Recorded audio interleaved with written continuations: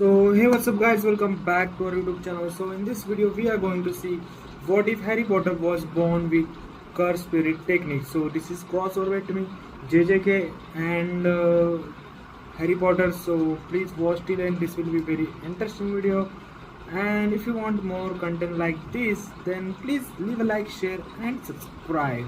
Also don't forget to check out my other videos on this channel and press that bell icon because I will be uploading more videos regularly, so make sure to subscribe. Now let's jump right into the video. On the night Lord Voldemort came to Godric's Hollow, the house on the hill should have become a tomb. That was how such stories went. A dark wizard arrived with murder in his wand and prophecy in his teeth. A mother died to protect her son. A curse was cast. A child survived. The world changed. That was the version the wizarding world would one day tell itself because it was clean, simple, and comforting. The truth was none of those things. The truth began the moment Voldemort stepped across the threshold and felt, for the first time in years, something that made even him hesitate. Not fear. Not yet. Recognition. The nursery was dim except for moonlight filtering through the curtains. Lily Potter stood between the crib and death itself, wand in hand, breathing hard, eyes bright with the kind of courage that made tyrants angry because they could not understand it. James Potter was already dead downstairs. The Fidelius had fallen. The house had been breached. And Voldemort, pale and terrible in the half-dark, raised his wand with the calm certainty of someone who had done this too many times to count. Stand aside. Lily did not move. Stand aside, silly girl. None. There were many forms of power in the world. Ancient magic, blood magic, one magic, soul binding, vows, curses.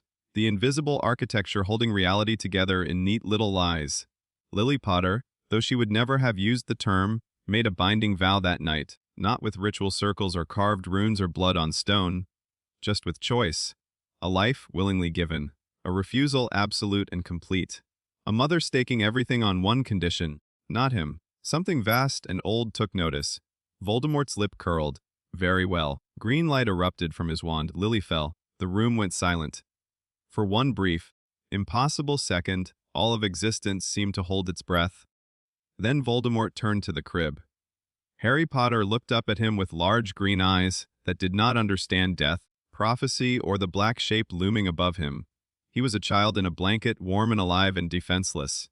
Tiny, unremarkable, and yet, Voldemort narrowed his eyes. There was something wrong with the air around the boy. No, not wrong. Layered, like a pattern hidden under paint. Like old markings beneath a fresh wall, his soul, shattered and stretched thin across his horcruxes, was unusually sensitive to things most wizards never noticed. He saw magic like everyone else saw color. He understood the pressure of wards, the pulse of bloodlines, the bite of curses, and around Harry Potter's small body there was more than Lily's sacrificial protection. There was another imprint, dormant ancient, waiting. For the first time that night, Voldemort did not immediately cast. He stepped closer. Harry reached a hand toward him, and Voldemort felt it then, not from the child, but from the scarless center of his being. A slumbering pressure, like a shrine buried under earth, like a sealed mouth smiling in the dark. Impossible. No British bloodline carried that texture. This was not druidic, not goblin, not old wandless magic from the continent. It was something he had only brushed the edges of in stolen texts, fragmented translations, and forbidden records scavenged from tomed libraries in the East. A theory. A rumor. A discipline older than modern spellcraft. He had once tried to bind a remnant of it. The experiment had failed. He had buried the results. And now, standing in a ruined nursery with a murdered mother cooling on the floor, Lord Voldemort suddenly understood that one of his abandoned failures had not died. It had waited. It had traveled through blood, through fate, through coincidence, or perhaps through something crueler than coincidence. His red eyes fixed on the child. So, he whispered, that is what you are. Harry blinked at him.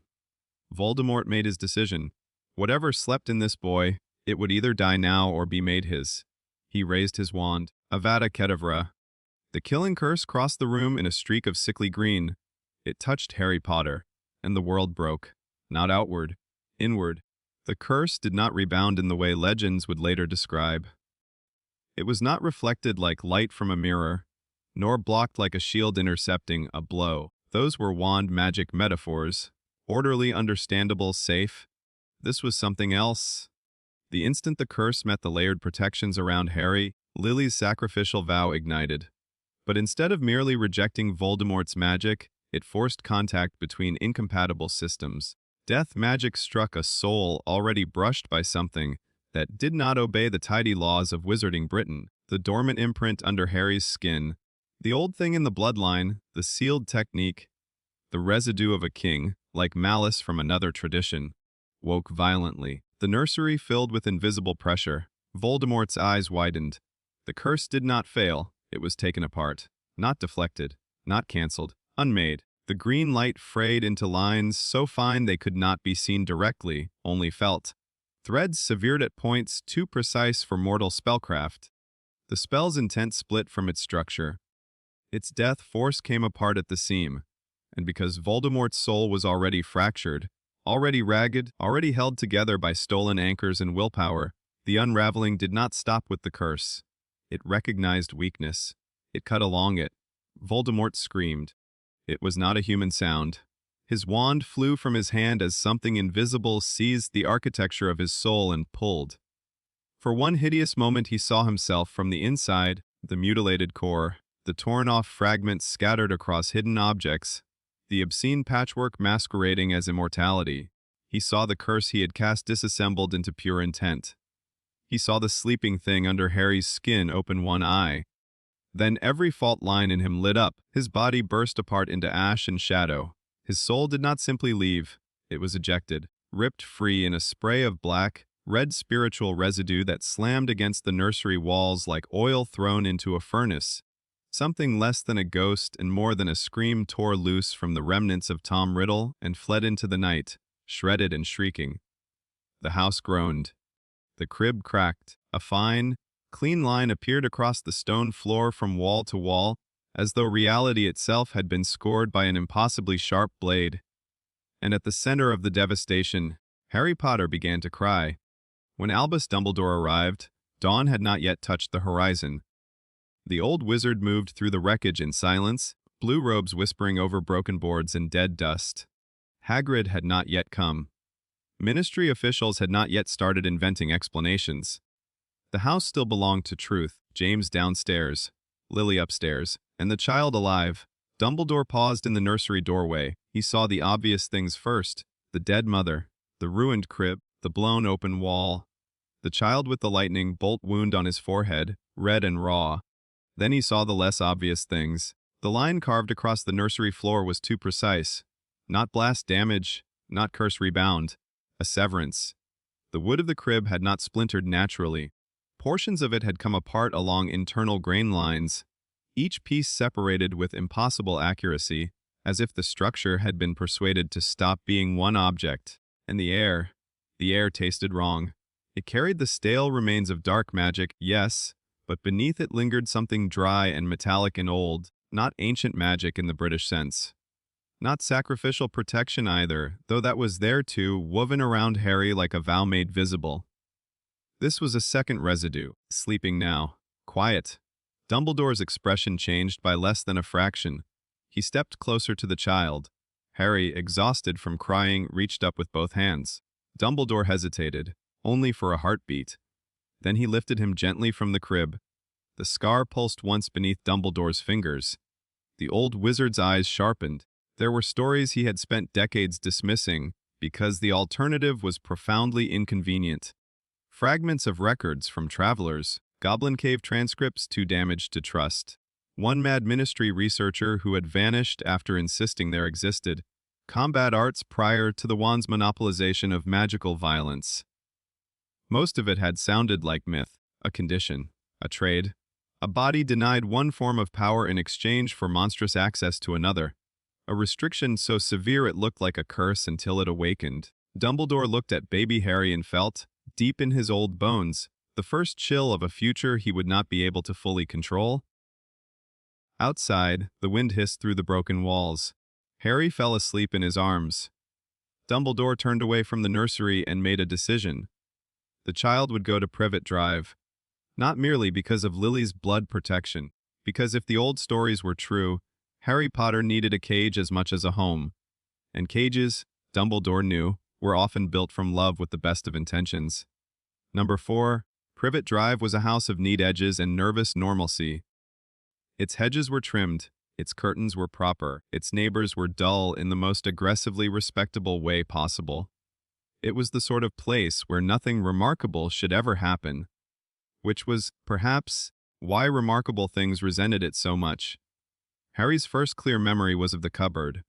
Not because it was cruel, though it was. Not because it was small, though it was that too. He remembered it because of the feeling.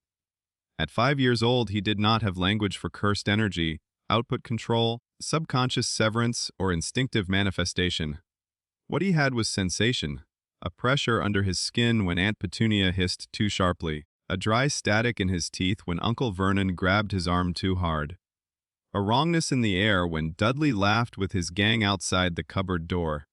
Other children cried. Harry sometimes did that too. But mostly he felt. The first time it happened, Aunt Petunia was scrubbing the kitchen floor, while muttering that he tracked dirt like an animal. Dudley, red, faced from too much pudding, had taken Harry's only toy soldier and snapped its head off for fun. Harry had stared at the broken figure in Dudley's hand. Something cold and razor-thin moved through him. The kitchen chair beside Dudley split neatly in half. Not smashed, not knocked over. 1 second it was a chair, the next it was 2 equal pieces sliding apart with a soft wooden sigh. Everyone froze. Dudley screamed. Aunt Petunia dropped the brush. Uncle Vernon came thundering in from the sitting room, face purple and moustache trembling. What did he do? Nobody knew. There was no bang. No flash, no visible magic. Just the impossible result. Harry looked at the chair, then at his hands. He had not touched it. He had not wanted it broken exactly. He had only wanted something to answer the feeling inside him. From then on, the Dursleys watched him differently. Not with the irritated disgust reserved for inconvenient children, with suspicion. Vernon began using the word freakishness the way other people used weather. Freakishness at breakfast, after the cereal bowl cracked in a perfect ring when Harry flinched at Dudley's elbow. Freakishness in the garden, after a garden gnome Petunia adored was found separated into 6 smooth sections as if by an invisible tailor's hand. Freakishness in Dudley's bedroom, when his favorite toy car came apart at every seam without so much as a scratch on the paint. Harry did not understand any of it. He only understood patterns. It always happened when the feeling became too much. Fear, humiliation, anger, or, stranger still, the particular numb certainty that sometimes came over him in moments of cruelty, as if some part of him looked at the world and sorted it instantly into lines and joints and weak points. Not breakable, severable. At 7, Harry developed a habit of staring at objects for too long, the cupboard door, the dinner plates, the stair railings, not because he was strange, though the Dursleys called him that often enough, because sometimes he could almost see where things would come apart if he let them. A wardrobe was not a wardrobe. It was panels, hinges, joints, pressure lines. A wall was not solid. It was stress held in place. A person, Harry stopped that thought every time it came. He did not like that he could feel it there too.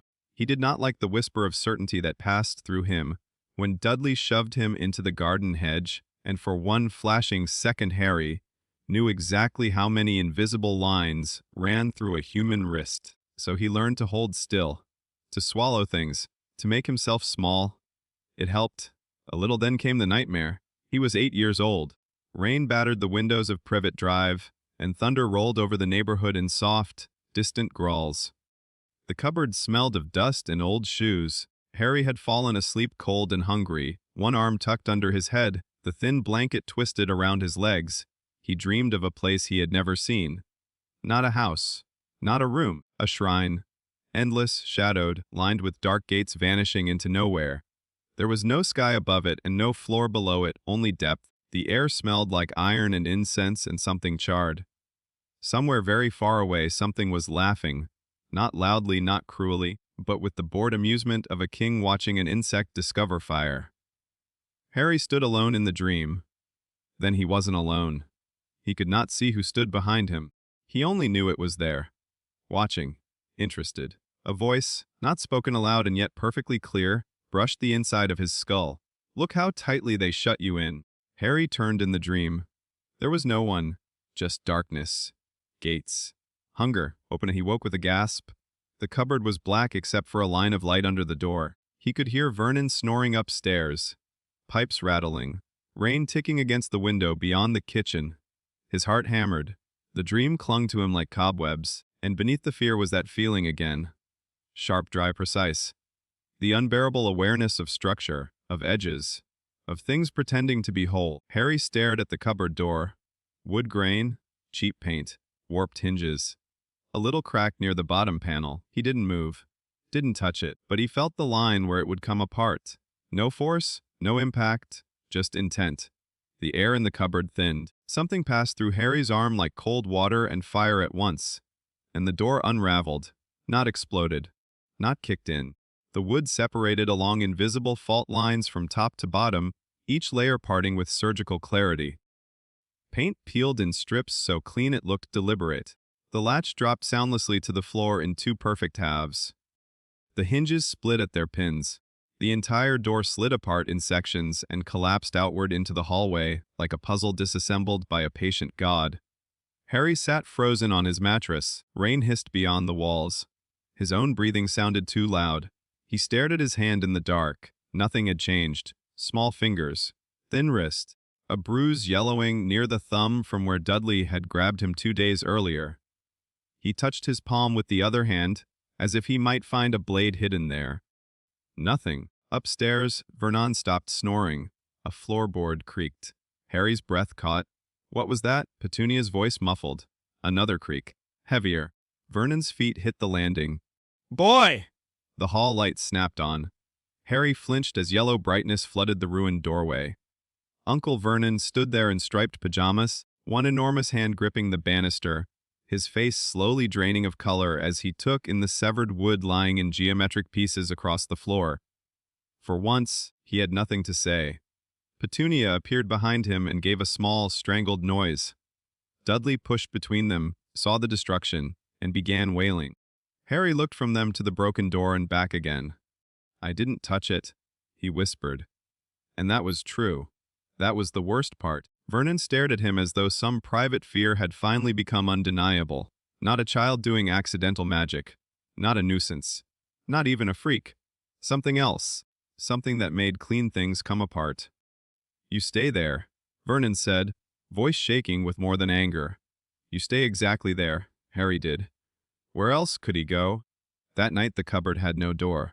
Vernon nailed a chain across it by morning. After that, Privet Drive changed in small, ugly ways.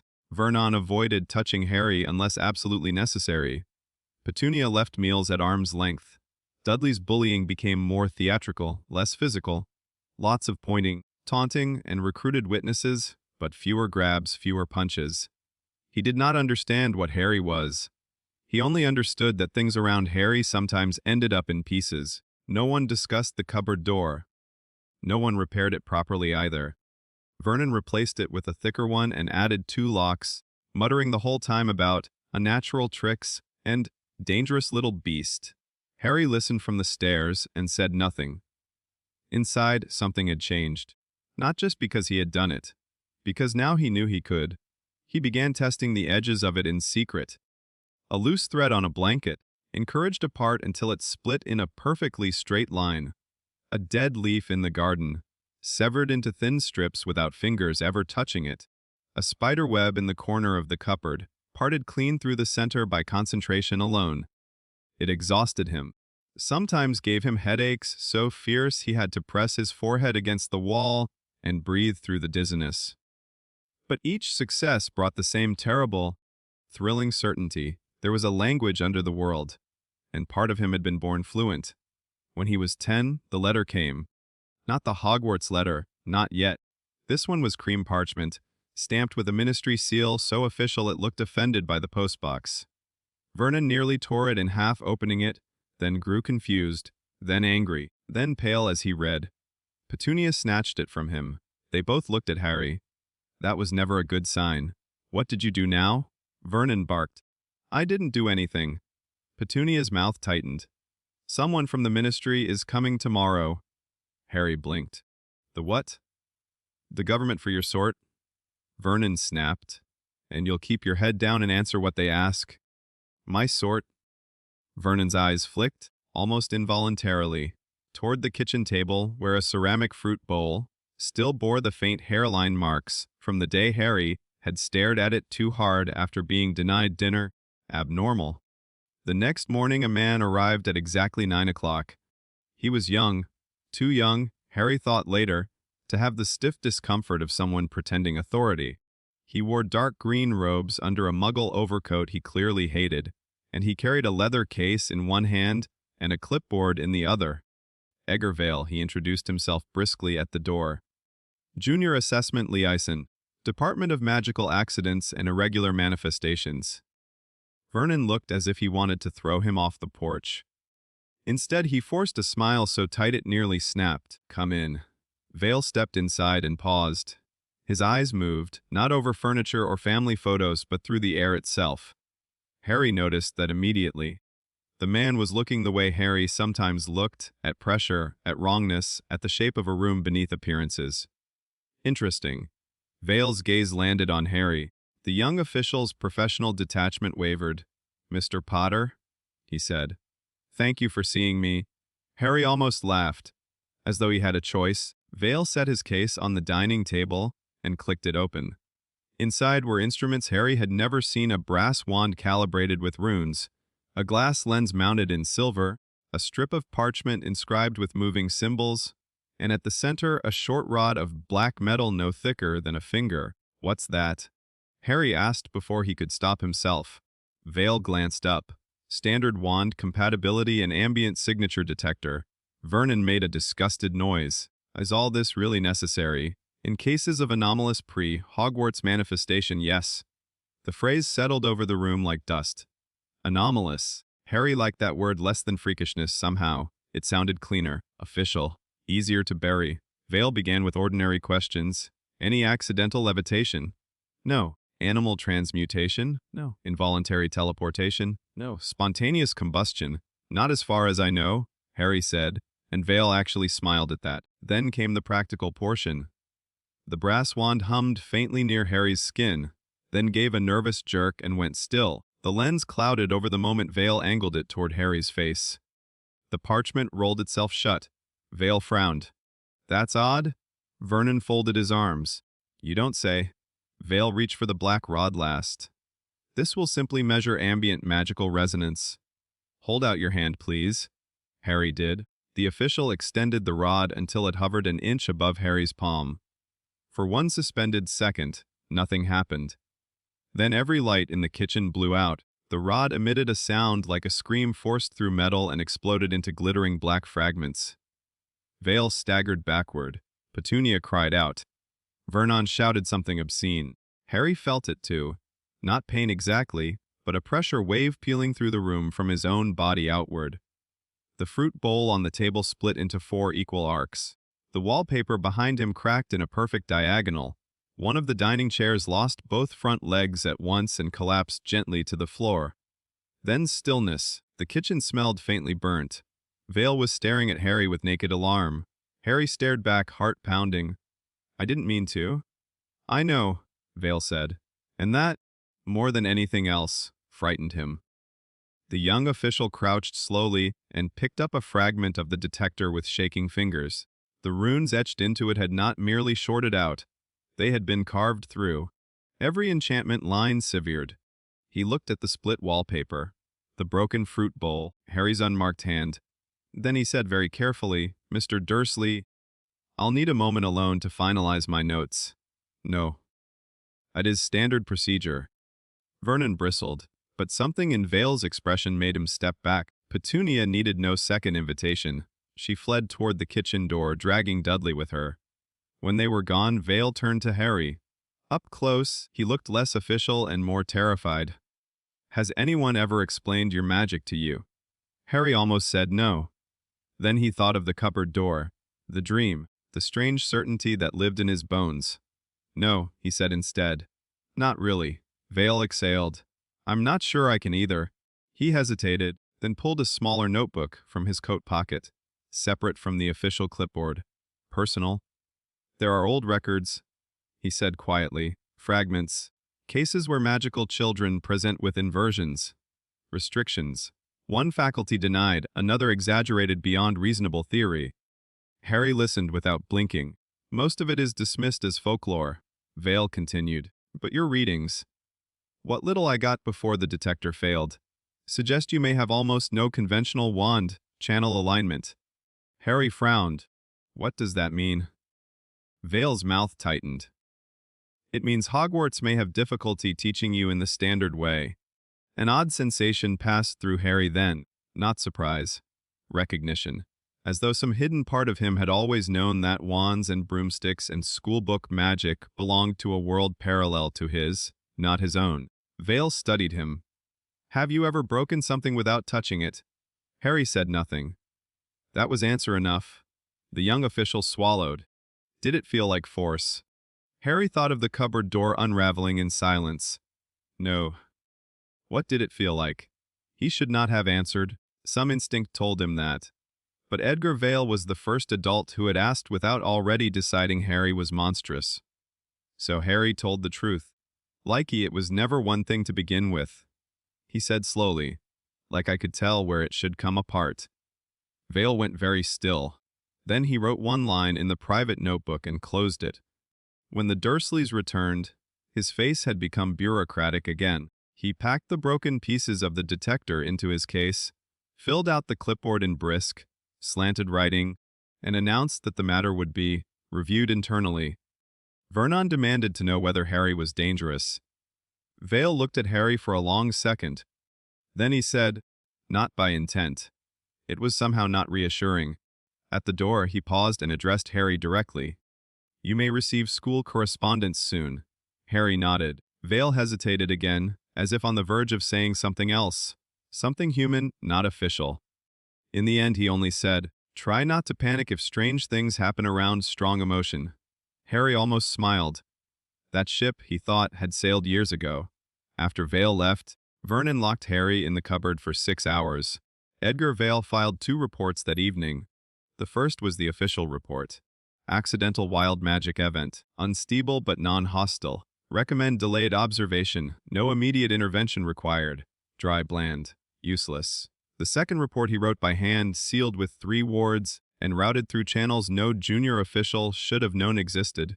It described the detector failure, the lack of wand resonance, the severance pattern aftermath, the child's own description of the sensation involved.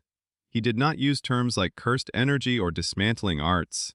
He did not dare put theory into a document, but in the final line, he wrote possible correspondence with apocryphal restriction cases. If authentic, subject may represent a non-wand combat manifestation previously believed extinct. Recommend review by Headmaster Dumbledore only. Do not circulate. He sent it. Then he went home and did not sleep well. The report should have vanished into a locked archive. Instead, 3 days later, it arrived on the desk of Albus Dumbledore. The headmaster read it alone at midnight in his circular office, while silver instruments spun and wheezed in the blue, dark air. Fawkes slept with his head tucked beneath one scarlet wing. The castle around them breathed old stone and older secrets. Dumbledore read the first page with calm attention, the second with growing stillness. By the third, his half-moon glasses had slipped lower on his nose, forgotten. He set the parchment down very carefully. On the desk beside it lay other things long neglected, a goblin copy, tablet translated 70 years earlier, a Chinese fragment describing sorceress severance without focus medium, and a handwritten note in his own younger script containing a phrase he had once dismissed and then never truly forgotten. Havenly restriction. A myth. A nightmare. A bargain of deprivation and excess. Dumbledore rose from his chair and crossed to the window overlooking Hogwarts grounds. Moonlight silvered the black lake. The towers stood watchful against the night. Somewhere far from the castle, a boy slept in a locked cupboard and dreamed of places he had never seen. Dumbledore folded Vale's report once. Then again. His expression was unreadable. Heavenly restriction, he whispered to no one. Fawkes stirred on his perch. Dumbledore closed his eyes briefly. I had hoped it was a myth. Outside, wind moved through the dark like something laughing very softly. Harry's Hogwarts letter arrived on a Tuesday. It came through the letter slot at number 4, Privet Drive at precisely 60:12 in the morning, and landed on the hallway carpet with a sound so ordinary that, for one full second, nobody in the house understood the scale of what had just happened. Then Dudley came thundering down the stairs, saw the envelope, and made the mistake of grabbing it first. Mine! It most certainly is not, Petunia snapped, snatching it from his hands.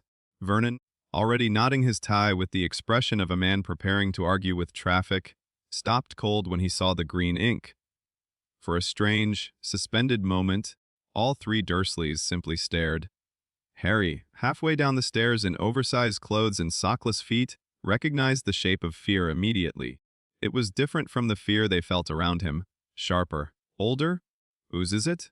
He asked. Nobody answered. Petunia's lips had gone white. Vernon took the letter from her as though it might bite and read the front aloud with visible reluctance. Mr. Harry Potter. The cupboard under the stairs. 4 Privet Drive, Little Winging Surrey. Dudley snorted. Vernon did not. He tore the envelope open so violently that the top ripped clean off. Harry caught a glimpse of thick parchment and elegant handwriting before Vernon folded it shut again like he could force the contents back into irrelevance. No, he said. Petunia nodded too quickly. Absolutely not. Harry came down the last steps. What is it? Nothing to do with you. Vernon barked. It has my name on it. It has nonsense on it. He crumpled the letter, strode into the kitchen, and threw it into the bin beneath a layer of potato peelings, and tea bags like that settled the matter. Harry stood very still. Under his skin, that familiar dry pressure stirred. Not anger. Not exactly. Something closer to inevitability. By lunchtime, 6 more letters had arrived. By dinner, there were 23. By the next morning, they were coming through cracks in the windows, under the back door, and down the chimney in a blizzard of parchment so aggressive that Vernon lost what remained of his composure and began batting them out of the air with a rolled newspaper, while Dudley screamed and Petunia ducked behind the sofa. Harry caught one before Vernon could reach it. The envelope was heavy and warm from friction. His name was written in the same neat emerald ink. The moment his fingers closed around it, he felt a tiny shiver pass up his wrist. Not magic in the way the ministry officials' instruments had tried to measure, but a recognition of being addressed by something that had already accounted for resistance. He opened it. Vernon lunged. Too late, Harry read. Hajmar Sakalalasof Sechkadal Izardrwa. He got no further before Vernon ripped it out of his hands. But that was enough. Witchcraft. Wizardry. The words should have felt absurd. Instead, they landed inside Harry with the same cold click as a lock finally meeting the right key. Of course. Not because he had known. He hadn't. But because something had been true for years, and now the world was at last trying to name it. Vernon saw the look on his face and seemed to understand at once that denial had become a losing strategy. So he chose escalation.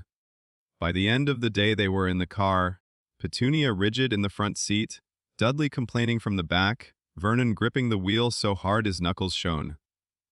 They drove until Privet Drive vanished, then Surrey, then Sense itself. Harry watched hedges turn to roads, roads to coast, and coast to a gray, wind, lashed nowhere. He did not ask where they were going. The Dursleys were at their most honest when lying to themselves. The hut on the rock was smaller than Harry had imagined a place could be, while still being called a house. Rain lashed the walls. The sea battered stone beneath them. Everything smelled of damp wood and salt and Vernon's panic. Harry slept badly, not because of the storm, because of the dream. The shrine again. Endless darkness. Gates receding beyond sight. The sense of being observed by something patient and amused. This time, however, there was one change. At the center of the dream, resting on black stone, was a dagger. It was short, dark, old beyond rust, not decorative, not ceremonial, a tool made for one purpose and stripped of every unnecessary kindness. Harry approached it. The unseen presence behind him breathed laughter into the air. You'll need that soon. Harry woke to thunder so violent it rattled the hut. The door exploded inward a second later. Dudley shrieked. Petunia yelped. Vernon half fell out of bed reaching for an umbrella that would have been useful in precisely no possible version of events. A giant of a man filled the ruined doorway, rain streaming off his beard, shoulders blotting out the lightning behind him. He looked furious, soaked, and entirely unconcerned with the normal limits of architecture. Harry sat up on his cot. The giant looked at him, and his expression changed. Not soft exactly, but careful. Harry, he said. There was recognition in the way he said it, though they had never met. The giant stepped inside, snapped the broken door frame the rest of the way off with one hand as an afterthought, and glared at Vernon. Could have told the boy, yet great prune. Vernon sputtered something about rights and madness. The giant ignored him. He turned back to Harry and, to Harry's surprise, hesitated. Most people did not hesitate around Harry unless they were afraid. This was different. As if the man had expected an 11-year-old and encountered, instead, a problem he had not quite been briefed for. I'm Rubus Hagrid, he said at last. Keeper o' keys and grounds at Hogwarts. Been sent ter fetch ye. Fetch me for what? Hagrid blinked. Then, for school, o' course. Harry nodded slowly, like this confirmed something more than it explained, Hagrid noticed. His beetle, black eyes narrowed with thought. Yeah, didn't know much. Then. Only that your letters made Uncle Vernon look like he was about to have a stroke. That startled a laugh out of Hagrid before he could stop it. Fair enough. He fed Harry breakfast from a bag that seemed to contain far more than the laws of space allowed, then explained as much as he could over tea so strong it probably qualified as alchemy wizards, witches, Hogwarts. The broad outline of Voldemort. At the name, the hut's air changed. Hagrid flinched. Vernon went pale. Dudley whimpered. Harry only felt the old pressure under his scar, not pain, recognition. Hagrid noticed that too. His eyes flicked to Harry's forehead, then away. You all right there? Harry touched the scar lightly. It feels strange. Hagrid's expression tightened for just a heartbeat before he forced cheer back into it. Well, strange is better'n dead. We'll take strange. He did not elaborate. When they returned to the mainland and caught the train into London, Hagrid grew increasingly thoughtful. He answered Harry's questions, but often a beat late, as if part of his mind was elsewhere. Harry understood the feeling. Something was waiting at the end of this journey. He did not know whether it was school truth or a sharper form of danger. Maybe all three. London was too loud, too full, too stitched together. Harry had been to busy places before only in the most miserable sense. Dragged after the Dursleys, ignored among crowds, treated as an afterthought moving through someone else's day. But now every street seemed charged. The city's surface rippled with hidden traffic and invisible thresholds.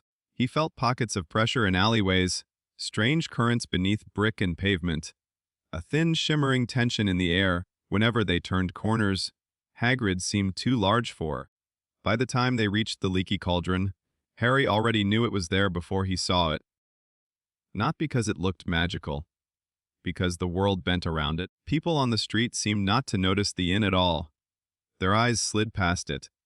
Their footsteps steered unconsciously away. It was not invisibility so much as a mission, a place politely excused from ordinary perception. Harry stopped in front of the pub door. Hagrid looked down. What's wrong? Nothing? Harry said. It's just, this place feels like it doesn't want to be seen. Hagrid stared.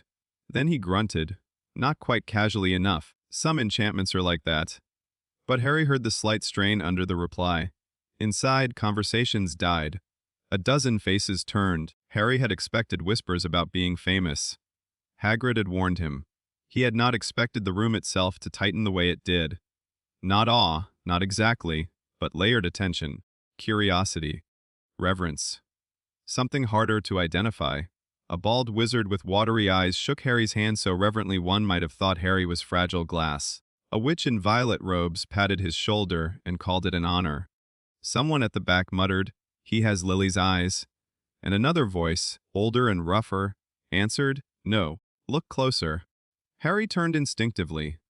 The speaker looked away at once. Hagrid steered him through the crowd with unusual urgency. Best not to linger. Harry didn't argue. He was too busy noticing something else. Every time someone touched his hand, their magic felt one way, soft, wand-shaped, directional like water trained through a pipe. But his own body felt nothing like that. He had no pipe, no focus, just pressure and edges, and the unnerving certainty that the room's tables, beams, glasses, and bones all had lines inside them waiting to be known. They went through to the back courtyard, and Hagrid tapped the bricks. The archway opened. Diagon Alley unfolded beyond it like another world had been tucked behind London and forgotten to stay hidden. Harry stopped dead. Not because it was beautiful, though it was in its crooked, crowded, impossible way, because it was loud to his senses, not in sound, in structure. Every shop hummed differently. Every sign, charm, enchantment, and hidden lock left a distinct pressure in the air. Wand magic layered everything here, centuries thick, until the whole alley seemed like a giant machine built from spells and habits. Most children, Harry suspected, would have been delighted. He was He was also uneasy. This place ran on a language he did not speak, and somewhere beneath that discomfort lurked another thought, colder and more troubling. This place might not speak his language either. Hagrid, mercifully oblivious to the existential implications of shopping, clapped him on the back hard enough to stagger an adult troll. First stop? Gringotts. The white marble building loomed at the end of the street like a threat dressed as architecture. If Diagon Alley hummed, Gringotts did not hum at all. It watched. Harry felt it the moment they crossed the threshold. The bank was clean in a way hospitals and knives were clean. Every polished surface reflected too much. Every goblin moved with economical precision, as though unnecessary gestures offended them personally. Magic existed here, certainly, but not the same kind that draped the shops outside.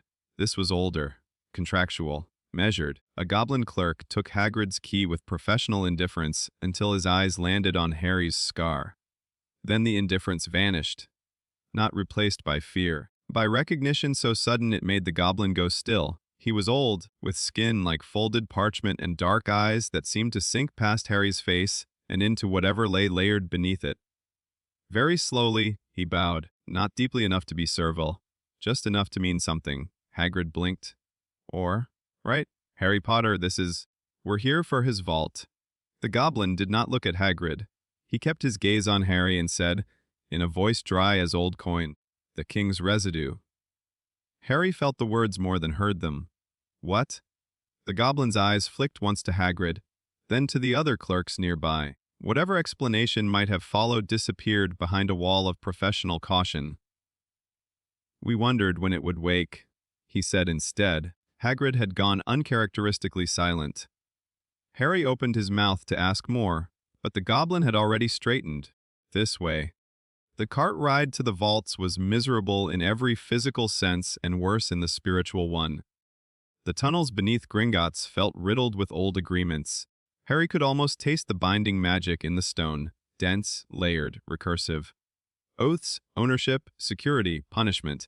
He had never had words for such things before. Now he found, with growing discomfort, that he understood their shape instinctively. When they reached the Potter vault, gold glittered. Mountains of it, to Harry's untrained eyes, enough to reorder the entire logic of his life in one glance. Hagrid beamed. Harry barely noticed. He was staring at a set of black iron bindings built into the wall on the far side of the chamber. Unused, ancient, and radiating a pressure so ugly it made his teeth ache. He knew without being told they were not for money. Don't touch those, Hagrid said sharply. Harry looked up. I wasn't going to? Hagrid rubbed his beard. Right, good. It was not a normal thing to say in a vault full of treasure. Harry filed it away. When they left, the old goblin at the desk watched Harry go with the expression of someone seeing an old debt come due. By midday, Harry had robes being fitted, books stacked in parcels, and a cauldron Hagrid assured him was standard issue. The more ordinary the shopping became, the less ordinary Harry felt. Children all around him carried wands and velvet boxes and talked excitedly about spells they hoped to learn. Parents haggled. Shopkeepers smiled. The alley moved on well-worn rails. Harry could not stop thinking about the goblin's whisper. The king's residue. It fit too neatly beside the shrine dream, beside the sense that something old and watchful had brushed his life long before he ever learned the word wizard. He said none of this aloud. Some instincts were not for sharing yet. By the time they reached Ollivander's, the day had turned strange enough that Harry should have been prepared. He wasn't. The shop was narrow and dusty and smelled of wood shavings, varnish, and time. Boxes climbed the walls into shadow. Somewhere in that quiet clutter lived the tools through which wizarding children first entered magical society. Harry felt out of place before he touched anything, but like a wrong note in a familiar song. A soft voice drifted from the back. "Ah, Mr. Ollivander emerged between the shelves like the shop had grown him instead of hiring him. Pale eyes, pale hair, pale fingers. He looked at Harry not like a person but like a fascinating problem. Mr. Harry Potter. It was not a question. You have your mother's eyes, Ollivander said. Curious. I remember every wand I ever sold, you see. James Potter, mahogany, 11 inches, pliant, excellent for transfiguration. Lily Evans, willow 10 1/4, swishy, wonderfully charming. His gaze dropped to Harry's scar. And you. A pause. I did wonder what would become of you. Harry, who had learned to distrust old men, who said cryptic things as though they were being generous, said, hopefully someone who gets a wand and leaves in one piece. Ollivander smiled faintly. Quite. He measured Harry with strips of tape that seemed eager for the task, then selected the first wand. Beech and dragon heartstring. 9 inches. Take it and give it a wave. Harry took it. The moment his fingers closed around the wood, the wand cracked down the middle with a sound like thin ice breaking. Hagrid swore. Ollivander did not flinch, but his eyes sharpened. How very unusual, he murmured. He took it back, ran one thumb over the split, and reached for another. Holly and unicorn hair. 11 inches. Harry touched it. This wand did not crack, it came apart. The tip dropped cleanly off. Severed so smoothly there was no splintering at all. Then the handle separated into 2 symmetrical pieces in Harry's palm. The room went utterly silent. Hagrid stared at the broken pieces. Harry? I didn't do anything? I know you didn't mean to, Hagrid said, which was not the same thing at all.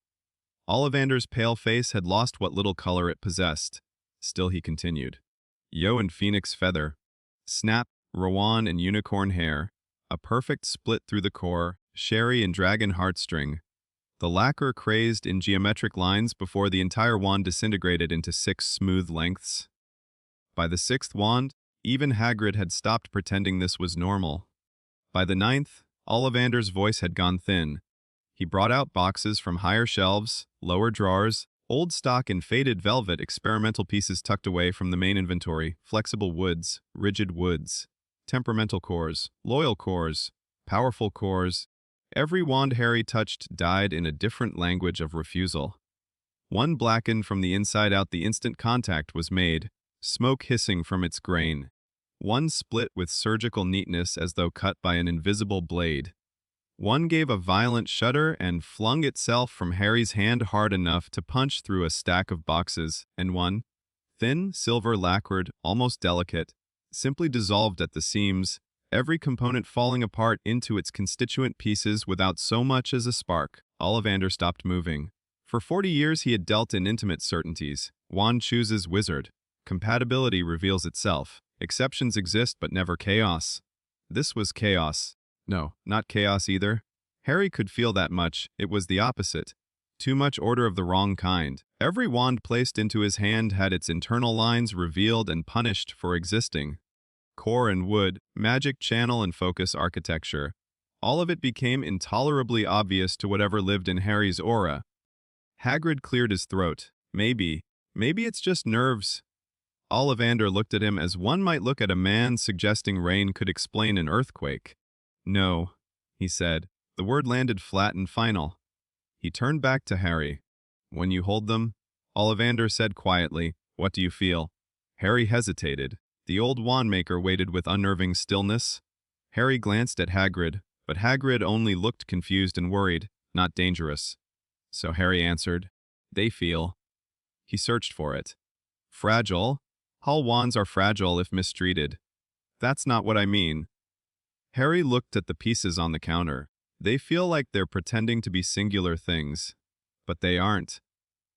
Not really. They're wood around a core, and the core is under tension, and the magic runs through both like a seam, and if I touch them I can feel exactly where the seam is weakest. Ollivander went very still. Hagrid said nothing. Harry wished he had kept quiet.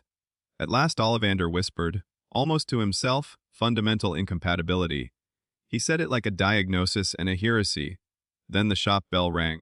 The timing was so sudden that all three of them startled. Harry turned. A girl with wild brown hair stood in the doorway with two well-dressed muggles behind her. She was carrying 3 books already open under one arm and wore the expression of someone offended that reality had been operating for years without first consulting her notes. She took in the destroyed wands on the counter, the tension in the shop, and Harry standing in the middle of it all. Her eyes lit up. "Something interesting is happening," she announced. The girl's father opened his mouth, perhaps to apologize. She continued over him. "Are you Harry Potter?" Harry, ambushed, said, "Apparently." She beamed. Hermione Granger. "I've read about you." Of course she had. Hagrid muttered something about impossible children. Hermione set her books down on a side table, then immediately noticed the snapped, split, and disassembled wands. What happened? Ollivander answered without looking away from Harry. "Mr. Potter cannot use a wand." Hermione's eyes widened not with pity, but fascination. "That's not possible." "On the contrary," Ollivander said softly, "it is happening quite aggressively." As if reality enjoyed being challenged, the bell rang again. This time the entire shop seemed to inhale. Albus Dumbledore stepped inside. He did not arrive in haste. He simply entered, as if this had always been the next place he would be, and the universe had the good sense not to object. His robes were midnight blue. His beard flowed silver over his chest. His eyes, behind half-moon spectacles, took in the broken wands, Harry's posture, Ollivander's face, Hagrid's tension, and Hermione's barely concealed delight in one sweep. "Albus," said Ollivander, and for the first time all day, genuine uncertainty entered his voice. "You expected this." Dumbledore's gaze moved to Harry. "I feared it." Harry looked from one old man to the other. Would someone like to explain why everything I touch keeps falling apart? Dumbledore studied him for a moment too long. "Because," he said at last, "your power was never meant to be housed through a wand." Hermione straightened so fast she nearly knocked over her books. Hagrid made a small helpless gesture with both hands. Harry felt the familiar sharpness under his skin rise like a tide. He was tired of adults talking around the center of things. "So what now?" Dumbledore's expression did not soften, but it sharpened into decision. "Now," he said, "we stop trying to fit you into the wrong tradition." He turned to Hagrid. "If you would, please finish Miss Granger's shopping and give us a few minutes." Hermione reacted, as if personally insulted by the idea of being excluded from important information. "I can be discreet," she said instantly. "I do not doubt it," Dumbledore replied. "Nevertheless," she crossed her arms, "I already know he has a non-standard magical signature." Everyone looked at her. Hermione lifted her chin. "I've been reading." "Clearly," said Hagrid. Dumbledore's eyes glinted with something that might, in a less alarming circumstance, have been amusement. 10 minutes, Miss Granger." She looked as though she intended to argue, then seemed to realize 10 minutes was superior to banishment. She scooped up her books and followed her parents and Hagrid out, though not before shooting Harry the look of someone mentally opening a file labeled "Investigate immediately." The door shut, the shop quieted. Dumbledore faced Harry. "There are forms of magic older than what Hogwarts teaches," he said. "Or perhaps not older exactly, but preserved along different lines. Techniques of will, body, spirit, and intent that do not require a wand because they do not route power in the same manner." Harry listened without blinking. "Your scar," Dumbledore continued, "did not simply mark survival. It complicated an already rare inheritance." Harry's fingers rose involuntarily to his forehead. "What inheritance?" Dumbledore's eyes flickered. "One for which our world has very few surviving records. I know only fragments. enough to recognize the danger of forcing a wand into your hand. Not enough to teach you properly. That should have been terrifying. Instead, Harry felt a grim sort of relief. At last, a truth with edges. So Hogwarts can't help me. Hogwarts can help you in many things, Dumbledore said, but not in the ordinary way. He reached into his robes and withdrew not a wand, but a key.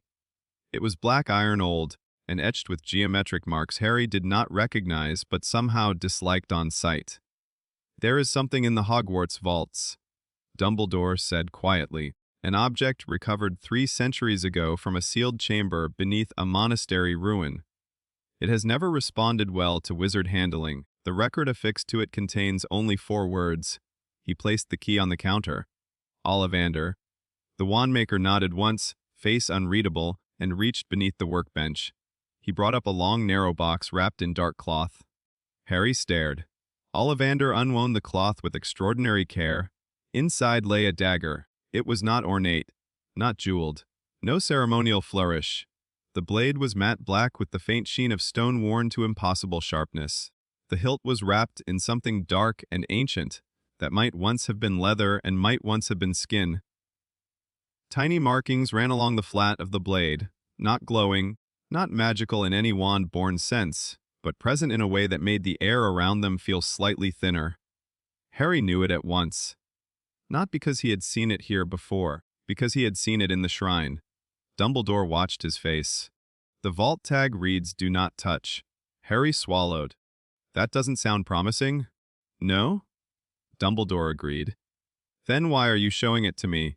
Because every wand in this shop has refused you, Dumbledore said. And this has been waiting 300 years for someone it might not. Ollivander slid the box across the counter. Harry felt the pressure before he even reached for it. Not resistance. Recognition. His hand hovered over the hilt. The dagger hummed, a low, dry vibration, not in the air but in Harry's bones. The scar on his forehead prickled. The seams of the workbench, the boxes, the shelves, the floor beneath him all seemed to sharpen into unbearable clarity. For one instant the entire shop became a map of weak points. Harry closed his fingers around the hilt. The vibration stopped. Silence, no explosion, no crack, no severance. The dagger sat in his hand like it had always belonged there. Ollivander inhaled sharply. Dumbledore's unreadable expression grew more unreadable, which Harry was beginning to suspect was one of the man's talents. Harry lifted the blade slightly. It was perfectly balanced. Not light, not heavy, exact. When he moved it, the air seemed to resist a fraction too late. "What is this?" Harry whispered. Dumbledore answered just as quietly, "Cursed tool." The term sank into Harry like a stone into dark water. Cursed tool. Not wand, not weapon, not artifact. Something designed for use, not symbolism. Harry looked at the blade. The tiny black markings along its surface seemed almost to shift when not directly examined, as if they were less written than waiting to be understood. The shop bell rang a 3rd time. Hermione Granger slipped back in before anyone could stop her. I knew 10 minutes was arbitrary. Miss Granger.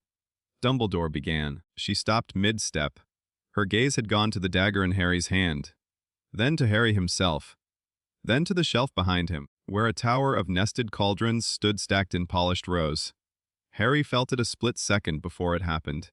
The dagger hummed once. Something in his aura responded. He did not move. He did not slash. But a thin invisible line crossed the room. The cauldron shelf came apart, not toppled, not blasted. Every iron cauldron on the rack separated cleanly through its center, upper halves sliding gently from lower halves in a chorus of metallic sighs.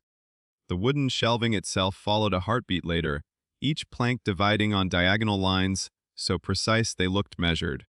Cauldron lids rolled in glittering circles across the floor. Hermione stared.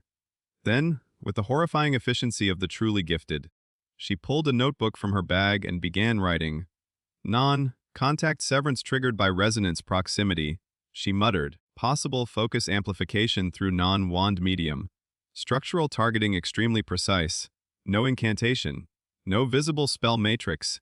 Hagrid, from the doorway behind her, groaned. I knew she'd come back. Harry was too busy staring at the ruined shelf. I didn't even swing. Ollivander looked almost insulted on behalf of physics. Dumbledore spoke before alarm could fully take root. Then the tool is responding to intent before motion, which means it is not merely compatible. He let the thought finish itself in everyone else's mind. It knew Harry. Hermione wrote faster. Harry tightened his grip on the dagger, and instantly the sharpness in the room receded. The world blurred back toward normal tolerances. Not entirely. But enough, he exhaled shakily. That's not comforting. No, Dumbledore said again. It is not. But there was something else in his voice now, beneath the caution. Relief. Not complete, not careless.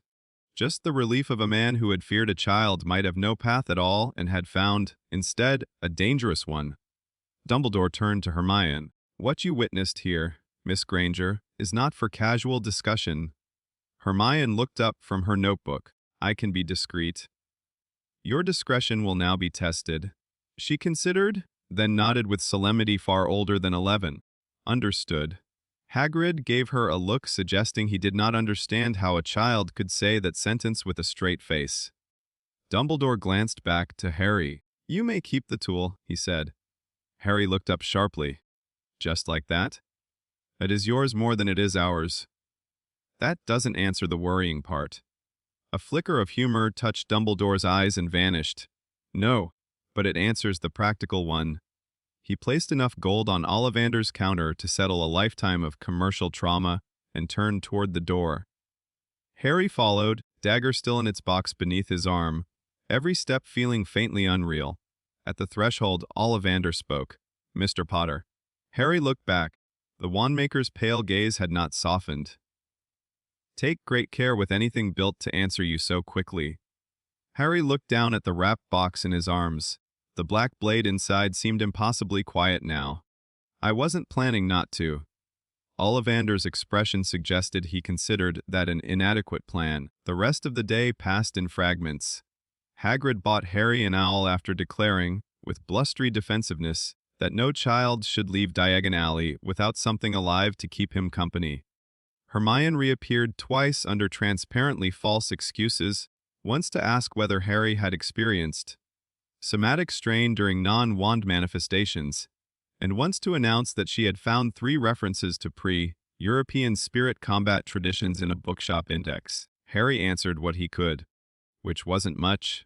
The dagger remained wrapped and boxed beneath his arm the entire time, but even hidden it changed things. The pressure inside Harry had direction now. Not calmer exactly. Sharper. Better sheathed. When afternoon leaned toward evening, Hagrid declared they had one final stop. Madame Malkin's robes were done. Books were paid for. Supplies gathered. Thought we finished, Harry said. Hagrid scratched his beard. This one's not exactly on the school list. He led Harry back toward the bank district, but not into Gringotts itself. Instead, they descended a side passage used by goblin staff and contract runners, where the torchlight burned white instead of gold, and the stone underfoot felt old enough to remember being mountain. At the end of the corridor waited the same goblin clerk from earlier. He bowed again, slightly less this time, as if acknowledgement had already been paid. The director authorized a single answer, he said. Hagrid shifted uneasily. Didn't think they would. They did not authorize comfort. His black eyes rested on Harry's scar. You asked what jujutsu means. Harry stiffened. I did. You were about to. The goblin's mouth bent in something too dry to be a smile. It is one of several names. An old discipline. The management of curses, spirit pressure, hostile residue, and the body's will to weaponize what others fear. The East kept more of it than the West. Britain buried most of its records after the wand became standard. Harry said the unfamiliar word carefully. Jujutsu. It felt right in his mouth in the way dangerous things sometimes did. And the king's residue. The goblin's gaze did not change, but the corridor somehow felt narrower. There are names best earned before spoken. That was infuriatingly like Dumbledore and somehow worse, because the goblin did not pretend it was kindness. Hagrid cleared his throat. Right, well that's mysterious enough for one day. The goblin ignored him. To you, child of Potter, he said, eyes on Harry, the old language may return quickly. Or it may cut you while teaching. Learn the difference between a weapon and a hunger before the world forces you to use both at once. Then he stepped aside, conversation over. Hagrid hustled Harry back toward the alley before more cryptic advice could be inflicted upon them. Neither spoke much on the way to the station. By the time they reached the barrier to platform 9 and 3/4, the sun had lowered and the city had gone amber around the edges. Hagrid crouched awkwardly beside Harry, suddenly serious. "Listen," he said. "Whatever Dumbledore's got planned, whatever that dagger means, Hogwarts is still Hogwarts. You'll have a place there." Harry looked down at the wrapped box. "Even if I can't do what everyone else can." Hagrid's massive face softened, especially then. For reasons Harry could not have explained, that nearly undid him. He nodded once. Hagrid stood and cleared his throat in a way that suggested emotions were less comfortable than dragons. "Right then, off you go." That night, back at Privet Drive, Harry sat on his narrow bed with the curtains drawn and the house gone quiet around him. The Dursleys had spent the entire evening in a state of hostile disbelief. Petunia had recoiled from his books. Vernon had gone silent at the sight of the owl. Dudley had asked whether Hogwarts taught disemboweling. No one had any idea what to do with the fact that Harry now had a school to attend, gold to spend, and something wrapped in black cloth hidden at the bottom of his trunk, that all of them instinctively knew not to touch. Harry waited until the snoring started. Then he lifted the box onto his lap.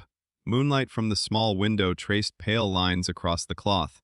His scar prickled once. Slowly, carefully, he unwound the wrapping. The dagger lay there in darkness like a piece of night given edges. He reached out. The moment his fingers touched the hilt, the room changed. The cupboard at the far wall, the bed frame, the loose floorboard near the trunk, the hairline crack in the plaster above the door. Everything sharpened. Not visually. Internally, he could feel where the world joined itself. Harry swallowed. "Who made you?" he whispered, not expecting an answer. The dagger did not glow, did not move, did not speak, and yet something passed from it into him. Not words, intent. A concept so pure it bypassed language entirely and landed whole in his mind. Use. Cut now. Harry's breath caught. The pressure beneath his skin rose. But this time it did not feel wild. It felt guided. As though the dagger were not teaching him something new, but reminding his hands of motions they had once known in another life. Beneath that came a second pulse of meaning, stranger and colder. Not from the dagger itself, from somewhere deeper. Further, a place of gates and darkness and a smile hidden behind silence. Harry's grip tightened. He understood nothing and too much at once. The room held still around him. Then, from the blade, from the scar, from the dark layered place behind both came one final impression. Not speech, not sound, just intent shaped so clearly it might as well have been a voice. Again, Harry stared at the dagger in his hand for a long time after that. Outside, Privet Drive slept on in trimmed hedges in respectable silence. Inside the smallest bedroom, an 11-year-old boy sat with an ancient cursed tool across his knees and realized, with slow and terrible certainty, that Diagon Alley had not welcomed him. It had recognized him, and that was much worse. King's Cross Station was too full of people for Harry to breathe properly. It was not the noise. He was used to noise. Dudley's shouting, Vernon's television, Petunia's irritated sighs, the hum of Privet Drive pretending to be peaceful while resentment fermented under every neat hedge. Ordinary noise had edges he understood. This was different. This was a crowd moving in patterns only half visible, hundreds of lives brushing past each other in careless trajectories, each person carrying their own momentum, emotion, purpose. To most people, it was just a station. To Harry, now that he had a word like jujutsu lodged in his mind like a splinter, it felt like standing inside a river of unexamined force. He kept one hand on his trunk and the other in his pocket, fingers wrapped around the wrapped shape of the black dagger. He had not brought it out since the night it had spoken in pure intent. He had not needed to. Just knowing it was there changed the feel of his own body, as though some line running through his spine had finally found its corresponding edge. Uncle Vernon had refused to accompany him past the station entrance. Not loudly, not dramatically, just with a hard face and a short, clipped, Your lot can sort it from here. Petunia had barely looked at him when she passed over the trunk. Dudley, now half hidden behind both of them despite being wider than either, had asked if there would be murderers at wizard school. Petunia had told him not to be vulgar. Vernon had told Harry not to come back worse. Harry had considered asking what, exactly, worse looked like. Then he remembered Privet Drive and decided the answer would be boring. So now he stood between platforms 9 and 10, trolley in front of him, all in her cage blinking with regal disapproval at the station around them, and tried to ignore the fact that he had absolutely no idea how to get to a school train that officially did not exist. Brilliant, he muttered. Lost, dear? Harry turned. A plump woman with kind eyes, arms full of trunks and opinions, stood beside a cluster of red-haired children. Every single one of them was talking at once. First year, she asked. Harry nodded. The woman's expression softened a fraction when she noticed the scar, then tightened in another way when she looked more closely. Her gaze lingered a beat longer than it should have. Harry had seen that before now. People recognizing something beyond the lightning shape without quite knowing what they were recognizing. He was beginning to hate it. Don't you worry? The woman said briskly, rescuing him from her own curiosity. All you've got to do is walk straight at the barrier between 9 and 10. Best to do it at a bit of a run if you're nervous.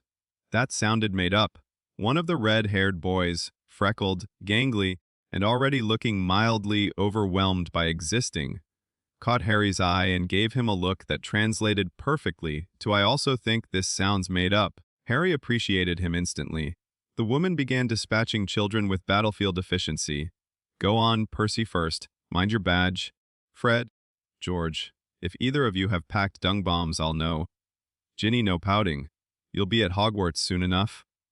The twin boys saluted with identical grins. The younger girl glared at the train with tragic intensity. The badge-wearing older boy vanished through solid brick without hesitation. Harry stared. The freckled boy stared too. Then they both looked at each other again. You first, the boy offered. Harry almost laughed. You seem very eager to die. That's fair. They settled it by mutual embarrassment. Harry gripped the trolley and pushed. The barrier rushed toward him. For one mad moment he felt the instinctive sharpening under his skin. The familiar awareness of line, seam, weak point. Brick was not brick. Stone was pressure held in shape. He could have told, in that heartbeat, exactly where it would come apart if he wanted it to. He did not want it to. He ran anyway. The world folded. And then he was through. Steam flooded the air. Scarlet metal gleamed. Voices echoed under the arched roof of a platform that absolutely should not have fit where it now stood. The Hogwarts Express waited like a promise dressed as a machine. Harry breathed out slowly. Well, said the freckled boy behind him, who had apparently decided Harry surviving meant survival was now a documented possibility. That was less terrible than expected. Harry turned as the rest of the family emerged through the barrier in staggered bursts of noise and luggage. The woman shepherded them expertly onto the platform, then came to a stop in front of Harry. You'd better get on soon, she said. It fills up fast. Right. She gave him one last searching look, not rude but thoughtful. Then she smiled. You'll want a carriage near the middle, if you don't want too much suit? Before Harry could answer, the freckled boy rolled up beside him, trunk rattling. Mum, can I sit with him if there's space? Assuming he doesn't object, said the woman. Harry, who had spent most of his life being ignored, not selected, blinked once.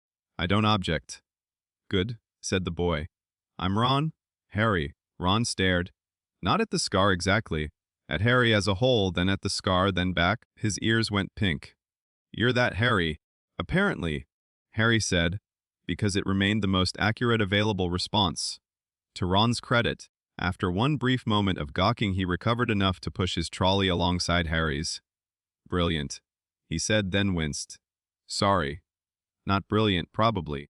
I mean, well, it's you. I've gathered that. Ron laughed helplessly, and just like that some of the pressure in Harry's chest eased. They boarded together. The train smelled of brass, old upholstery, dust, sweets, and the beginning of things. Harry found the narrow corridor claustrophobic at first, full of children dragging trunks and families leaning in for last-minute advice. Every compartment door slid open onto new lives. Tearful goodbyes, shouted warnings, siblings elbowing each other over window seats. It was all louder than Privet Drive and somehow far less exhausting. At least none of it was pretending not to care. He and Ron found an empty compartment about halfway down. Ron hauled his trunk onto the rack with more determination than efficiency. Harry lifted his own with one hand, while the other remained unconsciously near the wrapped dagger in his coat. Ron noticed. That's a strange package. Harry looked down at the cloth, wrapped narrow shape, school supply. Ron accepted this with the broad-minded generosity of someone raised in a world where school supplies might plausibly include things that screamed. They sat. For a few minutes neither said much. The train gave a long whistle.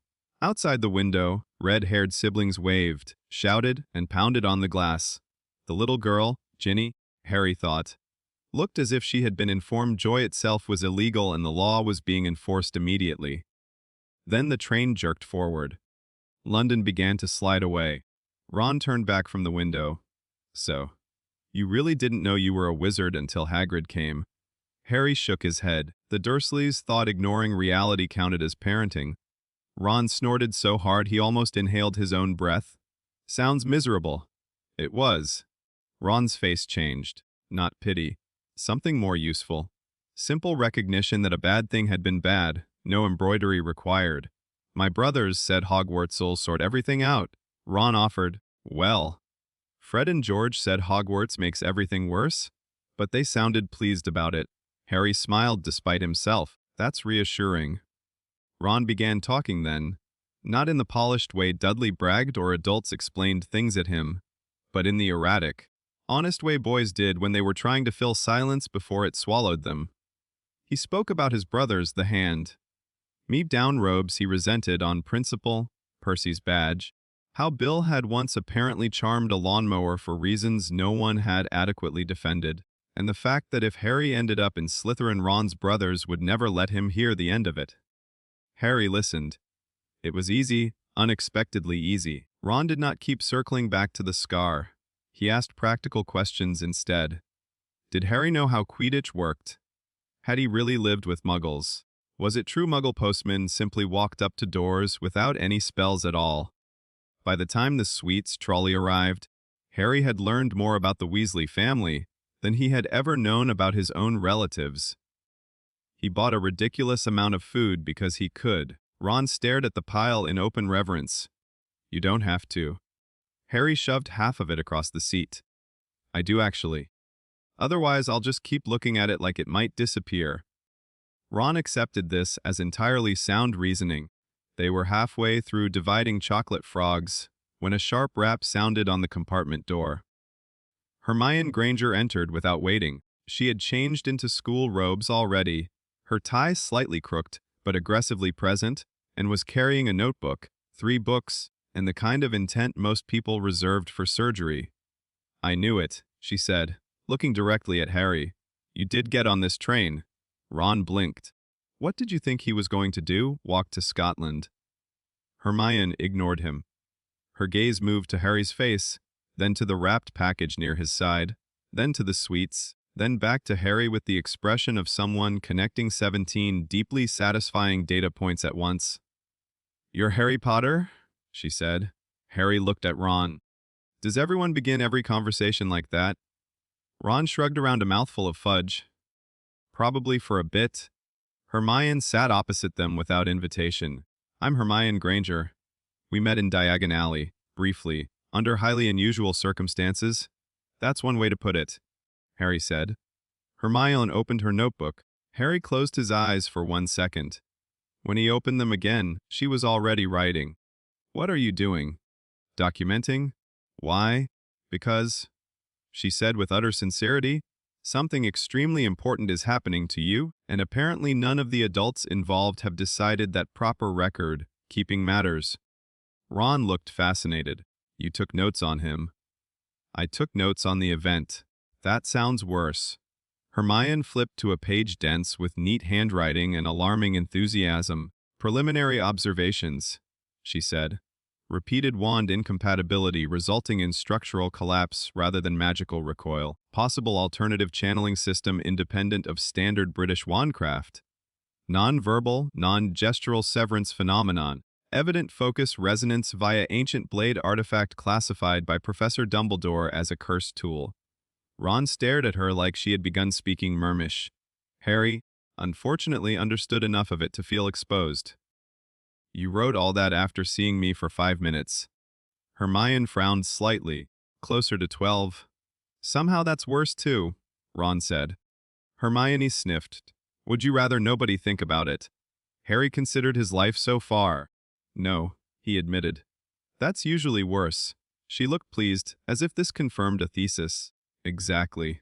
For a while the three of them settled into a rhythm that made no immediate sense and therefore worked surprisingly well. Ron provided running commentary on anything edible, stupid, or allegedly haunted. Hermione Cross referenced school textbooks with the intensity of a barrister assembling a case against ignorance itself. Harry listened, asked questions when he had them, and found himself gradually forgetting to be tense. The countryside rolled past outside in soft green stretches. The train clicked and swayed. School approached with every mile, and beneath all of it, Harry felt that second layer inside him, quiet today, but not gone, not asleep exactly, listening. Every now and then he would catch his own reflection in the glass and have the absurd impression that someone else might catch it too. He kept looking away before he could find out. It was sometime after lunch that trouble found them. Not dramatic trouble. Not yet. The compartment doors slid open and 3 boys stood there, framed by corridor light. Harry recognized Draco Malfoy at once from Madame Malkin's. All pale hair and self-assurance sharpened into a boy's face. Beside him stood 2 broader boys built like poorly argued threats. Malfoy took in the compartment in one sweep. Harry, Ron, Hermione's notebook, the sweets, the untidiness of ordinary conversation, and smiled with exactly the wrong amount of confidence. Potter. Harry did not rise to the bait, partly because he had no idea what the bait was yet. Malfoy. Ron muttered, "Brilliant, he knows your name too," in a tone suggesting this made the day materially worse. Malfoy's eyes flicked to Ron and sharpened. Weasley? Ron straightened a little. That's my name, yes. Well done. Hermione shut her notebook with audible disapproval. Malfoy ignored her. His focus returned to Harry, calculating and polished. I thought I'd come and rescue you before you made unfortunate choices. Harry glanced at Ron, then at Hermione. I was under the impression I was eating lunch. Something like annoyance twitched at the corner of Malfoy's mouth. Some families are better suited to association than others, he said. You'll find that out soon enough. There are people on this train who can help you, and people who'll drag you down. Ron's ears went red. Hermione inhaled in a way that boded poorly for diplomacy. Harry got there first. You practiced that speech? Didn't you? Crabbe snorted. Goyle looked briefly confused. Malfoy's expression cooled. I'm trying to be helpful. No. You're trying to sort people before the hat does, Hermione said crisply. Which is both presumptuous and statistically ridiculous. Malfoy blinked. Who are you? Hermione Granger. He gave her a dismissive once, over and made the mistake of looking unimpressed. Harry saw the anger cross Hermione's face and knew, somehow, that it would survive wars. Malfoy looked back to Harry and extended his hand. Harry stared at it. The second layer inside him did not flare, but it sharpened. Something about the moment felt wrong in the same clean, structural way broken things did. Not dangerous exactly, hollow. A social ritual performed without sincerity, all seam and no substance. Harry thought distantly that maybe normal people did not instinctively analyze handshakes for fault lines. I think I'll manage, he said. Malfoy's hand remained extended 1 beat too long before he withdrew it. Swit yourself. He turned to leave, then paused as a shout echoed from further down the corridor.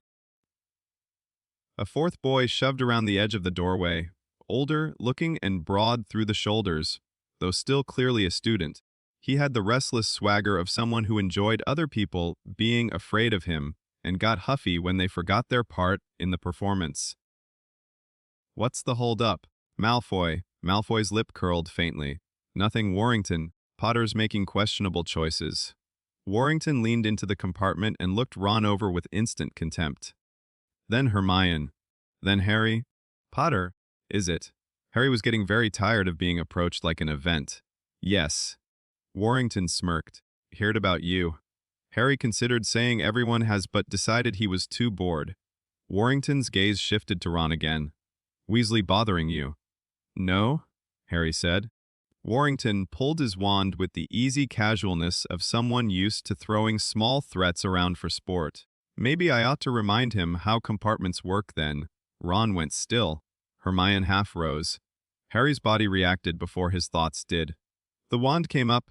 A hex left Warrington's mouth, fast ugly, greenish-white. Harry did not know the incantation. He did not need to. The air between Ron and the curse became unbearable in its clarity. Spell structure. Intent wrapped in magical motion. Lines holding it together. Weakness hidden inside momentum. The feeling in Harry's chest answered with chilling familiarity. Dismantle. He did not speak the word. He barely knew it consciously. He only looked. The hex came apart. Not exploded, not blocked, not reflected. It simply split mid-flight into drifting threads of failed magic that hissed harmlessly into the compartment wall like sparks dying in rain. For one absolute second, nobody moved. Ron stared at the space where the spell had ceased to be. Hermione stared at Harry. Malfoy stared at Warrington's wand as if it had personally betrayed him. Warrington himself looked the most honest of any of them. He looked afraid. Then the train lurched over a bend and everyone remembered how to breathe. What did you do? Hermione whispered. Harry's pulse thundered in his ears. I don't know. That was mostly true. Warrington recovered just enough fury to hide his fear. You think you're clever. He raised the wand again. This time Harry's hand had already moved to the wrapped dagger at his side before he stopped himself. Not here. Not yet. The pressure under his skin sharpened further. The corridor lights flickered. Something in Warrington's second spell wavered before it was cast, as though Harry's attention alone had made the magic structurally unsound. Then a voice cracked like a whip down the corridor. What is going on here? An older girl in prefect robes appeared behind Warrington, expression savage with authority. Percy Weasley, badge shining, moral certainty weaponized. Warrington stuffed the wand away with poor grace. Nothing. I can see that something happened because half the corridor is staring and one of the windows has a cut in it. Everyone turned. Harry followed their gaze. A razor-thin white line now ran diagonally across the compartment window. He had not noticed it appear. It had not broken the glass. It had merely marked it. So fine and exact it looked etched by light. Hermione made a sound halfway between horror and fascination. Percy looked from the line to Harry to Ron and back again. As a prefect, he clearly wanted an explanation. As a Weasley, he clearly suspected the explanation would annoy him. At last he settled for glaring at Warrington. Move. Warrington did. Malfoy gave Harry one last measured look before withdrawing with his gang. Not angry now. Thinking, Harry disliked that more. Percy remained long enough to inform Ron that if he got detentions before even reaching school their mother would cry. Then he left too, trailing disapproval like expensive perfume. Silence flooded back in. Ron turned slowly toward Harry. That, he said faintly, was not normal. Harry laughed once, short and humorless. I'm starting to suspect that's a theme. Hermione opened her notebook with the speed of a striking snake. Mid-air spell severance. She muttered. No wand. No incantation. Targeted decomposition of active hex matrix. Defensive use under emotional trigger condition. Possible instinctive cursed energy flare. Ron held up both hands. I know some of those words separately, but together they're unbearable. Hermione ignored him. Did it feel like the wands? Harry leaned back against the seat. He could still see the spell in his mind, its internal logic laid bare in one impossible glance. Yes, he said quietly. Only easier. That made nobody happier. The rest of the afternoon should have calmed after that. Instead, the train itself began to feel wrong. Harry noticed it first. A drop in pressure. Not air pressure, not exactly, though the compartment did feel slightly colder.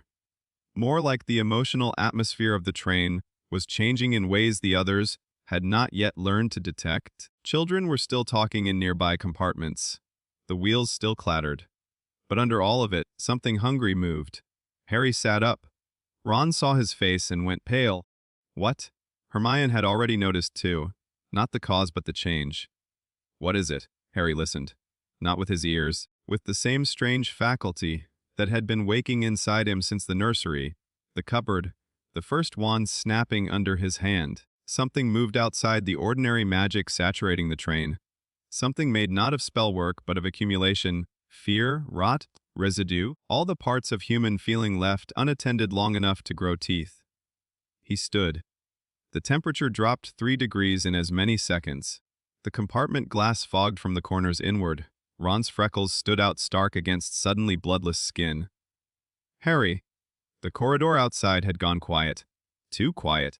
Harry's scar prickled, not burning like pain, but tightening like a muscle before a blow. At the same time, beneath the scar, beneath himself, the second layer stirred, interested, not alarmed. That was somehow the worst part. The compartment door slid open on its own. Cold rolled in. What stood there was not a Dementor. Not exactly. It had the silhouette of one only in the broadest possible sense tall, draped, too much darkness gathered into vaguely human outline. But a Dementor, at least by the stories Ron had been telling all afternoon, fed like weather.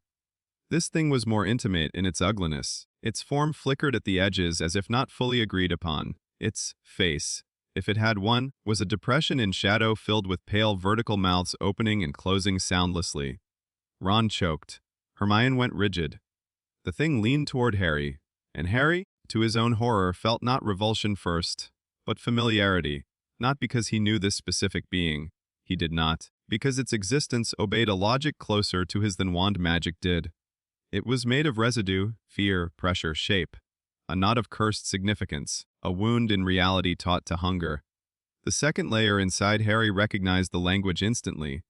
The creature drifted closer. Frost skated across the ceiling. Ron's hands shook so badly he nearly dropped his wand. Do something. I am considering several options very quickly, Hermione said through clenched teeth, which was not the same as calm. Harry stepped forward. The thing tilted, many-mouthed shadow folding around itself as if curious. Harry's pulse steadied. That frightened him more than anything. He should have been terrified. Instead, he felt precise. The world sharpened. The train wall beside the creature, the compartment frame, the cold knots of pressure making up the spirit's body. Everything separated into lines and seams. He could feel the weakest points in the thing's shape the way another wizard might feel where to aim a stunning spell. One gesture. That was all. Some part of him, old and dry and far too comfortable, whispered agreement. Harry lifted his hand. The creature moved in a blur, lunging not at Ron or Hermione, but at him, as if drawn by the sheer output flooding off his skin. The moment it crossed some invisible threshold in his reach, Harry cut. No incantation.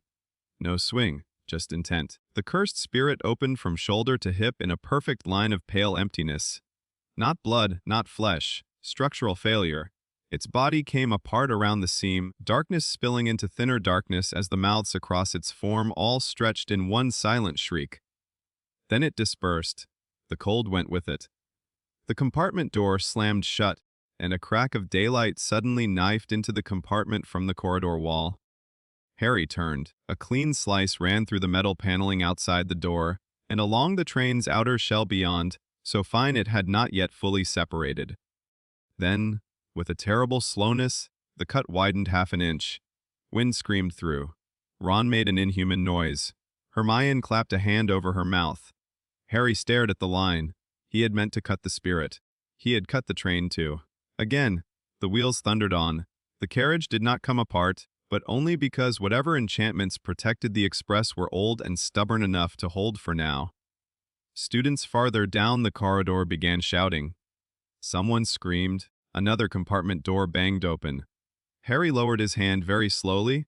I think, Hermione said faintly, that the conservation of consequences is becoming a serious concern. Ron turned to her like she had lost her mind. That is your response. It is one of several. Harry looked at both of them, then at the thinning seam in the wall, then back at the place where the spirit had vanished. I knew what it was, he said quietly. Neither answered. He swallowed. Not by name, but I knew how it worked. I knew what part of it to cut. Hermione's eyes were huge behind all her brilliant certainty. Then it wasn't a ghost? No. Ron licked dry lips. Then what was it? Harry thought of the goblin at Gringotts. Jujutsu. Curses. The management of hostile residue. A cursed spirit, he said, testing the words. The second he said them, he knew they were right. Hermione's notebook was open again before common sense could stop her. Ron looked like he wanted to object, but had run out of dimensions in which objection was useful. The corridor outside erupted into full chaos. Adults shouted. A conductor was apparently trying to convince 50 frightened children that nothing catastrophic had happened, while standing next to a fresh wound in the side of the train. Harry sank back into his seat. He did not feel triumphant. He did not feel heroic. He felt unsettled in the deepest possible way, because when that thing had appeared, part of him had not recoiled. Part of him had come home. A member of staff eventually arrived, pale and sweating, to inspect the cut and conclude that everyone in the compartment should remain seated and not discuss. Speculative nonsense. This had exactly the opposite effect on Hermione, who began constructing theories aloud with the momentum of a landslide. Ron, once it became clear the train was not actually going to split in half, recovered enough to eat another chocolate frog out of what Harry suspected was pure stress response. Harry sat by the window and watched reflected movement in the glass more than the countryside itself. By the time the sky darkened toward evening, the compartment had settled again into a strained version of earlier comfort. Hermione had 12 pages now. Ron kept peering at them as if they might suddenly become readable by kindness alone. You really write that fast? Yes. Why? She looked genuinely puzzled. Because things happen. Ron spread both hands. Things happen to everyone. Most people don't turn them into textbooks before dinner. Hermione sniffed. Most people are irresponsible. Harry almost smiled. Then the light outside shifted, and his reflection caught him off guard. For one ordinary instant it was only his face, black hair, thin features, 2 big glasses, scar bright across his forehead. Then the train passed through a shadow, and in the darkened glass his eyes changed. Not color. Structure. A second set of pupils appeared within the first, narrow and predatory, nested like hidden apertures opening behind human sight. They lasted less than a heartbeat, but they were there, too precise to be imagination, too wrong to dismiss. Harry froze. The reflected version of him did not. It stared back with dreadful calm. Then the train cleared the shadow, light returned, and the reflection became normal again. Just Harry. Too pale. Too still. Ron noticed first. What? Hermione followed his gaze toward the glass. What is it? Harry looked away. Nothing. That was a lie so obvious even Ron didn't buy it. But for once, neither pushed. Outside, Scotland deepened into dusk. Ahead waited the castle, the Sorting Hat, teachers, ghosts, staircases, and whatever else Hogwarts considered normal. Inside the compartment sat 3 children, not yet entirely aware they had already become a pattern the year would orbit around.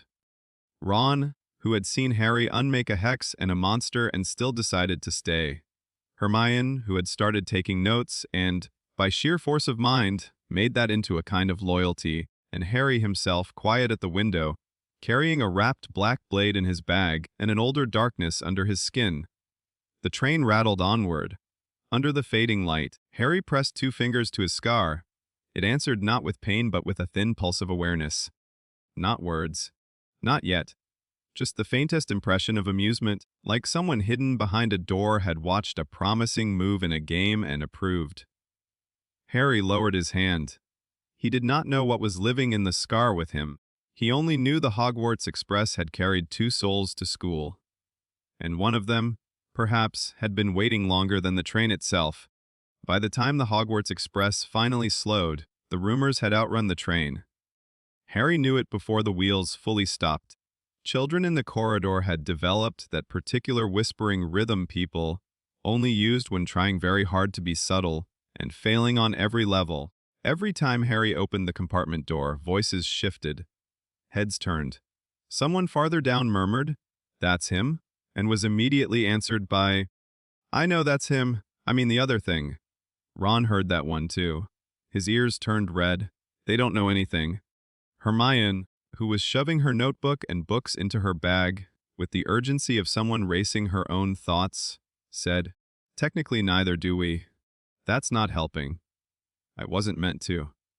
Harry lifted Hedwig's cage, tucked the wrapped black dagger deeper into the side of his trunk, and tried not to think about the cursed spirit splitting open in front of him or the second pair of pupils that had stared back from the train window. He had spent the last hour pretending those things could be filed under not immediate problems. It was not working. The train hissed to a stop. Doors banged open. Cold evening air flooded the corridor, carrying the smell of rain, wet earth, lake water, and old stone waiting beyond the darkness. For one suspended second, Harry could feel it. Not the castle itself yet. Something older beneath it. A pressure so deep and broad it made the hairs on his arms rise. Wards, yes. Ancient protections. Layer upon layer of magic anchored into the land.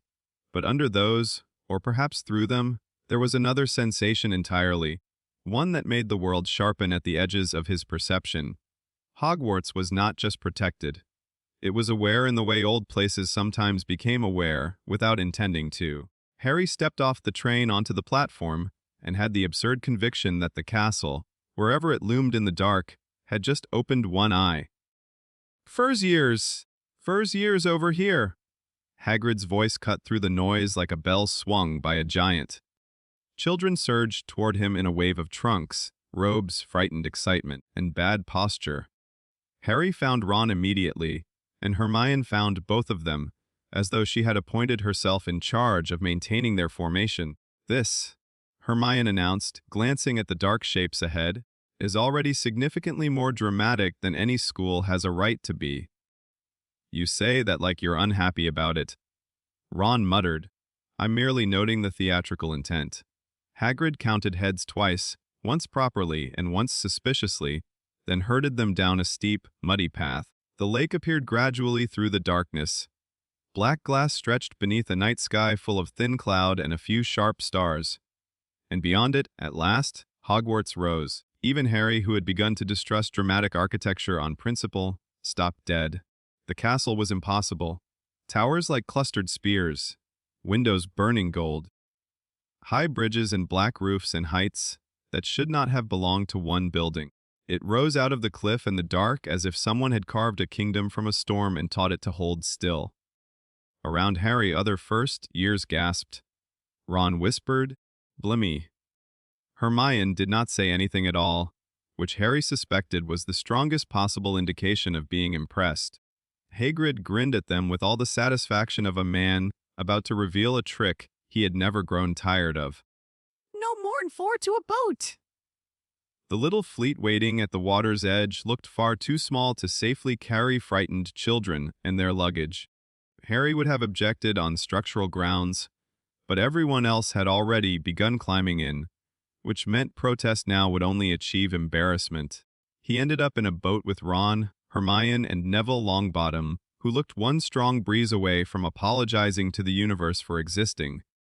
His toad was gone again.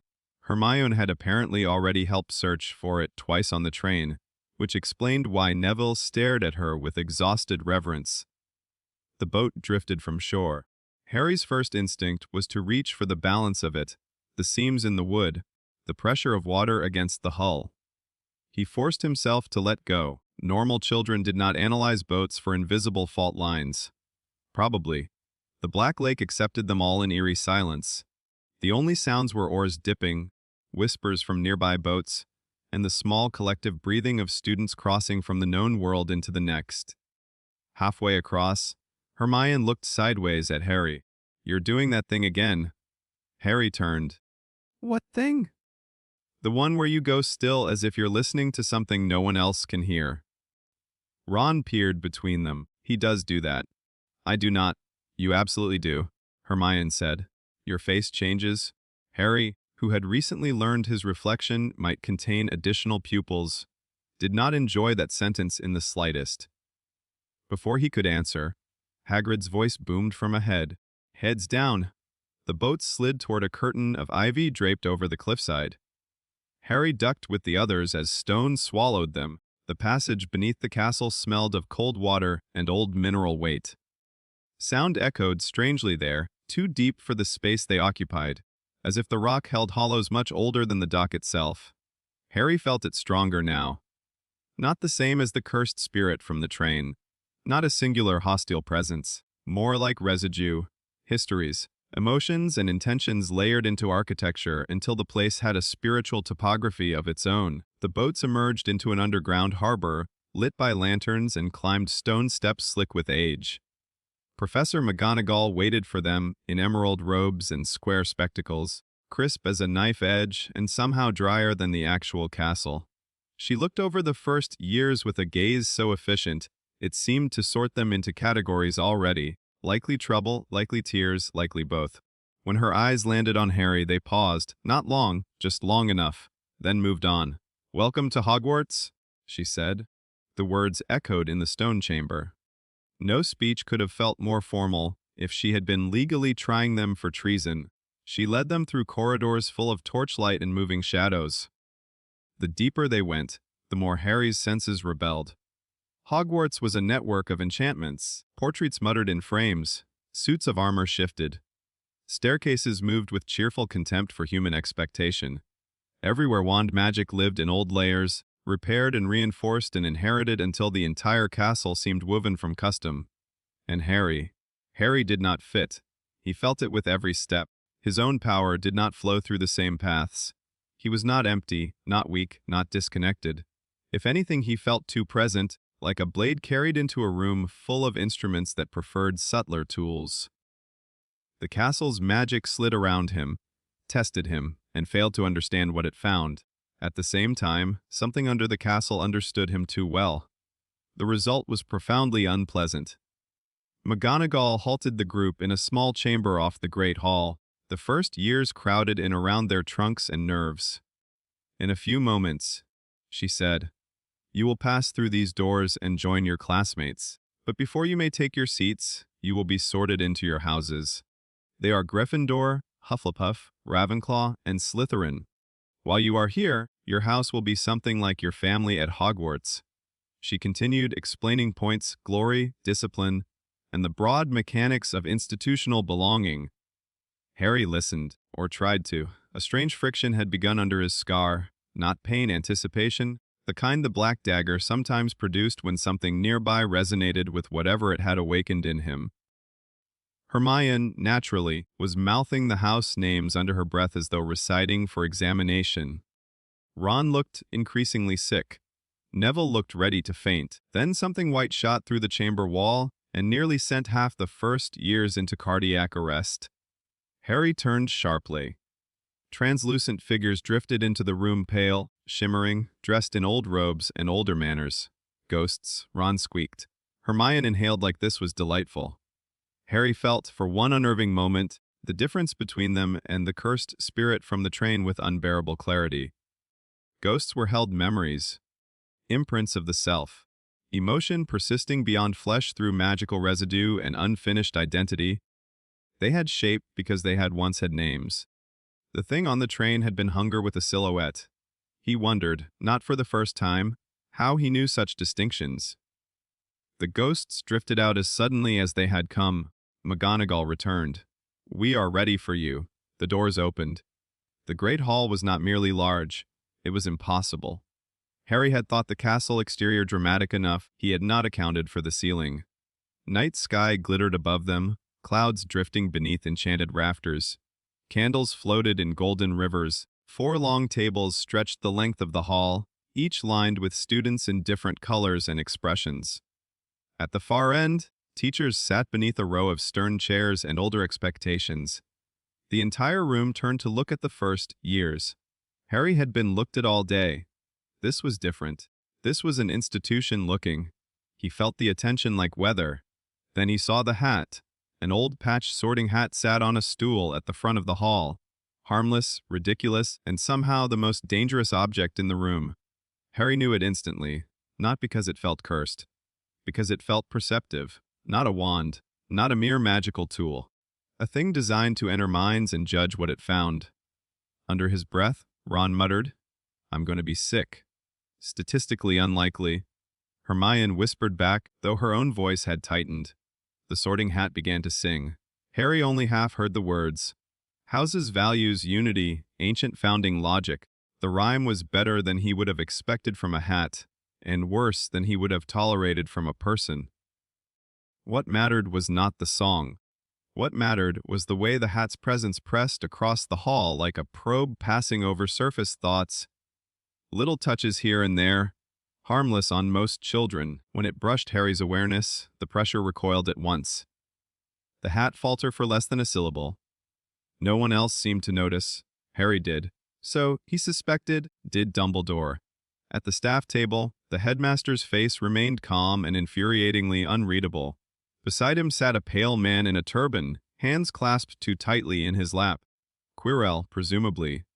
His eyes kept darting toward Harry and away again, like someone forced to look at an approaching storm. Harry's scar prickled harder when he noticed him. Interesting. Names were called. Children went up one by one. Hannah Abbott. Hufflepuff. Terry Boot. Ravenclaw. The hall clapped and cheered with the practiced enthusiasm of people who had forgotten this was terrifying. Hermione sat rigid whenever someone seemed likely to go to Ravenclaw, as though trying not to look invested in the outcome. Ron muttered darkly every time Slytherin cheered. Harry watched, waiting his turn. When Hermione Granger rang out, she marched forward like she had been preparing her entire life to be academically assessed by an enchanted hat in front of several hundred strangers. The hat barely touched her head before shouting, "RVNCLO." Hermione looked startled for half a heartbeat, then intensely satisfied. The Ravenclaw table erupted in applause. She walked toward it in a daze that somehow still managed to be efficient. Ron sighed beside Harry. There she goes. Sounding abandoned already. Harry murmured, "She'll be back. She has research." That seemed uncomfortably plausible. A few names later, Neville Longbottom resulted in a prolonged wrestling match between boy and hat before Gryffindor claimed him to enormous cheering. Then, Ronald Weasley. Ron made a noise like his soul leaving through his mouth and stumbled to the stool. The hat touched his head for maybe 3 seconds. "GRIFADR!" The red-haired table exploded. Fred and George, halfway down it, stood and howled as though personally vindicated by destiny. Ron grinned in helpless relief and hurried toward them. Harry felt unexpectedly glad. Then McGonagall called, "Harry Potter." The hall changed. Sound did not stop. It thinned. The name moved through the room like a dropped stone through water. Whispers. The scrape of benches. Heads turning all at once. Some faces openly curious, some reverent, some skeptical, some bright with the ugly hunger of wanting proximity to myth. Harry walked. Each step sounded too loud to him. His scar pulsed. The black, wrapped dagger in his trunk, somewhere beyond these walls, seemed suddenly present in memory like a held breath. At the staff table, Quirrell had gone chalk white. Harry could feel eyes on his forehead, on his glasses, on his too thin frame. He sat on the stool. McGonagall lowered the hat onto his head. Darkness fell, and the world inside him opened. Most children probably experienced the Sorting Hat as a voice in the mind. Harry did not get that. He got a place, not the shrine, not fully, but something adjacent. A mental threshold shaped by the hat's magic, a little chamber of thought where identity could be tasted, weighed, judged. The hat entered, and recoiled, not from Harry first, from what lay beneath him.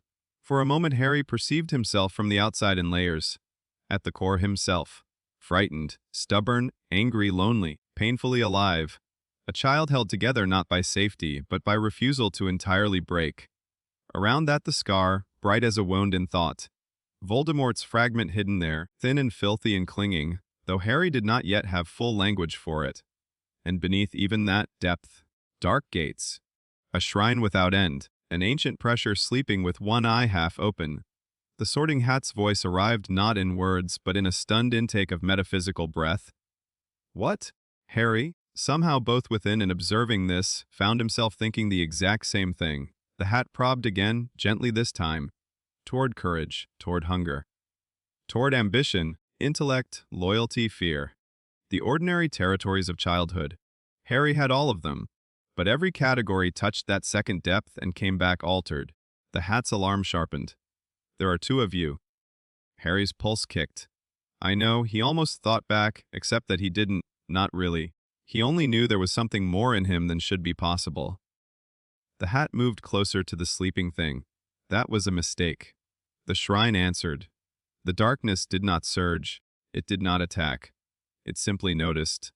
And in that instant Harry felt the hat understand, with the full force of ancient magical instinct, that the presence nested below his own soul was not a parasite in the ordinary sense, nor a ghost, nor a demon from any British taxonomy. It was older than the categories the hat used to judge children. Older than the school. Older than the arrangement of houses and founders, and all the charming little partitions with which civilizations tried to make danger legible. A presence imprinted through blood and violence and awakened by curse, contact, asleep, aware, interested. The hat's mental voice became a whisper. This should not be here. The answer did not come in words. Just amusement, dry faint, vastly patient. Harry felt it pass through the darkness like a smile across unseen teeth. The hat withdrew sharply. In the world outside, the great hall waited. Inside the hat's private chamber of judgment, it gathered itself with obvious difficulty and turned back toward Harry alone. You are not Slytherin, it said, sounding almost grateful to establish something normal. Though there is cunning in you. Not Hufflepuff. Loyalty, yes, but not yet the shape that house asks. Ravenclaw could sharpen you, perhaps too well. The pressure beneath Harry remained silent. Gryffindor, then, the hat whispered. Not because you are safe there. Because you will need a place that teaches you to stand before what frightens you. Even when what frightens you is yourself. Harry wanted to ask questions. About the shrine. About the second presence. About why the hat sounded less like it was sorting him and more like it was making terms with a disaster. Before he could, the hat made a decision that Harry would later understand as either honesty or panic. It spoke aloud. There are two of you, boy, it said, voice carrying far beyond the stool. And the other one is older than this school. The hall froze. Harry's blood turned to ice. For 3 full seconds after that, the hat said nothing else. The silence stretched. 10 seconds. 20. A murmur began at the edges of the hall and died because no one dared feed it. 30 seconds. McGonagall's face had gone very still. At the staff table, Flitwick leaned forward so sharply his chair creaked. Snape's black eyes narrowed to slits. Sprout looked as though she had forgotten how plants worked. Dumbledore did not move at all. Quirrell, however, Quirrell gripped his turban with both hands so hard his knuckles blazed white. His mouth had parted. His eyes were fixed on Harry, not with scholarly concern or even fear, but with intimate, violent recognition. Whatever hid beneath that turban, whatever fragment of Voldemort's tattered self clung there, was screaming silently. Harry knew it without understanding how. He could feel the reaction like a shrill pressure against his scar. Not words, not thought, but sheer soul-level terror. Recognition colliding with memory. The same incomprehensible force that had unmade Voldemort in the nursery now sat under an old hat in the middle of Hogwarts, and the parasite on Quirrell's head knew exactly how badly that could end. A minute passed. Then another. Students stared openly now, some frightened, some delighted in the way people often were by disasters they believed could only happen to others. Whispers rose in tiny clusters and died again. The hat remained motionless on Harry's head. It was not thinking anymore.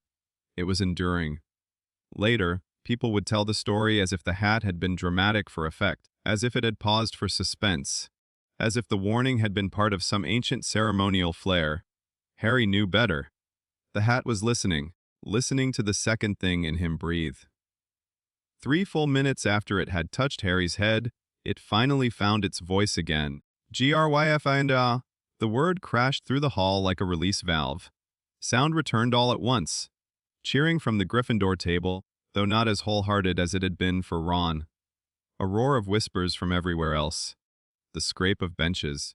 The collective exhale of several hundred people rediscovering oxygen.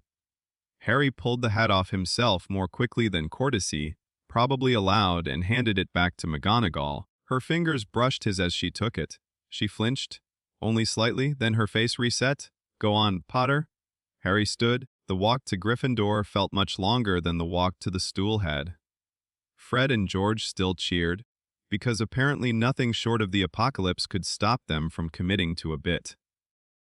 Ron slapped the table hard enough to indicate support, rather than tactical assessment. Neville looked dazed on Harry's behalf. Harry sat between Ron and Neville. Across the hall, Hermione stared with the expression of someone who had just been handed the most important unsolved problem in Britain and been told she had 7 years. The sorting went on. People were called. Houses claimed them. The hall resumed its rhythm. But it was not the same room anymore. Harry could feel it. Every few minutes someone glanced at him when they thought he would not notice. Teachers at the staff table kept doing it too, though with more skill. The Slytherin table looked intrigued in ways Harry distrusted immediately. The Hufflepuffs mostly looked concerned, which was somehow worse. Ravenclaw had already moved into the analytical phase. And Dumbledore did not look relieved. That was perhaps the most telling reaction of all. He looked like a man watching a storm arrive on the exact date he had calculated and still wishing he'd been wrong. Food appeared on the tables. Students shouted in delight. Harry nearly jumped. He had been too wound-tight to expect even obvious school magic.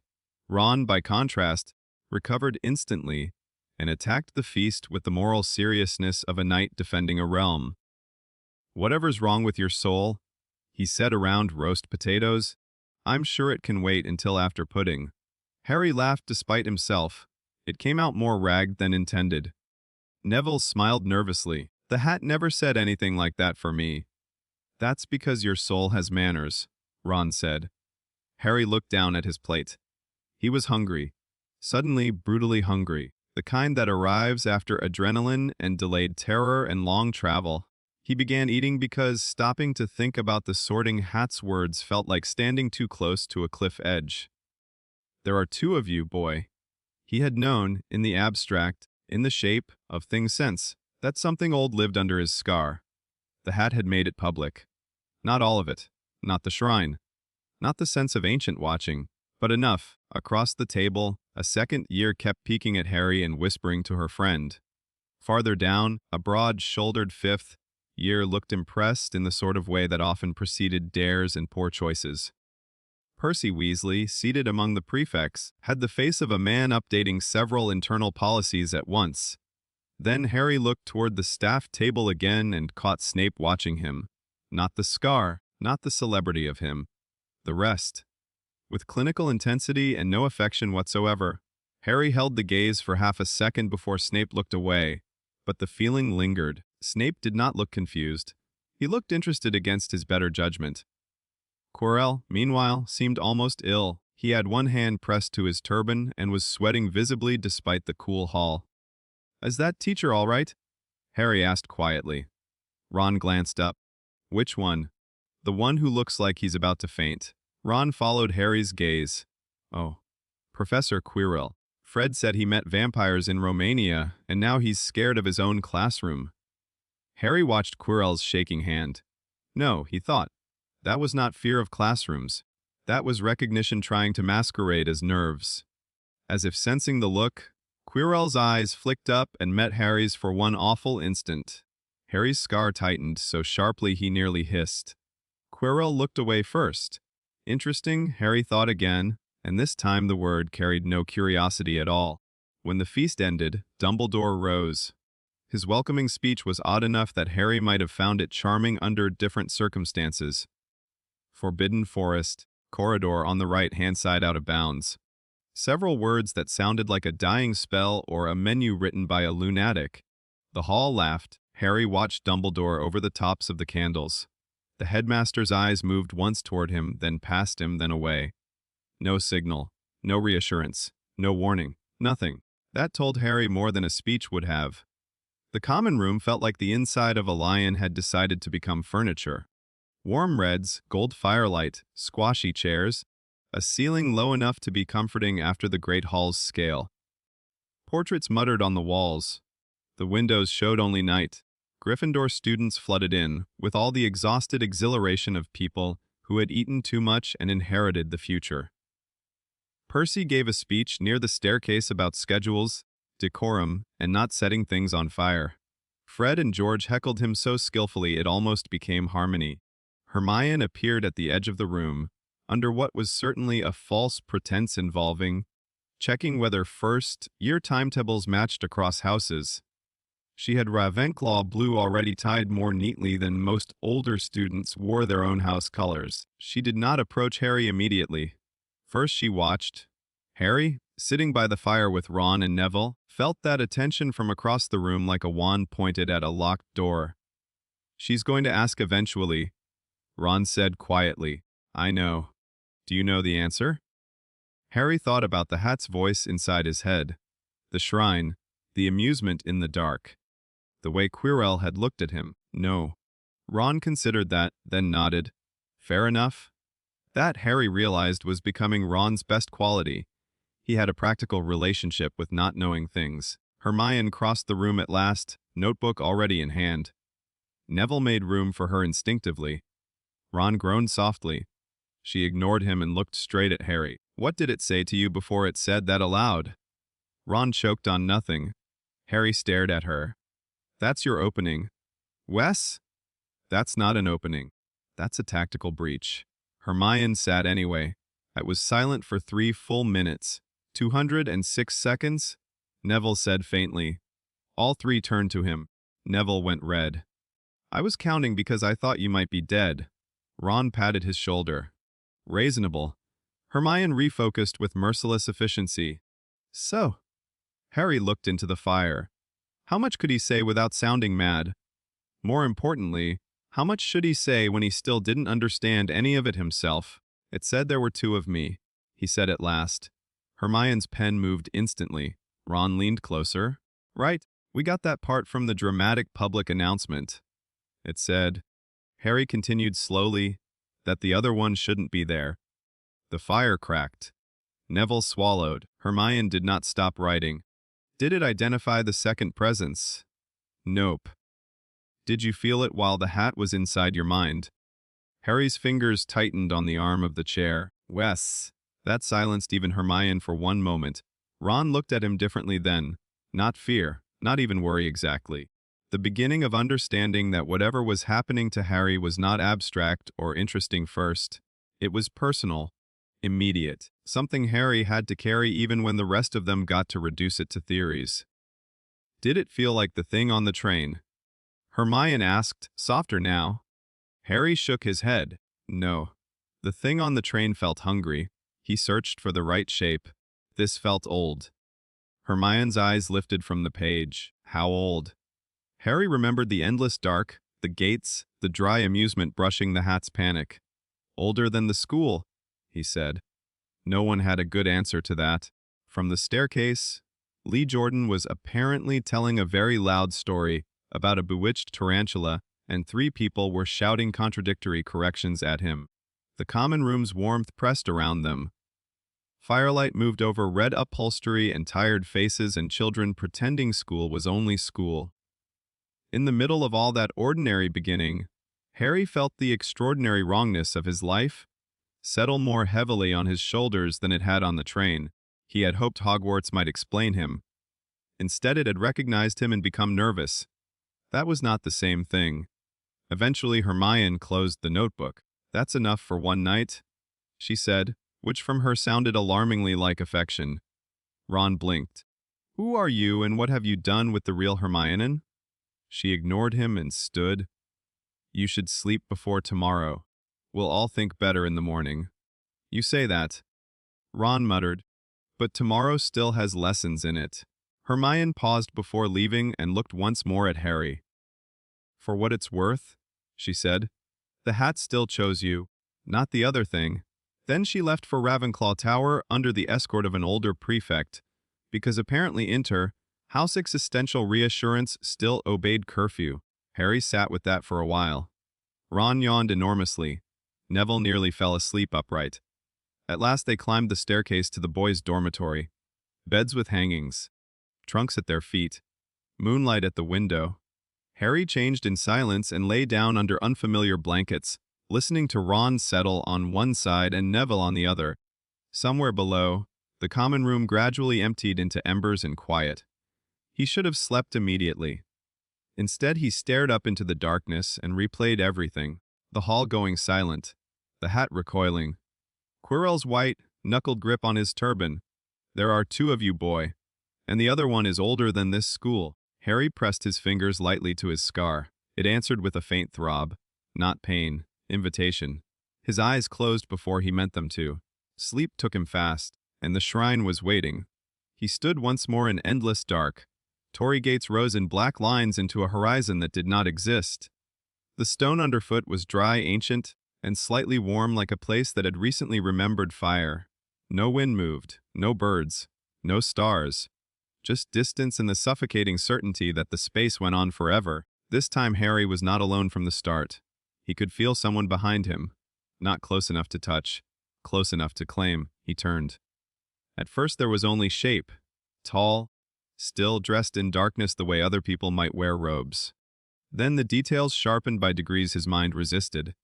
Hands half visible at the sleeves, a suggestion of markings crawling across skin like geometry learned to smile. Eyes set in shadow and watching him with calm ownership. Harry could not fully see the face. Perhaps the dream would not allow it yet. Perhaps he was not ready. Or perhaps whatever stood there preferred to remain just shy of certainty. When it spoke, the voice was exactly what he had feared. Not monstrous, amused. "You made quite an entrance." Harry's mouth went dry.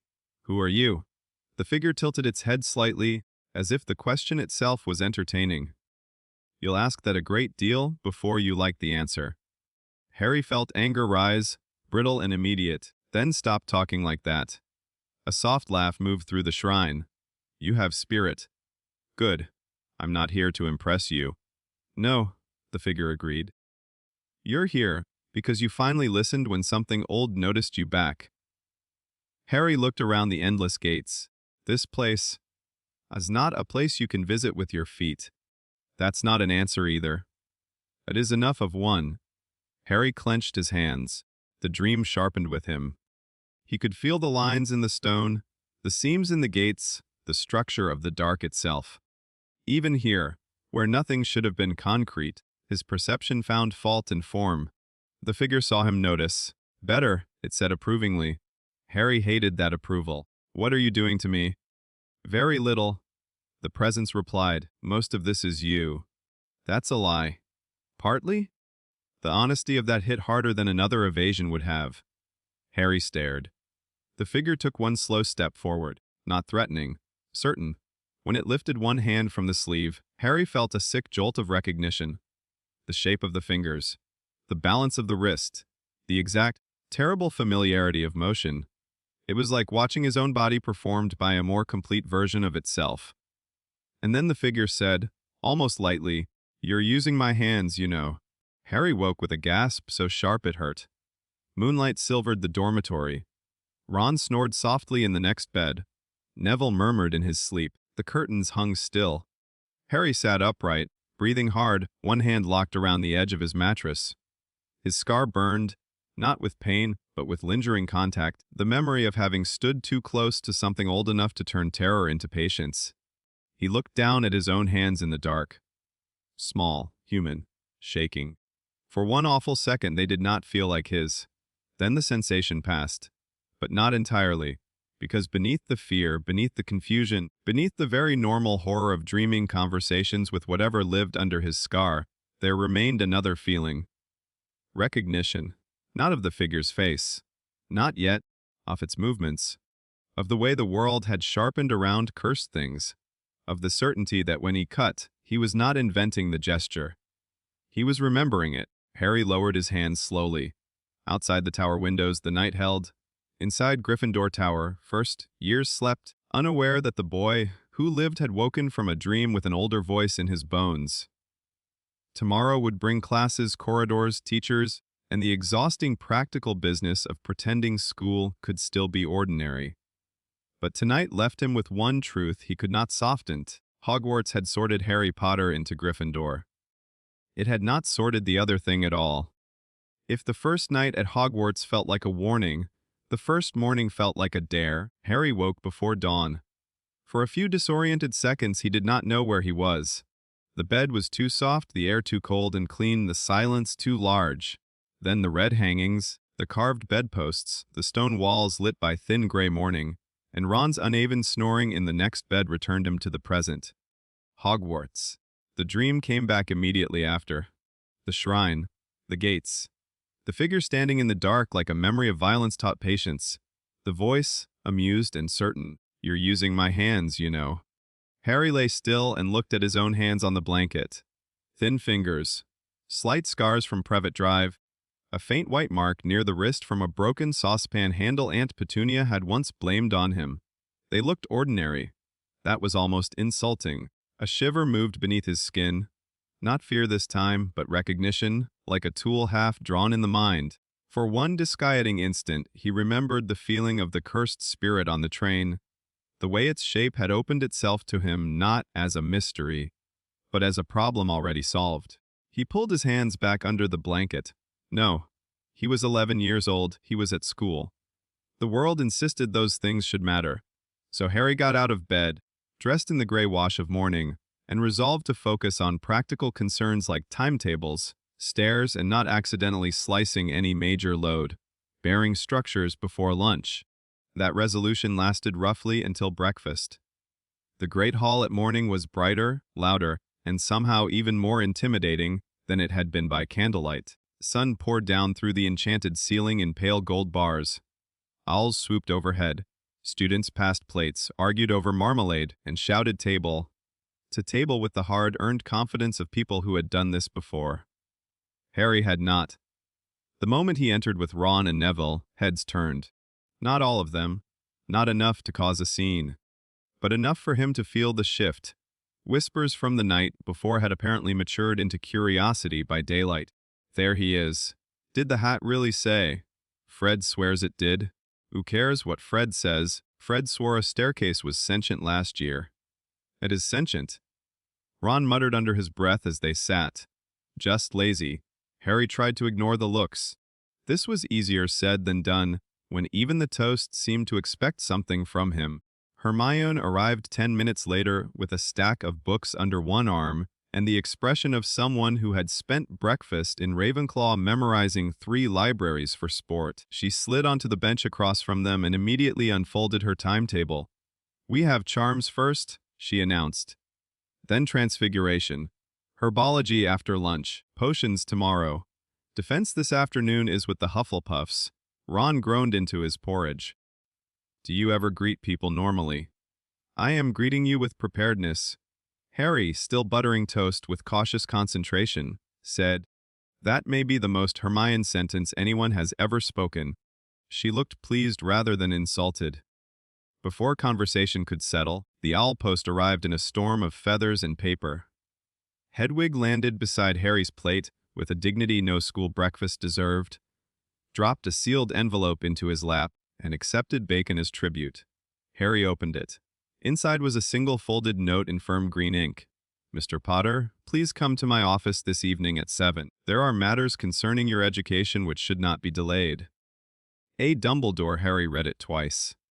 Ron craned over his shoulder. "That's either very good or very bad." Hermione leaned in from the other side.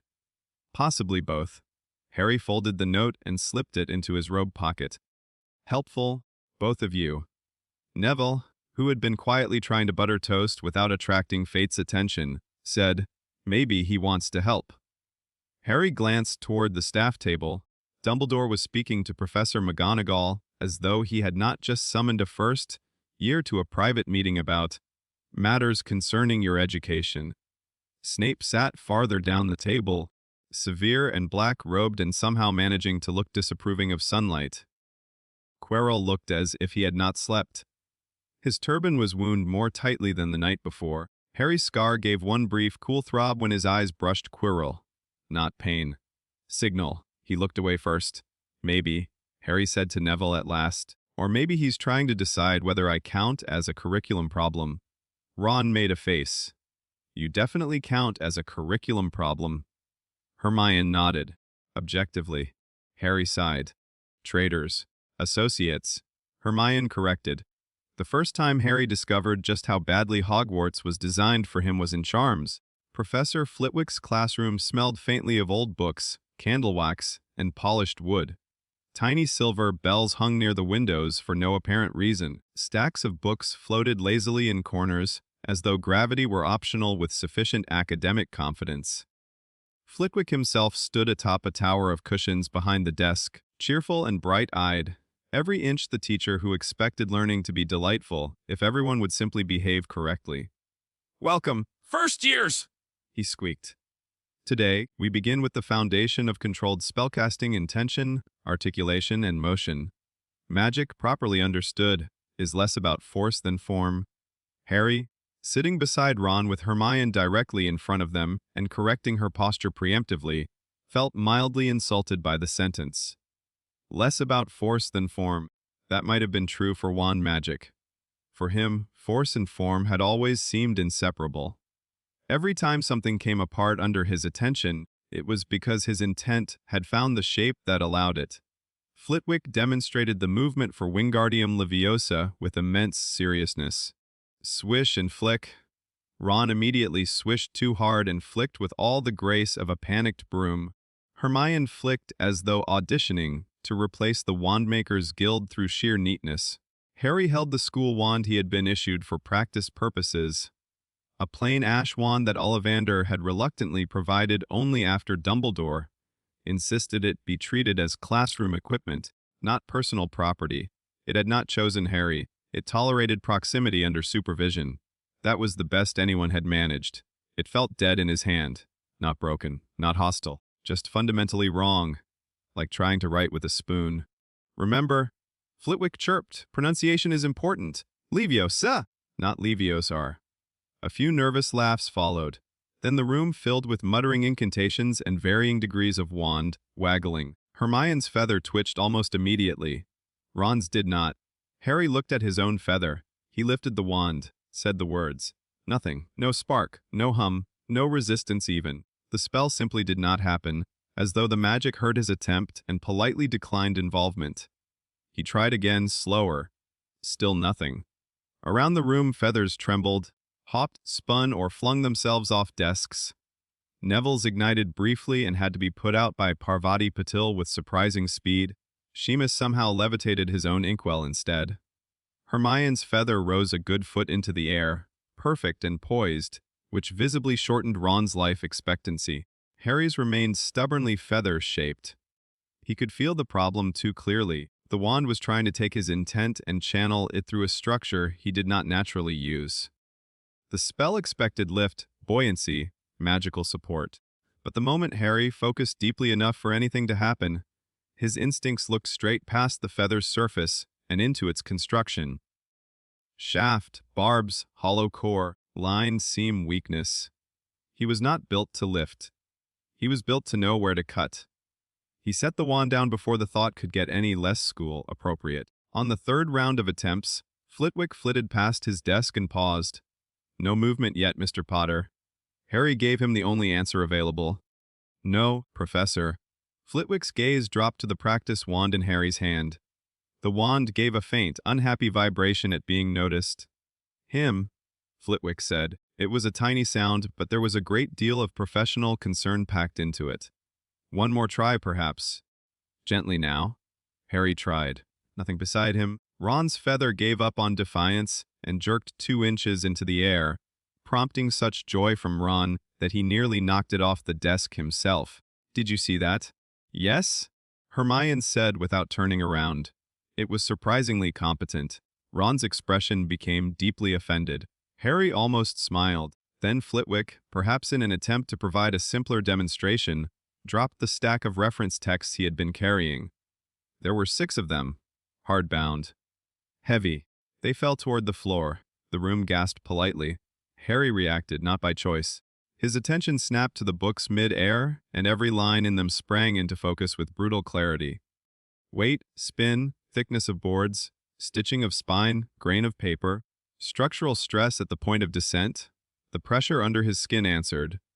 The books never hit the ground. They opened. No, that was not right. They separated. Each volume was cut cleanly through its center in perfect, vertical halves before impact, the pieces drifting apart with uncanny grace, as though the air had reconsidered their unity. Loose sheets fluttered everywhere. Leather bindings slid across the floor in neat mirrored pairs. One half book landed upright against a desk and stayed there like an accusation. Silence swallowed the classroom. Harry stared at the carnage. Flitwick stared too. Then, with astonishing precision for such a small man, the professor fainted directly backward onto his pile of cushions. The class erupted. Professor? Oh my God. Did Potter do that? It was sort of beautiful. Beautiful. The books are dead. Ron turned to Harry with an expression somewhere between awe and concern. You've got to stop doing that. I know. Hermione had already stood up, notebook out so fast it might have counted as a reflex. Instinctive severance response triggered by imminent motion event, she muttered, eyes darting from the halved books to Harry's hand to the still, inert practice wand. No verbal command. Defensive or corrective impulse overriding intended levitation attempt. Structural precision maintained under split-second activation. Harry rubbed a hand over his face. Could you not narrate my humiliation like it's a research breakthrough? It can be both, Hermione said. Flitwick revived moments later with the resilience of a man too dedicated to education to let consciousness interfere for long. He sat up, looked around at the bisected books, looked at Harry, and then did something Harry would later remember with painful fondness. He did not yell. He did not accuse. He straightened his robes, climbed back up the cushions, and said in a voice only slightly thin around the edges, "Class dismissed 5 minutes early." No one argued. As the students fled into the corridor in a storm of whispers, Harry lingered by his desk. "Professor, I'm sorry." Flitwick looked at the clean halves of what had once been basic charms for beginners, featherweight principles, and 3 other books whose titles now existed as matched pairs.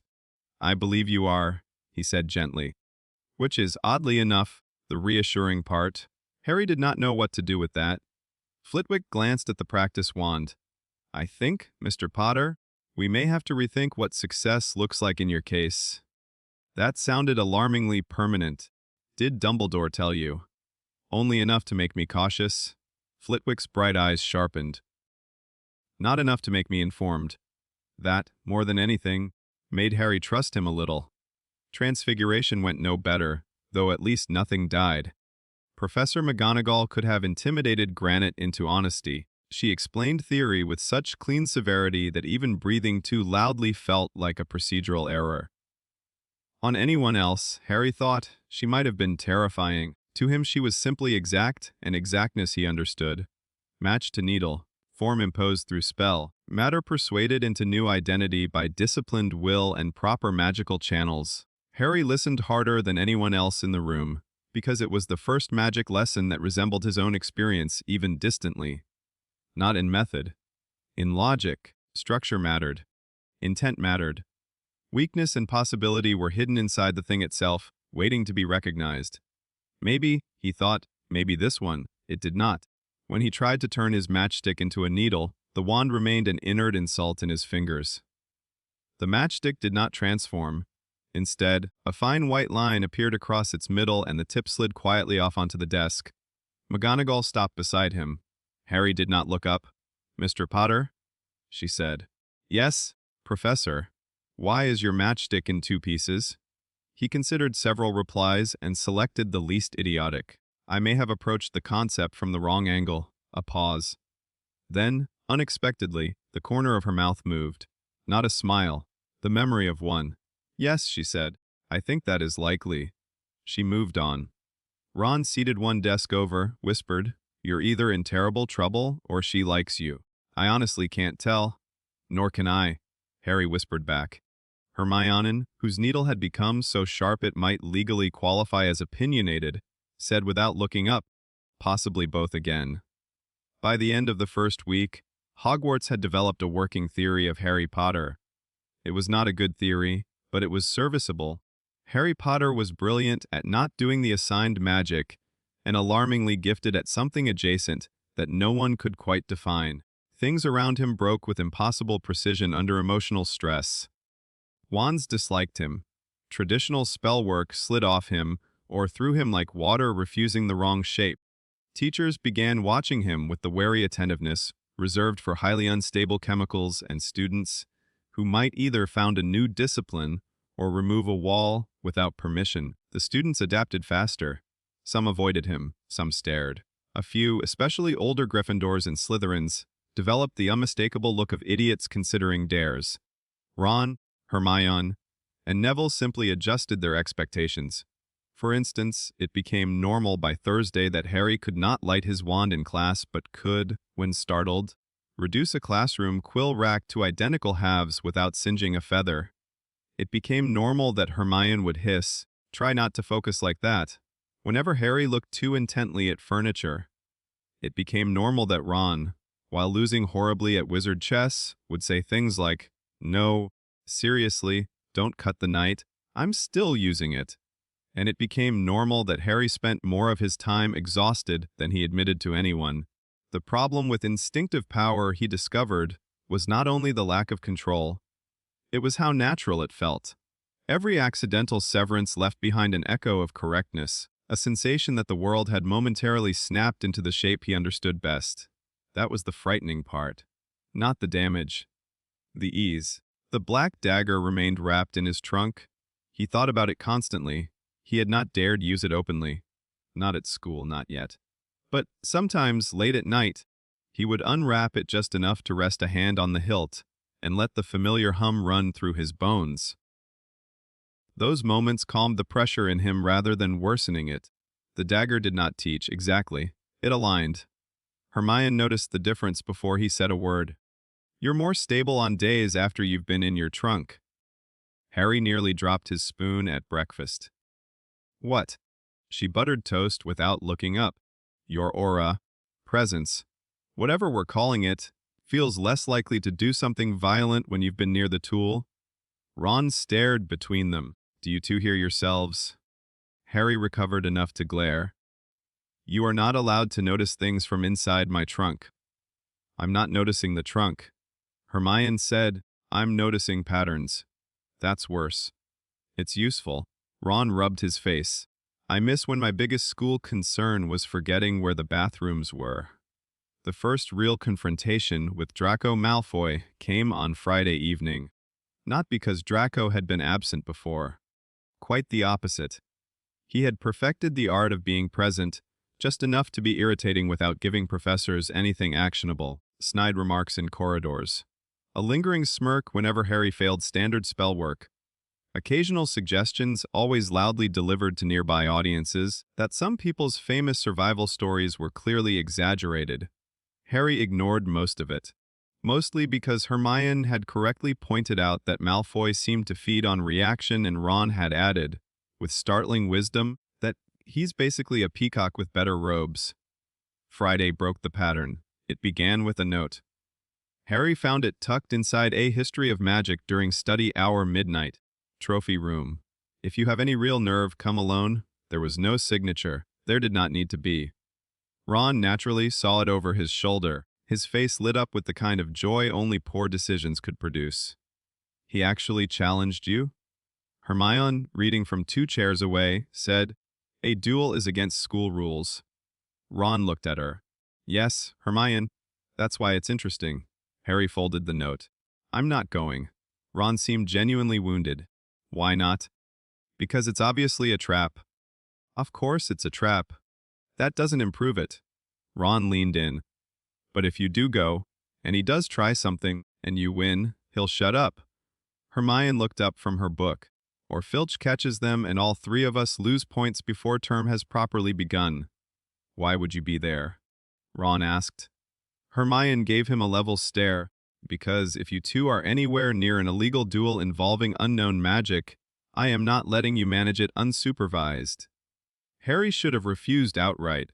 He knew that, but something in him had grown tired of corridors full of whispers and Slytherin smirks, and the implication that his strangeness made him weak in conventional ways. He had no desire to prove himself to Draco Malfoy. He had, however, a growing interest in proving certain assumptions false. So at 5 minutes to midnight, Harry slipped out of Gryffindor Tower with Ron and Hermione close behind despite all stated intentions. The trophy room by night was all moonlight, glass cases, and reflected silver. Awards and plaques gleamed from walls and cabinets like trapped moon fragments. The room smelled faintly of polish and old victory. Malfoy was already there. Not alone. Crabbe and Goyle loomed behind him like badly trained punctuation. One of them held a lantern. Neither looked bright enough to manage malice without supervision. Draco smiled when Harry entered. Then his smile faltered slightly as Ron and Hermione appeared at Harry's shoulders. "I said alone." Harry shrugged, "And I ignored you." Ron grinned. Tradition starting early. Hermione crossed her arms. "If you're going to be stupid, at least proceed efficiently." Malfoy's mouth flattened. "This isn't a social call." "No," Harry said. "You've made that very clear all week." For a moment the room held still, moonlight glazing polished trophies, shadows stretching thin across the stone floor. Draco raised his wand. "First blood," he suggested. Hermione inhaled sharply. "That's not a school duel, that's an invitation." Harry interrupted quietly. For him to pretend this was always going to be more serious than it is. Draco's pale face flushed. Scared. Harry was suddenly, profoundly tired of that word from people who had never seen real fear. "No," he said. Malfoy lifted his wand higher. "Protego." The shield snapped into being in front of him, not because he needed defense, but because he wanted a demonstration, a visible declaration of competent wizarding superiority. The translucent barrier shimmered in a curved line between them. Ron whispered, "What's he doing?" Hermione answered at once, "Posturing." Harry looked at the shield, and everything in him went quiet. This, more than many ordinary classroom spells, spoke a language adjacent to his own. Not identical, but closer. A structure imposed with force. A shape under tension. Magic turned into architecture. And every architecture had seams. He did not draw the dagger. He did not even move much. He just looked at the barrier and let the pressure under his skin answer the shape of it. The shield split, not with a bang, not dramatically. A thin line appeared down its center. Then the entire protego fractured like glass struck by a perfect invisible chisel. It broke into panes of light that fell away and vanished before they touched the floor. Draco stared. His wand remained up, his posture unchanged, his face frozen in the exact instant before certainty died. For one beautiful heartbeat, nobody said anything. Then Ron made a strangled noise of triumph. Hermione's notebook was already out. Crabbe swore. Goyle blinked at the empty air where the shield had been. Draco found his voice first, and it came out too sharp. "What did you do?" Harry answered honestly. "I looked at it." That did not help. Draco took an involuntary half-step back, which infuriated him so much he immediately tried to cover it by raising his wand again. "Expelli." Harry moved. Not toward the spell, toward Draco. Fast. He did not understand cursed energy reinforcement in words yet. No one had taught him. But the second layer in him, old, calm, amused in the dark, had been guiding tiny adjustments all week whenever Harry climbed stairs, caught falling objects, or turned too quickly in narrow corridors. Body before theory, motion before explanation. Now that instinct answered properly. Harry crossed the distance before Draco finished the incantation. Not impossibly fast, just fast enough to terrify a boy who had expected a duel of wands and distance. Harry caught Draco's wand wrist, did not cut, did not squeeze hard enough to injure, just stopped him. The room froze all over again. Draco's breath hitched.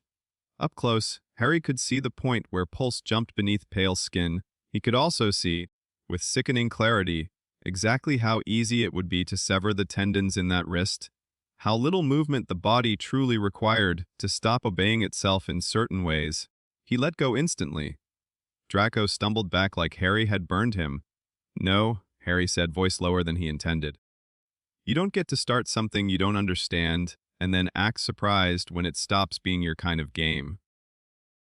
Crabbe and Goyle stepped forward at once. Hermione did too, wand out and furious. Ron planted himself at Harry's side. "Try it." The room filled with the dangerous stupidity of children, standing one bad second from making history for all the wrong reasons. And from the doorway behind them came a drawling voice. I was wondering how long it would take. They spun. Professor Snape stood just beyond the threshold in full black robes, one hand tucked into his sleeve, expression carved from old contempt. No one had heard him arrive. Draco went visibly pale with a different flavor of terror. Professor. Sevet, Mr. Malfoy. Your improvisational talents are not equal to the situation. Snape's black gaze slid across the room, taking in the shattered spell residue, the tension, Harry's stance, Hermione's drawn wand, Ron's defiant posture. When his eyes landed on Harry, they sharpened. Not shocked, not confused, observant. Mr. Potter, he said silkily, is there a reason you are dismantling house discipline before the first full weekend? Ron made a tiny choking sound at the word dismantling. Harry met Snape's gaze. No, sir. That, said Snape, was not the correct answer. The correct answer was silence. Hermione opened her mouth. Miss Granger? Snape said without looking at her, if I wanted a footnoted account of my own corridor, I would ask. Her mouth clicked shut. Snape surveyed them for one more long, unpleasant moment. 50 points from Slytherin, he said. Malfoy looked as if struck. And 50 from Gryffindor? Ron looked equally struck. That is unfair! Hermione burst out. Yes, Snape said softly. That is often how cause and effect feels to children. His attention returned to Harry. Mr. Potter. With me. Harry obeyed. There was something in Snape's face that made refusal feel not merely dangerous, but irrelevant. As he passed, Snape stopped him with one sentence spoken low enough that only Harry heard it. I would advise you, in future, to resist demonstrating how much you can see through magical structures in public. Harry's feet almost stopped. Snape did know. Not everything, perhaps, but enough. He followed the professor into the corridor in silence. Behind him, Ron hissed something furious. Hermione hissed something equally furious but more grammatically correct. Draco said nothing at all. Snape led Harry not to Gryffindor Tower, nor to detention, but to an empty side classroom overlooking the moonlit grounds. There he paused by the desk, took up a sheet of parchment, and began writing.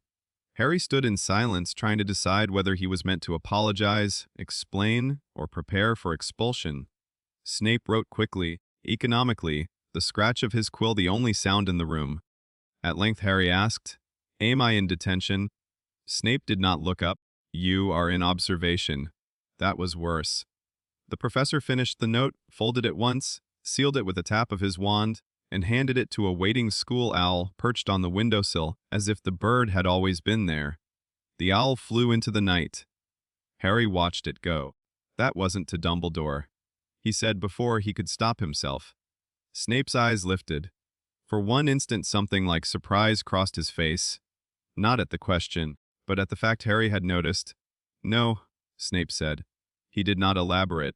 Harry, increasingly tired of adults who weaponized half-truths, said, Who was it to? Snape returned the quill to its stand with meticulous care. Someone who may recognize what this school has forgotten. That answer landed in Harry's chest like a dropped weight. Japan? He thought suddenly. The anonymous letters Hermione had mentioned. Old disciplines. Pre-1 sorcery. Snape watched his expression and gave away nothing. At present, the professor said, You are too visible to be ignorant and too ignorant to be safe. An irritating combination. Harry almost laughed. It was such an incredibly Snape way to admit concern that he couldn't decide whether to be offended. Instead, he asked, Then why not tell Dumbledore everything? A shadow moved across Snape's face. Because the headmaster, he said quietly, already knows the name of every fire in this castle. What he lacks, occasionally, is the wisdom to admit when one is not his to tend. That was the most revealing sentence any adult had yet spoken around Harry, and Snape seemed to realize it at once, because his expression hardened again. You will return to your dormitory now, he said, and you will refrain from illegal duels, public experiments, and whatever it is you are currently doing to the laws of instructional spellcraft. Harry nodded once. Yes, Professor. As he reached the door, Snape spoke again. Potter. Harry turned. Snape's black eyes were unreadable. When a shield breaks like glass, children think it is dramatic. Men who know better think it is a warning. Harry held the gaze for a second longer than was wise. Then he left. At 7 the next evening, Harry climbed the spiral stairs to Dumbledore's office with a knot in his stomach and half a dozen incompatible suspicions in his head. He had spent the day replaying Snape's words, watching Quirrell flinch whenever they crossed paths, and enduring Ron and Hermione's relentless post-duel analysis. Hermione had concluded that Harry's shield cleave event proved magical defenses could be structurally interrogated under sufficient cursed pressure, which was not a sentence anyone else in Britain would have found reassuring. Ron had concluded Malfoy looked funny when panicked. Both, Harry suspected, were true. The gargoyle guarding Dumbledore's office sprang aside after the password, Sherbet Lemon, was provided by a passing prefect with the air of someone facilitating doom by committee. The office itself was stranger than rumor. Silver instruments spun and puffed on delicate tables. Shelves sagged with books older than common sense. Portraits slept in frames or pretended to. Fawkes the Phoenix watched from his perch with molten, inhuman calm. Behind the great desk stood tall windows opening onto twilight over the grounds. Dumbledore sat waiting. "Harry," he said, "thank you for coming." That sounded almost sincere. Harry stood before the desk. "You said there were matters concerning my education." "There are." Dumbledore gestured to the chair opposite. Tea appeared between them with insulting gentleness. Harry sat. For a while Dumbledore simply studied him. Not his scar alone. The whole of him. The way his shoulders carried tension now. The way his attention mapped the room whether he wished it or not. The fact that, even seated, he seemed ready in some difficult-to-name way. At last Dumbledore said, "Professor Flitwick tells me your feather remains uncooperative." Harry laughed once despite himself. "That's an elegant way of saying I'm hopeless at normal magic." "I do not think you are hopeless at anything." "That's generous." "It is practical." Harry looked at the tea and did not drink it. "Then be practical with me." Dumbledore inclined his head, accepting the demand. "Very well. Hogwarts was built to teach wand magic. Structured, inherited, repeatable. It works because the body, wand, and spell form a triangle of intention. Your power does not move like that?" "No," Harry said quietly. "It doesn't. You have what older traditions might call a restriction." Harry's pulse ticked harder. "Heavenly restriction." Dumbledore's eyes sharpened. "Who used that term in your hearing?" Harry held the old wizard's gaze. "You did. Not to me." For the first time since meeting him, Dumbledore seemed genuinely caught off guard. Then he exhaled softly. "I see." "You said it was a myth." "I had hoped it was." Harry waited. Dumbledore folded his hands. "In the broadest sense, a restriction is an imbalance so severe it becomes a source of power. Something denied in one direction, opened catastrophically in another. Cases are rare, reliable records rarer. Most known examples come from outside Britain, where certain disciplines were not erased so thoroughly. "Jujutsu," Harry said. Dumbledore did not ask where he had heard it. That, too, was telling. "Yes?" The word sat between them. Harry leaned forward. "Can you teach me?" And there, at last, was the true center of it. Dumbledore went quiet for too long. Silver instruments clicked softly in the room. Fawkes shifted once, feathers whispering. Finally the headmaster said, "Not properly." Harry felt that answer all the way down. He had expected it, dreaded it. Still, hearing it made something inside him tighten. Then who can? Dumbledore's expression remained kind, which in that moment only made it worse. "That," he said, "is the problem." Harry stood before he meant to. The chair legs scraped across the floor. "That's not good enough." The office stilled. Portraits in their frames did an excellent job of pretending sleep. Dumbledore did not rebuke him. "No," he agreed. "It is not." Harry's hands had clenched without permission. "Everyone keeps doing this. Telling me just enough to make the next thing worse." The hat knew something. Snape knows something. The goblins know something. You definitely know something, but whenever I ask an actual question, I get old men being careful at me. That last phrase escaped before he could stop it. To Harry's amazement, Dumbledore's mouth twitched. "I have, on occasion, been accused of that." Harry did not sit back down. "Then stop." For a moment the old wizard looked not offended, but tired in a way age rarely explained on its own. When Voldemort attacked you, Dumbledore said quietly. Something more than Lily Potter's protection answered him. His killing curse struck a soul, already marked by an inheritance he neither understood nor should ever have touched. The result destroyed his body and imprinted a technique upon you. Whether from bloodline, dormant seal, or some convergence of both, I do not yet know. Harry's throat felt dry. A technique. Yes. The thing in the dream said I was using its hands. Dumbledore's gaze sharpened to a blade's edge. It spoke to you? Harry hesitated, then nodded. That seemed to age the room by 10 years. What did it say besides that? Harry thought of the shrine, the laughter, the dry approval, the impossible familiarity. Not enough, he said. And too much? That answer, oddly, Dumbledore seemed to understand. The headmaster rose and moved to one of the shelves behind him. From it he withdrew a thin old volume bound in faded black cloth. He laid it on the desk and opened it. The pages were filled with diagrams unlike British magical notation, sharp geometric forms, body positions, layered seals, notes in several languages, margins crowded with later translations and warnings. Harry leaned forward despite himself. This, Dumbledore said, is one of the few surviving texts in the castle concerning wand combat arts of the Far East.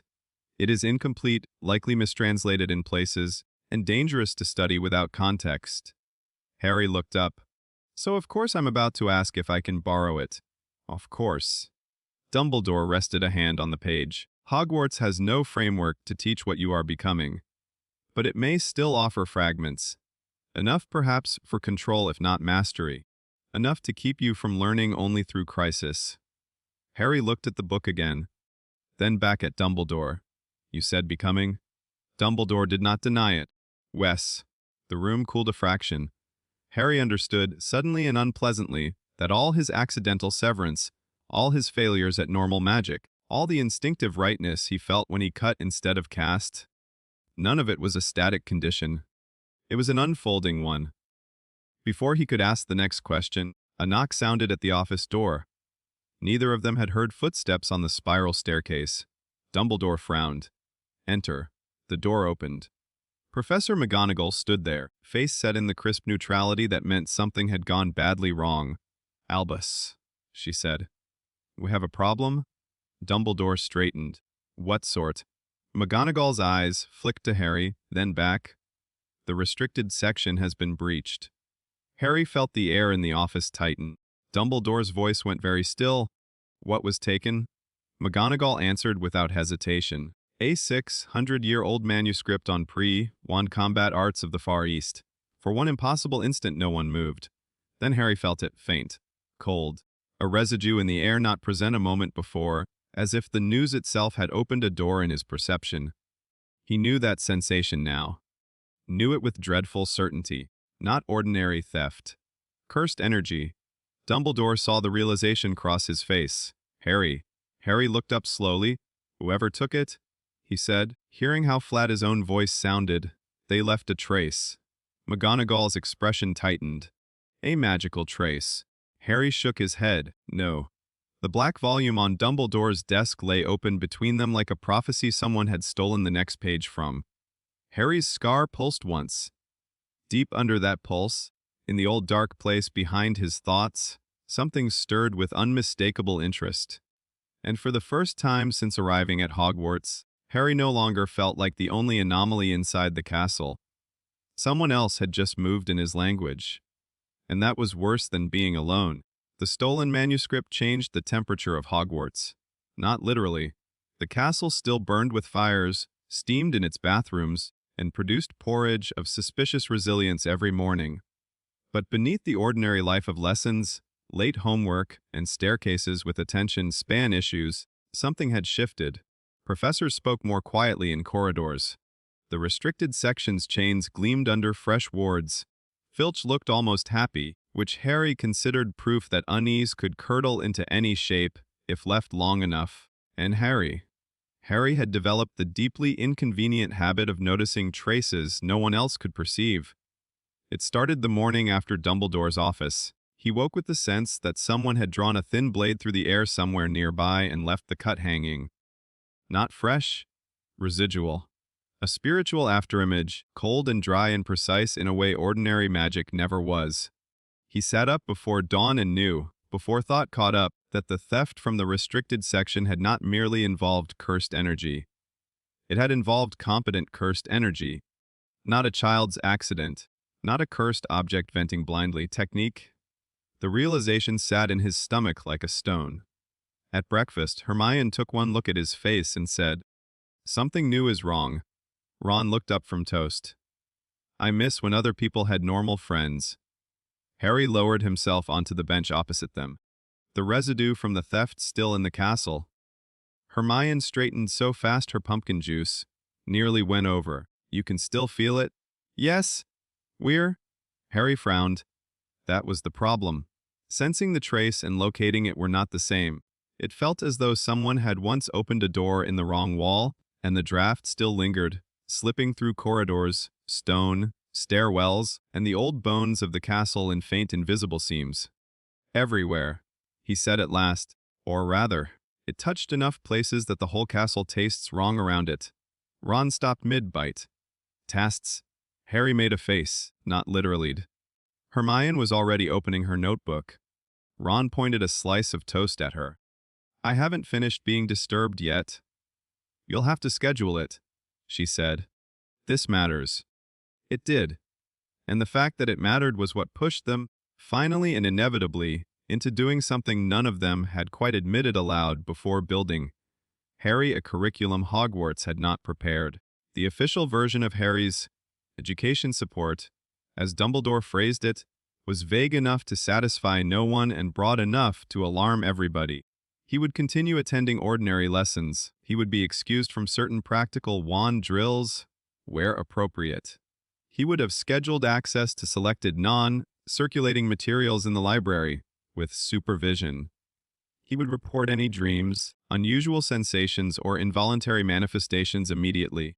That last instruction was delivered by McGonagall in such a crisp tone that it sounded less like concern and more like a new category of homework. The unofficial version began in the library 3 nights later. Hermione had commandeered a table in the back corner beneath a lamp that made everything look more conspiratorial than school appropriate. Around her were stacks of books in several languages, a goblin copy, tablet from Gringotts that she had somehow acquired through perfectly legitimate correspondences, and 3 sealed letters bearing foreign stamps and severe handwriting. Ron, slumped opposite with the expression of a man dragged into a heist by friendship rather than judgment, looked from the books to Hermione and then to Harry. "How many laws are we currently bending?" Hermione did not look up. "Less than you think and more than is ideal." "That is the least reassuring answer I have ever heard." Harry sat beside Ron and stared at the piles. Some titles were ordinary enough. Early wandless traditions, historical notes on ritual combat, non-European magical frameworks. Others were not. One, written partly in Japanese and partly in Latin, had a cover illustration of a human figure overlaid with sharp black lines marking joints, channels, and points of catastrophic failure. Harry felt his scar tighten when he saw it. Hermione noticed instantly. "That one resonates with you." Apparently. She made a note of that before saying, "Right, here's what I've got." She said it the way generals probably said, "Here is the battlefield." Ron sighed. "Of course you do." Hermione ignored him. The stolen manuscript from the restricted section was clearly relevant. But since it's currently missing and Hogwarts is panicking, I assembled substitutes. "You assembled substitutes?" Ron repeated. "That phrase should not be legal." Hermione tapped the first stack. "Restricted section texts I copied before access tightened." "Theft?" Ron said. "Preservation?" Hermione corrected.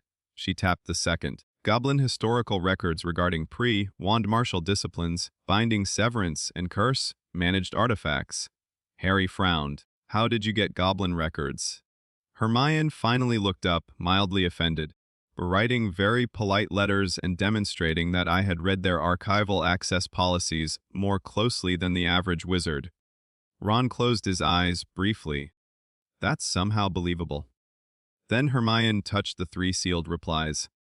And these are from an anonymous contact in Japan. Harry's head came up. Anonymous. Was? Why anonymous? Hermione hesitated, which meant the answer was either complicated or morally adventurous. Because, she said at last, I wrote to several institutions and independent scholars asking about terms I found in the goblin records, and one person answered with enough specificity to be useful, but signed only with an initial and a warning. Ron blinked. That's not how warnings should work. Hermione slid 1 letter over. Harry unfolded it. The handwriting was spare and severe, the English imperfect but far better than Harry's non-existent Japanese. The reply did not define everything. It did not explain jujutsu in textbook terms, but it named concepts with enough clarity to hurt. Cursed energy is born from negative emotion but refined by control. Untrained output damages the user's environment first, the user second. Techniques may imprint through bloodline, ritual, binding inheritance, or soul contact. In rare cases, the vessel learns before understanding. This is dangerous. If the boy perceives structure before spell effect, focus on precision and output suppression before any high-level application. If not, he will become efficient long before he becomes safe. Harry read that line twice, then a 3rd time. Efficient long before safe. That sounded uncomfortably like his life already. What was the warning? He asked quietly. Hermione took the letter back and pointed at the final line. Do not teach him domain theory until he has learned restraint. Children love absolutes too much. Ron leaned over and frowned. That sounds ominous? It is, Hermione said. Which is why we aren't touching domain theory. Harry looked at the other letters. You said 3 replies. I did. The 2nd letter was shorter. The technique names dismantle and cleave appear in older combat catalogs, but descriptions are incomplete. Distinction seems to be adaptive targeting. General severance versus target adjusted severance. The 3rd letter was worst of all. Black Flash is not advanced because it is flashy. It is advanced because it requires the body, cursed energy, timing, and intent to strike with near impossible precision in a fraction of a second. A child attempting it without supervision is either foolish or uniquely suited. Neither option is comforting. Ron looked between Harry and Hermione. I'd like it on the record that I hate all of this. Hermione closed the letters and inhaled. Good, she said. Fear improves note-taking. No, it doesn't. For me it does. Harry rubbed his scar with 2 fingers. The 2nd layer under it had gone very quiet, listening in the way it sometimes did when he approached truths adjacent to itself. So, he said, what do we actually do? Hermione's eyes lit with a frightening level of purpose. We'll build you a training framework. Ron stared at her. You say these things as if schools usually come with backup power systems. Hogwarts clearly forgot to install one, Hermione said, so we improvise. They began with output control because, as Hermione put it, the ideal first lesson is learning not to bisect educational infrastructure. This took place in an abandoned classroom on the 4th floor that no one else used because the windows rattled, the desks were uneven, and one of the portraits inside had once deeply offended the charms department. To Harry, it was perfect, quiet, private, far enough from common traffic that mistakes would only ruin neglected furniture. Hermione set up the room with the dedication of someone running a laboratory and a military exercise simultaneously. Chalk circles marked ranges on the floor, strings hung from the ceiling bearing various targets, buttons, leaves, scraps of cloth, corks, pencils.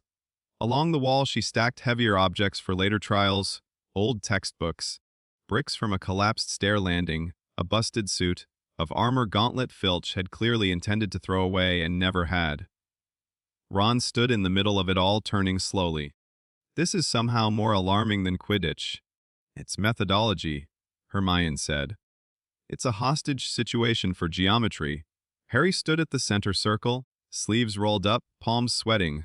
The wrapped black dagger lay on a nearby desk within reach but untouched. They had agreed, after 40 minutes of Hermione arguing with herself out loud, that training should begin without it, so they could determine what Harry could regulate on his own before adding a focus medium.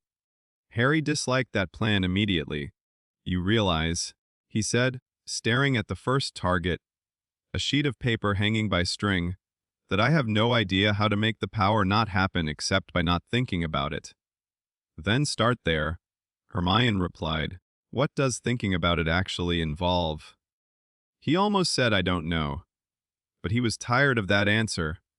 So he closed his eyes and reached inward, not toward the scar exactly, but toward the dry pressure under his skin, the sharpness waiting behind ordinary perception. It starts when I notice structure, he said slowly, not just what something is, how it's put together. Where it would fail if pushed? Hermione nodded at once. Good. So step 1 is interruption. Notice before you engage. Ron lifted a hand. I'd like to interrupt right now and say this sounds suspiciously like teaching a dragon not to notice sheep. Harry opened one eye. Comforting.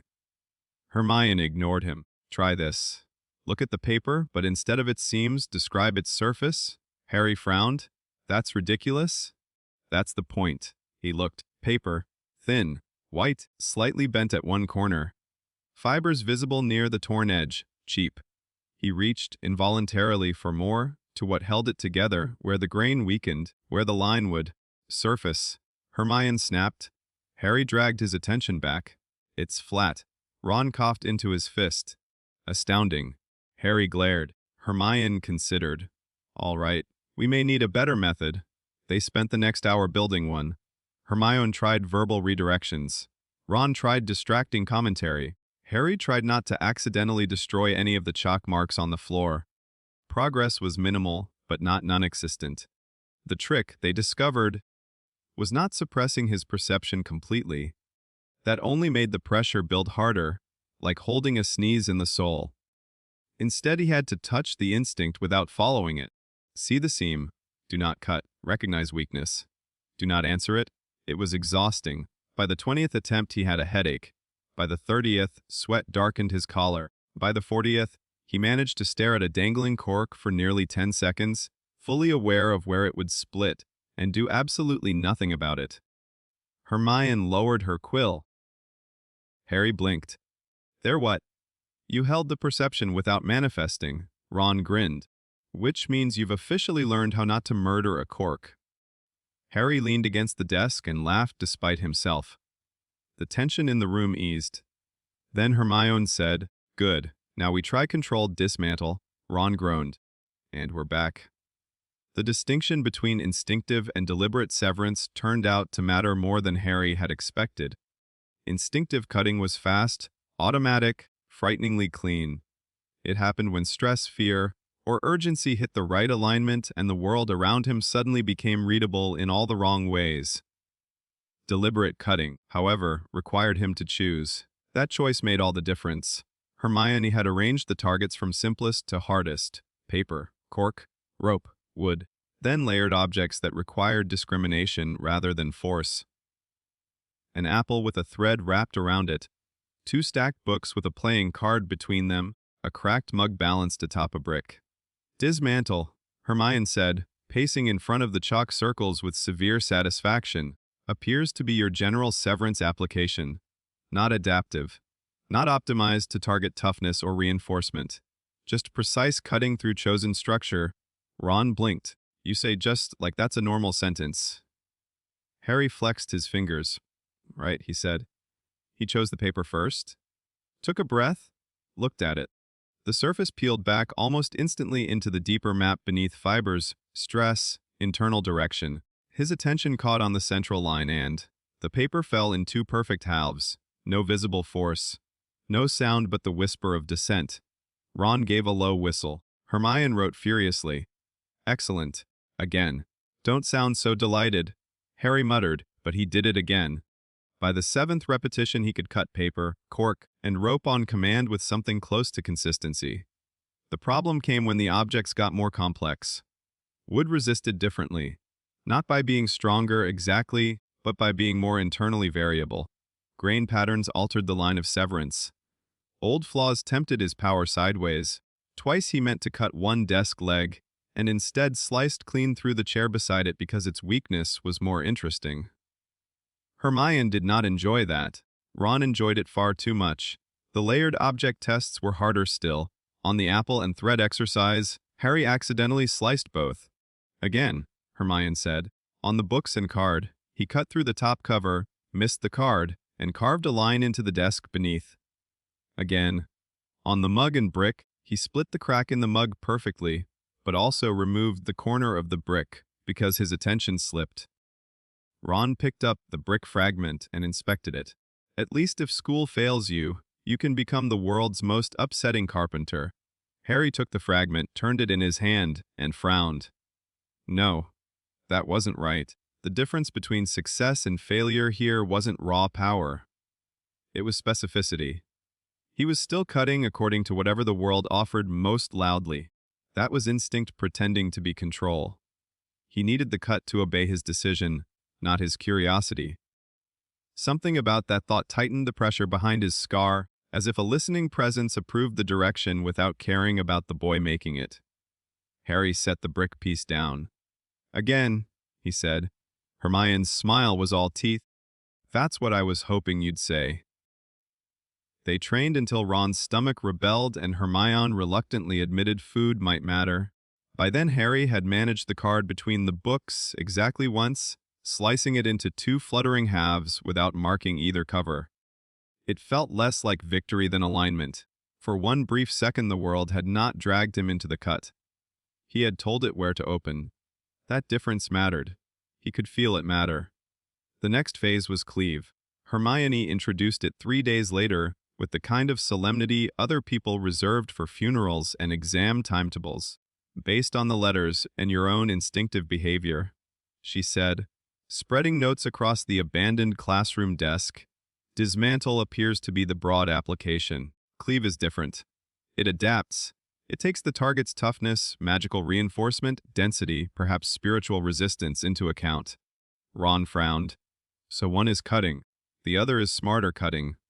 Hermione looked horrified for a second, then annoyed because he was not entirely wrong. Yes, she admitted. Ron sat back with the smugness of accidental clarity. Brilliant. Harry was less reassured.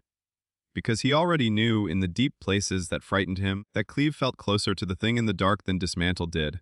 Dismantle was a line, a technique, a tool. Cleave felt like judgment they practiced on increasingly reinforced targets. Hermione borrowed old-school shields from the dueling club cabinet under circumstances she insisted were legal, if not aesthetically lawful. She layered protective charms across boards with the help of textbook incantations. She bribed a Ravenclaw 5th year to cast a low-grade barrier field across a training dummy in exchange for 2 hours of arithmancy notes, and what Harry suspected was moral leverage. Harry approached the first worded board, and understood immediately why Cleave had terrified Draco's Protego. Ordinary material resisted with physical integrity. Magical shielding resisted with intent. With designed coherence, it wanted to remain itself. The moment Harry focused, that coherence became visible to him not as runes or spell diagrams, but as stress relationships.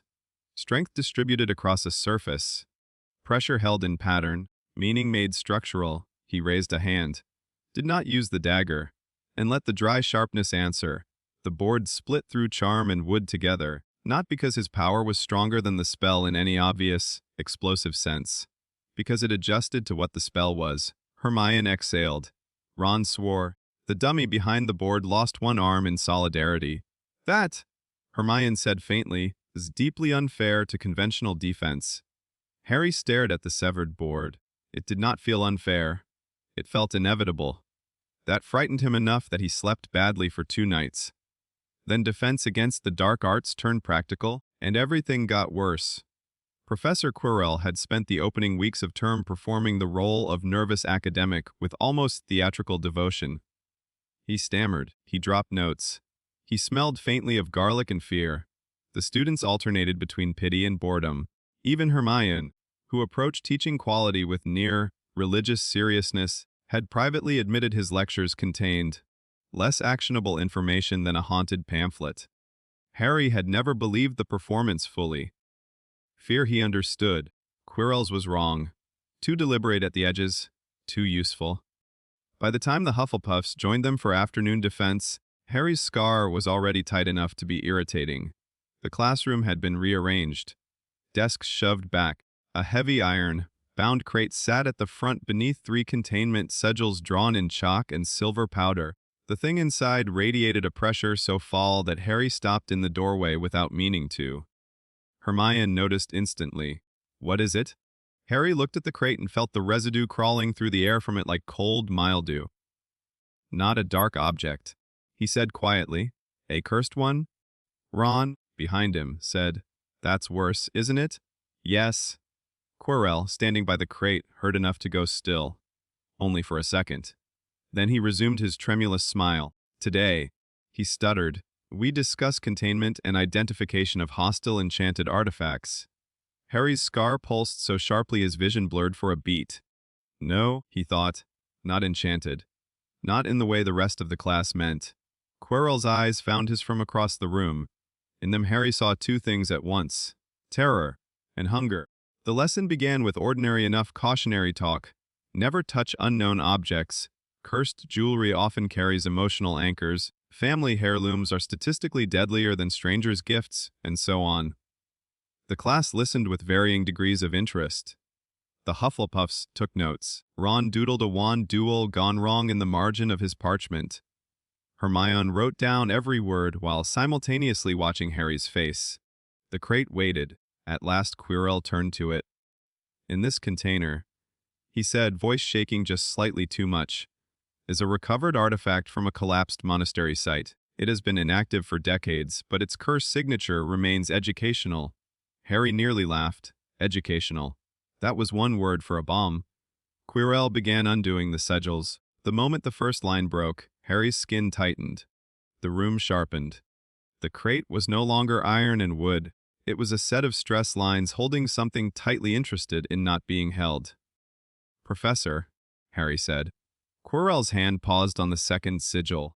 Several students turned. Harry could feel every eye on him, and hated how little that mattered compared to the thing in the crate. "That isn't dormant." A small silence followed. Quirrell's face arranged itself into mild confusion. Mr. Potter?" "It's reacting." Hermione had stopped writing, Ron had straightened. Even the Hufflepuffs, whose instinctive response to classroom danger seemed to be mutual concern, were watching closely now. Quirrell gave a thin smile. "I assure you, the containment charms are quite adequate." Harry stood. That was when the second sigil snapped. No explosion, no dramatic curse, flame. The lid of the crate simply bulged once from the inside as if something had inhaled. Then it tore open. Black splinters flew. The thing that rose from the shattered iron box looked at first like a human hand made from lacquered bone and wet shadow. Then it unfolded further. Wrist, forearm, too many fingers, each joint elongated into hook, like segments that clicked against each other with insect precision. An eye opened in the center of the palm. Not a real eye, a curse eye, a locus of malice given sight. The class screamed. Quirrell staggered back, and Harry understood instantly why the artifact had broken containment. It had scented him, not as prey, as kin language. The hand thing pivoted in midair and lunged, not at the nearest student, not at Quirrell, but straight at Harry. He moved before anyone else could. "Dow." Hermione shouted, though half the class was already ducking. Harry stepped into the attack instead of away from it. The room slowed. Every finger joint of the cursed artifact burned bright in his perception. Each binding knot holding shape to malice. Each seam where object and curse interfaced. This was not like the trained spirit, diffuse and hungry. This was tighter, more technical. A cursed tool degraded toward life through long containment and old blood. A bad thing designed by someone who had known what they were doing. Harry raised one hand and cut. The artifact came apart in 4 exact segments in midair. Not destroyed, yet they hit the floor writhing. The eye in the palm rolled toward him. Cleave some part of him knew, not dismantle. Dismantle would divide. Cleave would end. He took one step forward and brought his hand down. The eye split. Black residue burst outward in a soundless wave. The remaining pieces shuddered, collapsed in on themselves, and dissolved into greasy smoke that evaporated before touching the students nearest it. Silence hit the room like impact. Then noise returned all at once. Students shouting, desks scraping, someone crying. One Hufflepuff boy laughing hysterically because shock had apparently broken his sense of event order. Hermione was beside Harry before he realized she had moved. Ron, paler than parchment, planted himself on Harry's other side like proximity alone might matter. Quirrell stood near the ruined crate. His face had gone beyond pale. He looked sick. He looked frightened. He looked ravenous. Harry met his eyes and knew, with a certainty colder than anything yet, that Quirrell had wanted to see that happen. Perhaps not the exact artifact breach, but the response, the speed, the shape, the way Harry's power answered a curse-like conversation. The thing behind Quirrell's eyes, behind the performance, behind the stammer, behind the trembling, had just learned something it badly wanted to know. Quirrell recovered first, because adults in schools always had to do that faster than children whether they deserved the title or not. "Everyone out," he said hoarsely. Class dismissed. Out. No one needed the order twice. Students flooded into the corridor in a tide of fear and excited future rumors. Hermione tugged at Harry's sleeve. Ron tugged harder. Harry did not move. He was watching Quirrell.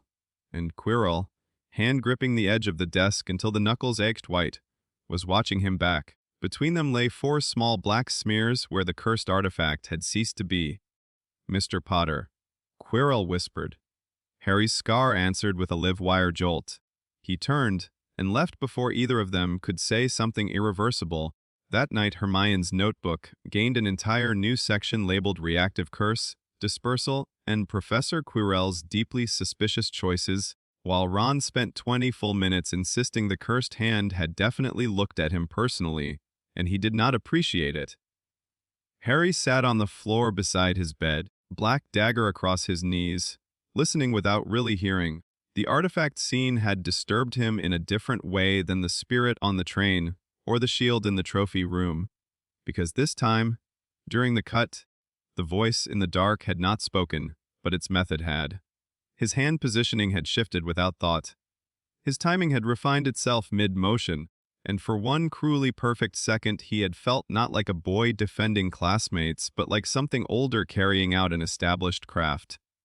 Hermione noticed his silence. "You're thinking too hard," Ron snorted. "That's rich coming from you."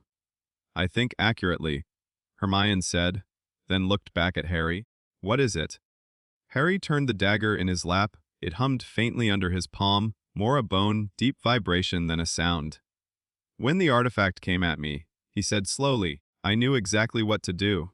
Ron spread his hands. "That's good, isn't it?" Harry shook his head. "No. Or not only? I didn't figure it out. I recognized it." The room went quiet. Hermione crouched down across from him. Meaning it felt remembered. No one had a useful answer to that, so they trained harder. By October, Ron had become an indispensable part of Harry's training for one simple reason: Ron was willing to stand in front of him. Not recklessly. Not because he didn't understand the danger.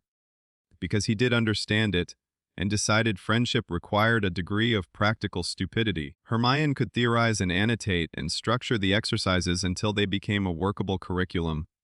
She was brilliant at that. Necessary, but there were things Harry had to learn against a living, moving human shape.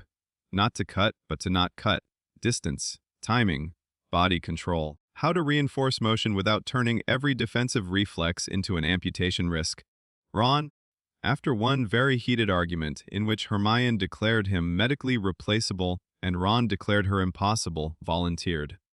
The first session nearly ended the arrangement. They used the abandoned classroom again, desks shoved back, chalk lines refreshed. No magic, Hermione insisted for the 6th time. No actual cutting. This is movement, reaction, precision, and stopping before manifestation. Ron rolled his shoulders. Got it. Harry was less certain. What if I lose control? Ron looked at him as if the answer were obvious. Then Hermione screams, I dive, and we try again with more distance. I hate that that's our plan, Hermione said. It's a robust plan. It was, against all evidence, not terrible. Ron had spent his life around older brothers who expressed affection through ambushes, broom accidents, and curse-adjacent jokes. As a result, his instincts for movement under pressure were much better than his grades suggested. He ducked fast, shifted weight cleverly, and had a natural sense for when Harry's attention sharpened dangerously. At first the drills were simple. Step in. Stop your hand an inch from Ron's shoulder without letting intent activate. Pivot when he moves. Touch his sleeve without perceiving the seams beneath. Again. Again. The difficulty wasn't speed. Harry had speed, or the beginnings of it, whenever the pressure in him aligned with motion. The difficulty was restraint at that speed. His body wanted to complete lines, wanted impact to become severance, wanted motion to resolve into clean, final truths. Ron gave him a different target, messy, living reality, a boy shifting left when he expected right, raising an arm to block, grinning when Harry nearly overbalanced, swearing when they collided shoulder first, and both went down in a tangle because Hermione's chalk line had been drawn in a place no human foot respected. Slowly, painfully, it helped. Harry learned to move through the start of a cut and stop before the end, learned that cursed energy reinforcement, though Hermione would not have named it confidently yet, could strengthen his legs, balance, and reaction time without necessarily spilling outward into the environment. Learn to touch someone and feel person before structure. That last one was the hardest. The day he managed 5 uninterrupted passes against Ron without a single severance impulse flaring, Hermione looked almost emotional. Don't. Ron told her immediately. I'm not emotional, she said. I'm observing progress. Your face is doing the thing. I have no idea what you mean.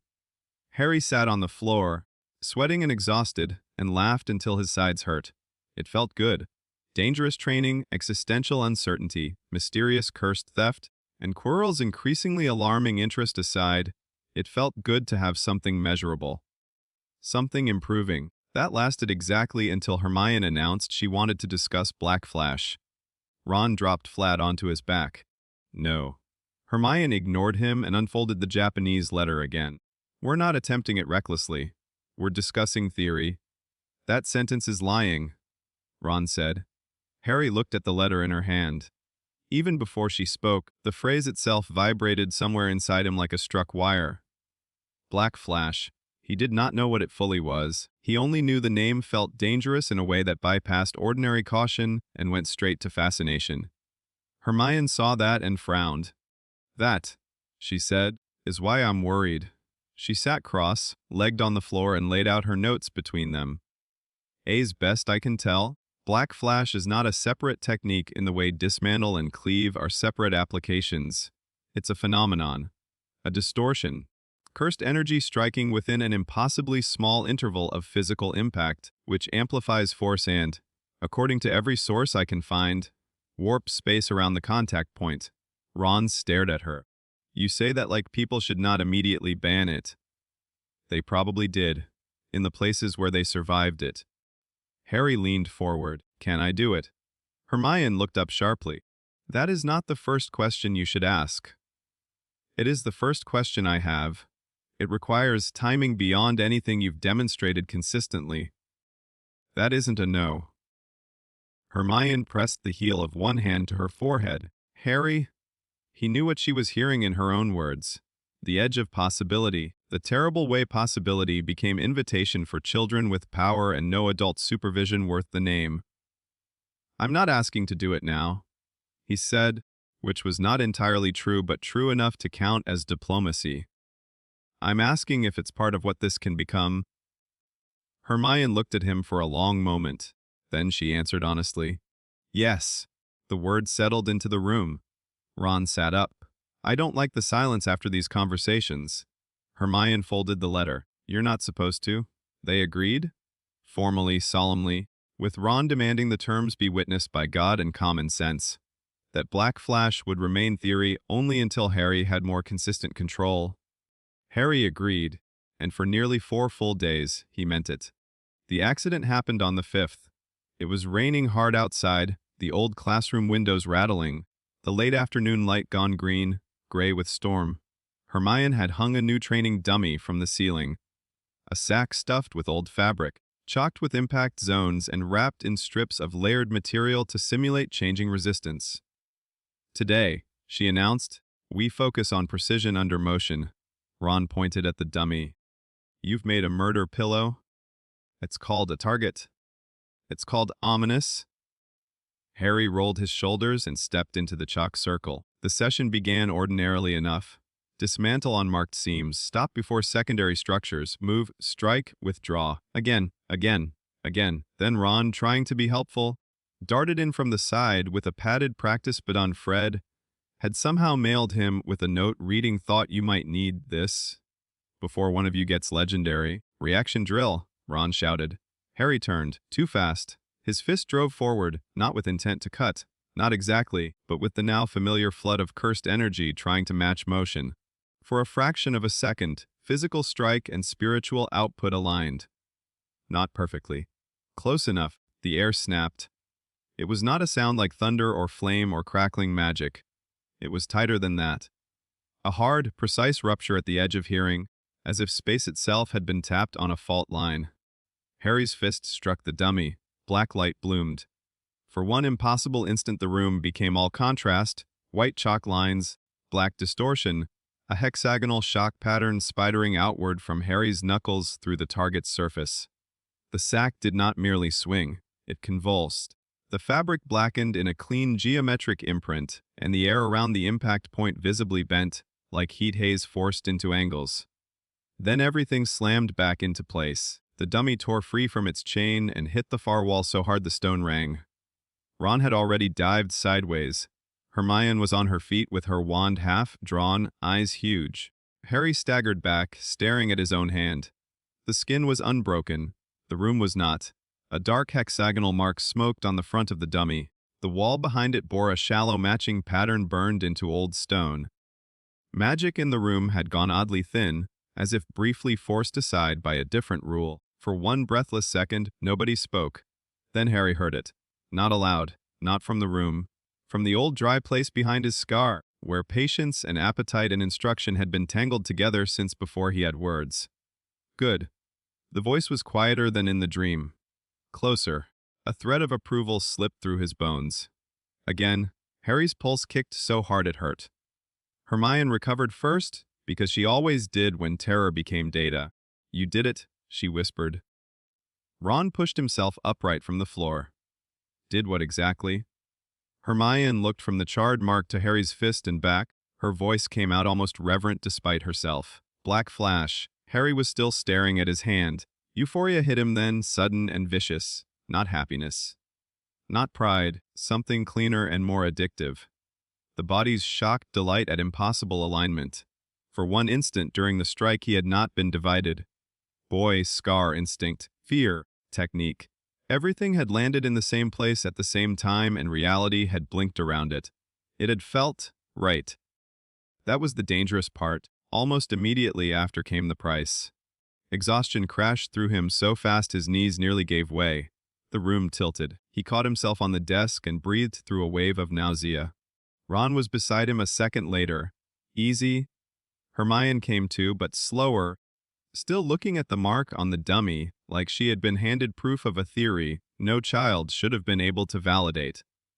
Harry let himself sink onto the floor. His whole arm hummed. What? Ron said carefully. Did you just do? Hermione crouched in front of them, notebook forgotten for once. He synchronized physical impact and cursed energy output within an impossibly small interval, she said.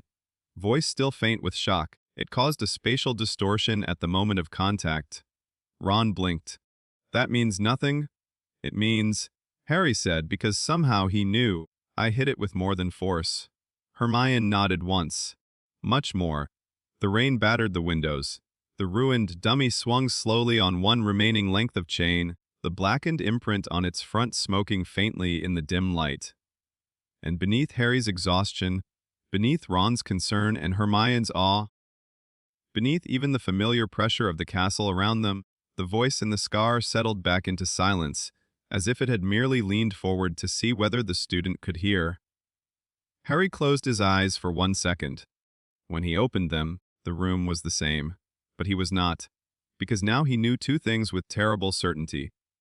First, Black Flash was real. Whatever lived in the old dark under his skin had been waiting for him to reach it.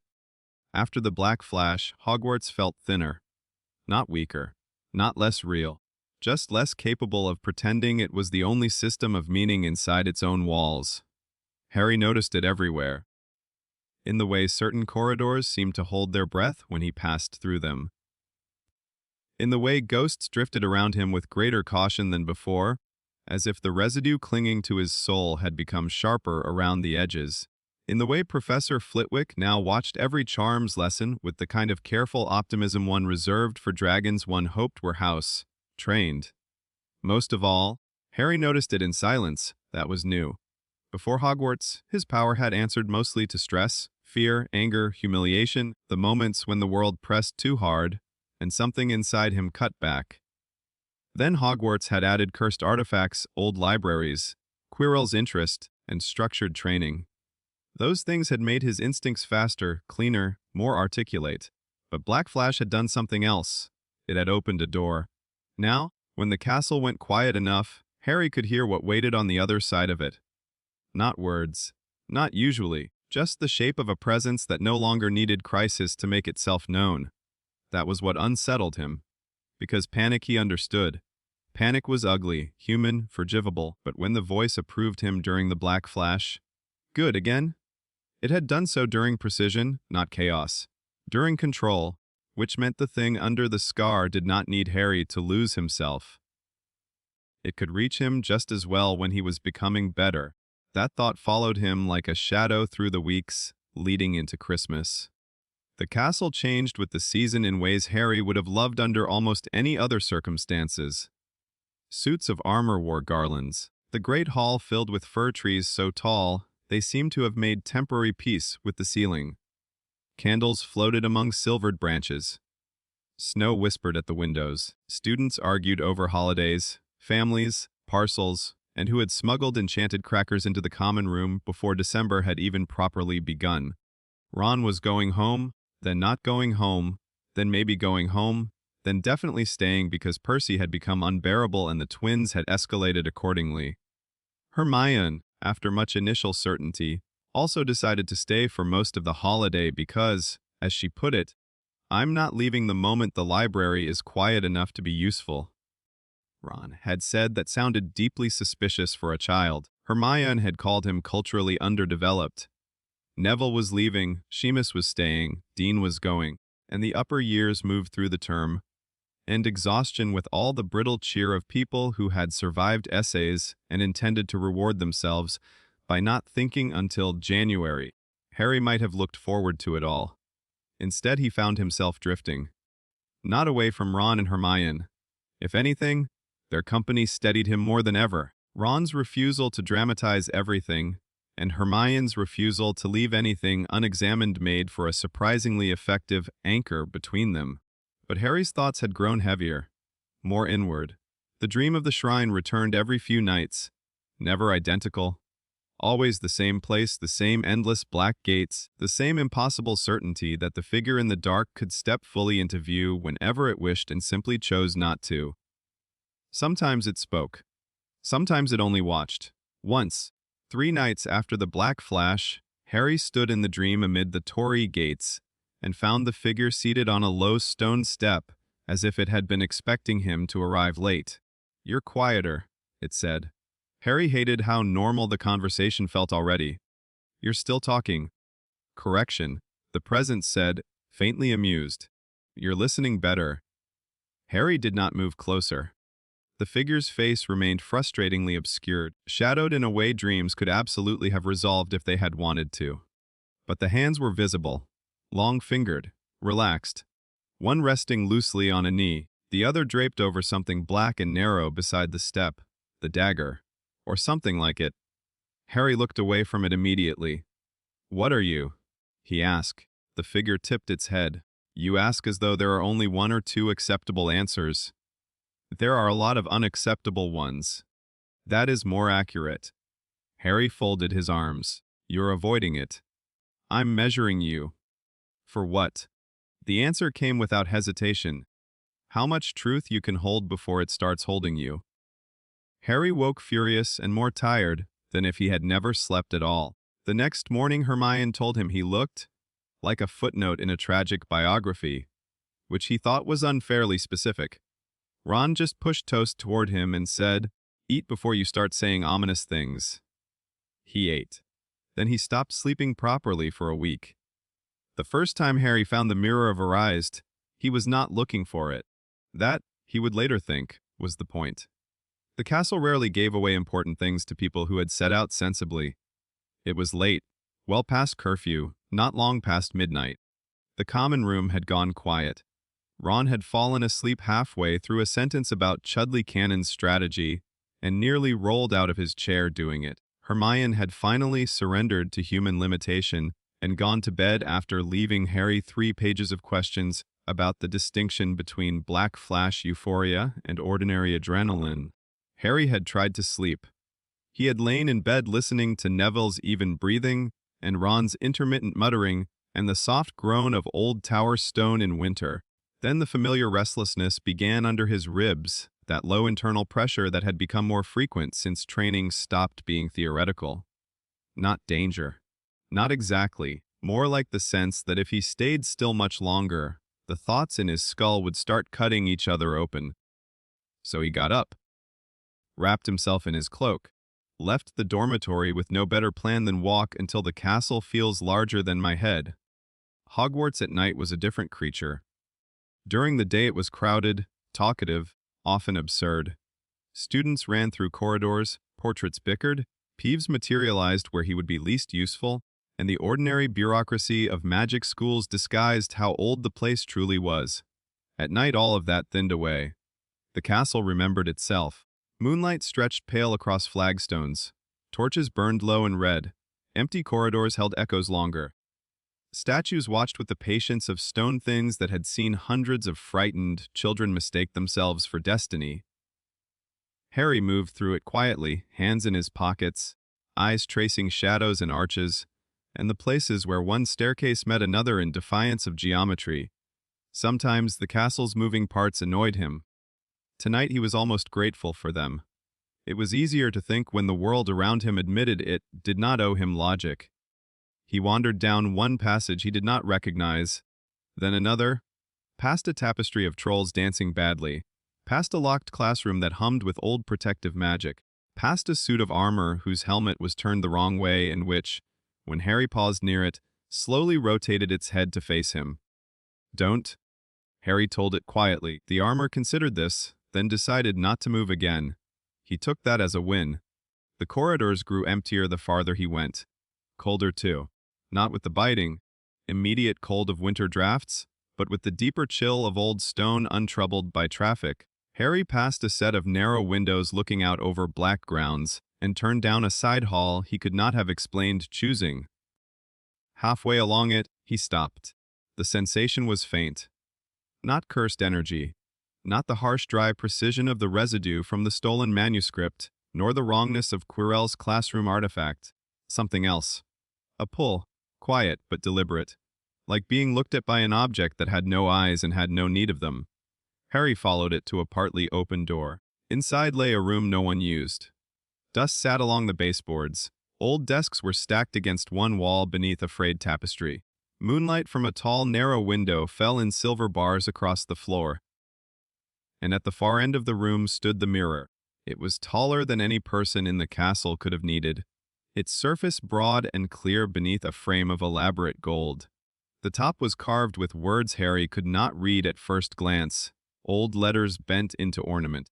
The entire thing had the air of an object that had not merely survived centuries, but expected to outlive judgment itself.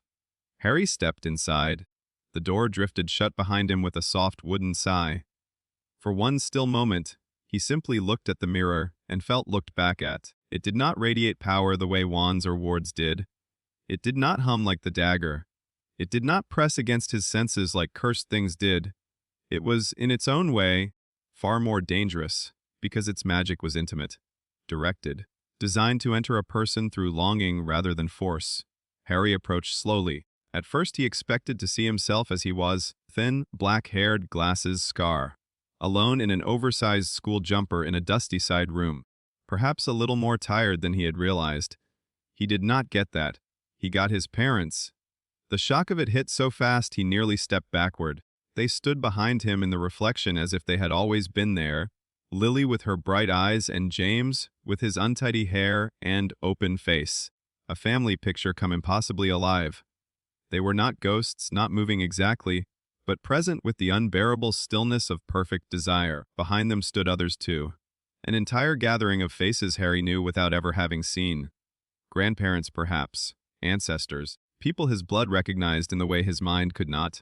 His breath caught. For one raw, defenseless heartbeat, nothing else existed. Not cursed energy, not Hogwarts, not the scar. Just the impossible, aching fact of his parents standing there and looking at him with pride, affection, and the kind of uncomplicated belonging Harry had never once possessed in his waking life. He stepped closer. His reflected mother raised one hand as if to his shoulder. Harry lifted his own. Then he saw the second face. It was not immediate. That was the cruelty of it. The mirror gave him exactly what it knew he wanted first. Then it gave him what he was becoming. Standing slightly apart from his parents and all the reflected family behind them was another Harry. Or not another Harry, but an older version of the same shape. Taller. Shoulders set with calm rather than uncertainty. Black markings crawling up one side of his face like geometry turned into tattoos. His eyes were not monstrous. They were worse. Human enough to be recognized, wrong enough to make recognition feel like betrayal. He stood alone despite the family behind him, not cut off from them, beyond them, as though love had become something he carried, but could no longer live inside. And behind him, no, around him, the air of the reflection had changed. The room was gone. In its place stretched a dark shrine of infinite reach, torii gates vanishing into distance, shadows layered with stillness so complete it felt consuming rather than empty. The older reflection smiled. Too many teeth. Harry stumbled back from the mirror so hard his heel hit an old desk leg. The reflected parents remained. So did the other face. It watched him with amused patience, neither vanishing nor advancing. Harry's scar throbbed. No, he whispered. The mirror naturally did not care. He forced himself to look again. The reflected James and Lily stood on one side like a dream of the life Harry had been denied. The older Harry stood on the other like a future he had not consented to. Both were clearly part of the same truth. That was what made the mirror unbearable. It did not merely show Wish. It showed the shape of Wish around what else lived in him. Family, yes. Belonging, yes. But also power without fear, identity without hesitation, the black calm of standing fully inside the shrine instead of being dragged there in dreams. Harry had never wanted that, had he? The question struck harder than the reflection itself. He took another involuntary step toward the mirror. The older face smiled wider, not cruelly worse. Knowingly. That was when Dumbledore spoke. It does not do to lose oneself, envisions Harry. Harry spun. Dumbledore stood in the doorway as though he had always been there and the room had simply waited for Harry to notice. Blue robes, silver beard, hands folded behind his back. His expression was gentle. Harry had grown increasingly suspicious of that expression. "You knew I'd find this," he said. Dumbledore glanced toward the mirror. "I suspected you might." "That sounds like yes." The old wizard stepped into the room and closed the door behind him. His gaze moved briefly over Harry's face, the tension in his shoulders, the way his hand had drifted unconsciously toward his scar. Then Dumbledore looked at the mirror, and all color left his face. It happened so quickly Harry might have missed it, if he had not already learned to watch adults for the cracks they thought they concealed. A tightening around the eyes, a stillness too complete, the smallest intake of breath held and not released. He sees it too, Harry realized. Not just my parents, not just Wish, the second face, the shrine, the older thing in me. Dumbledore recovered almost instantly, but not before Harry had seen enough. "What do you see?" Harry asked. Dumbledore kept looking at the glass. For once he did not answer with cleverness. "I see," he said quietly. Why the hat hesitated. Harry turned back to the mirror. His parents stood there. The older reflection stood there too, all quiet certainty and devouring poise. "It's me," Harry said. "Yes." "It isn't me." Dumbledore's voice gentled further, which annoyed Harry, because it meant he was about to be partly honest in a way that would still hurt. Both things may be true. Harry stared at the mirror until the edges of the gold frame blurred, My parents are there. They are. But so is. He could not finish. The older reflection tilted its head as if listening. Dumbledore came to stand beside him, though not so close as to crowd. The mirror shows us the deepest, most desperate desire of our hearts, he said, not using the practiced cadence of a repeated speech, but something more deliberate, more careful. It gives nothing real, only truth refracted through longing. Harry let that settle. So the reflection was not prophecy, not certainty, but neither was it random. The older face existed because some part of Harry wanted what it represented, or feared it so intimately that desire and terror had braided together beyond separation. That was almost worse. "What does it want from me?" he asked. Dumbledore did not pretend not to understand the subject. He looked not at Harry but at the reflected older face. Then he said, "I do not know." That honesty was so rare Harry nearly trusted it. The room held silent around them. At last Harry forced the next question out. "The scar," he said. "You said Voldemort left part of himself in it." "Yes." But the hat said something older than the school was there. Dumbledore's eyes remained on the mirror. "Wes." Harry's hands clenched. "Then which is it?" Dumbledore closed his eyes briefly, then opened them again. When he spoke, each word sounded selected against resistance. "The scar did not transfer only a fragment of Voldemort's soul," he said. "It appears to have transferred, or perhaps awakened, a fragment of something far older that Voldemort had, in some fashion, been attempting to bind." Harry's breath slowed until he could hear it. "Bend. Yes, into himself, or into his work, or into power he believed he could control." Dumbledore's mouth tightened. Tom Riddle possessed many qualities. Humility in the face of the unknown was never among them. Harry looked from Dumbledore to the mirror and back. "You know what it is." "No," Dumbledore said, and for once Harry believed the shape of the ignorance. "I know only the contour of what it is not. It is not wizarding in the ordinary sense. It is not simply a curse.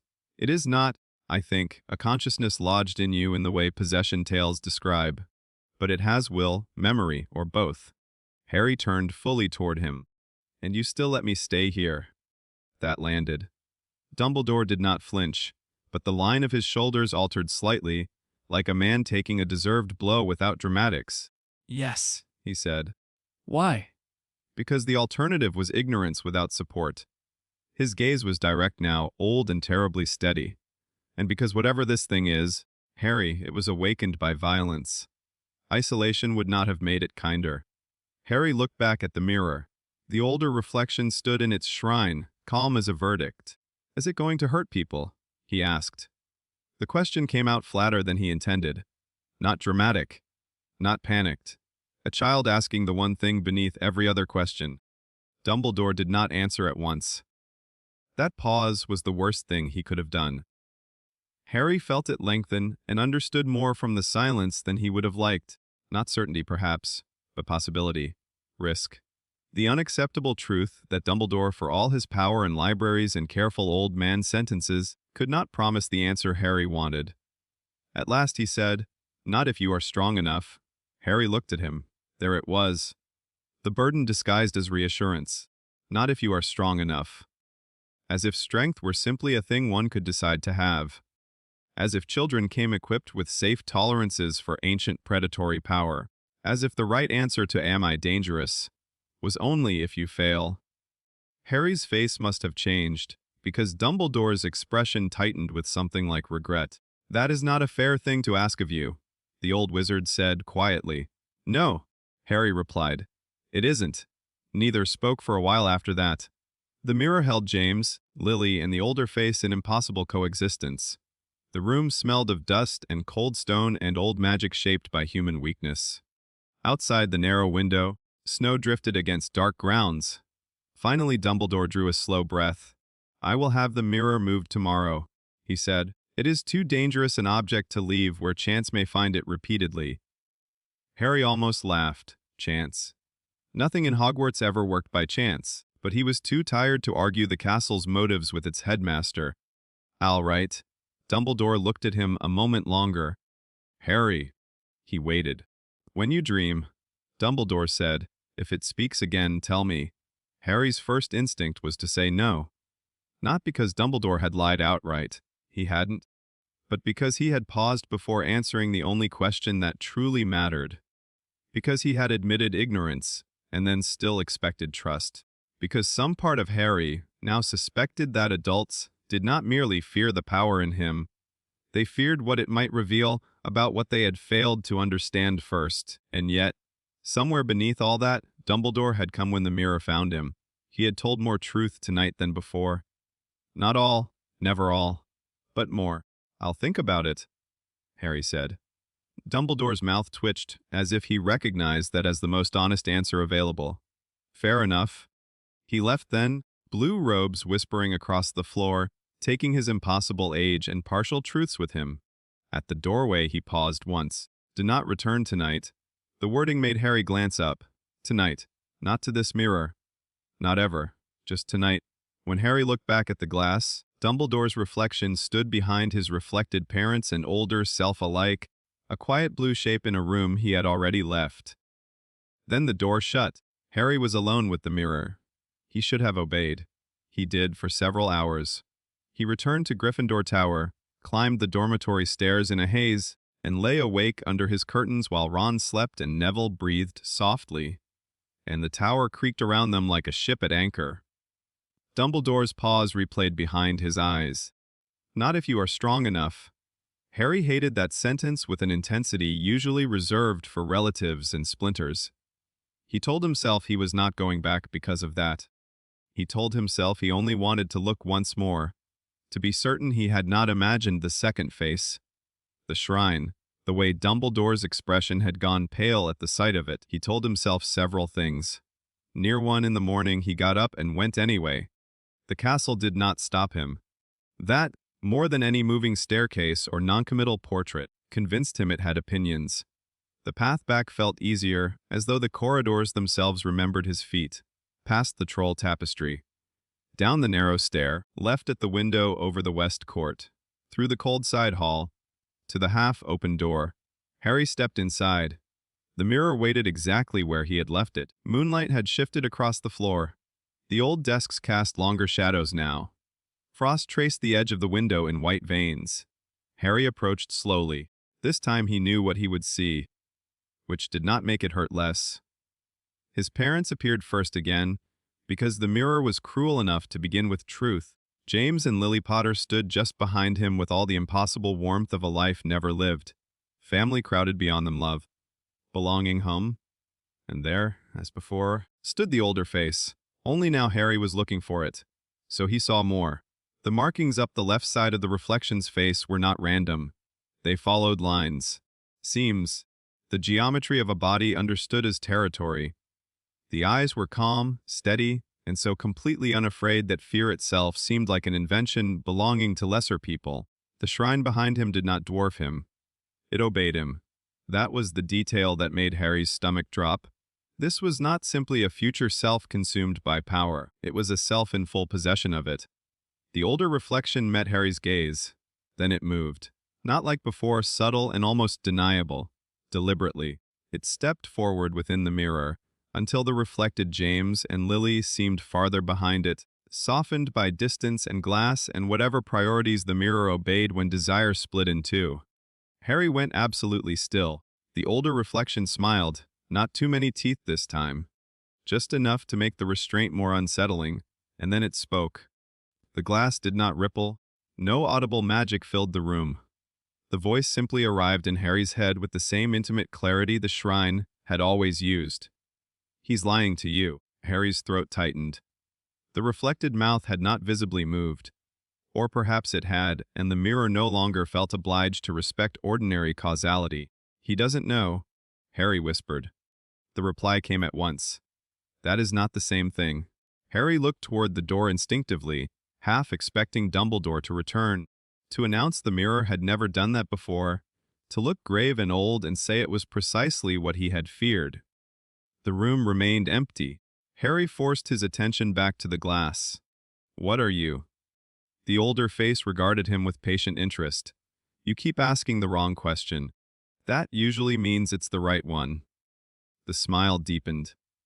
Something behind the reflected figure's eyes sharpened in pleased acknowledgement, and Harry had the absurd, chilling certainty that if the presence in his dreams had ever wanted a student, this was what it looked like when satisfied with the attempt. "No," the voice said. "The right question is what I am to you."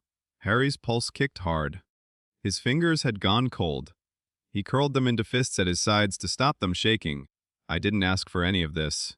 "No." There was no mockery in that reply, only fact. "But you're using it." The black markings in the reflection seemed darker now, like wet ink learning intention. The shrine behind him stretched farther than any room should have space to allow. Harry remembered the dream voice saying, "You're using my hands, you know." He hated how true that had felt during training, during Black Flash, during every moment his body moved too correctly around cursed things. "If you're in me because of Voldemort." The reflection interrupted with a flicker of contempt, so cold it nearly felt like another person entering the room. "Do not reduce me to that parasite."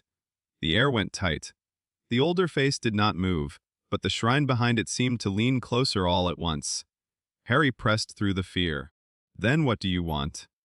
That, apparently, was a more interesting question. The reflection's expression eased back into something almost conversational. "To see what you do." "That's not an answer." "It is the only honest one you've been given." Harry flinched. Because it was cruel. And because he could not entirely prove it wrong, adults had given him caution, duty half-truths, hope dressed as burden. Even Snape's bluntness came wrapped in whatever loyalties and grudges carved the man into himself. But the thing in the mirror, the thing in the shrine, the thing under his scar, did not pretend benevolence. It did not promise safety. It did not ask to be trusted. It simply watched him with the interest of a power, deciding whether the vessel attached to it might become entertaining enough to matter. And that honesty was repellent. And, in some ugly corner of Harry relieving, the reflection tilted its head. "You want to know if I'll hurt people." Harry swallowed. "Wes?" The answer came as lightly as if discussing weather. "I never hurt anyone who didn't deserve it." The room went very, very quiet. Harry stared at the glass. He knew instantly that the statement was false. Not in the narrow sense. Perhaps the thing believed it. Tyrants, monsters, kings, and self-justifying men always had criteria by which their violence became reasonable. But no power that old, that amused, that calm around suffering could possibly have left the world neat in its wake. Somewhere behind the smile and patience was cruelty too vast to fit inside ordinary categories of guilt and innocence. Harry knew this. And yet, he thought of Dudley's wrist in the trophy room. How easily it could have been cut and wasn't.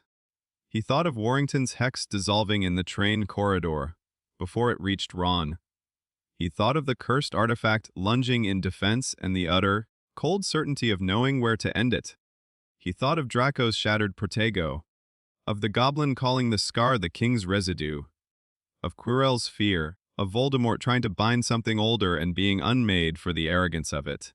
No, Harry thought. That sentence is a lie. But it is a lie shaped around a truth he does not want to inspect too closely. He looked at the older reflection and saw, with a clarity that made him nauseous, that the mirror had not chosen a demon face to frighten him. It had chosen his face. Older, sharper, more complete. It had understood that the real horror was not invasion, it was continuity. "What happens?" Harry asked quietly. "If I keep getting better at this?" The reflection's eyes held his. The answer came without mercy and without malice. "Then you'll stop having to ask what the castle thinks of you." Harry stepped back as if struck. Because he understood all the friction at Hogwarts, all the failed spells, the wary teachers, the castle's layered magic sliding around him as though unable to classify what it hosted, the way the shrine in the mirror did not tower over the reflected older Harry, but frame him. This power did not want him integrated. It wanted him sovereign. The realization made him cold clear through. He turned away from the mirror. Enough. Too much. The room tilted slightly, whether from fatigue or magic he could not say. The older voice did not call him back. It did not need to. It had said enough. Harry took one step toward the door. Then a final sentence followed him, softer than the rest. "You know he wasn't entirely wrong." Harry stopped.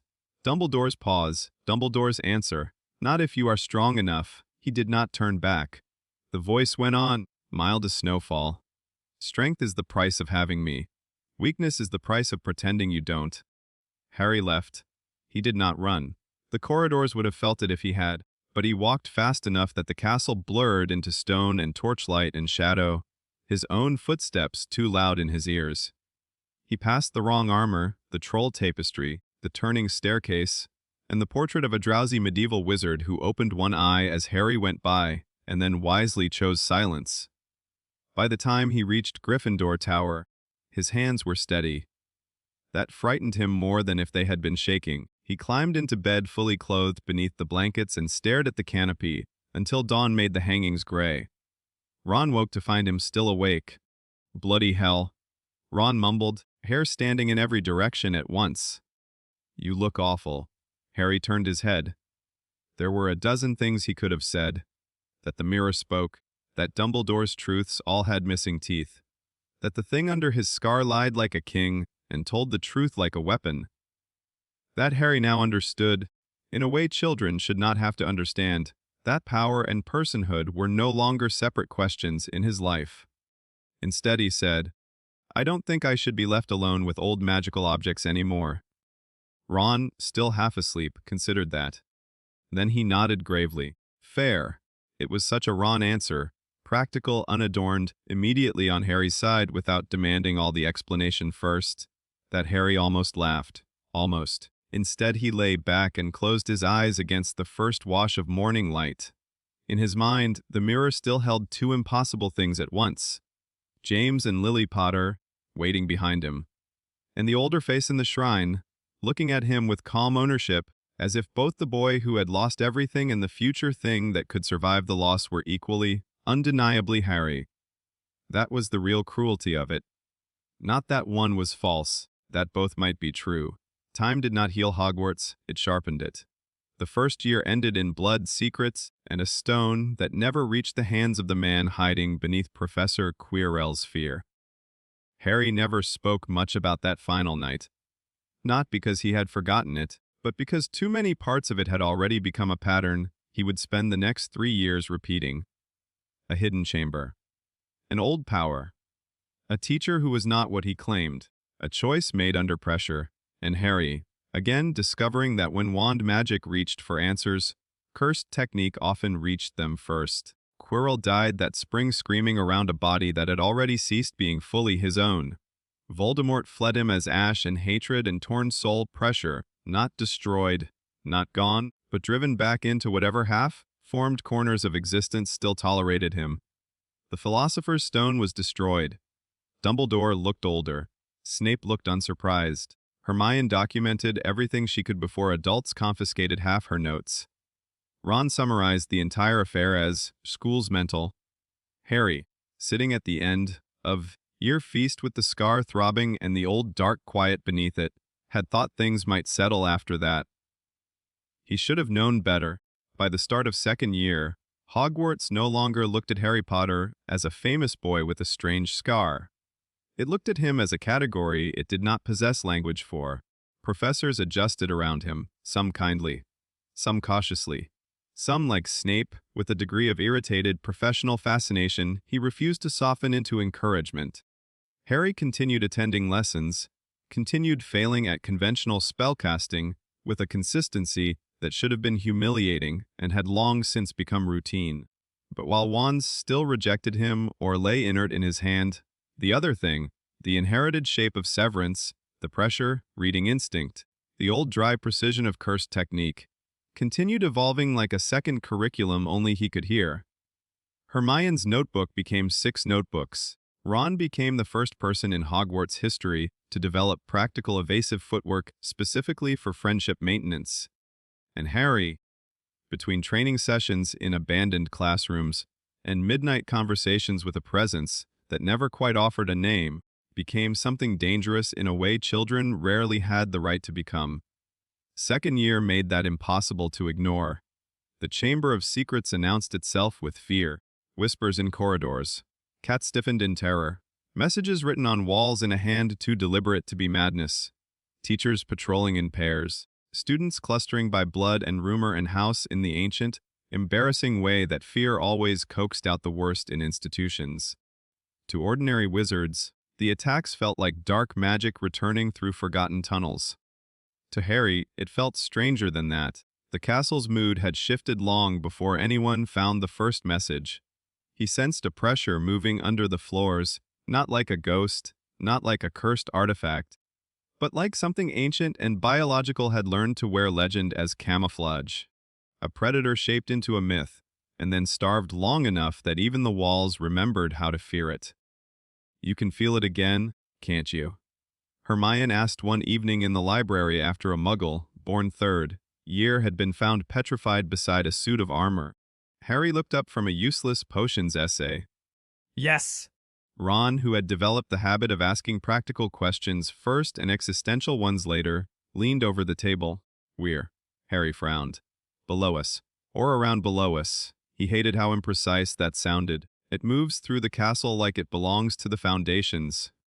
Hermione's eyes narrowed. "So the chamber isn't just a story." Ron swallowed. That was meant to be comforting, wasn't it? "No," Hermione said. "The diary came in winter." Ginny Weasley, pale and shaken, and trying too hard not to be noticed, dropped it near the common room staircase without realizing Harry had seen. He picked it up automatically, and the moment his fingers touched the black cover, the old pressure under his scar went dead still. That frightened him more than if it had flared. The diary was not cursed in the ordinary sense. It was layered, bound, soul fastened. Harry felt the shape of it instantly. Not its contents, not yet, but its architecture. A person reduced to imprint and intent, fixed to object through a technique that looked different from cursed energy, but obeyed a similar blasphemy thing. Identity stapled to matter by force. He handed it back to Ginny without opening it. That night he told Hermione, "It's a binding." She shut her book. "What sort?" "The worst kind." Ron blinked between them. "You've got categories now?" Yes. Harry and Hermione said together. After that, the diary became the center of everything. Hermione worked backward through library records, blood, history, old house myths, plumbing maps, and an alarming quantity of restricted folklore. Ron kept Ginny laughing whenever she started looking too hollow. Harry listened to the walls, not metaphorically. He had learned by then that the castle had channels, old stress lines in its magical structure where secrets moved more easily than people. When he went still enough, his cursed perception could brush those lines and feel what large things had recently passed through them. The voice in the shrine approved of none of this and all of it. "You spend a lot of effort not calling prey by its proper name," it said one dream, night while Harry stood among the Tory gates. "It's not prey," Harry snapped. The unseen figure in the dark gave a soft sound that might have been laughter. "Then stop hunting it like a king."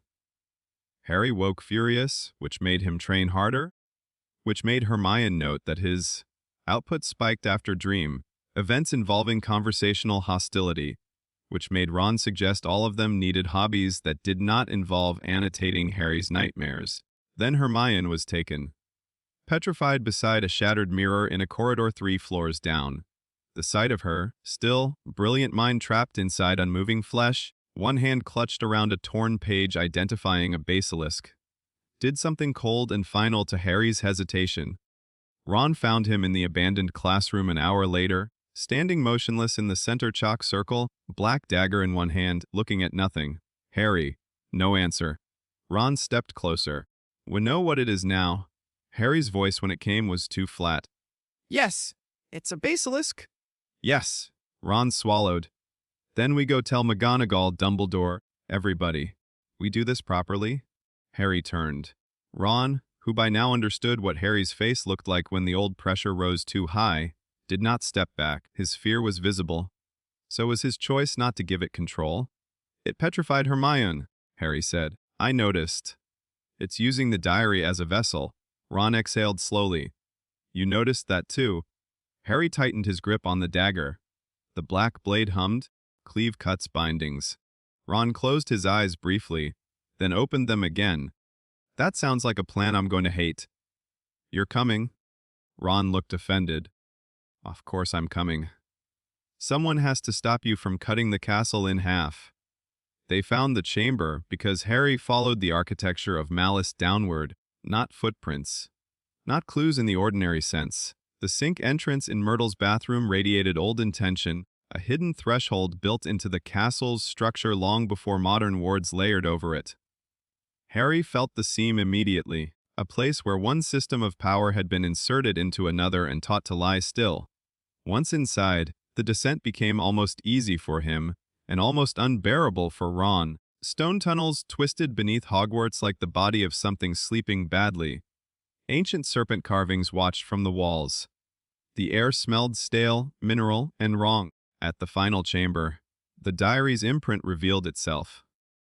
Tom Riddle stepped from memory and ink wearing a schoolboy's face and a murderer's certainty, handsome in the way monsters often were when they still needed to persuade.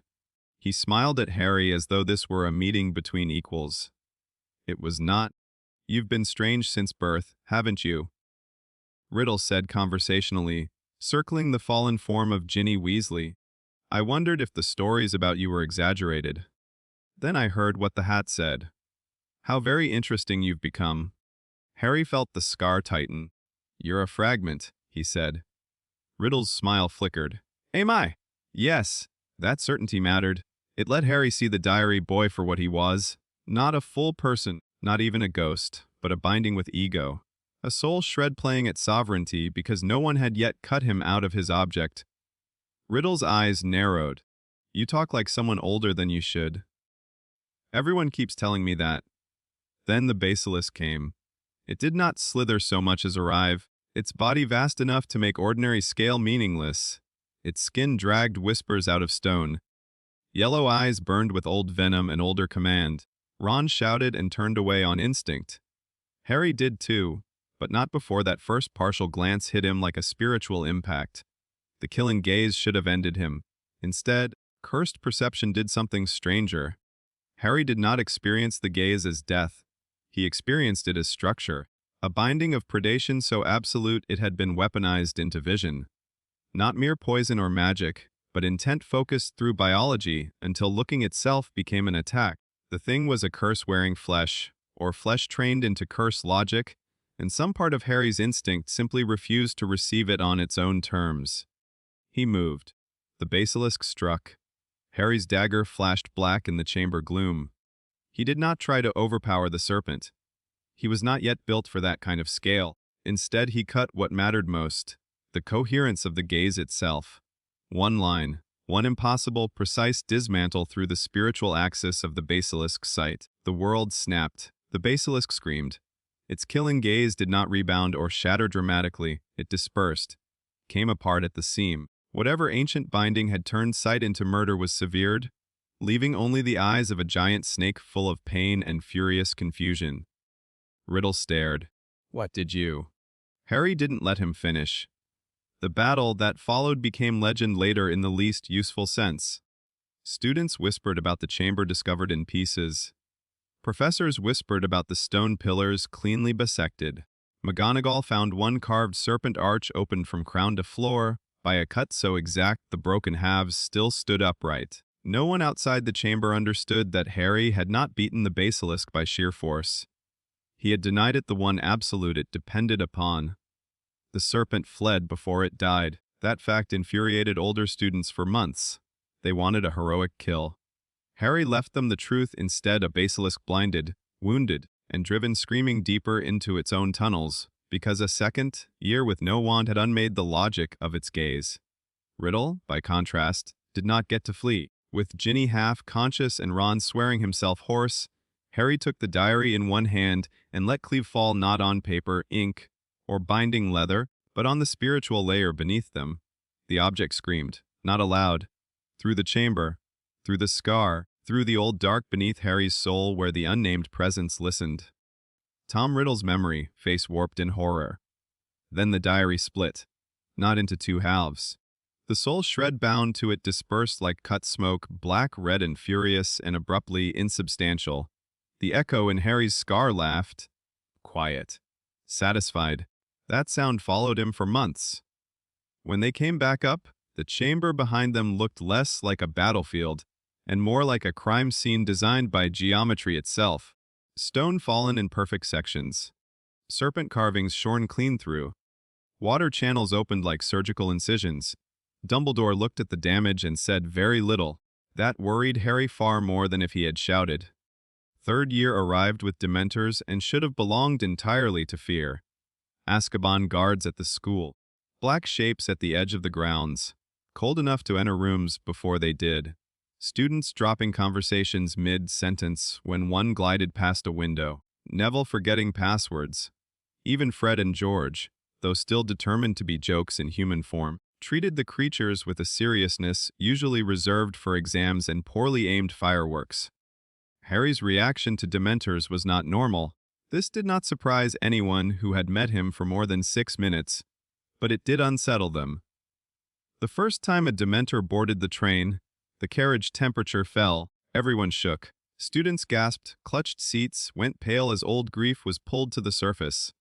Harry stood, not because he was brave, because the thing felt wrong in a direction he recognized too well. The Dementor's presence was not cursed energy, not strictly. But it occupied adjacent territory, a hunger form, a negative existence built from the worst residues of human experience. Where most wizards felt only despair, Harry felt pressure gradients, intake points, spiritual vacuum. The creature did not merely emanate misery, it consumed coherence. That meant it could be studied. That meant, to Harry's instincts, it could be exploited. Professor Lupin saved the compartment that day with a Patronus bright enough to make the walls hum.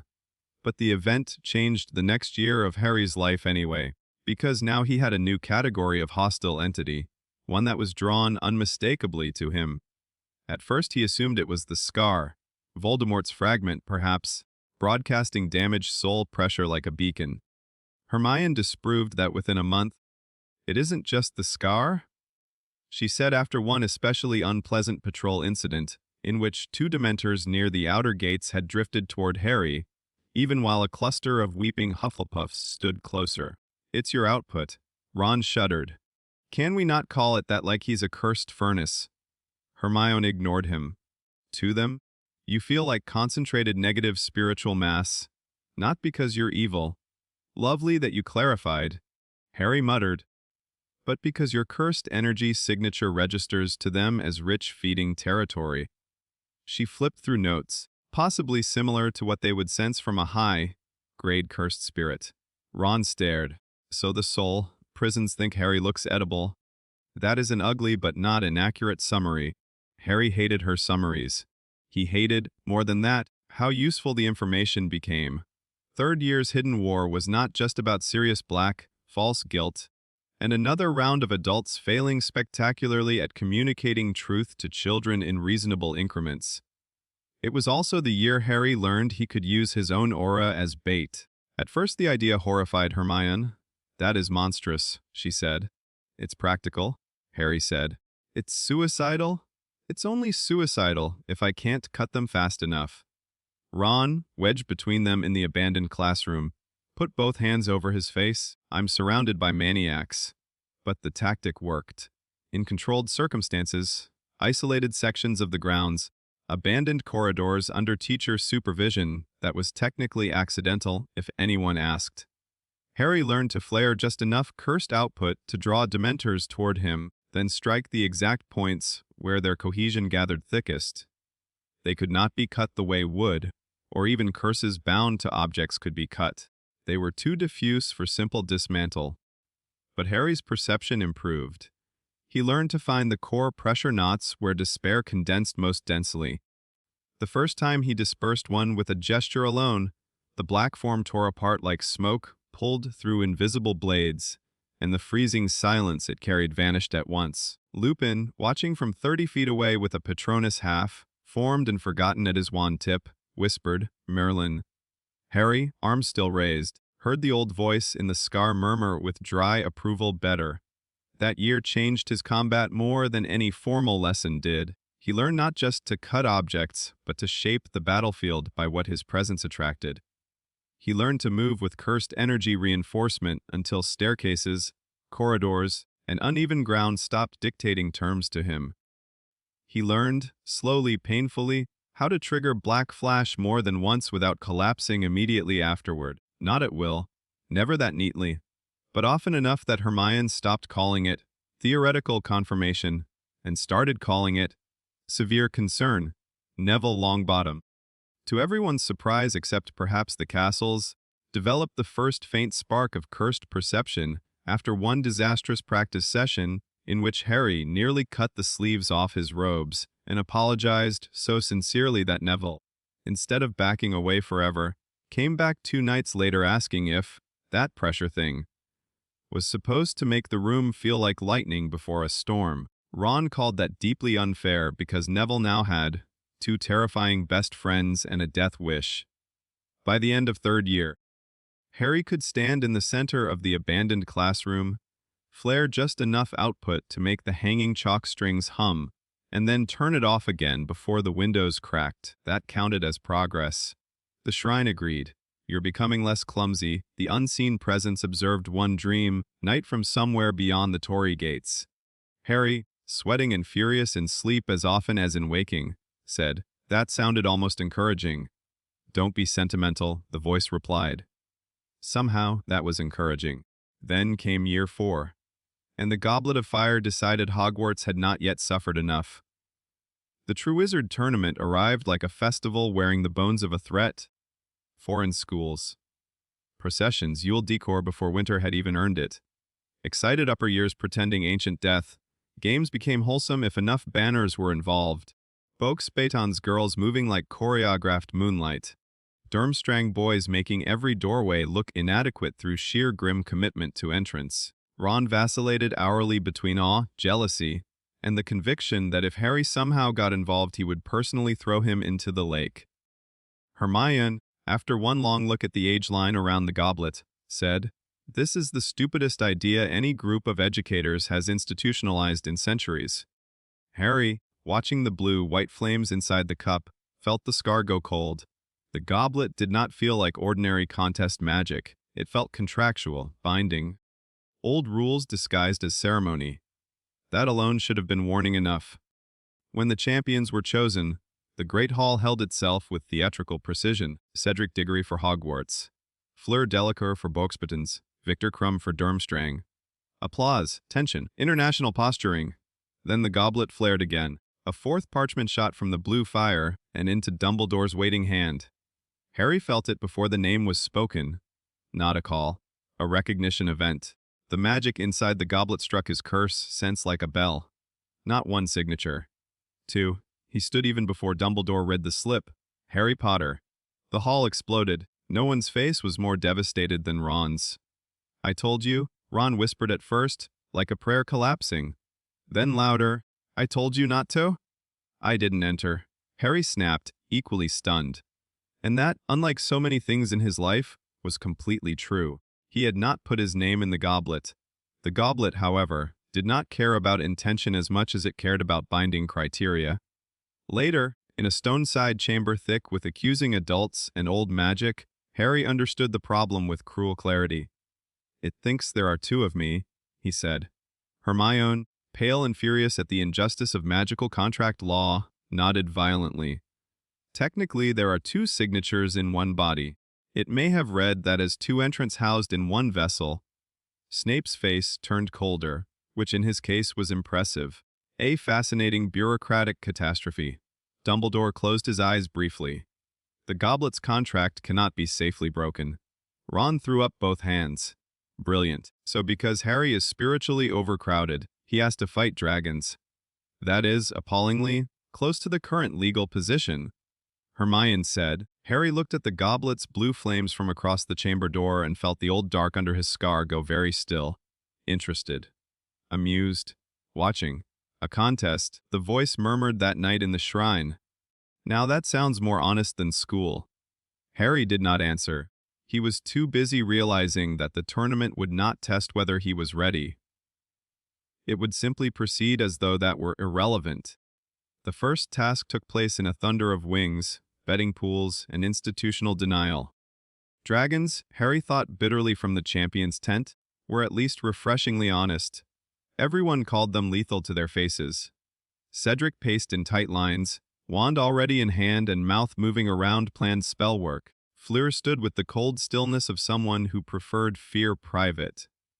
Crumb looked as though he had been born under harsher conditions than most arenas could produce. Harry sat on a crate at the far side, elbows on knees, feeling the fabric of the tent shake every time a dragon slammed its tail against reinforced barriers outside. Hermione knelt in front of him, coat damp from winter air and frustration. "We have options," she said for the fourth time. Ron, looming over her shoulder and trying to look less worried than he was, added, "Some worse than others." Harry looked up. "You know this is the part where you tell me not to do anything insane." Hermione's expression tightened. "That was the plan. Then I reviewed our alternatives." "That bad?" Yes. Ron folded his arms. "For the record, I still favor not dying." Harry appreciated that Ron continued to aim high. Since the goblet's decision, the three of them had mapped every plausible route through the task. Conventional spellwork was out. Brooms were possible, but only if Harry wanted to rely on flight under dragon pursuit while half the school watched him fail to be normal again. Direct combat was absurd. Even enhanced movement and cleave had limits against a creature that old, that large, and that physically overwhelming. Which left the other thing. Not a full domain. Harry was nowhere near that. Even discussing the theory had once seemed irresponsible. But during training over the previous months, especially after the goblet bound him, there had been moments. Thin, dangerous moments. When the pressure around him changed before his techniques did. When his cursed energy did not merely move outward, but began to establish local rule. Not enough to become a separate world. Just enough to make space hesitate. Hermione had called it territorial overtake in embryonic form. Ron had called it the bit where reality looks offended. Harry thought both descriptions were unfairly accurate. "I can try the partial expansion," he said quietly. Hermione looked like someone biting down on panic until it became analysis. "Only in a narrow radius, only long enough to redirect. If you overextend, you'll either collapse or carve the arena into geometric symbolism." That last part sounds dramatic. Ron admitted, "It is not a goal." Harry stood. Outside, the crowd roared as one of the previous champions apparently survived. His scar had gone cold and clear. Beneath it, the old presence listened with the patient amusement of a king attending a duel he had not bet on, because the outcome interested him more than victory. "You know," Harry said to the empty air between one heartbeat and the next, "this would be a fantastic time for a useful dream visitation." No reply came. "Of course not. That would have been merciful." Ludo Bagman's voice boomed for Harry's entrance. The flap opened. Winter light and noise rushed in. Hermione caught his sleeve before he stepped through. "Harry," he looked down. For once she had no notes, no theory, no corrective phrasing, just fear and belief in equal measure. "Come back in one piece," she said. Ron nodded hard beside her. "At least the important ones." Harry laughed once, because if he didn't he might feel the full weight of it. Then he walked into the arena. The dragon waiting for him was a Hungarian horntail. Of course it was. Nothing in Harry's life had ever once favored moderation. The creature crouched atop scorched earth and shattered rock, black scales gleaming like forged armor, wings half unfurled in threat. Smoke curled from its nostrils, golden eyes fixed on him with immediate murder. The golden egg lay behind it in its nest like an insult. The crowd, high above behind wards and distance, vanished from Harry's mind the moment the horntail moved. The dragon inhaled, fire built in its throat. Harry ran, not away. Sideways first, using cursed reinforcement through his legs to force impossible traction into churned dirt. The horntail's head snapped after him. Flame erupted. If Harry had tried to outrun the fire alone, he would have died. So he didn't. He planted one foot, turned into the blast, and let cursed energy surge outward not as attack but as rule. The world bent. Not fully, not beautifully, not anything close to what the shrine in his dreams implied a true domain might be. But enough. For a radius no larger than 20 feet around him, the arena stopped belonging entirely to itself. The air changed. It did not shimmer like a shield or blaze like spellwork. It thinned and sharpened, lines appearing where no lines should be, a seam, lattice etched into open space by pressure alone. The dirt beneath Harry's feet scored itself into geometric planes. Sound dampened strangely at the edges. The dragon's fire hit the boundary of that altered territory, and did something fire was not meant to do. It dispersed along the seam, not blocked, divided. The torrent split across invisible lines and sheared harmlessly around Harry's radius in cascading ribbons of burning light that tore past him into the scorched ground behind. The stadium went silent, every voice, every breath, gone. The horntail, deprived of immediate triumph, snarled and lunged. Harry dropped the partial domain at once. He was not strong enough to hold it long, and moved under the dragon's strike with body reinforcement, carrying him faster than an untrained eye should have followed. Claw hit earth where he had been. Dirt and rock exploded upward. He saw the seam under the wing joint dismantle. A shallow cut only, enough to pain, not cripple. He was not here to slay a dragon. He was here to survive one. The horntail screamed and recoiled, twisting. Harry ran the opposite direction, breath burning, cursed energy already bleeding off him faster than he liked. The egg gleamed behind the nest. The dragon wheeled. The crowd still had not remembered how to make noise. One more pass. The horntail inhaled again. Harry did not have enough left for another full territorial overtake. But he had learned, under Hermione's merciless frameworks and Ron's reckless faith, how to extend a rule just briefly if he only needed one answer from it. He slashed his hand through the air. A seam opened between himself and the oncoming flame. Not a full field, just a partial line of altered space. The fire hit it and split long enough for Harry to dive through the created gap, roll across scorched ground, and come up at the nest. His fingers closed on the golden egg. The whistle blew. Noise came back to the world all at once. It hit harder than the dragon had, shouting, screaming. Applause. 100 people trying to decide whether they had just witnessed brilliance, cheating, impossible magic, or the beginning of something they would someday misremember as obvious. Harry straightened slowly, egg in hand, chest heaving. Across the arena, the horntail glared smoke and fury, but the task wards were already closing between them. In the champion's stand, Cedric Diggory stared openly. Later, in the medical tent while Madame Pomfrey muttered over scorched sleeves and minor lacerations, Cedric would ask the question everyone else was only going to butcher, in whispers. What was that? Harry, still trying not to vomit from magical exhaustion and the aftertaste of letting reality answer to him, looked at his own hand. He thought of the shrine, of the Tory gates, of the pressure at the edges of the air when his partial domain took hold. I don't know what to call it yet, he said. That, too, was true, but he knew what it was approaching. And somewhere very far below honesty and above fear, he suspected the voice in the scar did too. That night, long after the champions were dismissed and the castle had fractured into rumor, celebration, envy, and institutional panic, another watcher reviewed the task from a less obvious angle.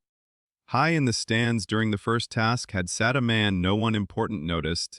He wore respectable ministry, adjacent robes, applauded at the right moments, and kept his distance from the clusters of screaming students. At first glance, he had looked like any middle-ranking magical bureaucrat determined to witness international cooperation, while privately hoping no children died on Britain's soil in a way that required paperwork. He was none of those things. Through a curse detection monocle of his own making, a thin black lens anchored in silver bone, work and etched with old sigils rejected by the ministry decades earlier, he had watched Harry Potter enter the arena.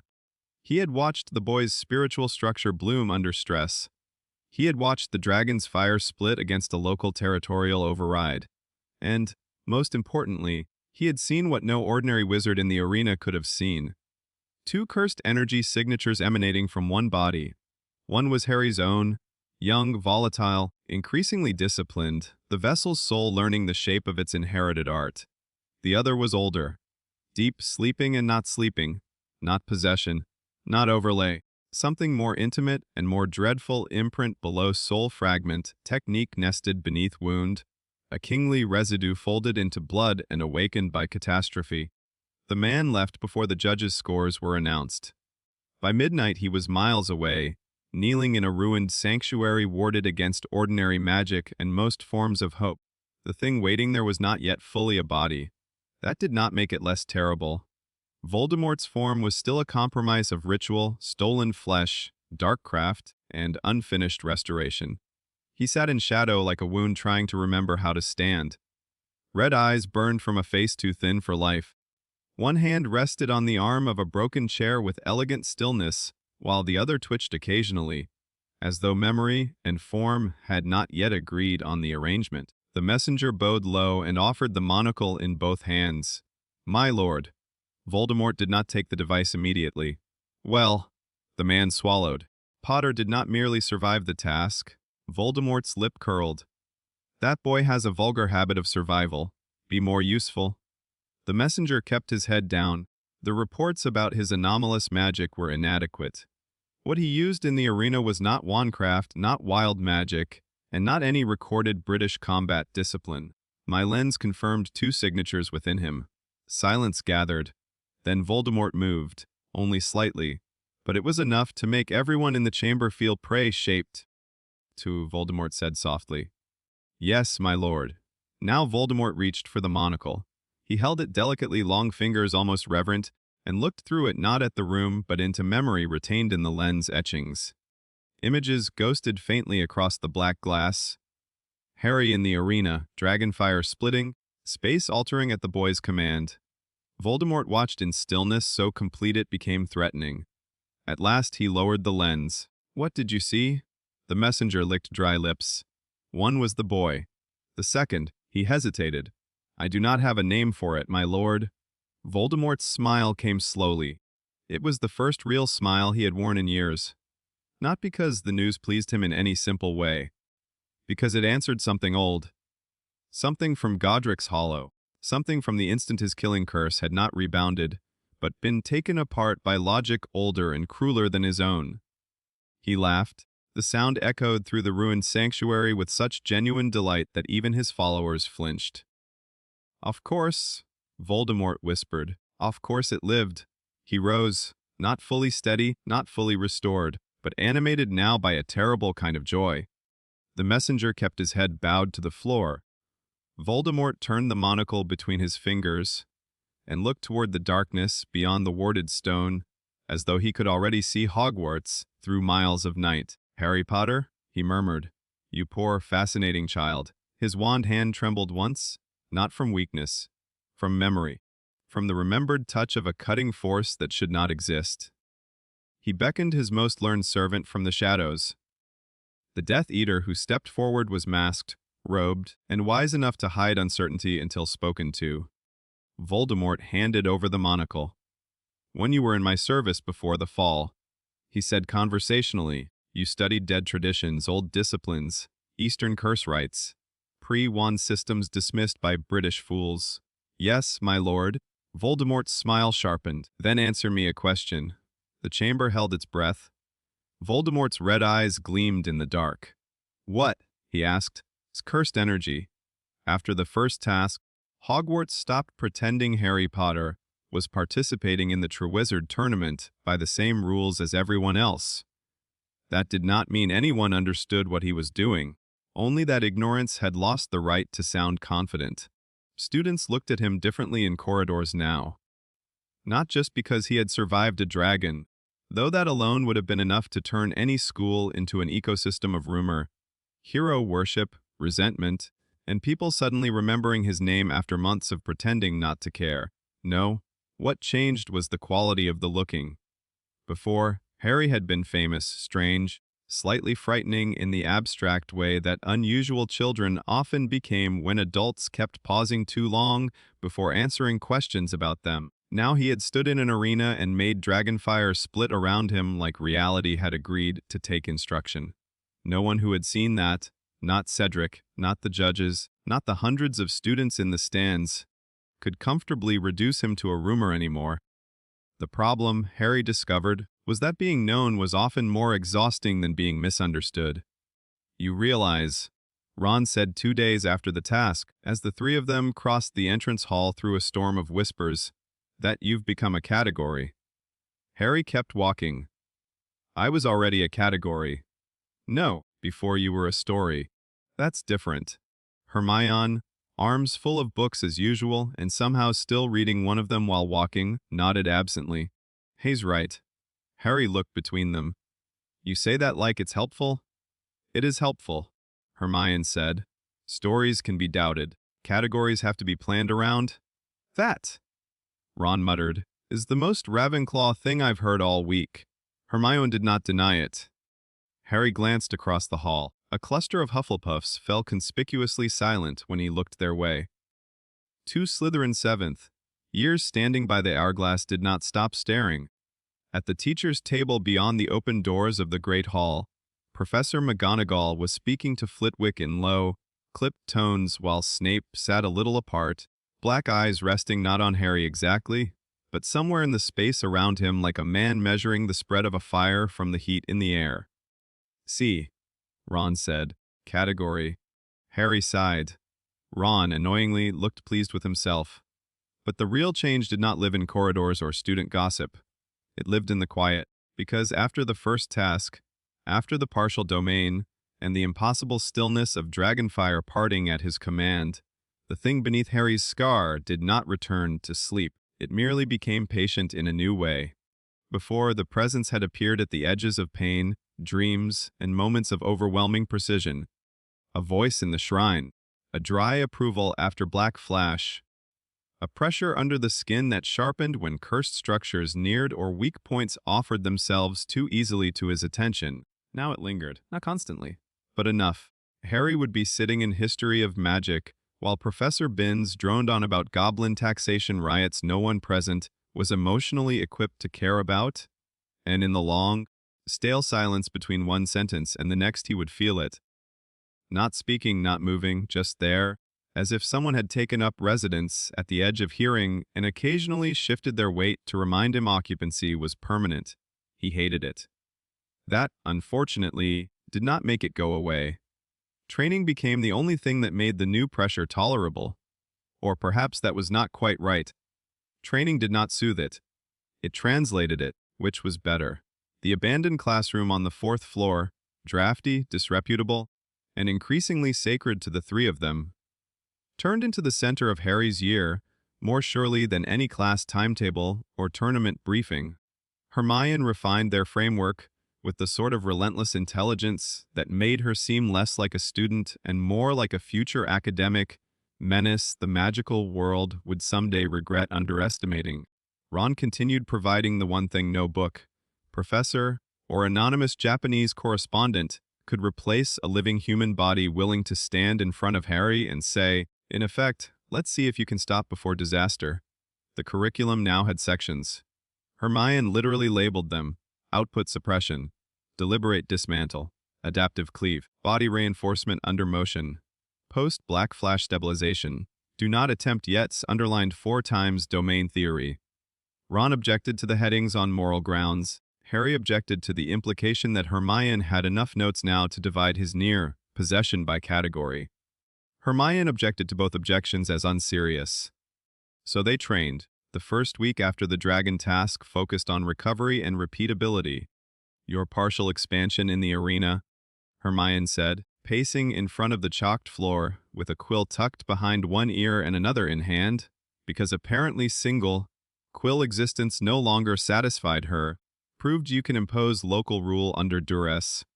Ron, sitting on an old desk and eating toast he had absolutely smuggled from breakfast, raised a hand. Still hate that phrasing. I am not altering accurate terminology for your comfort, Hermione replied. He bit into the toast with the martyrdom of a man history had failed. Harry stood in the center circle, sleeves rolled to the elbow, black dagger still wrapped on the side desk. Can we not start with local rule today? Hermione glanced up from her notes. That depends. Would you rather I start with how close you came to magical burnout in front of the school? Harry said nothing. Good, she said. Then we're all aligned. They had all seen the aftermath in the champion's tent.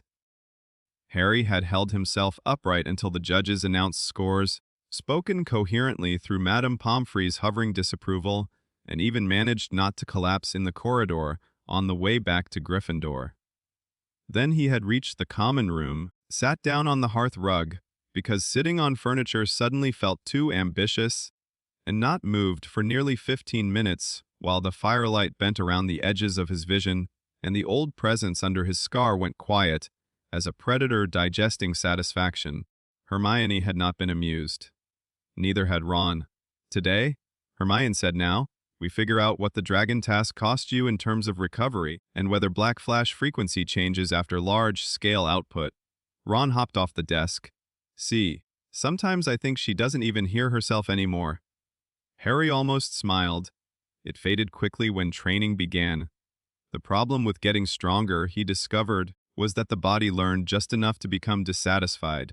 Before first year, he had only accidental severance and instinctive perception. After the chamber, the Dementors, the artifact in Quirrell's class, and the Horntail, his cursed technique had grown from violent reflex into something like an emerging language. That should have made practice easier. Instead, it made his failures more specific. Where once he would simply fail to control output at all, now he failed in interesting ways.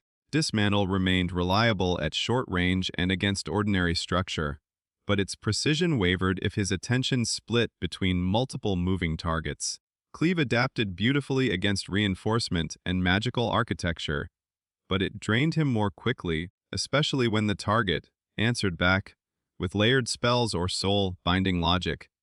Body reinforcement improved his speed and reaction time, but if he pushed too much cursed energy through muscle and bone without anchoring it properly, the resulting recoil left his limbs trembling for hours. And Black Flash was the cruelest of all. Because now Harry knew it existed, which meant his body began chasing the sensation the way men ruined themselves chasing first victories. The euphoria afterward remained the same each time, a brutal instant of total alignment, physical strike and cursed output landing so perfectly together that reality shivered around the point of impact. For one fraction of a second, the world stopped resisting and simply opened. Harry understood almost immediately why sorcerers in old systems treated it with reverence and fear. It was not just powerful, it was addictive. 3 days after the dragon task, he landed one against the hanging practice dummy in the abandoned classroom. 6 days later, another against a reinforced wall board Hermione had charmed to absorb impact. A week after that, he managed 2 in the same evening, one sloppy, one clean, and spent the next hour sitting on the floor while Ron held a cup of water out like he was feeding it to a temperamental wolf. Then came the night he landed 4 consecutive black flashes.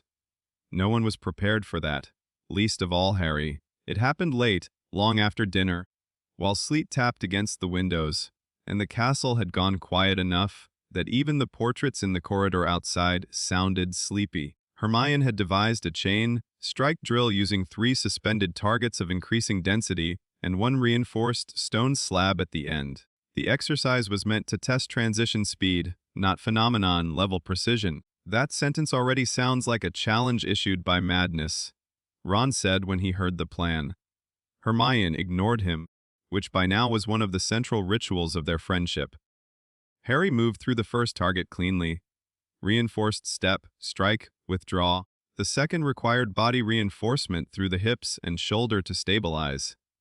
The third shifted unexpectedly, one chain coming loose by half an inch, and Harry's body compensated on pure instinct. Black flash. The snap in the air was tight and wrong and beautiful. The target convulsed under a burst of spatial distortion. Before the exhilaration could fully crest, Harry was already turning. Second target. Adjustment. His feet found the chalk line without conscious thought. Energy aligned faster this time, his body remembering the shape of impossible timing from 1 heartbeat earlier. Black flash again. Ron swore loudly enough to wake Saints. Hermione's quill dropped from her hand. Harry did not stop. He moved as if pulled through the sequence by something older than intent, every joint fitting into itself too well, every strike arriving at the exact edge where impact and cursed output became indistinguishable. Third target. Third black flash. Stone slab. The world narrowed to fist air, line, seam. Fourth. The abandoned classroom rang. When sound returned properly, Hermione was staring in open disbelief. Ron had both hands on his head, like he was trying to keep his soul from evacuating, and the reinforced stone slab at the end of the drill bore not one, but 4 overlapping hexagonal distortion scars across its surface. The marks did not fade. That was new. Ordinary magical damage to Hogwarts architecture tended to repair itself eventually. At least a little. The castle could smooth over scorch marks, mend cracked plaster, and absorb student nonsense into its ancient tolerance for educational catastrophe. These scars stayed. Days later, when McGonagall personally inspected the room after a suspicious vibration had shaken a corridor 2 floors down, the hexagonal blackened impressions remained on the stone exactly as they had formed. Shallow, precise, and somehow outside the castle's willingness to heal them. Interesting, Snape said when he appeared behind her without warning and looked at the scars with hooded eyes. McGonagall did not sound interested at all. That is not the word I would have chosen. Snape's gaze moved to Harry, who stood near the wall with Ron and Hermione in a cluster of guilt too obvious to survive scrutiny. No, Snape murmured. But it is accurate. McGonagall turned on the 3 of them with the kind of silence only she could weaponize into a complete disciplinary essay. Would anyone care, she said at last, to explain why reality appears to have been punched incorrectly? Ron made a small strangled sound. Hermione, to Harry's horror, almost answered seriously. He cut across before she could. It was an accident. Snape's mouth twitched as if the concept amused him far more than was healthy. Yes, He said. You continue to have the most structurally fascinating accidents in Britain. McGonagall pinched the bridge of her nose. My office. All 3 of you. Tomorrow. They lost 20 points from Gryffindor, gained a lecture about using abandoned classrooms for unregulated experiments, and were sternly warned that any future attempts to test the limits of non-standard magical force without staff supervision would result in harsher consequences. Hermione later referred to this as better than expected. Ron called her psychologically damaged. Harry, privately, was too busy thinking about the marks on the stone, because during the 4th Black Flash, right at the point where exhilaration had become something deeper and more dangerous, he had heard it again. Not in a dream, not during a cursed encounter. In the center of his own calm focus. Closer, the voice had said. And then, after the last strike landed, but your footwork is still clumsy. Harry nearly missed the next breath. That was when he understood the luxury was gone. The presence under his scar no longer required sleep, fear, or extremity to speak. It could address him in training now, in quiet, in control. That changed everything. For several days after the 4 Flash sequence, Harry tried ignoring the voice on principle. This worked exactly as well as most efforts built entirely from denial. He would sit in the common room pretending to read while the fire cracked low, and older students revised around him. And in the long spaces between outside conversations, he would feel the second layer of awareness, waiting beneath his own like deep water under ice. He would spar with Ron. Light movement only, no active technique. And halfway through correcting his stance he would hear, from nowhere external and everywhere internal, too much shoulder, you telegraph. He would be walking beside Hermione through the library stacks while she muttered about blood, binding theories and pre-1 contract law, and when he paused at a shelf full of defensive spell texts, the voice would remark dryly, "Those books are written by people who think barriers are answers rather than delays." Harry endured it for almost a week before he finally snapped. The moment chosen for the confrontation was embarrassingly ordinary. That later would matter to him. No dragon, no cursed artifact, no midnight crisis.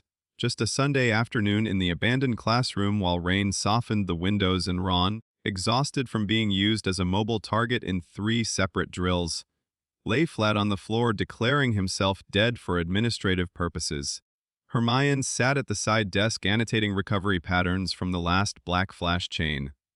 Harry stood by the stone scarred with hexagonal marks, breathing evenly. Not especially angry, not especially afraid. Calm. That was the difference. The room had gone quiet enough that even the castle seemed to be listening at a respectful distance. Then the presence said, with that same dry, impossible familiarity, your recovery is improving. Your restraint is still sentimental. Harry turned his head slightly, as though someone might genuinely be standing behind him. There was, of course, no one. Ron half lifted his head from the floor. What? Hermione looked up instantly. Did it say something? Harry did not answer them first. He spoke inward. Who are you? The room held. Rain hissed softly at the windows. For the briefest possible moment, the presence seemed almost amused by the timing of the question itself. Then it answered, You already know. Harry's jaw tightened. No, I know that there's something in the scar and in the dreams, and in every time I get better at this. That isn't the same thing. The voice, now unmistakably distinct from his own thoughts, settled around his mind with calm patience. You've known since the hat. The words chilled him, because they were true, not in the sense of identity, not yet. But the Sorting Hat's recoil. Its certainty that there were two of him. The old presence in the shrine older than the school. He had known the shape of the answer since then. He had simply gone on pretending shape was not enough to be afraid of. Hermione set the quill down very carefully. Harry. He held up one hand without looking at her. Ron sat up. Is it talking right now? Yes.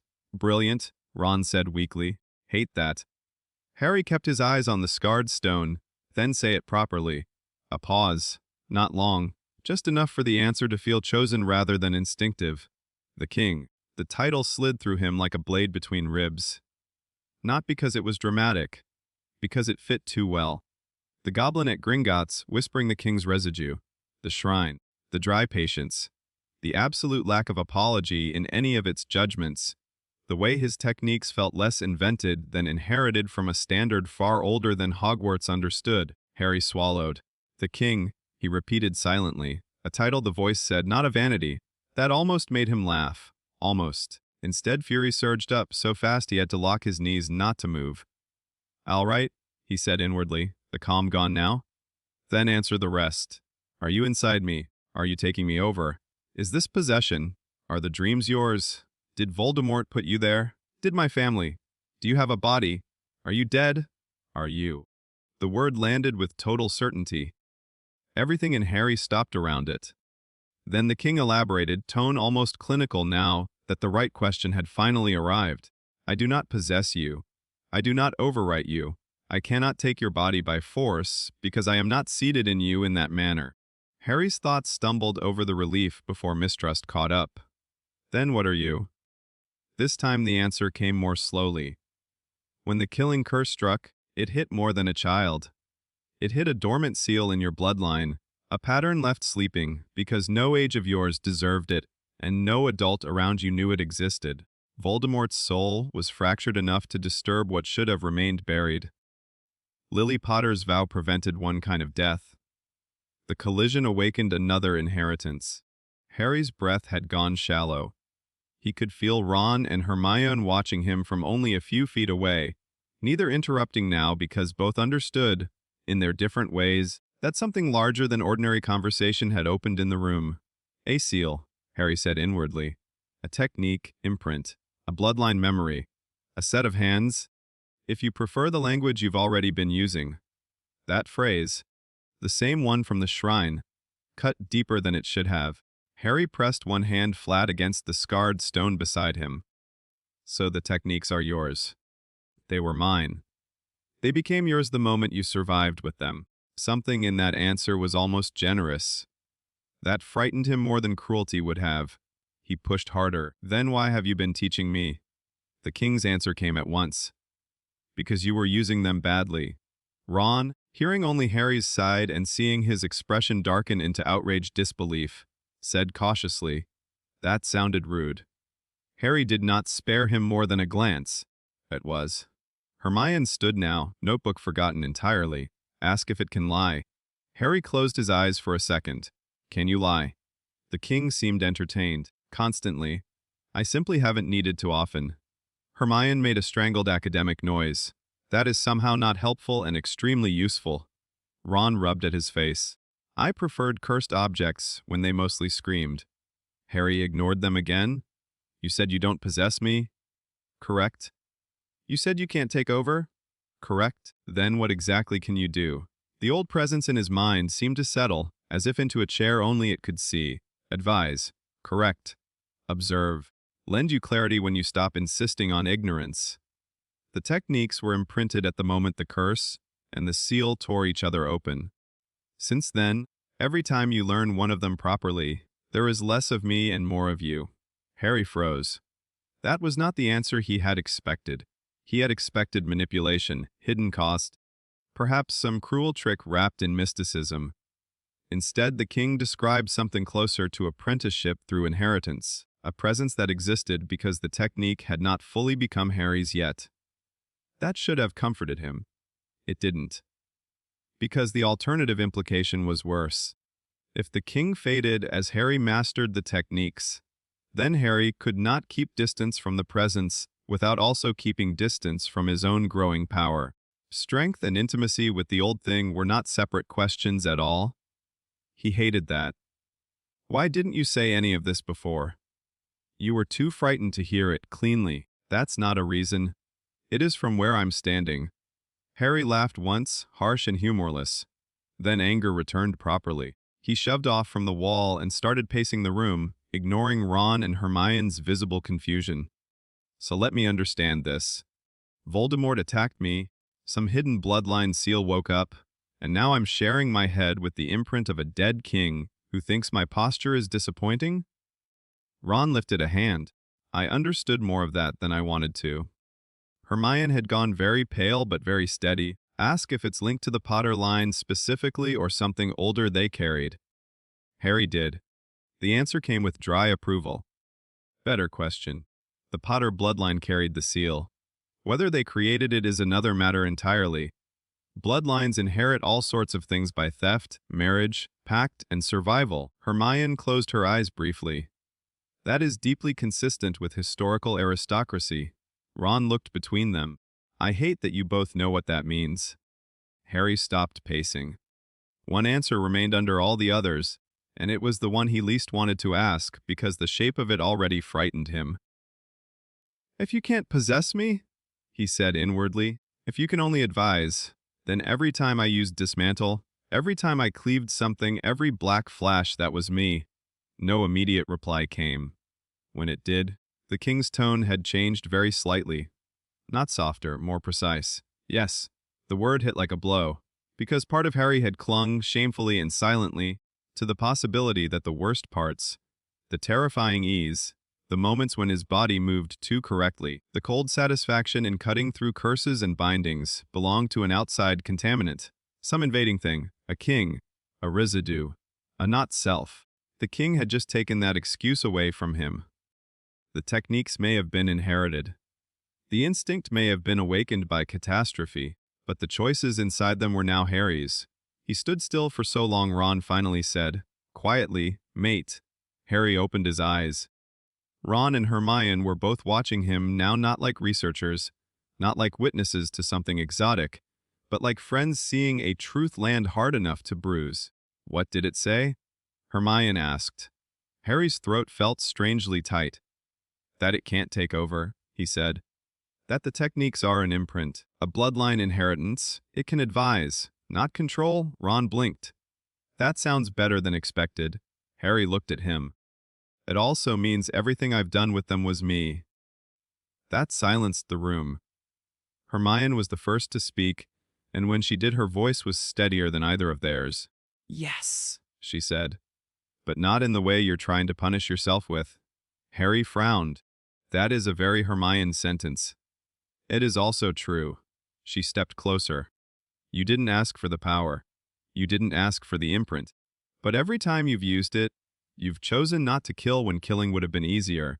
You've cut curses, bindings, shields, structures, artifacts, not people, even when you were angry. Ron nodded hard. You had Malfoy's wrist in your hand. You let go. The memory flashed cold and sharp. Harry looked at his own hands. Ordinary, human his. The king, hearing the direction of his thoughts, said with clear indifference, sentiment can be weakness. It can also be style. Results determine which. Harry nearly smiled despite himself. Then he remembered the most dangerous question of all. Can you teach me the shrine? The room changed at once. Hermione went very still.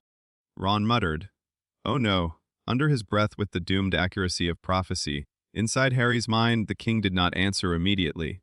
When he did, the title of the chapter seemed to settle into the air itself, because there was no longer any distance at all between mystery and voice. The second soul had spoken, and now it was judging. When you're ready, Harry set his jaw. That means yes. It means eventually, I'm already doing parts of it. The dragon task was not the shrine. The correction cut with absolute finality. Harry felt the truth of it at once. The partial expansion in the arena had been crude, desperate, embryonic, territory imposed for seconds through instinct and necessity. A seam field. A survival answer. It had not been the full thing he had seen in dreams, not the endless Tory gates. Not the rule so complete that everything within reach became subject to severance. He pushed anyway. Then tell me how.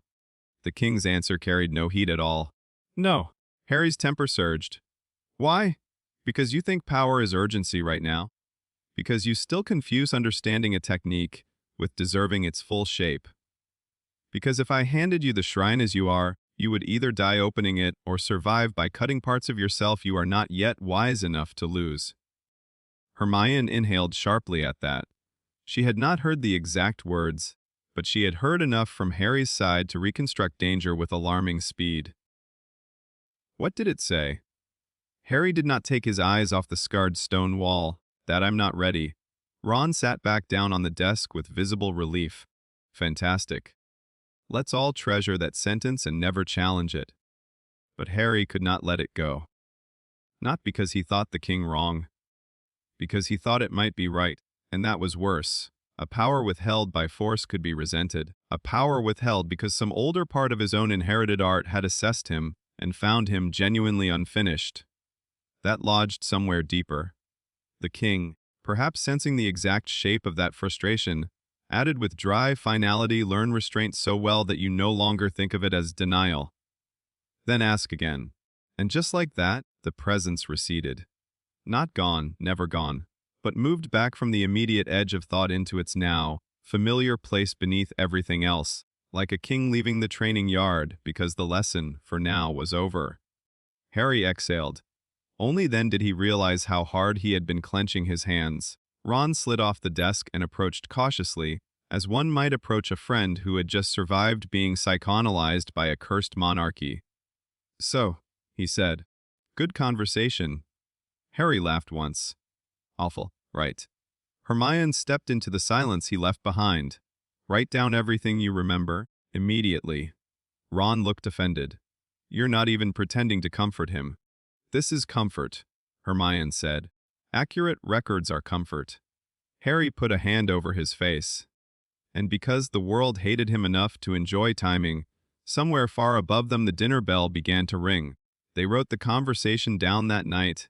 In a locked corner of the library under every privacy charm, Hermione could manage and 2 more Ron insisted on out of spite. The result filled 12 pages. Hermione organized the information into categories within minutes. Nature of the presence, non-possessive imprint technique, memory, bloodline, seal activation. Limits cannot forcibly take over, can observe, advise, correct. Origin hypothesis, dormant seal in Potter line activated by collision of Lily's vow, Voldemort's fractured soul, and killing curse impact. Critical psychological consequence, Harry's use of techniques is his own agency, not puppet state contamination. Red flag, full shrine withheld as too dangerous at current developmental stage. Most frightening sentence. You would either die opening it or survive by cutting parts of yourself you are not yet wise enough to lose. Ron read that last heading and went, See why I don't like libraries anymore. Hermione ignored him while underlining agency twice. Harry sat between them, exhausted in the peculiar way only deep internal truth could produce. He should have felt better. He had answers now, at least more than before. The king had spoken plainly. The fear of possession, the oldest, easiest terror in all of this, had been cut away. What remained was more complicated. No one was driving his hands but him. No one was responsible for his mercy but him either. That should have been empowering. Instead, it felt like being handed a blade and told it had always belonged to him. Hermione must have seen something of that in his face, because after a while she closed the notebook and said, much more quietly than usual, Harry. He looked up. You are allowed to hate the answers and still be relieved by them. Ron nodded. Yeah, that. Harry looked at both of them for a long second. It occurred to him then that if the king was the old voice beneath his power, Ron and Hermione had become the voices above it. The ones pulling him back toward himself, every time the techniques threatened to turn everything into clean lines and structural decisions. He did not say that aloud. It felt too earnest for the library. Instead, he said, you both sound unbearable when you're right. Ron grinned. Hermione looked smug. Balance, Harry thought, had been restored as much as balance ever could be in his life. The Yule Ball arrived under snow and collective panic. No amount of cursed inheritance, soul fragment layering, or emergent pre-wand combat theory could change the basic fact that Hogwarts had taken several hundred adolescents, informed them formal wear and social ritual were now academically adjacent, and expected dignity to result. It did not. The weeks leading up to the ball were a parade of disasters, both comic and sincere. Ron managed to insult one dress robe vendor, 2 mirrors, and his own reflection. Hermione vanished into mysterious logistical efforts and refused to explain any of them. Neville nearly asked a suit of armor to attend with him because he had worked himself into such a state of terror he stopped distinguishing between decorative and human audiences. Harry found the whole spectacle disorienting in a way combat rarely managed. Not because he had no interest in the ball. That would have been easier, because after months of dragonfire, cursed artifacts, training, and increasingly explicit conversation with an ancient kingly imprint under his scar, the idea of dressing up and pretending they were ordinary students for one evening felt both precious and impossible. Ron summarized this perfectly while attempting to tie a cravat as though it had personally dishonored his family. It's like the castle wants us all to forget we live in a death competition. That, Harry said, wrestling his own formal robes into alignment, does sound like Hogwarts. The ball itself was magnificent in the sort of way only deeply unstable institutions achieved. The great hall had been transformed into a winter dream. Frosted trees, silver garlands, floating lights reflected in enchanted ice, tables gleaming beneath soft gold. Music drifted from a raised platform. Students moved in colors and textures Harry had never associated with most of them. Even the teachers, arrayed at the edges in formal robes, looked briefly like figures from some older story the school told itself about refinement and continuity. Harry danced once. That alone felt like enough unreality for the week. His focus never settled fully. Too many people, too many glances, too much light off polished surfaces. After the first dance, after making certain Ron had not died of embarrassment and Hermione had not been abducted by Ravenclaw elegance, Harry retreated toward the edge of the hall where shadow softened the room into something he could tolerate. From there he watched. Cedric laughing with Cho Chang, Fleur luminous and distant as frost. Victor Crumb moving with surprising gentleness when not being stared at like an imported war story. Students from all houses briefly forgetting their tribes in favor of awe, envy, adolescent heartbreak, and the fragile miracle of music making everyone look more possible than usual. For a little while Harry even let himself relax. Then the pressure changed, very slightly. He felt it first in his hands, not the scar. That was the strange part. Usually when something tied to Voldemort, curses, or the older inheritance drew near, the scar reacted first. Tightening, cooling, pulsing, a lev wire warning in skin and soul. Now the scar remained quiet. His hands, however, began to burn, demandingly. As if the lines in his palms had remembered an old grip, Harry straightened from the wall and scanned the hall. At the staff table, Dumbledore appeared engaged in genial conversation with Madame Maxime. Snape sat black-robed and severe as a formal curse. McGonagall spoke to Flitwick with one brow lifted in the particular shape that meant someone somewhere was misbehaving in a way she fully intended to identify later. And halfway down the table, in a chair Harry was certain had been occupied by a different person moments earlier, sat a masked figure. Not a costume mask, not festive, a plain dark covering over the upper face, too severe for celebration. The robes were formal enough to avoid immediate notice but wrong in cut. Too narrow. Too still.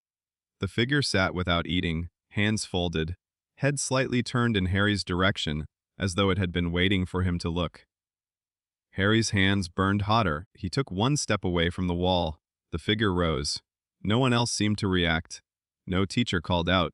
No nearby student flinched. It was possible the movement happened in a pocket of ordinary vision, just unimportant enough to escape attention. Or it was possible the figure preferred it that way. Harry pushed through the nearest cluster of older students without apology. By the time he reached the staff table's edge, the masked stranger was gone. Only the chair remained, empty, and on its dark wooden seat lay something small and pale. Harry stopped. The object was shaped like a finger bone, not human-sized exactly. Slightly too long, too clean, too polished by use or intention, it had been carved, or perhaps preserved, into the form of a narrow cursed tool. Black markings ran along its surface in lines so fine they seemed etched into the idea of bone rather than material itself. Around him, the Yule Ball continued in glittering indifference. Music, laughter, the shifting murmur of the hall. No one else appeared to notice the object. Harry's scar stayed silent. His hands burned harder. That told him everything and nothing. Not Voldemort then, not directly. Not the same category of threat, but related, adjacent. He reached down. The moment his fingers closed around the bone tool, the burn sharpened into recognition so fierce his breath caught. Not pain. Message. Not words. Never that easy, but intent flooded through the contact like cold water poured into a forge. Witness. Inheritance. A line carried forward. Harry's pulse hammered. For one impossible second, the great hall flickered around the edges of his vision, and another image laid itself over the feast. Dark wood, old smoke, a shrine threshold, not the same as the one in his dreams, but speaking some neighboring dialect of power. Then the sensation vanished. The hall was only the hall again. The bone lay in his palm, inert and pale and utterly real. Harry. Hermione's voice cut through the music beside him. He turned. She and Ron had both reached him without his noticing, which meant he had gone much farther inward than he intended. Ron looked from Harry's face to the object in his hand and immediately paled. That, he said, does not look like party equipment. Hermione stared at the bone, tool with all her usual hunger for explanation, and none of her usual eagerness to touch first. What is it? Harry looked down at it. The scar remained quiet. His hands did not. Something old was being placed on the board. Something watching him not as prey, not as legend, but as continuation. I don't know, he said softly. Then, after a beat, but it was left for me. The music swelled around them. Snow whispered at the enchanted windows, and under the bright lie of the Yule Ball, Harry stood with a finger, bone-cursed tool in his hand and the clear, terrible sense that the world beyond Hogwarts had started answering back. Spring did not make Hogwarts gentler. It only made everything brighter. The grass came back first, then the lake shed its winter iron, then the castle windows filled with softer light that made old stone pretend, very briefly, that it had not been built to contain generations of frightened children and whatever powers they dragged in with them. Harry noticed none of it the normal way. By the time the weather warmed, his life had narrowed into 3 surviving constants. Training, the tournament, and the voice under the scar, which no longer waited politely for dreams. It still came most clearly in the shrine, beneath impossible Torii gates, and the patient dark of a place that was not quite memory and not quite inheritance. But now it also appeared in the margins of wakefulness, during drills, during silence, sometimes in the half-second between thought and action when Harry's body found a line more cleanly than it should have. It never wasted words. That somehow made every one of them matter more. The finger bone-cursed tool from the Yule Ball proved no less unsettling with time. Hermione called it a resonance artifact. Ron called it revolting. Harry mostly called it trouble and kept it wrapped in black cloth inside his inner robes whenever he trained. Unlike the dagger from the Hogwarts vaults, which hummed with alignment and quiet precision, the bone tool felt like a signal waiting to be translated. It did not answer him in the same intimate way. It reacted at thresholds, bindings, contracts, spiritually anchored objects, places where ancient intent had been carved so deep into reality that ordinary spellwork only decorated the wound. When Harry brought it near the goblet of fire one evening after curfew, it had grown warm enough to sting. Hermione, kneeling beside him beneath the flickering blue light of the cup, had gone pale and whispered, "It's reading the contract." Ron, keeping watch at the door, because someone in this friendship still vaguely believed in consequences, had muttered, "Brilliant. Another object in your life that hates rules." Harry had slipped the tool away before the warmth became a burn. That was what Year 4 had become, in the end. Objects speaking in intent, old contracts treating him like a loophole, and Hogwarts itself, for all its towers and teachers and institutional conviction, proving less and less able to decide whether Harry Potter was a student, a symptom, or a warning. The second task passed in cold water and whispers. Harry never liked thinking about the lake. Not because he had failed, because he had succeeded in a way that made success feel predatory. The clue from the golden egg had led him, eventually and irritably, to the prefect's bathroom, where the screaming had become a song and the song had become instruction. Neville, Dobby, Hermione, Ron, and 3 separate library indexes all contributed contradictory advice. Gillyweed was proposed, rejected, reacquired, nearly lost, and finally rendered irrelevant when Harry discovered he could use cursed energy reinforcement to force his body into a kind of brutal short-term adaptation under pressure. It was not elegant. Nothing about Harry's power underwater was elegant, but it worked. The Black Lake had tried to swallow him in silence. Grindylows came in packs, fast and ugly, all clutching nails and old hunger. Harry learned within seconds that underwater dismantle behaved differently. Pressure altered line. Current altered intent. He could not afford waste. So he moved through the dark with reinforced limbs, cut nets instead of water, and severed the grip, points in the creatures, reach instead of chasing their bodies through the murk. He reached the hostages in time. Then he made the mistake of counting them, 1 for Fleer, 1 for Crumb, 1 for Cedric, 1 for him, and the old voice in the back of his mind had said, with intolerable calm, "You are about to do something sentimental." Harry had ignored it and cut every binding there, then dragged more weight through freezing dark than a sensible champion ever would have attempted. The judges called it noble, the students called it mad. Cedric Diggory, afterward, called it unfair in a tone so honest Harry could not dislike him for it. "I would have taken 1 and run," Cedric admitted in the champion's tent, rubbing lake, water from his hair while Madame Pomfrey fussed over all of them. "You looked at the hole not like it offended you." Harry had glanced at him, damp, shaking, and too tired to be mysterious. "It did." Cedric laughed. Not politely, not performatively, genuinely. From then on something shifted between them, not friendship exactly, not yet, but respect.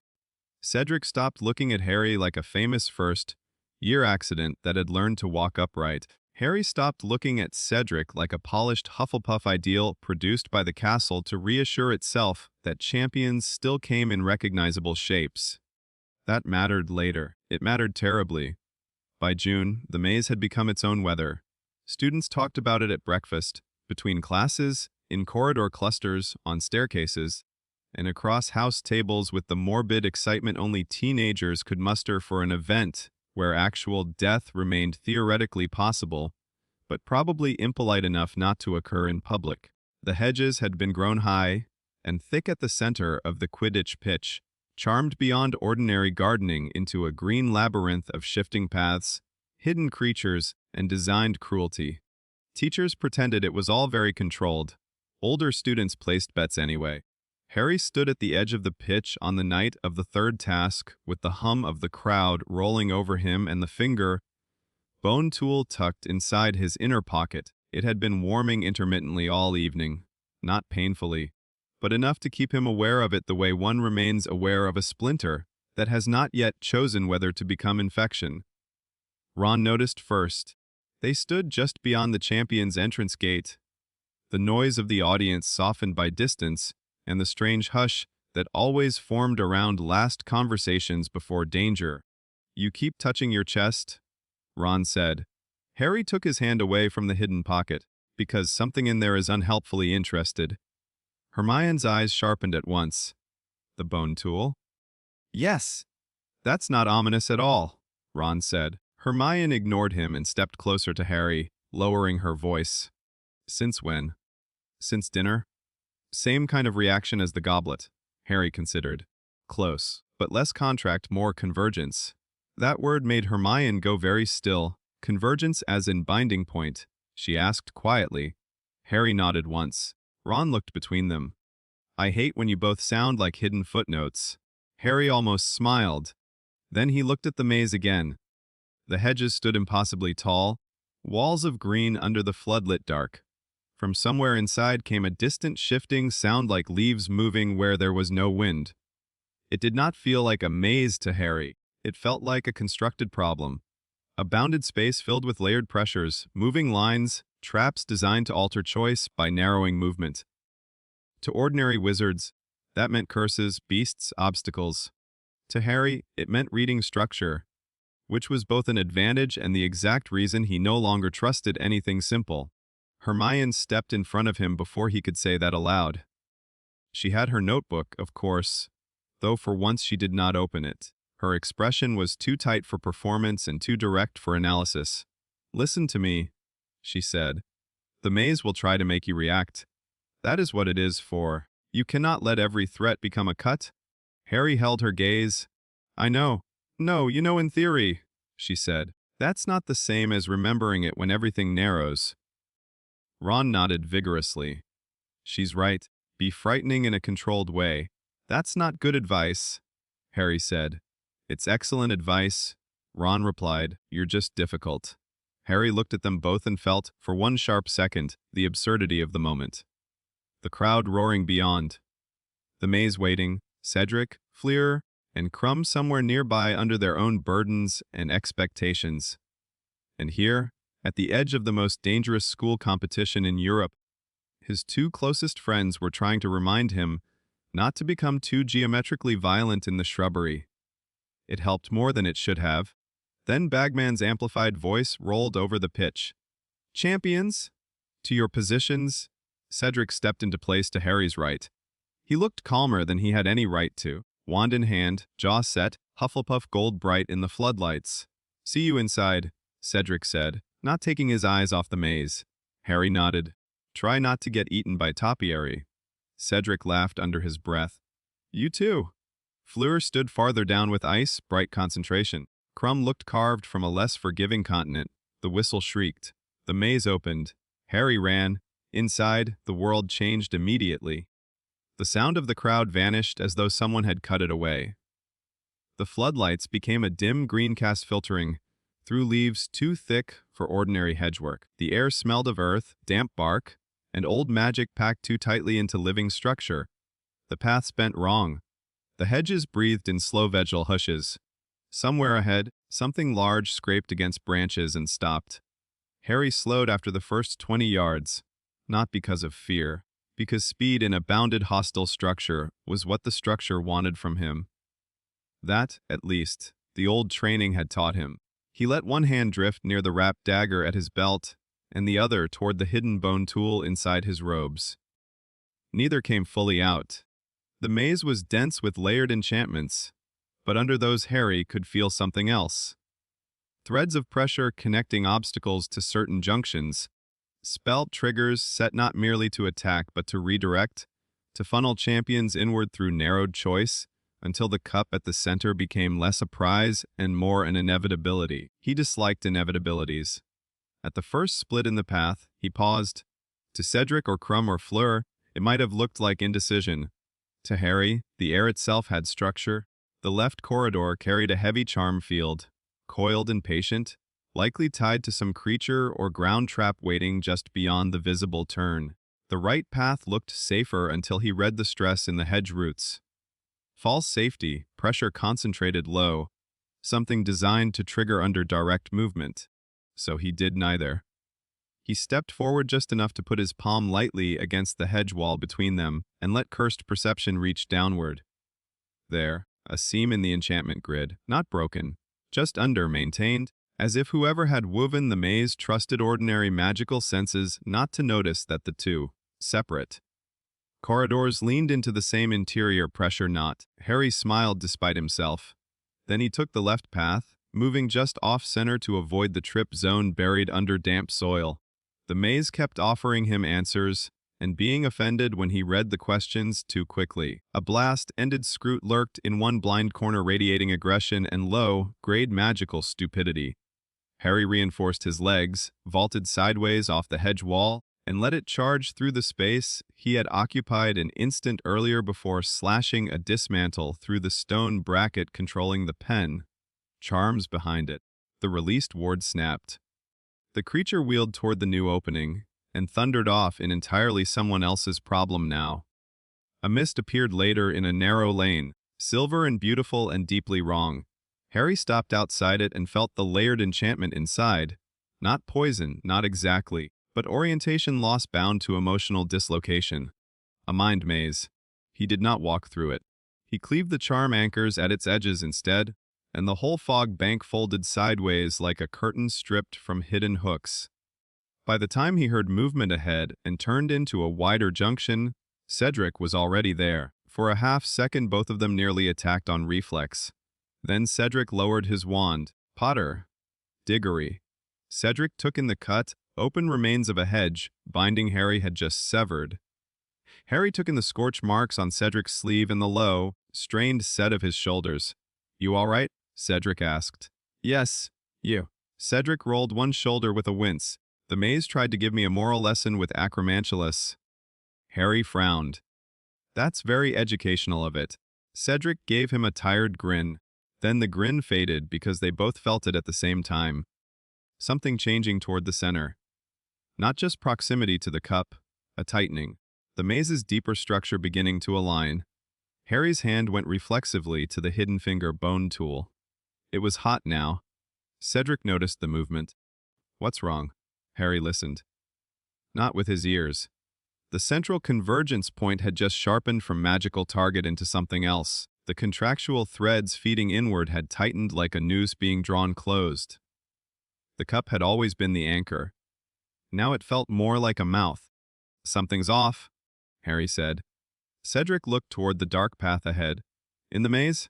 You don't say." "No. Different off." Cedric studied him for a second, and Harry saw the exact moment the older boy decided not to brush the warning aside. "What kind?" Harry swallowed. "Binding." Cedric's jaw hardened. That could have become the moment they turned back. It might even have been the right choice. But the maze chose then to make retreat theoretical. Behind them, 3 corridors shifted with a rustle like 100 people changing their minds at once. Hedge walls slid. Roots groaned. The path they had come through sealed itself with living finality. Cedric turned at the sound. "That's cheating." "Hogwarts does that a lot," Harry said. Then the path ahead opened. Not physically. It had always been there. But the pressure at its far end changed into direction, so strong it might as well have been a hand at their backs. The cup wanted found. Cedric and Harry looked at each other. No need for a long speech. No moralizing. No dramatic alliance declaration. Cedric simply said, "Together?" Harry thought of the warmth in his pocket, the tightening binding threads, the way fate in his life increasingly resembled contract law with a mean streak. Then he nodded. Together. They ran. The last stretch of the maze was the easiest and the worst. Too clear, too empty, no more creatures. No more traps, no more false turns. Just a straight run through narrowing green walls into an open circular clearing at the center, where the Trewizard Cup stood gleaming atop a stone plinth and silver. Gold light. Cedric slowed first. That's not normal. Harry's hands were burning now, the bone tool hot enough to feel through layers of cloth. "No," he said. "It isn't." The cup looked wrong, beautiful, yes. Magical, yes. But beneath that beauty the object now pulsed with layered binding intent. Not only contract, direction, transport, convergence, a path made singular. Harry stopped 3 paces from the plinth. "Cedric, wait." Cedric did. That was the sort of boy he was. "What?" Harry reached inside his robes and wrapped his fingers around the bone tool. Its heat spiked instantly, and with it came a flash of understanding too raw to be language. Not just binding. Porky, altered, hijacked, his head snapped up. "This cup's been changed." Cedric's eyes widened. Can you stop it? Harry looked at the cup and, for one sickening instant, saw too many lines at once. The true wizard contract. The transport alteration. The maze's entire inward funneling logic. The way all of it converged right here through layers of spellwork. Not meant for a first-year accident turned walking structural catastrophe to dissect on the fly. Maybe he could have cut it. Maybe, if he'd had 10 minutes. Or Hermione. Or both. They had neither. Because from somewhere back in the hedges came the sound of something massive crashing nearer, fast enough to matter. Cedric heard it too. He looked at the path, then the cup, then Harry. We can argue about fairness after we survive whatever that is. Harry hated that Cedric was right.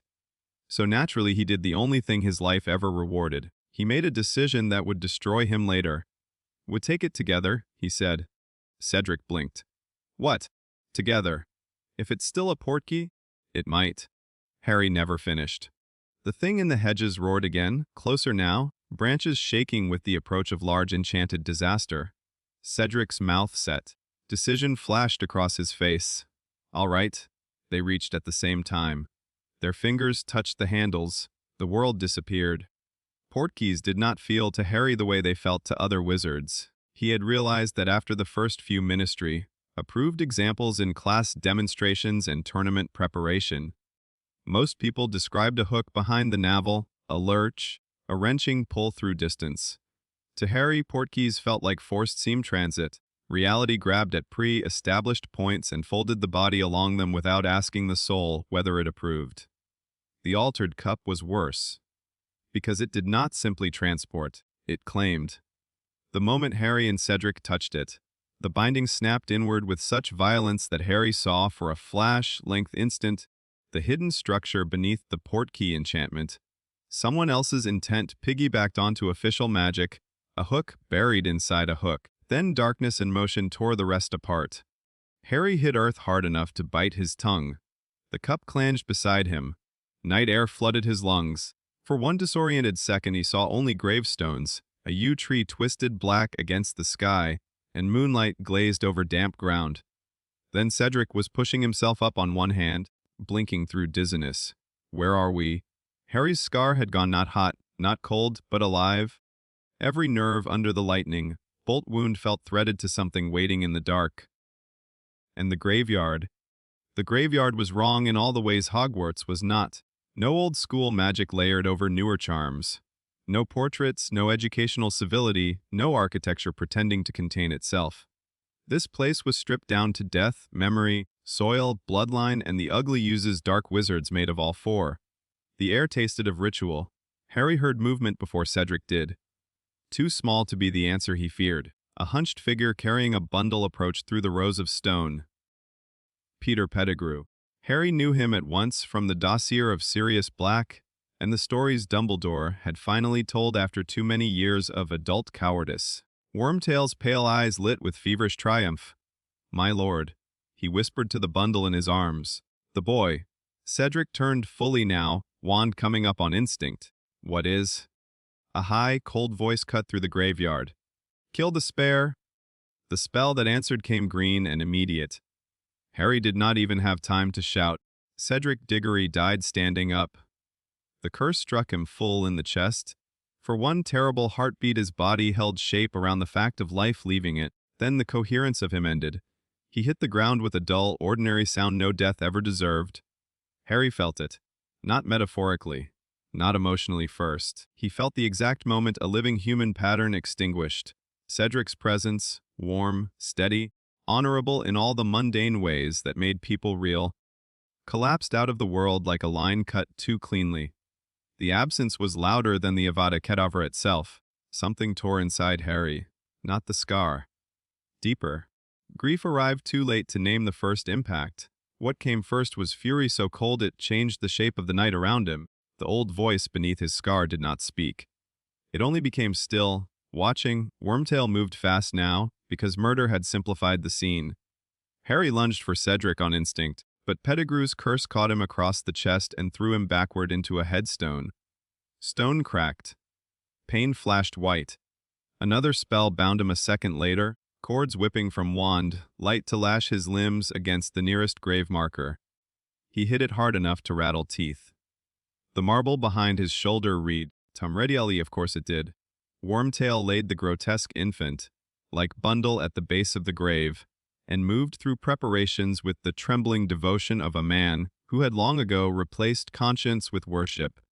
Harry fought the bindings, cursed them, read them, felt the structure of them. Ordinary magical restraint shaped around ritual timing. He could have cut them, maybe, under other conditions.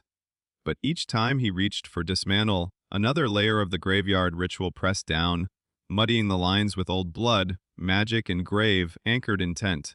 He needed one clean opening. He did not have one yet, so he was forced to watch. Bone of the father, flesh of the servant, blood of the enemy. The ritual was obscene in exactly the way the king had once described old arrogance, structurally inelegant and drunk on its own certainty. Harry saw every piece of it as it happened. The grave dirt as anchor, the cauldron as transformation vessel, Pettigrew's severed hand as willing sacrifice, Harry's stolen blood as directional correction, dragging Lily's protection into the ritual rather than neutralizing it. And through all of it, Voldemort's presence grew, not from nothing, from fragments. From damaged soul, hooks pulling toward central embodiment like iron filings to a corrupted magnet. When the new body rose from the cauldron, white, skinned and red-eyed, terrible and thin and whole in the least natural sense of the word, the ordinary wizarding world would have seen a Dark Lord returned. Harry saw something else. He saw a human vessel full of cursed logic. He saw a magical core so powerful, it distorted the night around it, and so badly structured beneath the surface that it looked stitched together by desperation. He saw soul interference knotted through the body like old fractures never allowed to heal. He saw, with sudden memory of Hermione's translated notes from Japan, the closest thing his world had to a grade 1 curse forced into a wizard's shape and pretending the vessel fit. Voldemort was terrifying. But to Harry's perception, he was also riddled. Cleave, some cold part of Harry understood, had been born for exactly this sort of weakness. Voldemort dressed. Voldemort spoke. Voldemort played theater for his followers, each sentence more self-satisfied than the last, each gesture crafted to restore his own mythology before the Death Eaters he summoned from the dark. Harry barely listened. Cedric's body lay a few yards away in the moonlight. That fact existed larger than all speeches. Death Eaters apparated in ones and twos, masked and robed, kneeling in rings around their master. Their fear stank. So did their devotion. Harry's cursed perception mapped them all at once. Warded cloaks, reinforced masks, defensive charms, wand, hands flexing. A crowd of ordinary dark wizards arranged around one extraordinary structural wound pretending to be a king. When Voldemort finally turned fully to him, the graveyard held its breath. "The boy who lived," Voldemort said softly. "Once more by chance, Potter." Harry looked up from Cedric's body to the thing wearing Tom Riddle's face. "No," he said. The answer made Voldemort smile. That smile died 10 seconds later, because Voldemort decided, as monsters and old men always did, that a demonstration would settle category disputes. He cut Harry free from the headstone bonds with a lazy flick, apparently confident the graveyard and circle of Death Eaters made escape theoretical. Harry hit the ground, rolled once, and came up on one knee with the black dagger already in hand. At some point in the ritual chaos, he had managed to free it from inside his robes. He did not remember doing it. His fingers had simply gone where survival lived. The Death Eaters laughed softly behind their masks at the sight of a boy facing the Dark Lord with a knife. Harry did not care. Voldemort's eyes dropped to the blade, then rose again. "No wand," he said. "How provincial." Harry straightened fully. "I stopped needing one." Several Death Eaters shifted uneasily. Voldemort's expression sharpened. "Did you?" He raised his wand. Green light gathered instantly, the killing curse thick with murder and certainty, and all the elegant brutality of conventional wizard supremacy distilled into one absolute answer, Avada Kedavra. This time Harry was ready. The curse did not come as a beam to his eyes. Not first, it came as structure. Death intent wrapped in spell form, bound to magical propulsion, coherence lines screaming outward from Voldemort's wand tip in sick green geometry. Harry saw all of it at once. The internal seams, the points where purpose and force were welded together, the precise spine along which the curse held itself singular. He cut that spine. Dismantle met the killing curse in open air, the green light unraveled. Not reflected, not blocked, not counterspelled. The curse came apart like cut thread, its death force severed from its casting logic. The spell split into strips of useless light that hissed out across the graveyard and died in the grass. Silence hit the circle. A Death Eater gasped audibly. Voldemort stared, not enraged first, confused. Harry would remember that forever, the first true confusion he had ever seen on Voldemort's face. The Dark Lord of Britain, returned through ritual and murder, had just watched his most absolute spell cease being a spell at all. What, Voldemort said softly, was that? Harry's scar pulsed once, not with pain but with recognition. The king's voice, when it came, was dry and very near. Now he understands the category problem. Voldemort moved first after that, because whatever else he did not survive long by freezing inside new data. Curses followed fast, cutting hexes, flame conjurations, chain jinxes designed to force motion and pain together, until even the best duelist lost sequence. Harry did not duel them conventionally. He rid them. Dismantle severed a fire lash before it formed. Cleave split the spine of a shield, Breaker aimed low at his legs.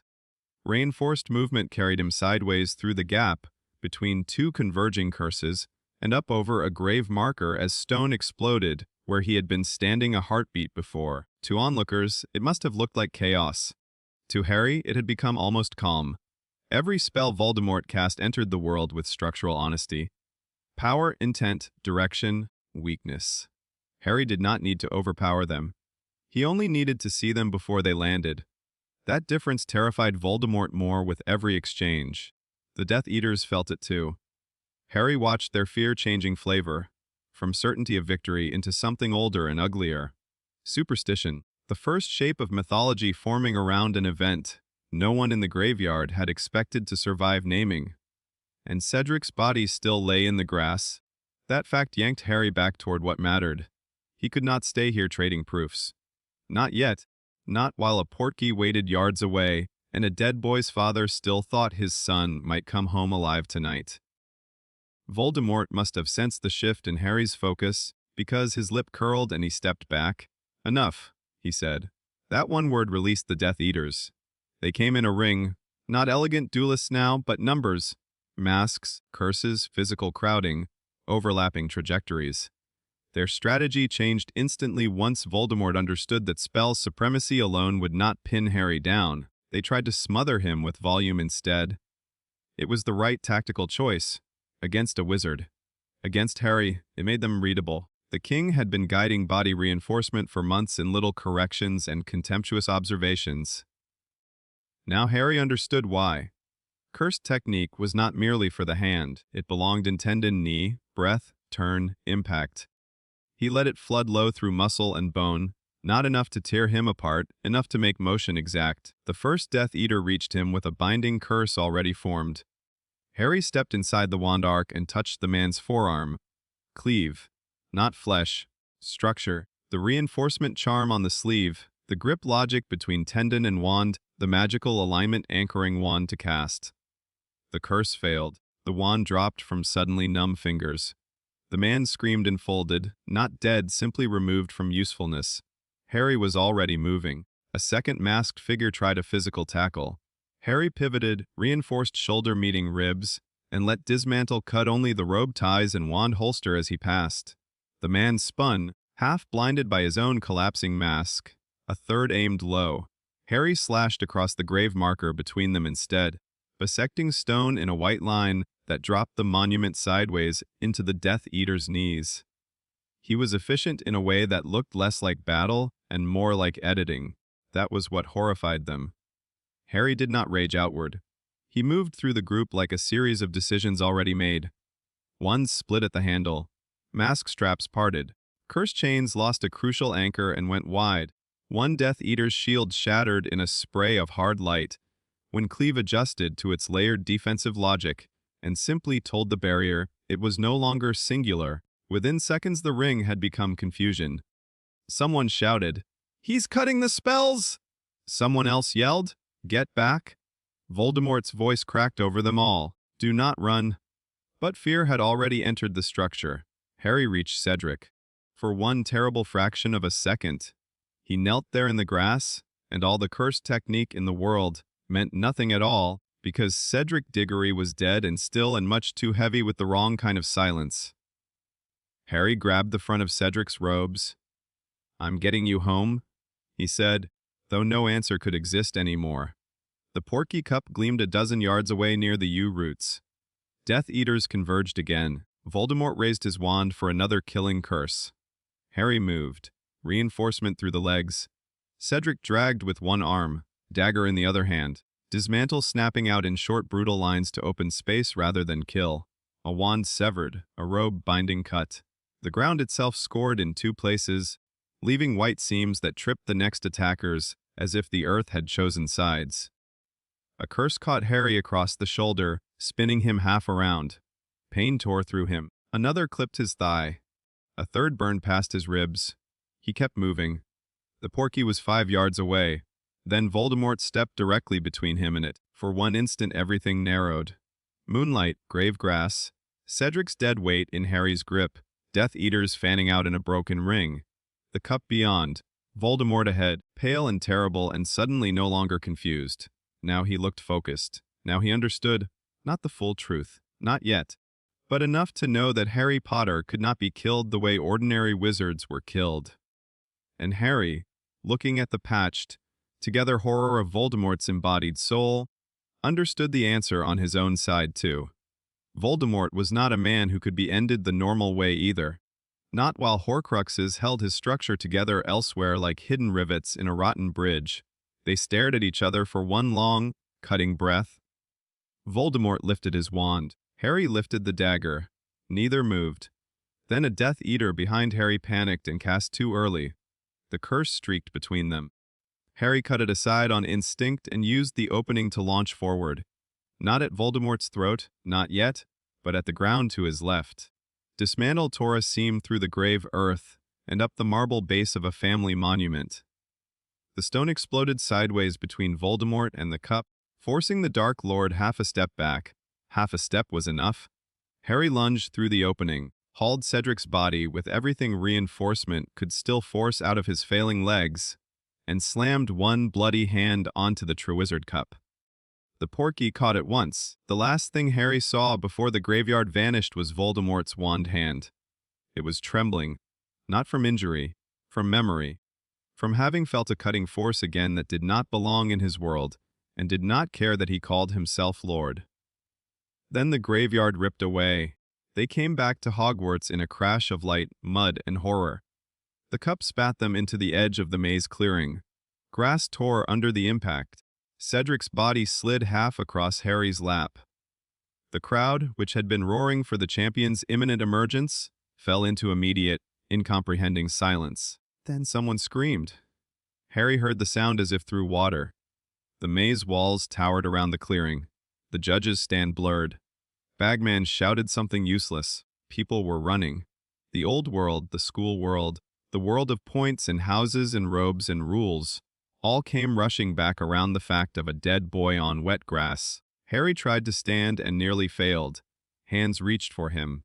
He jerked away on instinct hard enough that one professor stumbled back in shock. Not yet.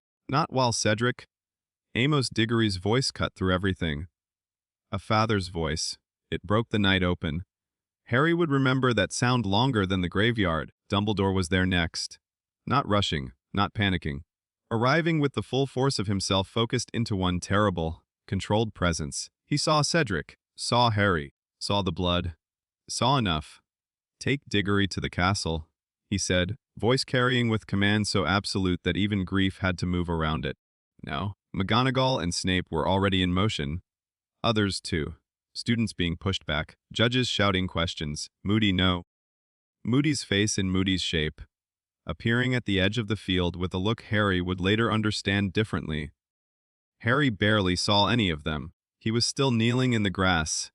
Dumbledore crouched in front of him. Harry looked up.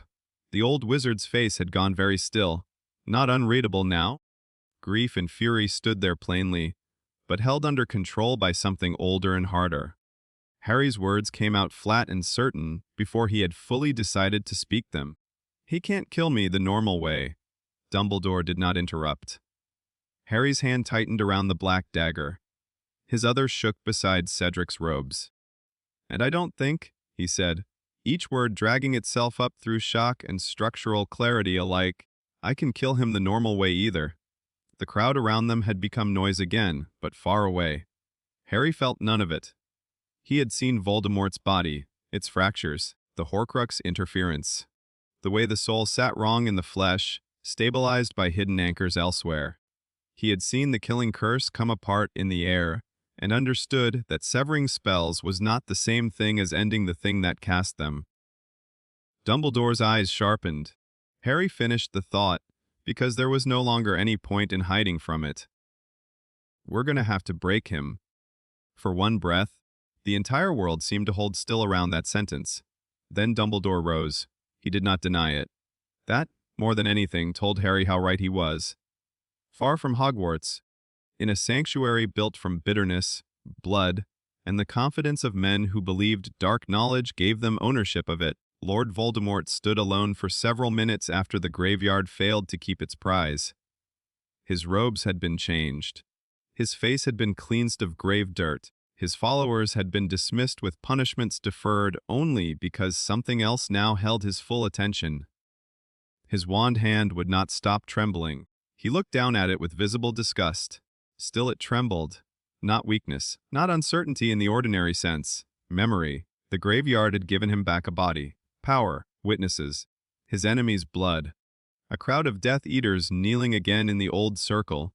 By every measure known to dark magic and ambition, it should have been triumph. Instead, what remained beneath the ritual success was the remembered sensation of his curse coming apart in mid-flight. Not blocked. Not defended against. Dismantled. Voldemort had spent a lifetime mastering superiority through hierarchy. Better magic, better cruelty, better will, better understanding. That was how one became feared. That was how one ordered the world, until it reflected the correct scale of one's own importance.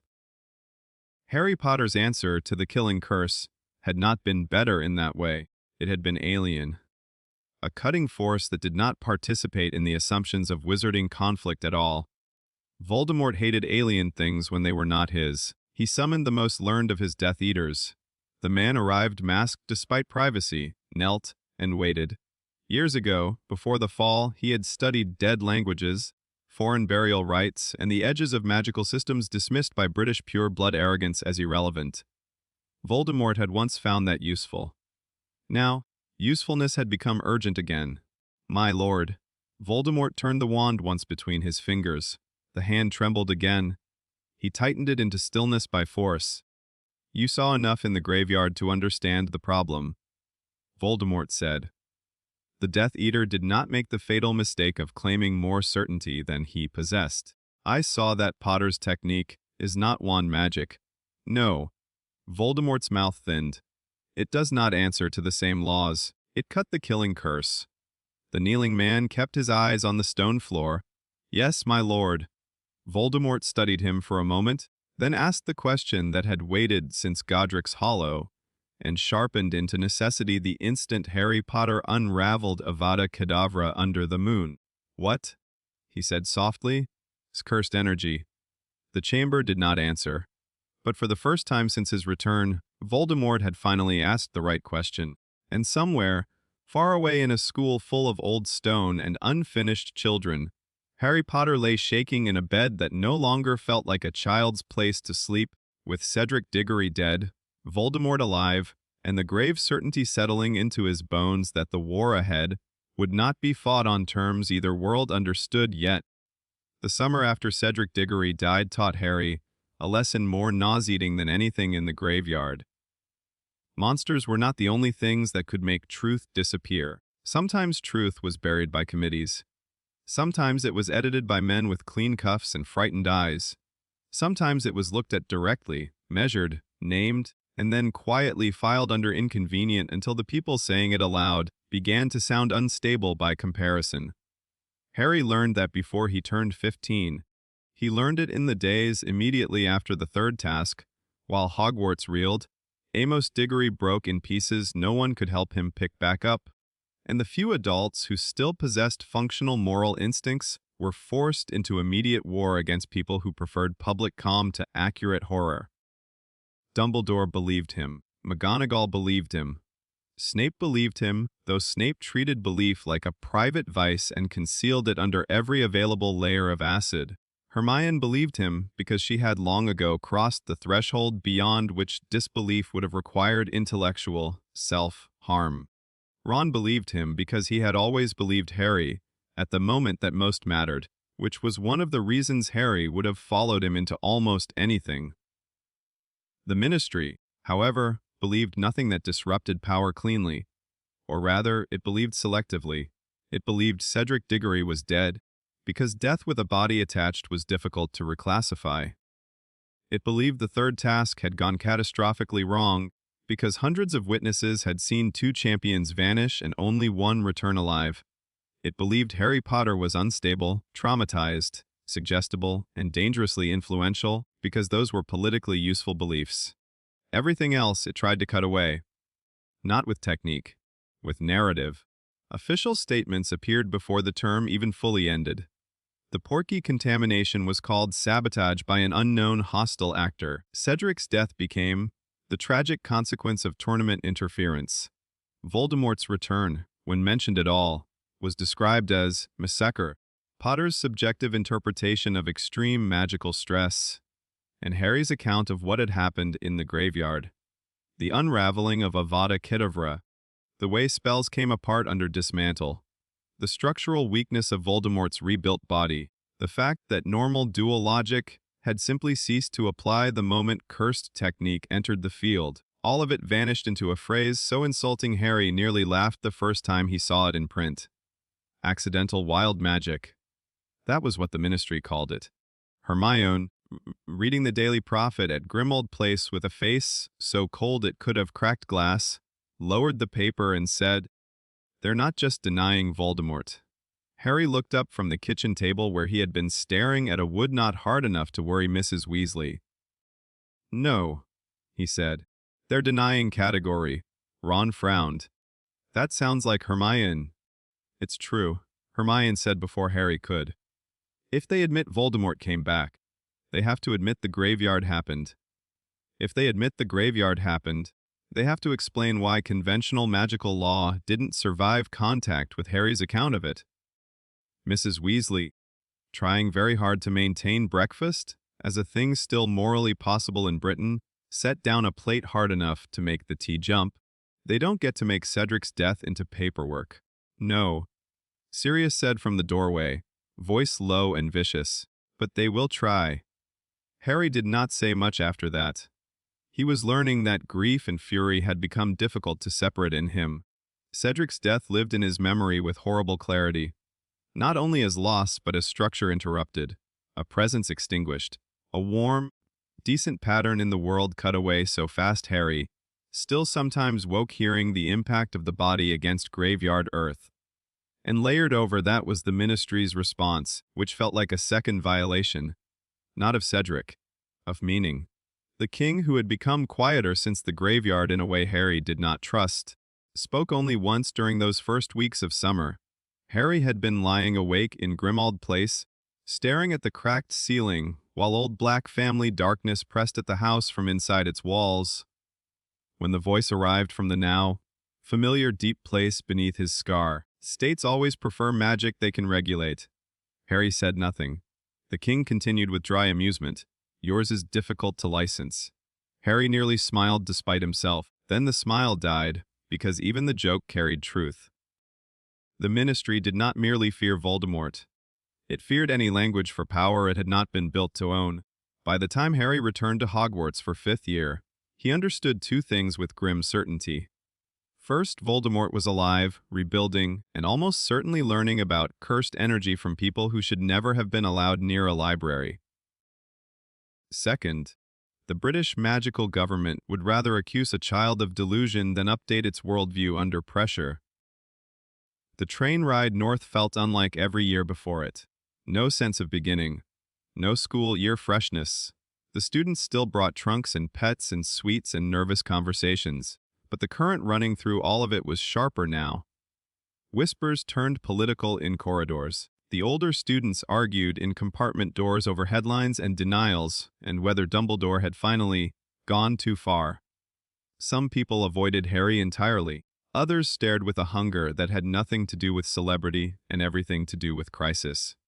Ron, watching a pair of third years abruptly abandon the compartment they had nearly entered when they recognized Harry, muttered, "Cowards." Hermione did not look up from the stack of profit clippings she had brought solely for the purpose of fury. Not all of them. Some are frightened of being seen near him, which is politically different. Ron blinked. You really do sort people by motive now. It saves time.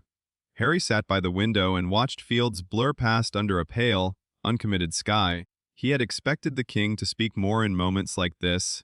Quiet, transitional spaces where thought went feral and old fears found room. Instead, the presence lingered silent and observant, as if the political machinery of denial simply did not interest it enough to comment beyond one dry sentence. That, too, annoyed Harry.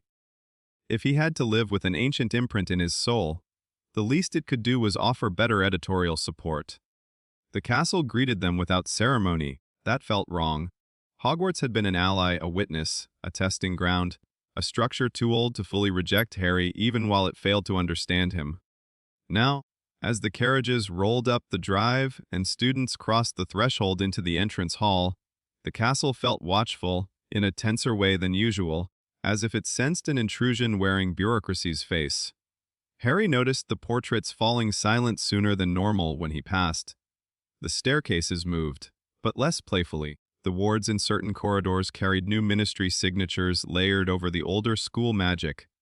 Clumsy, rigid things, more concerned with authority than elegance. Hermione noticed too. "There," she said under her breath as they entered the second-floor corridor leading toward the Great Hall. "Do you feel that?" Harry nodded once. The new magic was not cursed energy, not remotely. In fact, what struck him most was how spiritually flat it felt. Efficient, official, self-important. Not evil in the grand sense, merely administrative in the way all institutions became when they confused permission with wisdom. The source of it revealed itself by dinner. Dolores Umbridge rose in pink. There were many things about her that repulsed Harry on sight. The bow, the voice, the smile shaped like a small crime against sincerity. But none of that mattered as much as what his cursed perception told him the moment he properly looked at her. Nothing. No cursed energy. No spiritual weight. No second-layer pressure. No old wounds in the shape of power. She was not empty. Everyone human carried emotion, resentment, self-deception, and the other raw ingredients from which darker systems might someday form themselves. But as far as Harry's perception went, Dolores Umbridge was magically ordinary in the deepest possible sense. She radiated no hidden abyss, and that somehow made her more dangerous, because her threat was not monstrous, it was procedural. At the staff table she smiled with sugary triumph and announced the ministry's educational reforms in a speech so thick with euphemism it nearly counted as suffocation. She spoke of standards, of safety, of proper oversight, of reckless narratives and irresponsible adults. Every sentence was crafted to sound reasonable while cutting institutional autonomy into bite-sized pieces for political digestion. The castle hated her at once. Harry felt it. Doors shut harder behind her. Staircases took longer routes than necessary. Portraits ceased gossiping the moment she passed. Even Peeves, who normally treated new authority as a sport, spent the first 2 days following her at a distance in what looked unnervingly like anthropological hatred. Ron summarized the whole thing best while they climbed to bed on the second night. She feels like a detention notice learned to walk. Harry, for once, thought that perhaps the British magical world did produce poetry under pressure. Defense against the dark arts became the first real battlefield, not in spectacle. In subtraction, Professor Umbridge did not teach the dark arts defense or anything approximating useful survival. She taught a theory text, dry, bloodless, defensive magic reduced to paragraphs and sanitized examples. No practical spell work, no dual drills, no creature response, No curse, breaking, no actual defense. Her logic, presented with the soft tyranny of someone who had never once had to defend herself in a graveyard, was simple. There is no need, she said in the first lesson, smiling over kitten plate spectacles at rows of increasingly disbelieving students, for students to be introduced to unnecessarily alarming or aggressive practices. A calm, measured understanding of defensive theory will suffice for your examinations. Harry raised his hand before he fully decided to. Umbridge's smile widened in the exact way wounds widened under pressure. Yes, Mr. Potter. He did not stand. He did not dramatize. What if someone tries to kill us before exams? The class went completely silent. Dean Thomas snorted and then turned it into a cough so quickly it almost counted as magic. Umbridge's eyes lost a degree of false warmth. Theoretical mastery of appropriate principles, she said, should allow any sensible witch or wizard to respond with due proportion. Harry thought of Cedric falling in the graveyard. He thought of Avada Kedavra coming apart because the category had changed. He thought of the fact that if he obeyed this woman's version of education, he would be expected to face real violence later with annotated passivity. That sounds like a no, he said. Several students laughed. Umbridge did not. From that moment onward, she regarded Harry not merely as a political inconvenience, but as a direct insult. The detentions began quickly. Not immediately. Umbridge was too careful for that. First she tried public correction, passive humiliation, the slow pinching of classroom authority around him. Each time Harry answered too honestly, or too directly, or with the kind of structural clarity that made euphemism collapse on contact, she marked him down in that small bright mind of hers as something to be disciplined properly. The ministry had buried his truth in the papers. Umbridge meant to bury his defiance in his flesh. The first detention came after Harry openly contradicted her in class about the ministry's official account of Cedric's death.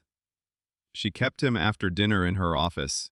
It looked exactly like what would happen if a tea shop and a hostage situation produced offspring. Lace, frills, cat plates. A desk too neat to be trusted. Sit down, Potter, she said. Harry did. Her smile remained fixed. You have, I think, a rather unfortunate habit of calling attention to yourself. Harry said nothing. That habit. Umbridge continued, producing a sheet of parchment from one drawer, must be corrected. She laid a black quill on the desk. The moment Harry saw it, the old sharpness under his skin stirred. Not with alarm exactly, but with recognition of ugly craft. The quill was magical, yes, but not in the schoolbook sense. It carried the feel of a binding object, something designed to extract promise through repeated inscription and minor blood runes. Not cursed energy. Binding technique. He almost laughed. Of course. Even in her punishments, Dolores Umbridge could only imagine authority as an enforceable contract. Right, she said. I must not tell lies. Harry looked at the parchment, then at the quill, then at Umbridge. You modified a self-inking blood quill into a vow anchor. Umbridge blinked. It was the first genuine surprise he had managed from her. I'm sorry. Harry picked up the quill between thumb and forefinger. It was warm, hungry in a thin, bureaucratic way. This isn't just punishment, he said. It's a binding sequence. Repetition, blood cost, inscription reinforcement. You're trying to teach the hand obedience by carving it through agreement. Umbridge's face tightened. That, she said in a voice no longer pretending sweetness, is absurd, is it? Harry lowered the point toward the parchment. The moment it touched, the quill's enchantment activated. Ink should have flowed. Skin should have opened under mirrored inscription, feeding the contract through pain and repetition. Instead, the nib snapped. Not dramatically. It simply split down the center like a thin bone under perfect pressure. The parchment beneath it remained blank. A line of carved script flickered over the page for half a second, then dissolved. Umbridge stared. Harry looked up. Binding techniques don't work on me, he said quietly. I learned that early. That was not entirely true. Some bindings worked. The graveyard had proved that much. But the kind Umbridge understood, linear obedience magic, low-grade blood anchoring, institutional coercion made tangible, could not root properly in a soul already layered with older and more violent contracts. The woman behind the desk went still with anger so pure it briefly clarified her. Not spiritually. Not enough for cursed perception to find new depth in her. But politically, personally, Harry had just shattered not only a disciplinary tool, but her assumption that children could be shaped into compliance by correct administrative pressure. He saw the moment she realized brute magical punishment would be less useful than social suffocation. Her smile returned. It was worse than the anger. Very well, she said. We shall try another method. He got 3 more detentions that week. None used the quill again. All were worse in smaller ways. But she never tried a binding contract twice. And that mattered, because Harry had looked at her office, her methods, her paperwork, and seen a broader truth forming beneath the school year. The ministry's power was not monstrous. It was contractual. Paper office, decreed detention, curriculum, inspection, a whole empire of lesser bindings pretending it had invented reality. The king, hearing that thought one night while Harry sat in the common room, pretending to revise and actually fuming, remarked with dry amusement, "Petty tyrants love vows. They think signatures make them gods." Harry almost answered aloud. Ron noticed the expression change and leaned over from the armchair opposite. "What?" Harry blinked back into the room. "Nothing." Ron narrowed his eyes. Was that a voice nothing or a normal nothing? Hermione, from the table where she was drafting what looked suspiciously like an anti-Umbridge legal framework, said without looking up, "There are no normal nothings anymore." That, depressingly, was true. The Defense Association formed because theory had become a death sentence. Not literally, not yet, but close enough that everyone in the room where it began understood the shape of the risk. The hogshead smelled of goats, old all, and poor ventilation. It was the kind of place people chose when they did not want to be overheard by authority and were willing to risk respiratory consequences for the privilege. Hermione had organized the meeting. Harry had objected to the scale. Ron had objected to everything and then come anyway, because that was how their lives worked. Students arrived in 1s and 2s, then clusters, then more than Harry thought possible. Gryffindors, Hufflepuffs, Ravenclaws. A few Slytherins would have come too, Harry suspected, if house politics had not made fear more expensive there. Cedric's death hung over the room even for students who had never spoken to him. So did the Daily Prophet, the graveyard, Umbridge's classroom, and the increasingly obvious fact that the adults officially responsible for protecting them had chosen paper over preparation. When Hermione introduced the reason for the meeting, her voice shook only once. "We need actual defense," she said. "Not textbook theory. Not ministry-approved optimism." All eyes turned to Harry. He hated that. He also understood it. A Ravenclaw 6th-year asked the question directly. "What exactly would you teach?" Harry thought of the graveyard, of dragonfire splitting at a partial domain seam, of curses unraveling under dismantle, of the old divide opening wider each month between what Hogwarts could formally acknowledge and what reality had already made true. He could not teach them to be him. That was the first boundary. So he did not try. "Not my technique," he said. "At least not directly. Most of you won't be able to use cursed energy the way I do." A murmur ran through the room at the phrase. Hermione had insisted they stop avoiding the actual term. Harry continued. "But I can teach you how I fight, how I read structures, how I look for weak points instead of just throwing more magic at the front of a problem. How to move, how to stay standing when panic tries to make your choices for you." Neville, seated near the back with both hands wrapped around a mug like he was personally preventing tea from becoming dangerous, lifted his head. "That would help," he said quietly. The room settled after that, because Neville Longbottom was not dramatic. When he said something would help, everyone believed the sentence had been forced through at least 3 levels of fear to exist. The DA began 1 week later in the room of requirement after the room, perhaps out of spite toward Umbridge, decided it liked their cause. At first the training looked almost disappointingly normal. Stunning spells, shield charms, movement drills, partner work, spacing under pressure. Harry taught them the way Lupin once would have approved of. If Lupin had also accepted that all good defense began with refusing to die on the timetable other people prepared for you. But beneath that practical wand training, he layered his own logic. Do not think of a shield as invincibility. Think of it as time bought. Do not answer every spell with a spell. Change angle, change level, change the structure of the exchange. Look for what holds the attack together, not what it looks like. Panic narrows attention. Train attention wider than panic. Most of the DA simply got better at conventional magic through that framework. Neville changed. It began so faintly that even Harry missed it at first. A hesitation in the room before Neville moved. A strange, almost lightning sensation in the air during one footwork drill. The way he started answering threats not just with spell memory, but with instinctive angle changes that had nothing to do with wand instruction and everything to do with feeling pressure before it fully formed.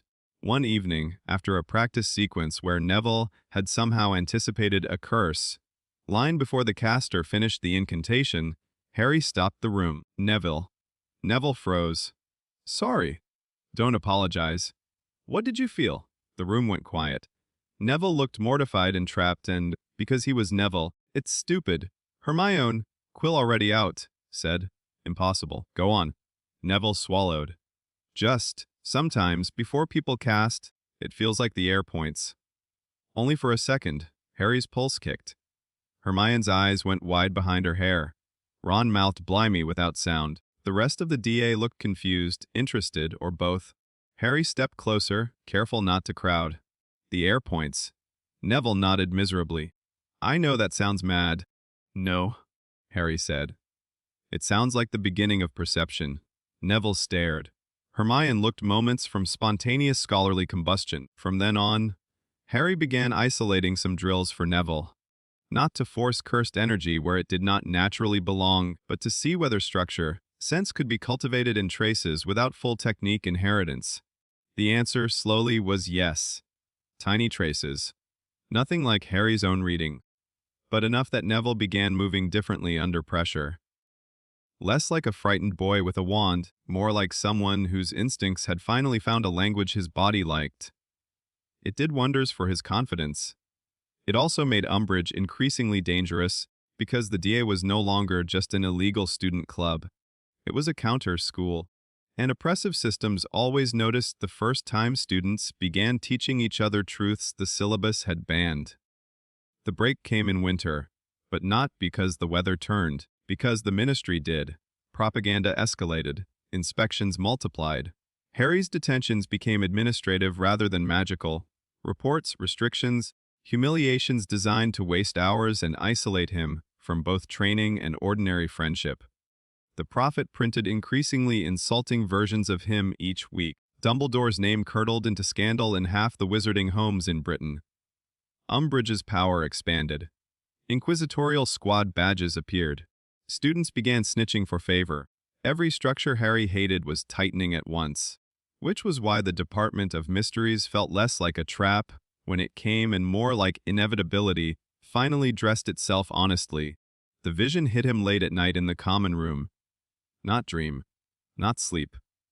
A pressure waved through the scar strong enough to make his hands shake around his textbook. Sirius in danger. A hall of black stone, a room at the center of the ministry. Voldemort's cruelty reaching through the link in their souls like a hand through an open door. Harry knew, intellectually, that manipulation was possible. Hermione knew too and said so at once. Ron backed her. Neville, Luna, Ginny, everyone with enough courage to also possess common sense tried, in their own ways, to slow the decision. But the old combination of love, guilt, urgency, and Harry's catastrophic inability to sit still while someone he cared about might be dying had ruined his judgment before, and did so again. They went to London. They broke into the ministry. And in the Department of Mysteries, reality widened in all the wrong directions. The Hall of Prophecy was only one piece of it. Shelves of glowing orbs, cold black floors, whispering destinies filed like weapons in careful rows. Harry felt the prophecy orb's pressure immediately. Not cursed, not exactly, but intensely bound. A spoken future anchored in objecthood through old ministry ritual. a whole branch of governance built on capturing possible truth and shelving it. He hated the place on principle, but the deeper horror waited beyond.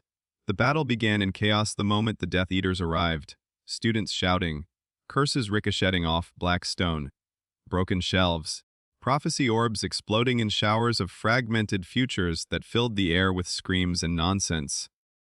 Lucius Malfoy's voice moving through the room like polished venom, Bellatrix's laughter, Neville beside Harry with his jaw set despite terror, Luna calm in the exact way only Luna could be calm while reality actively degraded around her. Harry fought the way he had taught the day.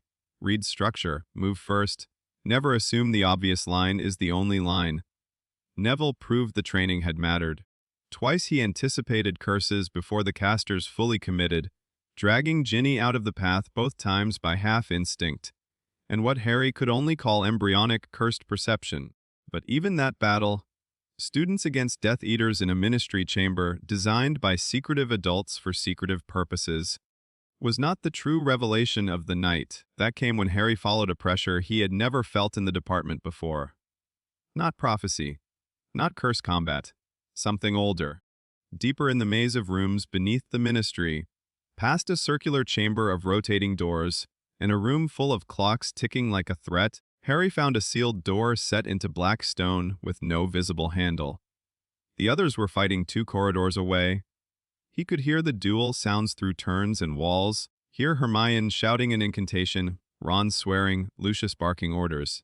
He should have gone back at once. Instead he stopped. His hands were burning, just as they had at the Yule Ball, when the bone tool had been left for him. He drew it now from inside his robes, and the pale carved finger, bone went hot enough to pulse in rhythm with the hidden door. No ordinary ministry seal, no simple ward. The room beyond this one radiated pressure unlike anything else in the department. Not because it was stronger than the prophecy vault or the time chamber, because it was different, older than modern wand governance. The bone tool in Harry's palm thrummed with recognition.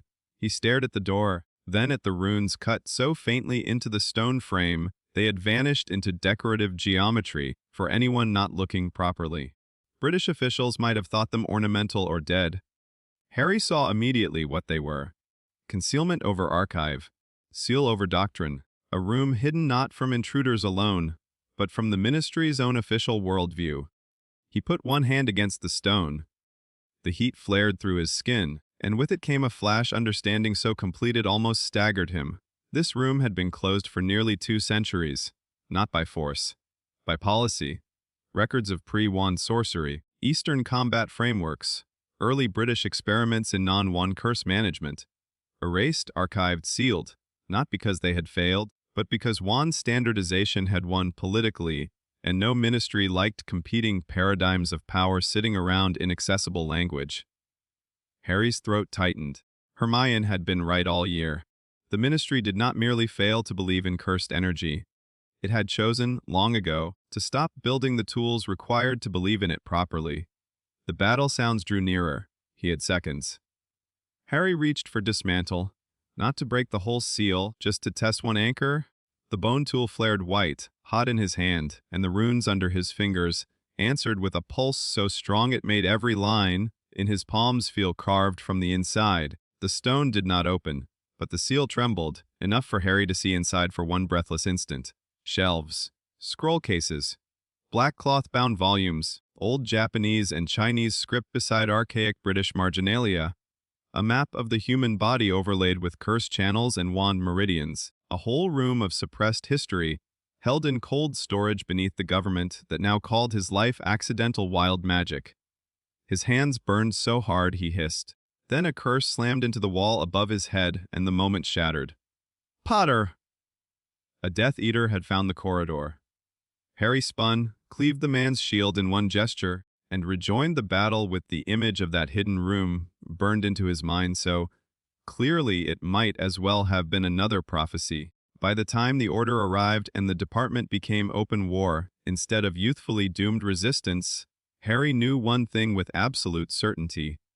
The ministry had records, old ones, deliberately buried ones, and somewhere beneath politics, fear, and official educational standards, Britain had once known exactly the kind of power it was now pretending could not exist. When the night ended, with Sirius dead behind the veil, the prophecy destroyed, Dumbledore and Voldemort dueling in the atrium, and the Minister for Magic finally forced to see with his own eyes what denial had failed to contain. Harry could barely stand, but as he sat later in Dumbledore's office, grief and exhaustion shaking him hollow, one thought remained like a blade laid flat across his bones. The war was no longer only against Voldemort. It was against the structures that had forgotten how to name what Voldemort was becoming, and Harry's hands still burned from touching the record of that forgetting. Harry stopped sleeping properly after the Department of Mysteries. Not because he never closed his eyes, because every time he did, something waited on the other side of them. Sometimes it was Sirius falling backward through the veil, expression startled rather than afraid, as if death had interrupted him mid-thought and he still expected to finish the sentence later. Sometimes it was the hidden room beneath the Ministry, the sealed archive breathing behind black stone, full of records Britain had buried because they made wand supremacy look less eternal than it liked pretending. And sometimes, most often now, it was the shrine. Not louder, not more aggressive, just closer. The Tory gates stood in endless dark as always. The old pressure beneath them remained vast and patient. But since the department, Harry noticed a new quality there. Attention sharpened by the same thing that had sharpened him. War had stopped being theoretical. The king, when he appeared at all, did not console. He also did not mock. That more than either option made the dreams unbearable. One night early in August, Harry found himself again standing on black stone under a sky that did not exist. The shrine stretched forever. The figure in the darkness remained mostly unseen, hands visible, posture easy, gaze felt more than perceived. Harry did not bother with politeness. They had records. The king said nothing for a moment. Then, of course, they did. Harry clenched his hands. They hid them. States archive what frightens them. Then they call the archive wisdom. Harry hated how often the king sounded right at the exact moment he wanted to hear something easier. There was a whole room of it, he said. Techniques. Bodies. Cursed channels. Different systems working next to wand magic instead of under it. And now you know your world lied by omission before it lied about you. Harry looked away into the dark. That sentence landed too precisely. When he spoke again, his voice was flatter. Sirius is dead. The shrine held still no lecture, no lesson, no old dryness sharpened into philosophy. The king answered with rare simplicity, yes.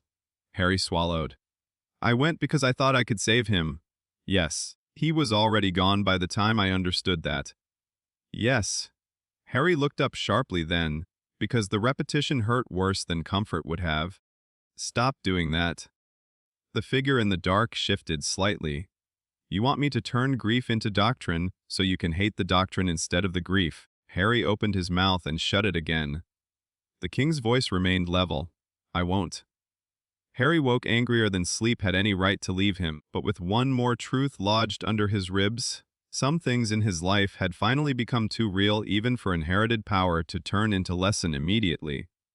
That, perhaps, was the beginning of maturity, or the end of childhood. Harry no longer trusted the difference. Sixth year did not begin so much as descend. The wizarding world now publicly believed Voldemort had returned, but official acknowledgement had solved almost nothing. In some ways it had made everything more brittle. The prophet shifted from denial to panic. The ministry from dismissal to frantic incompetence. Hogwarts from school to fortress pretending lessons remained the point. Umbridge was gone. No one missed her.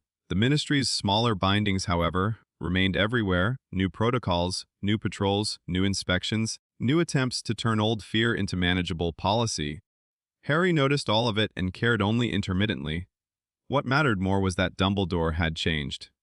Not in obvious ways. He was still Dumbledore, still impossible to corner fully, still maddeningly patient, still capable of looking at catastrophe as if it might yet reveal itself as a lesson in better timing. But something about him after the ministry had grown more direct. Not kinder, not softer, simply less interested in preserving ignorance for Harry's sake. The first real sign came in September, When Dumbledore summoned Harry to the office, not with sherbet lemons or cryptic concern, but with a pensieve already waiting, and a small black ring resting on the desk between them beneath 3 containment spells. Harry stopped in the doorway. The ring looked ordinary if one had never learned to read spiritual architecture. Gold band, heavy dark stone, age value, aristocratic ugliness worn into family significance. To Harry's perception, it looked like a scream trapped inside metal. He stepped closer. The king, quiet all morning, said only one word. Binding. Harry's scar tightened. Dumbledore watched his face rather than the ring. You can feel it? It was not a question. Harry nodded once. It's worse than the diary. Dumbledore exhaled softly, as if that confirmed something he had feared and expected at once. Yes, he said. It is. The old wizard sat and folded his hands. For once there was no preamble, no careful circling. Harry, I owe you a more dangerous truth than those I have given before. Harry looked at the ring again, then start with the object that makes my soul feel unclean. A faint, wary smile touched Dumbledore's mouth and vanished. This ring, he said, contains one of Lord Voldemort's Horcruxes. Harry did not know the word, but his body reacted to it before his mind did. Horcrux. The sound fell into place with immediate wrongness, as if it belonged in the same grammatical family as desecration. Dumbledore, seeing that, went on, A Horcrux is the result of murder, used not merely to stain the soul but to split it. The fragment is then bound into an object, preserving the caster against true death so long as the fragment endures elsewhere. Harry stared at the ring. Suddenly the diary, the graveyard, Voldemort's rebuilt body, the strange structural fractures Harry had seen in him under moonlight, all of it aligned, not metaphorically, precisely. Sol fragments distributed across vessels, continuity outsourced into objects. A man held together by external anchors and calling that immortality. That, Harry said quietly, is disgusting. Yes. Dumbledore reached toward the ring, stopped short of the containment lines, and let his hand fall back. It is also the reason Voldemort survived the nursery, the forest, and the years between body and restoration. He mutilated himself repeatedly for the illusion of permanence. Harry looked up sharply. Repeatedly. Yes. The room went still. How many? Dumbledore's eyes, old and too honest now to fully hide behind kindness, met Harry's. I believe there were 7 intended fragments of soul. Harry thought of the graveyard, of the feeling of structural interference in Voldemort's body, not one wound but several stabilizing pressures elsewhere. Of the diary screaming when he cut it, of the ring now pulsing under containment like a spiritual abscess, pretending to be jewelry. And then, with a clarity so cold it felt borrowed from the king rather than his own mind, Harry said, So a Horcrux is a vessel. Dumbledore nodded. Yes. A binding technique. The headmaster's eyes sharpened. In your terms, he said, I believe that is correct. Harry kept staring at the ring. The disgust remained. But underneath it something more functional had begun moving into place. Not fascination, not exactly, more like category acquiring utility. Vessel. Binding. Soul fragment housed externally through violent artificial continuity. Cleave cuts bindings. The thought arrived with such force he almost said it aloud before realizing he already had. Dumbledore did not flinch. That, he said softly, is why I am telling you now. The revelation did not stay confined to Dumbledore's office for long. Not the full truth. Not yet, not to the Order or the school or any institution likely to turn it into committee work and delay. But to Hermione and Ron, yes. Immediately. Because Harry had learned by then that holding large truths alone never made them safer. Hermione reacted first with horror, then with focus so total it almost became a visible force. Ron reacted first with horror, then with anger. Harry found both responses reassuring. They gathered that evening in the abandoned classroom on the 4th floor, the one place in the castle that now felt more theirs than any official room ever could, rain pressed against the windows. The hexagonal black flash scars still marked the far stone in stubborn dark impressions the castle had not healed. Hermione had already spread notebooks across one desk and a fresh sheet of parchment across another. Ron stood in the middle of the room, arms folded so tightly it looked painful. 7. So Hermione, halfway through writing Aurextiora Kiorasi DNG Hamparison, nodded once. Potentially. Ron stared at the heading. Sometimes I think if the end of the world came in the shape of bad bookkeeping, you'd look pleased. She didn't look up. I'm not pleased. I'm furious in an organized way. Harry sat on an old desk by the window and watched rain slide down black glass. He split his soul, he said. Neither of them answered at first, because there was nothing to improve there.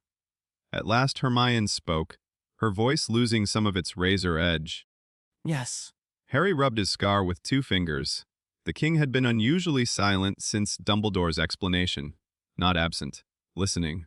That, too, meant something.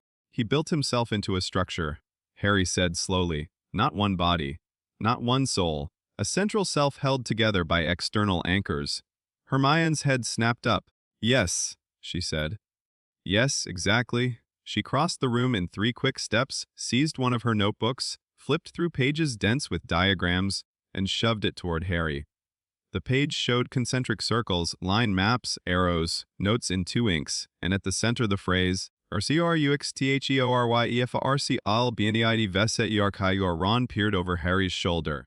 How long have you been planning to write something that unhinged? Since 10 minutes after Harry told us. Hermione replied, That's not enough time. It was enough time. Harry looked more closely.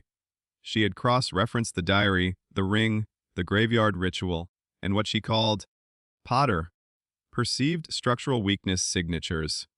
With older binding theory from both wand magic and the scattered notes they'd gathered on cursed technique, the conclusion on the page was written twice, once in neat script and once more aggressively beneath it. Each Horcrux is held in place by a continuity, binding that is spiritually structural rather than purely material.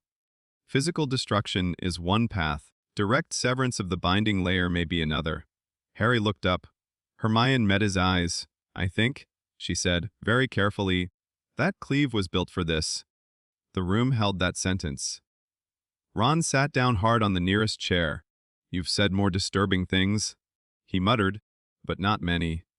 Harry looked back at the diagrams. He did not feel triumph. Only the grim recognition of a lock finally finding the shape of the key intended for it. A Horcrux doesn't have to be smashed, he said quietly. It has to be unmade. Hermione nodded. Wes. And if I cut the soul, binding instead of the object may survive, she said, or partially survive, but the fragment should disperse. Ron raised a hand weakly. I'd just like it said that using the word should here is criminal. It was. And yet there was no better word, because no one had done this before. No one in Britain, perhaps no one alive at all, had stood at the intersection of Horcrux theory and cursed severance technique with enough information to ask whether spiritual architecture could be targeted directly. Harry should have felt overwhelmed. Instead he felt, with frightening clarity, the same thing he had felt in the graveyard looking at Voldemort's body, not impossible. Difficult? Yes. Dangerous? Absolutely. But not impossible. That made him colder than fear would have. The first test came a month later. Dumbledore took too long to agree. That, more than anything, convinced Harry it was the correct course. The headmaster was never slower than when he saw the necessity of a thing, and wished with all his age it might somehow become unnecessary by delay. The recovered fragment was not the ring itself. Dumbledore refused that on grounds Harry could not completely dismiss as cowardice.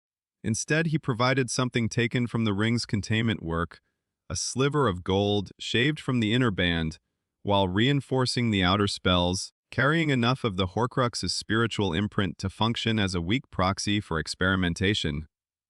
It looked like nothing. A tiny shaving of metal resting in a black velvet tray beneath a wand held stasis charm. To Harry, it looked like rot with punctuation.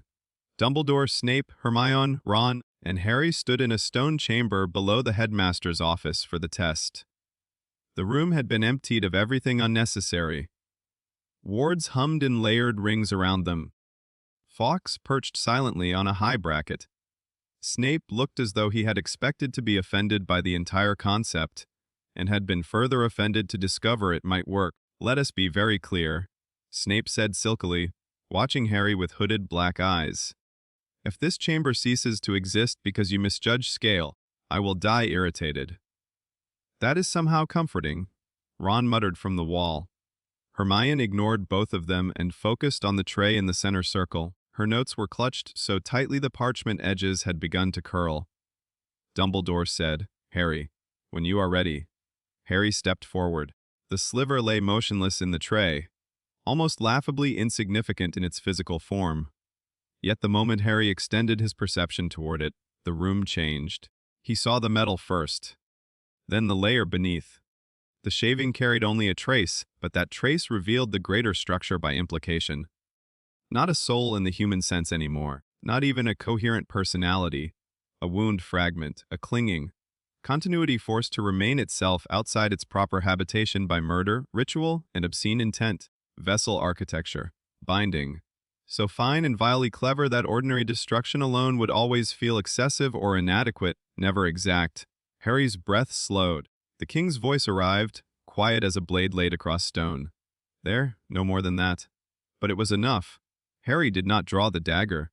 He wanted his hand free for this. He raised 2 fingers, not in wand gesture but in line, setting and let cleave answer not the gold, not the tray, not the containment field, but the spiritual seam where soul, fragment, and vessel logic met.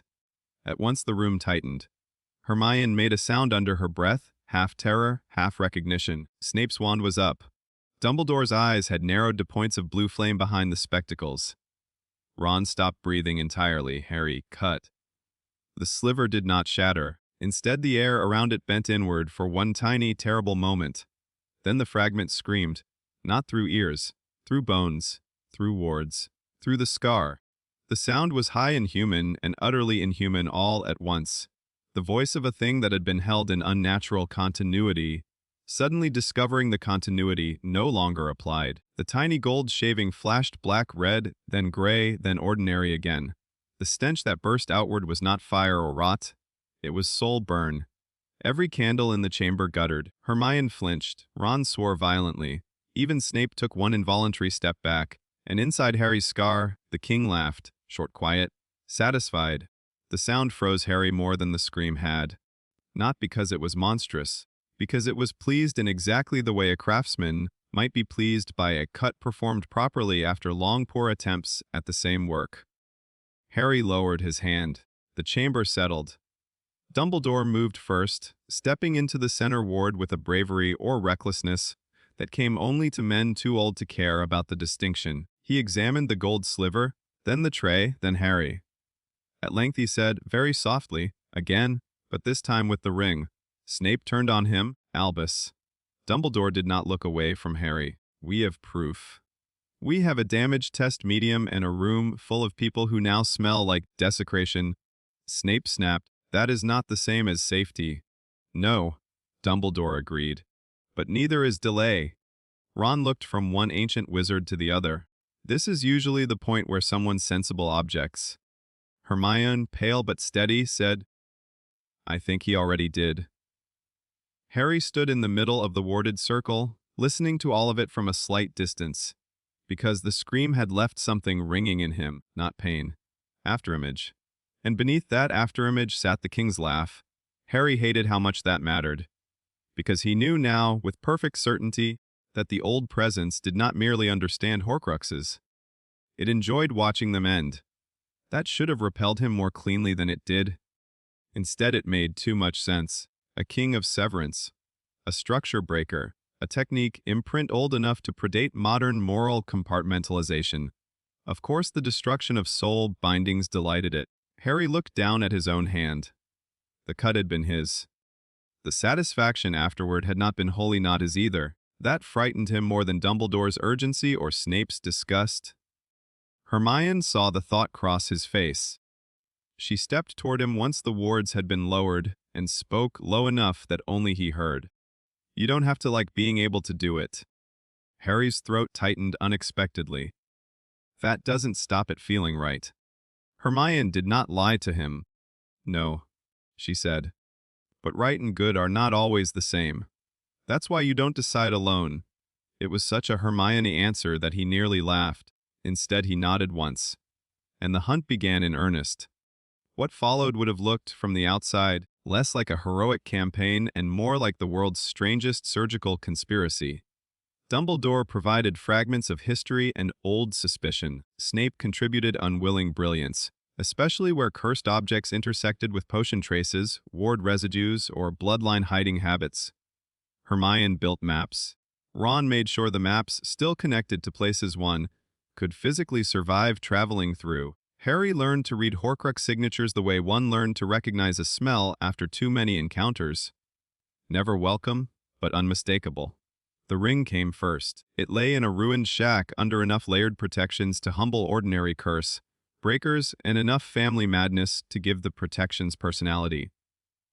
Dumbledore, Snape, and Harry went together while Hermione and Ron waited in the outer perimeter because, as Hermione put it through gritted teeth, someone has to remain alive and useful if your elders insist on being dramatic. The ring screamed longer than the sliver had. Cleave entered the object not through metal or stone, but through the continuity seam below both. Harry felt the fragment resist in a way the proxy could not. It clung. It flexed. For one heartbeat, it almost seemed to remember itself as personhood and protest the loss. Then it came apart. The stone cracked in the physical world a second later, as if matter, finally informed that the deeper binding had ended, only then understood permission to fail. Dumbledore said nothing for nearly a minute afterward. Snape muttered, obscene, though whether he meant Horcruxes or how efficiently Harry had ended one remained strategically unclear. The locket took longer to find and worse places to reach. A cave. Of course it was a cave. Voldemort, Harry thought bitterly while black water lapped at stone under thin green light, had never once in his life hidden anything in a place one could retrieve without first enduring symbolic nonsense. The protections there were more layered than the rings, and worse enchantments designed not only to kill but to erode certainty. Thirst curses.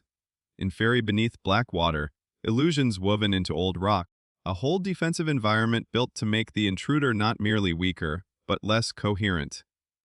Harry understood why the king called Voldemort structurally inelegant. The Dark Lord had the imagination of a man who thought escalation was the same thing as sophistication.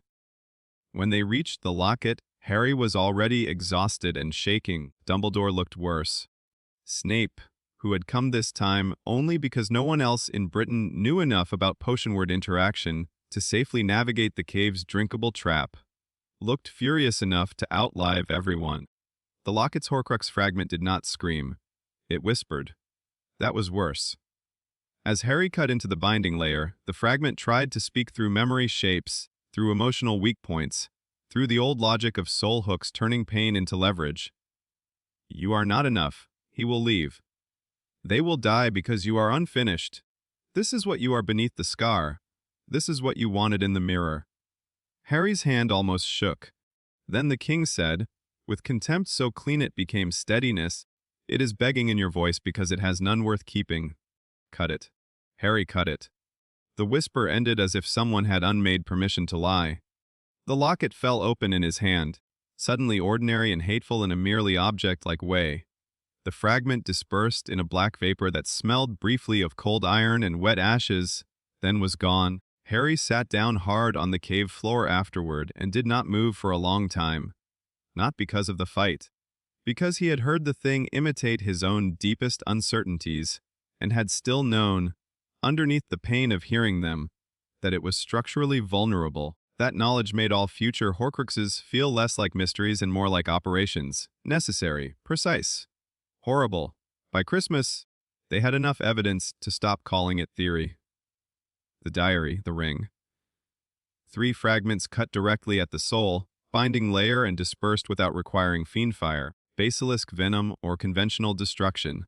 Hermione's notes became a separate archive. She cross-referenced magical vessel theory with cursed binding logic until entire parchment rolls filled the DA room floor. She built tables comparing Horcrux resilience under physical assault versus spiritual severance. She annotated Harry's perceptions so thoroughly that he once looked at a chart labeled fragment resistance modulation under cleave contact and said, "I think you've started doing science to my trauma." She looked up from the chart and replied, "That is exactly what I'm doing." Ron, who had taken to checking doors, windows, and all suspicious jewelry on sight, kept them human in the only ways he knew how: food, swearing, ordinary complaints, and the occasional deeply practical question no one else thought to ask until too late. Such as, if Voldemort made 7 pieces, he said one night in the room of requirement while Hermione reorganized research piles into more alarming piles and Harry sat on the floor with the dagger across his knees. How many have we actually got left? Hermione answered automatically. Diary, ring, locket. That's 3 destroyed. Nagini almost certainly 1, given her role and pattern. Likely at least 1 more object we haven't identified. Something from Hogwarts or a founder relic, if Dumbledore's suspicions hold. Ron counted on his fingers, and the last. The room went very still, because they all knew which number remained. 7 intended fragments. The diary, ring, locket, unknown object, snake, and then the one no one liked naming. Harry touched his scar. Hermione did not stop him. The difference between them now and the children of first year was not only knowledge, it was endurance. No one in the room looked away from the possibility anymore just because it hurt. Dumbledore had not yet said it plainly, but his notes, absences, and silences had all begun pointing in the same direction.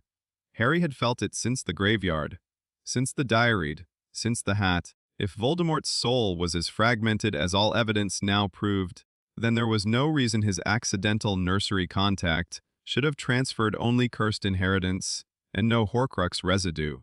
And if Harry's own soul carried layers, the king beneath, Harry himself at the core, and something else caught among them.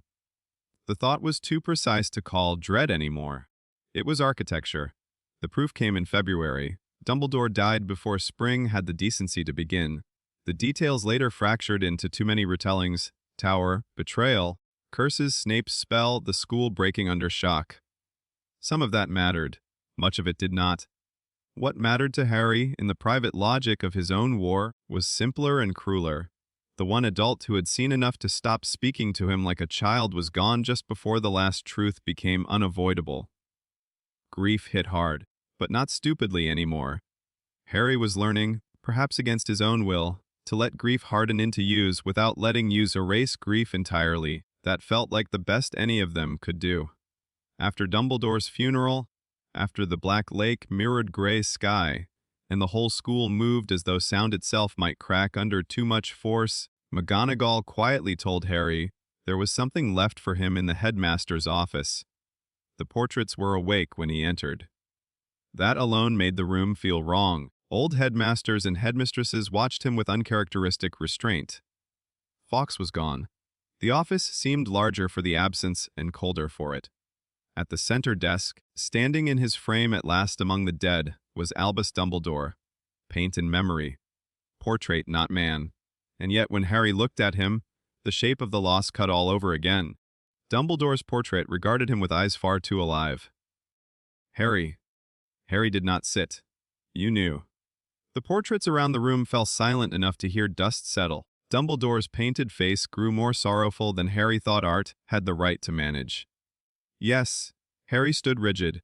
How long? Not fully at first. Then too clearly to permit comfortable lies. Harry laughed once, bitter and sharp. That's almost honest. It is honest, Dumbledore said quietly, and too late.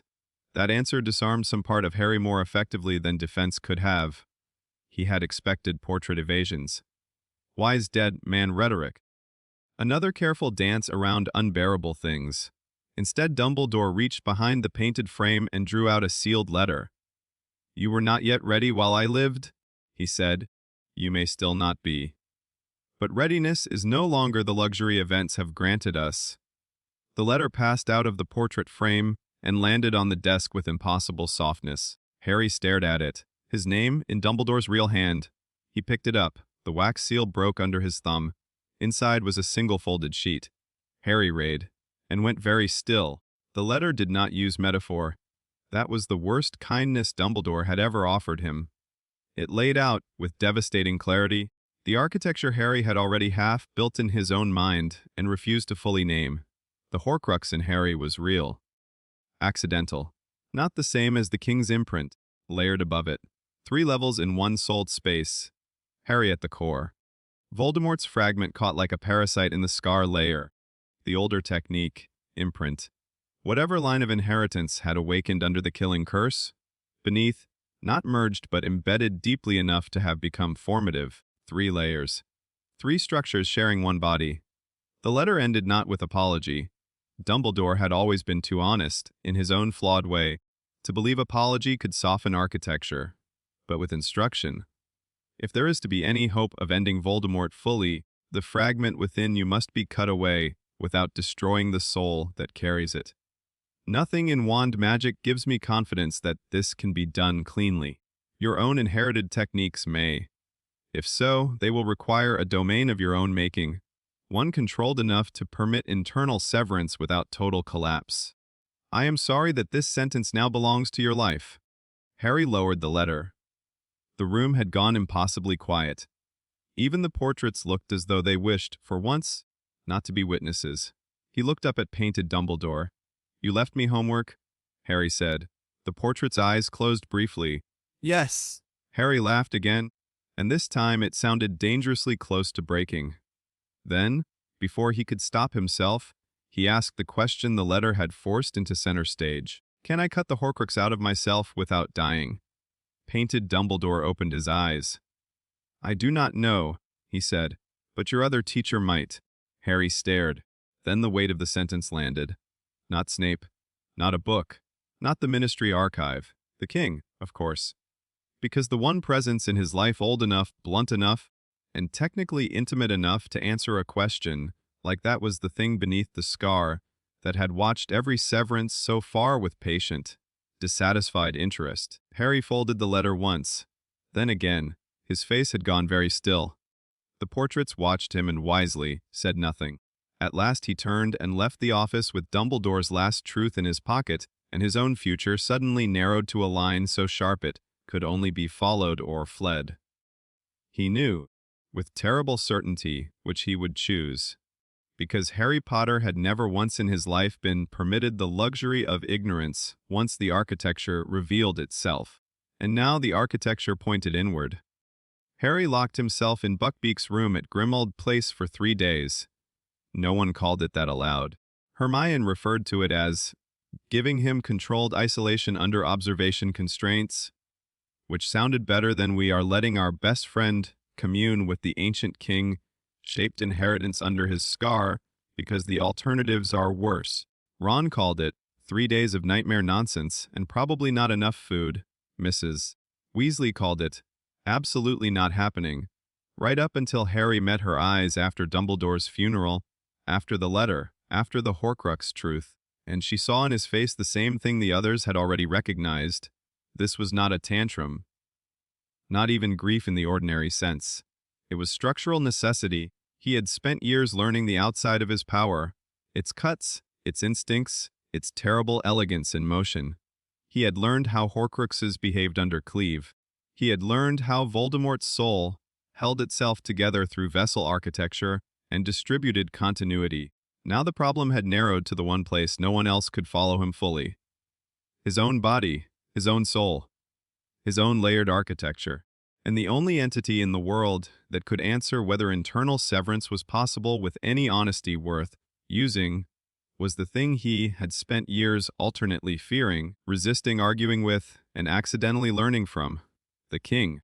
So Harry went upstairs to the dusty room, the order still politely called Buckbeak's, because no one had the courage to admit the place now felt claimed by less feathery things. The curtains stayed drawn against the weak gray London light. The great bed remained shoved against one wall under moth-eaten drapery. A tray of food was left outside at regular intervals by some uneasy rotation of Molly, Hermione, and Creature, though only Creature was emotionally consistent enough to treat young master brooding with soul problem as a reasonable household condition. Harry took Dumbledore's letter with him, the black dagger too, and the finger bone tool, though he did not know yet whether that was caution or confession. He barred the door. Then he sat on the floor with his back against the bed frame, the letter open in his hands, and tried for nearly an hour not to think in circles. It failed. Of course it failed. The letter did not become kinder on rereading. It remained exactly what it had been the first time: precise, devastating, and stripped of every comforting lie adulthood might have once tried to spread between Harry and necessity. 3 layers. Harry at the core. Voldemort's fragment embedded above. The king's technique imprint beneath. No, not beneath in a physical sense. Soul's space did not work like shelves or stacked stones, but layered, interfaced, co-resident in ways no normal life should have had to bear. He had known pieces of that for years. The hat, the mirror, the graveyard, the Horcrux tests, the diary ring, and locket, all proving that soul bindings could be cut directly without destroying the vessel necessarily. But the vessel was me changed all of it. Harry stared at his own handwriting in the margins of Hermione's copied notes. The diagrams she had made of layered structure based on everything they now understood: a circle for Harry, a hooked fracture line for Voldemort's fragment, a deeper ring of marked notation she had first titled King, imprinty technique layer, and then crossed out because, in her words, that sounded like a bad department sign. He laughed once. It sounded thin in the room. Then the laugh died. Because there was only one question beneath all the rest. Can I do this and survive being the one it happens to? No amount of theory answered that cleanly. Theory had gotten them this far. Now Harry needed counsel, real counsel, and there was no adult left alive he trusted enough, knew enough, and had the relevant proximity to his soul architecture. So on the first night of isolation, with dusk settling dull and heavy beyond the curtains, Harry put Dumbledore's letter aside, laid the dagger across his knees, and closed his eyes. He did not know if there was a formal method for calling the shrine while awake. If there was, no one had written it down in a language Britain respected, so he did the only thing that had ever reliably reached the place beneath the scar. He went still, not empty. He did not know how to be empty anymore, but still enough that the surface noise thinned. House creaks, distant voices, old black family bitterness in the wallpaper, even the immediate sting of grief flattened into something quieter and more durable.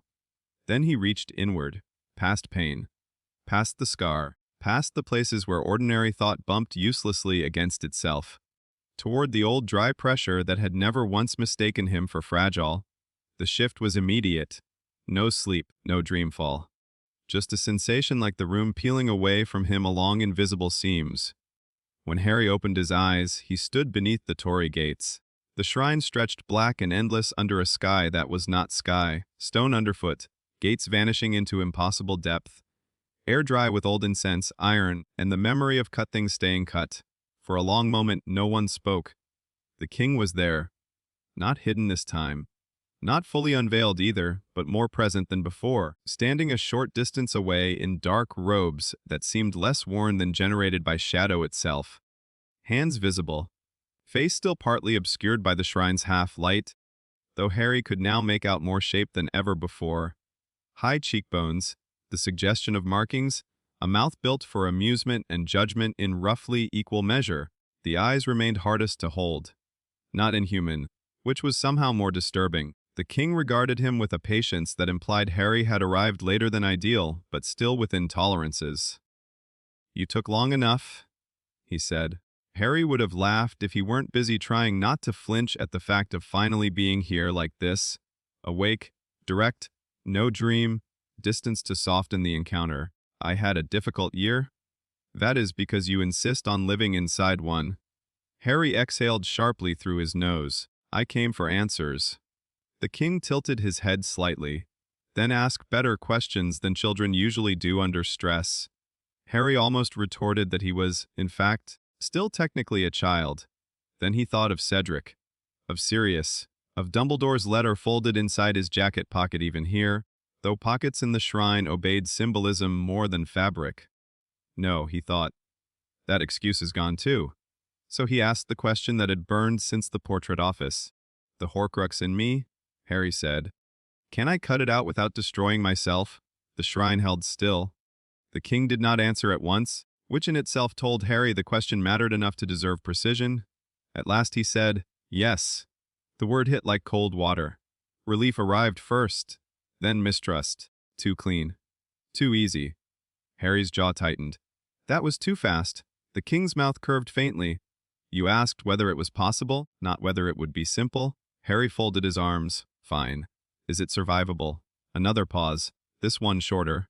Yes, the king said, but not by accident. Harry took one step forward. Explain. The king began to walk, not away, along the stone threshold before them, slow enough that Harry could follow, without the movement feeling like permission to relax. Torii gates rose at intervals into black depth on either side. The fragment of Voldemort in you, the king said, is not the same as me. I know that much. Do you? The glance sideways was dry. Then say it properly. Harry hated when the king did this, forcing him to define truths in exact terms as though sloppiness itself were a moral failing. Still, he obeyed. The Horcrux fragment is a soul parasite, he said. A foreign continuity, binding lodged in scar, space after the curse. You're an imprint. Technique memory. Bloodline inheritance, not a separate invader. The king nodded once. Better. They walked 3 more paces in silence. Then the king continued. The Horcrux sits above your soul core, but below much of your ordinary conscious surface. It attached through the wound Voldemort's curse created and survived, because Lily's vow prevented one form of death, without cleaning the structural contamination left in the collision. Harry thought of the scar, of all the years it had been treated as symbol before anyone admitted it was architecture. And you. The king glanced at him again. I sit deeper, he said, not because I am stronger in the crude sense, though I am. Because I was not imposed by the same mechanism. I was awakened from within the bloodline pattern itself when the curse struck. The Horcrux layered onto injury. I layered out of inheritance. Harry let that settle. It changed something subtle but important. Voldemort's fragment was not merely trapped in him. It was trapped above something older and more stable. Harry had always sensed that in practice. The king's voice under the scar did not feel like a thing perched behind his eyes. It felt like bedrock speaking through the cracks. If you're so stable, Harry said, why didn't you just cut it out years ago? The king's amusement returned. Because I do not have hands here unless you use them. That sentence landed with a familiar chill. Harry looked at his own fingers. Normal. Human. The same hands that had cut spells, shields, curses, and soul bindings under instruction he had once mistaken for instinct. The king kept walking. And because, he added, until recently, you would have died of ignorance before technique became relevant. Harry almost objected. Then he thought of himself at 11, staring at snapped wands in Ollivanders and splitting books in charms, because he could not yet choose between seeing structure and obeying it. No, the king was right. Horribly, Harry swallowed once. So what's the actual problem? The king stopped. Ahead of them, the shrine opened into a broader black platform, smooth as worked obsidian and edged by nothing. The Torii gates around it stood wider apart. The air there felt tighter, as if concept itself was denser in that space. The problem, the king said, turning fully toward him now, is that internal severance is not like cutting an object. Not even like cutting a Horcrux in a vessel. It will require you to establish a domain of your own making. The word landed harder than Harry expected. Mine. Yes, not yours. The king's expression did not change much, but Harry had learned to read the slight shifts by now. That one was approval. Correct. Harry looked around the shrine platform. This place. Is not your domain. The answer came at once. This is where the inheritance arranges itself. A memory structure. A technique space. Useful for speaking. Not for the cut you need. Harry frowned. Then what is my domain supposed to be? The king spread one hand slightly, as if offering the absurdity of the question back to him. That, he said, is why you have work to do. Harry laughed once, too sharp. Brilliant. You wanted honesty? I wanted one sentence that doesn't turn into 6 months of pain. The king looked genuinely puzzled for half a beat. Then you continue misunderstanding instruction. Harry almost snapped back. Instead, he dragged a breath in and held on to the useful parts. All right. Start with this. Why do I need a domain at all? I've cut 3 Horcruxes already. External vessels. Yes. And every one of them screamed on separation. Harry went still, because that was true. The diary. the ring, the locket. Each one had resisted at the soul, binding seam with violence, even under clean cleave. Not enough to stop him, enough to matter. The king went on. Now imagine the same thing inside your own soul space. Harry did, and nearly felt sick. You cannot simply reach inward from ordinary technique, state, and cut blind, the king said. Not if you intend to keep the core intact. The internal environment must first be made legible on your terms. Bounded, ruled, held still enough that your choice of seam remains your own and not the parasite's. Harry's pulse kicked harder. So a domain? Free its local law? The king said. Inside that law, you will perceive the 3 layers clearly enough to act. Without it, you are attempting surgery in an earthquake with knives that answer to emotion. That was the clearest explanation Harry had ever heard. It was also awful. He looked out over the black edge of the platform. And if I fail? The king answered without ornament. You may cut the wrong layer. Tear the soul core. Destabilize yourself enough for the fragment to rupture rather than separate. Or survive while removing parts of your own architecture that are currently helping you remain whole. Harry heard Dumbledore's phrase again. You would either die opening it or survive by cutting parts of yourself you are not yet wise enough to lose. The old man had not been dramatic after all. Merely accurate. Harry's mouth had gone dry. So that's what he meant. Wes. They stood in silence after that. The shrine did not offer comfort. Neither did the king. And yet Harry felt something steadier than comfort settling into place, the shape of the problem at last becoming exact. No more vague dread. No more mystery standing in for terror. The task was monstrous, but defined. That mattered. What would I lose by mistake? Harry asked after a while. The king considered him? At your current level. Possibly rage, because it sits close to your cuts. Possibly grief, because you still weld it to purpose too crudely. Possibly the instinct to hesitate before ending things. Possibly my imprint. That last one startled Harry more than the rest. You? The king's mouth moved faintly. Not quite a smile. If you cut badly enough, Harry frowned. You say that like it wouldn't matter. It would matter to your technique. That isn't what I meant. I know. Harry stared at him. The figure in the shrine met the look evenly, no mockery in it now. Then, to Harry's surprise, the king answered the unasked question anyway. I have no interest in vanishing through your incompetence, he said. It would be aesthetically disappointing. Harry barked a laugh before he could stop himself. It echoed oddly beneath the Tory gates. The king waited until the sound died. Then he spoke more quietly than before. The Horcrux is not the only thing that keeps you stable. Do not romanticize removal. You are layered now. Some of that layering is damage. Some of it has become structure. Harry thought of Hermione's diagrams, of his own life after Privet Drive. The knife. Thin line between surviving what had happened to him and being reshaped by it so thoroughly that removing the scars might also remove the person who had learned to live around them. Then how do I know what's me? He asked. The king's eyes held his. You don't? Harry's temper surged again. That's not helpful. It is the only useful answer. The king stepped closer. Not threatening. But the shrine itself seemed to sharpen around the movement. You are obsessed with purity of self, he said.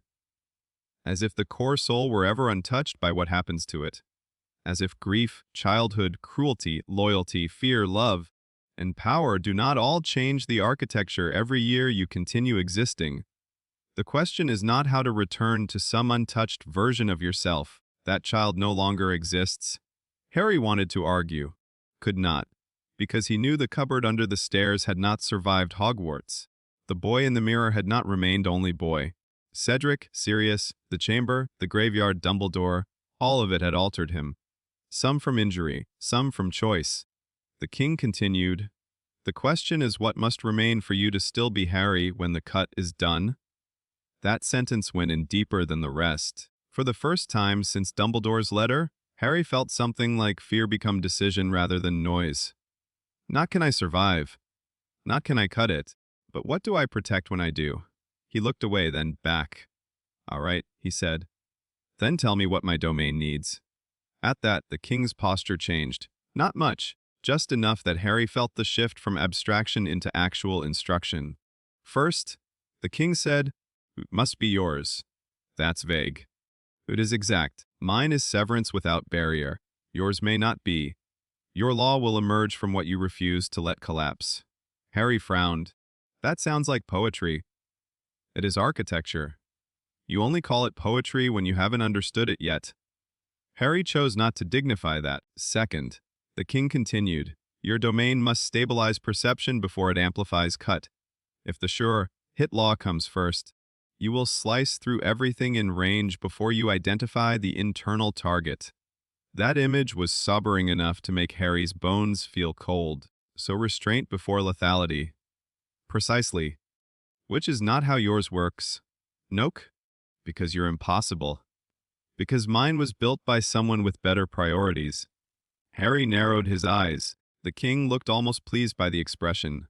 Third, he said, you must be able to hold all three layers in view at once without collapsing them into the same moral category. Harry blinked. That's not a technique problem. No, the king said. It is a wisdom problem. Those are usually worse. Harry paced now, slow and tight across the black platform. All three layers, he said, thinking aloud. Me, the Horcrux. You. Yes, I can identify the Horcrux structurally, I think. It's a foreign binding.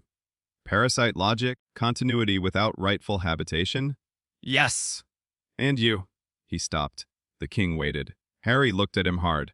You are not harmless, he said at last. But you are not foreign either. For one brief moment, something unreadable moved across the king's face. Then he nodded once. Correct? Harry let the sentence settle, because it was the hardest true thing he had said about the king yet. Not benevolent. Not evil in any simple sense. Not an invader. Not cleanly his. Not his. An inheritance. A dangerous one. That distinction might be the exact difference between surviving the future cut and gutting himself out of fear. The king spoke again. Good. Keep that. Harry looked up. Keep what? The distinction. It took Harry a second to realize what mattered about that reply. The king was not merely tolerating scrutiny now. He was instructing him to preserve it. That somehow made the old presence more frightening and more trustworthy at once. He hated both implications. The second day of isolation broke his body harder than the first, because theory, once granted, immediately demanded form. When Harry returned from the shrine to Buckbeak's room, the house around him felt too small. The bed frame, wardrobe, curtains, dusty floorboards, everything ordinary had regained weight, but not enough to erase the black platform still burning in memory beneath his feet. He wrote until his hand cramped. Hermione's notebooks had taught him the value of diagrams, but not the experience of needing to map his own soul structure while trying not to panic at the fact of the assignment. He copied the three-layer model again and again, adjusting based on the king's explanations. Core Harry, Horcrux foreign continuity, Bindinger above scar space, Kinger imprint inherited technique, memory de below and through bloodline architecture. He added arrows. Notes, warning marks, possible failure states, conditions for domain, conditions for internal severance. By noon, the pages around him looked like the remains of a legal argument between a surgeon and a curse breaker. Creature's lunch tray remained untouched for 3 hours before Harry realized it was there.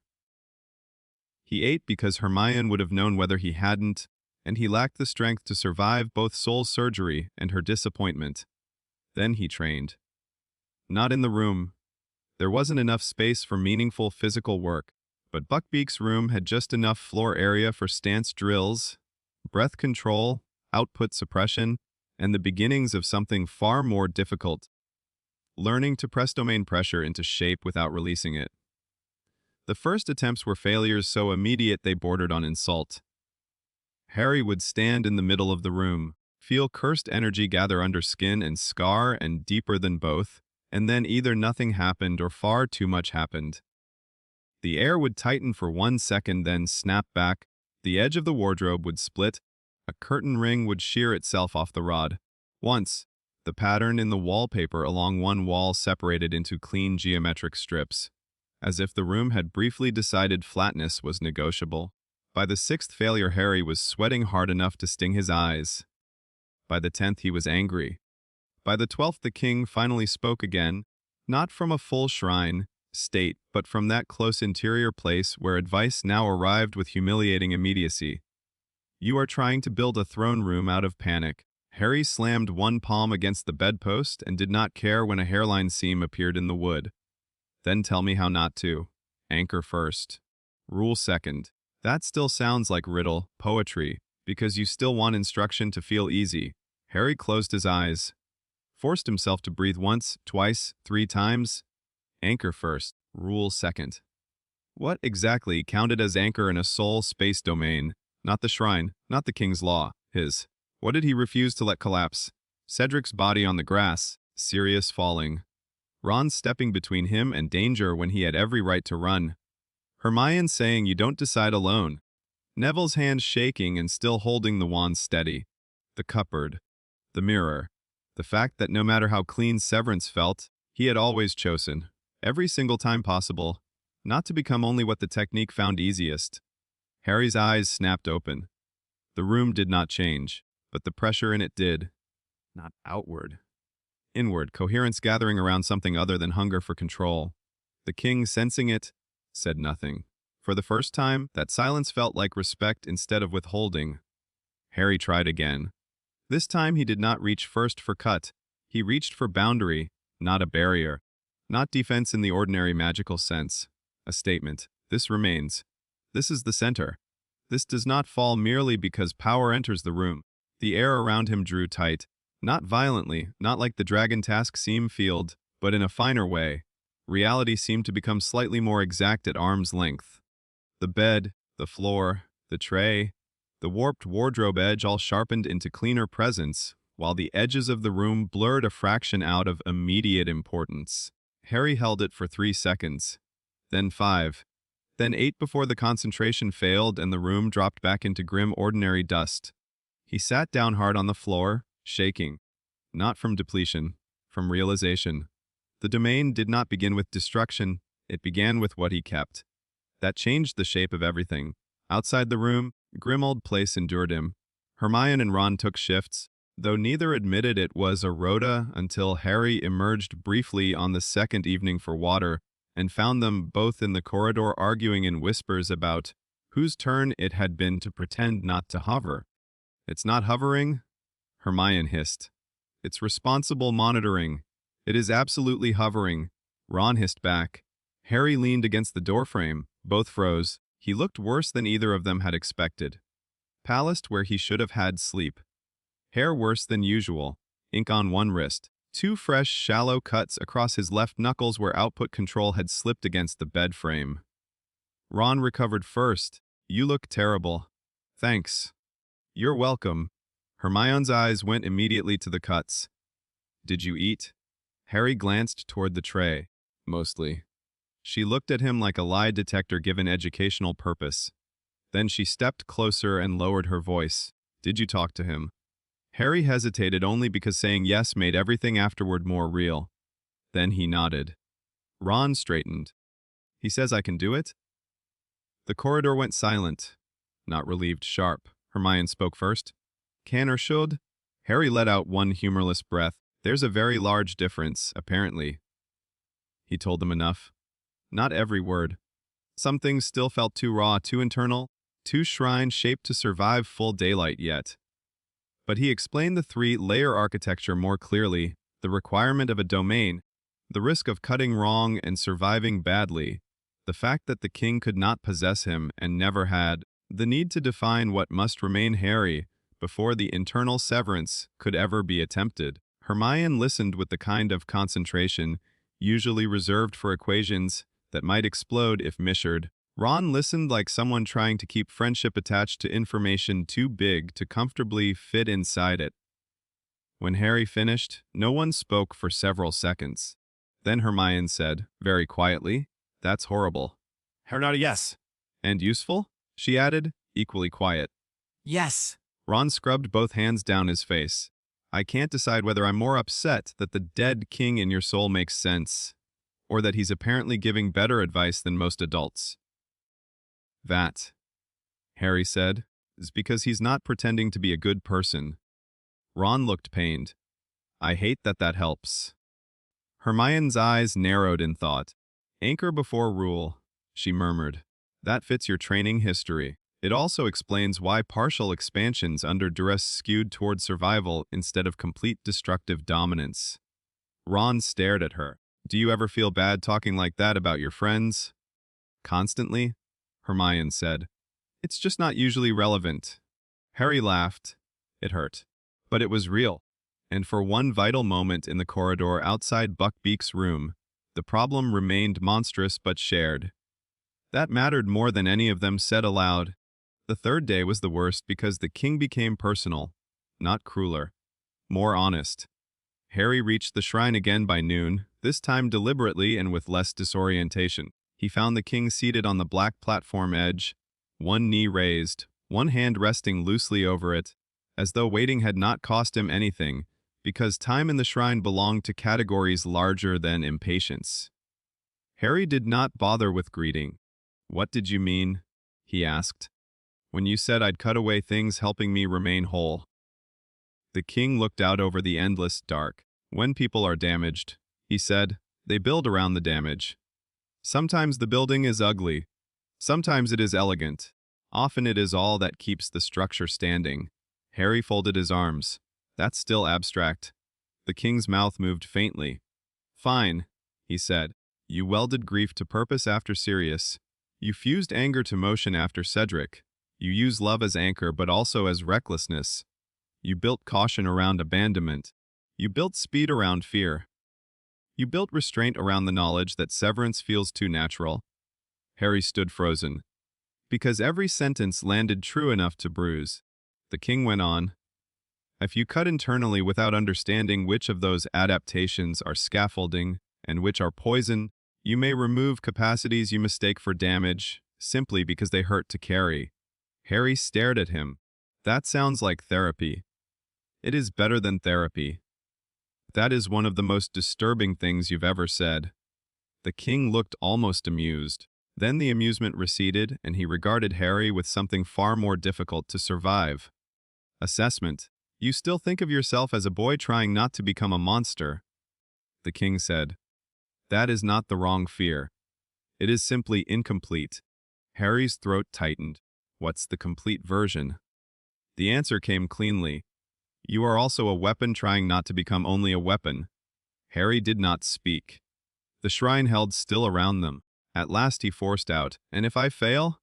The king's gaze remained on him. Then you may save the world, and not recognize what remains afterward.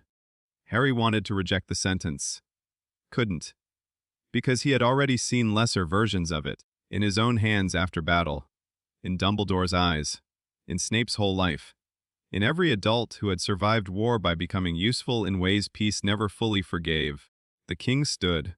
When he stepped closer, the shrine itself seemed to sharpen into higher resolution, Tory gates more exact, black stone more complete. Do you know why I have not yet taught you the shrine? He asked. Harry, exhausted by the question and its history, said, Because I'm not ready. The king inclined his head once. That is the shallow answer. Harry glared. You are impossible? Yes, said the king. Continue. Harry dragged a hand through his hair. Because a full domain requires law. Mine isn't stable yet. Better. Because if I opened yours instead of mine, I'd survive by becoming too much like you. The king went very still. For the first time in years of dreams, voices, and half-seen counsel, Harry felt that stillness not as dangerous patience, but as actual surprise. Then the king laughed. Not cruelly, not quietly either. The sound rolled out beneath the Tory gates with real delight, the kind that only rare answers earned. There, he said when the laughter ended. There you are. Harry blinked, thrown off balance by the reaction. What? The king stepped closer still until the shadow over his face thinned enough that Harry, finally, saw more. The markings were real. Dark lines crawling from temple across cheek and down throat in geometric precision.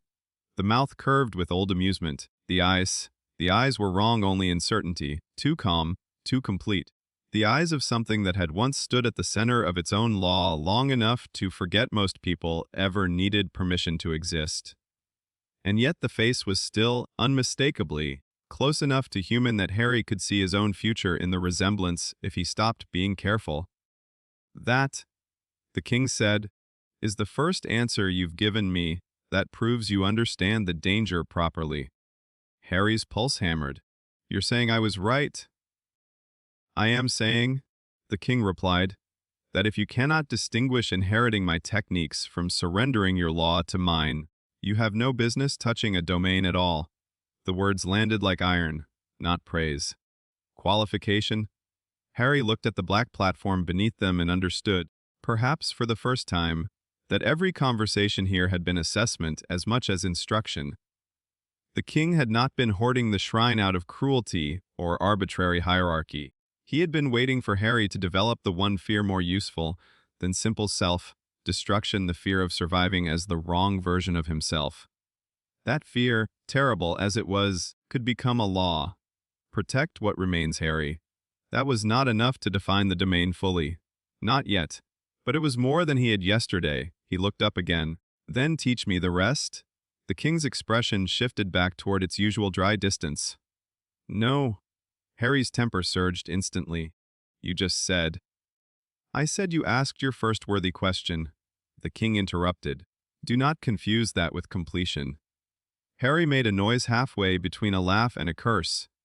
The king turned and began walking again along the platform edge.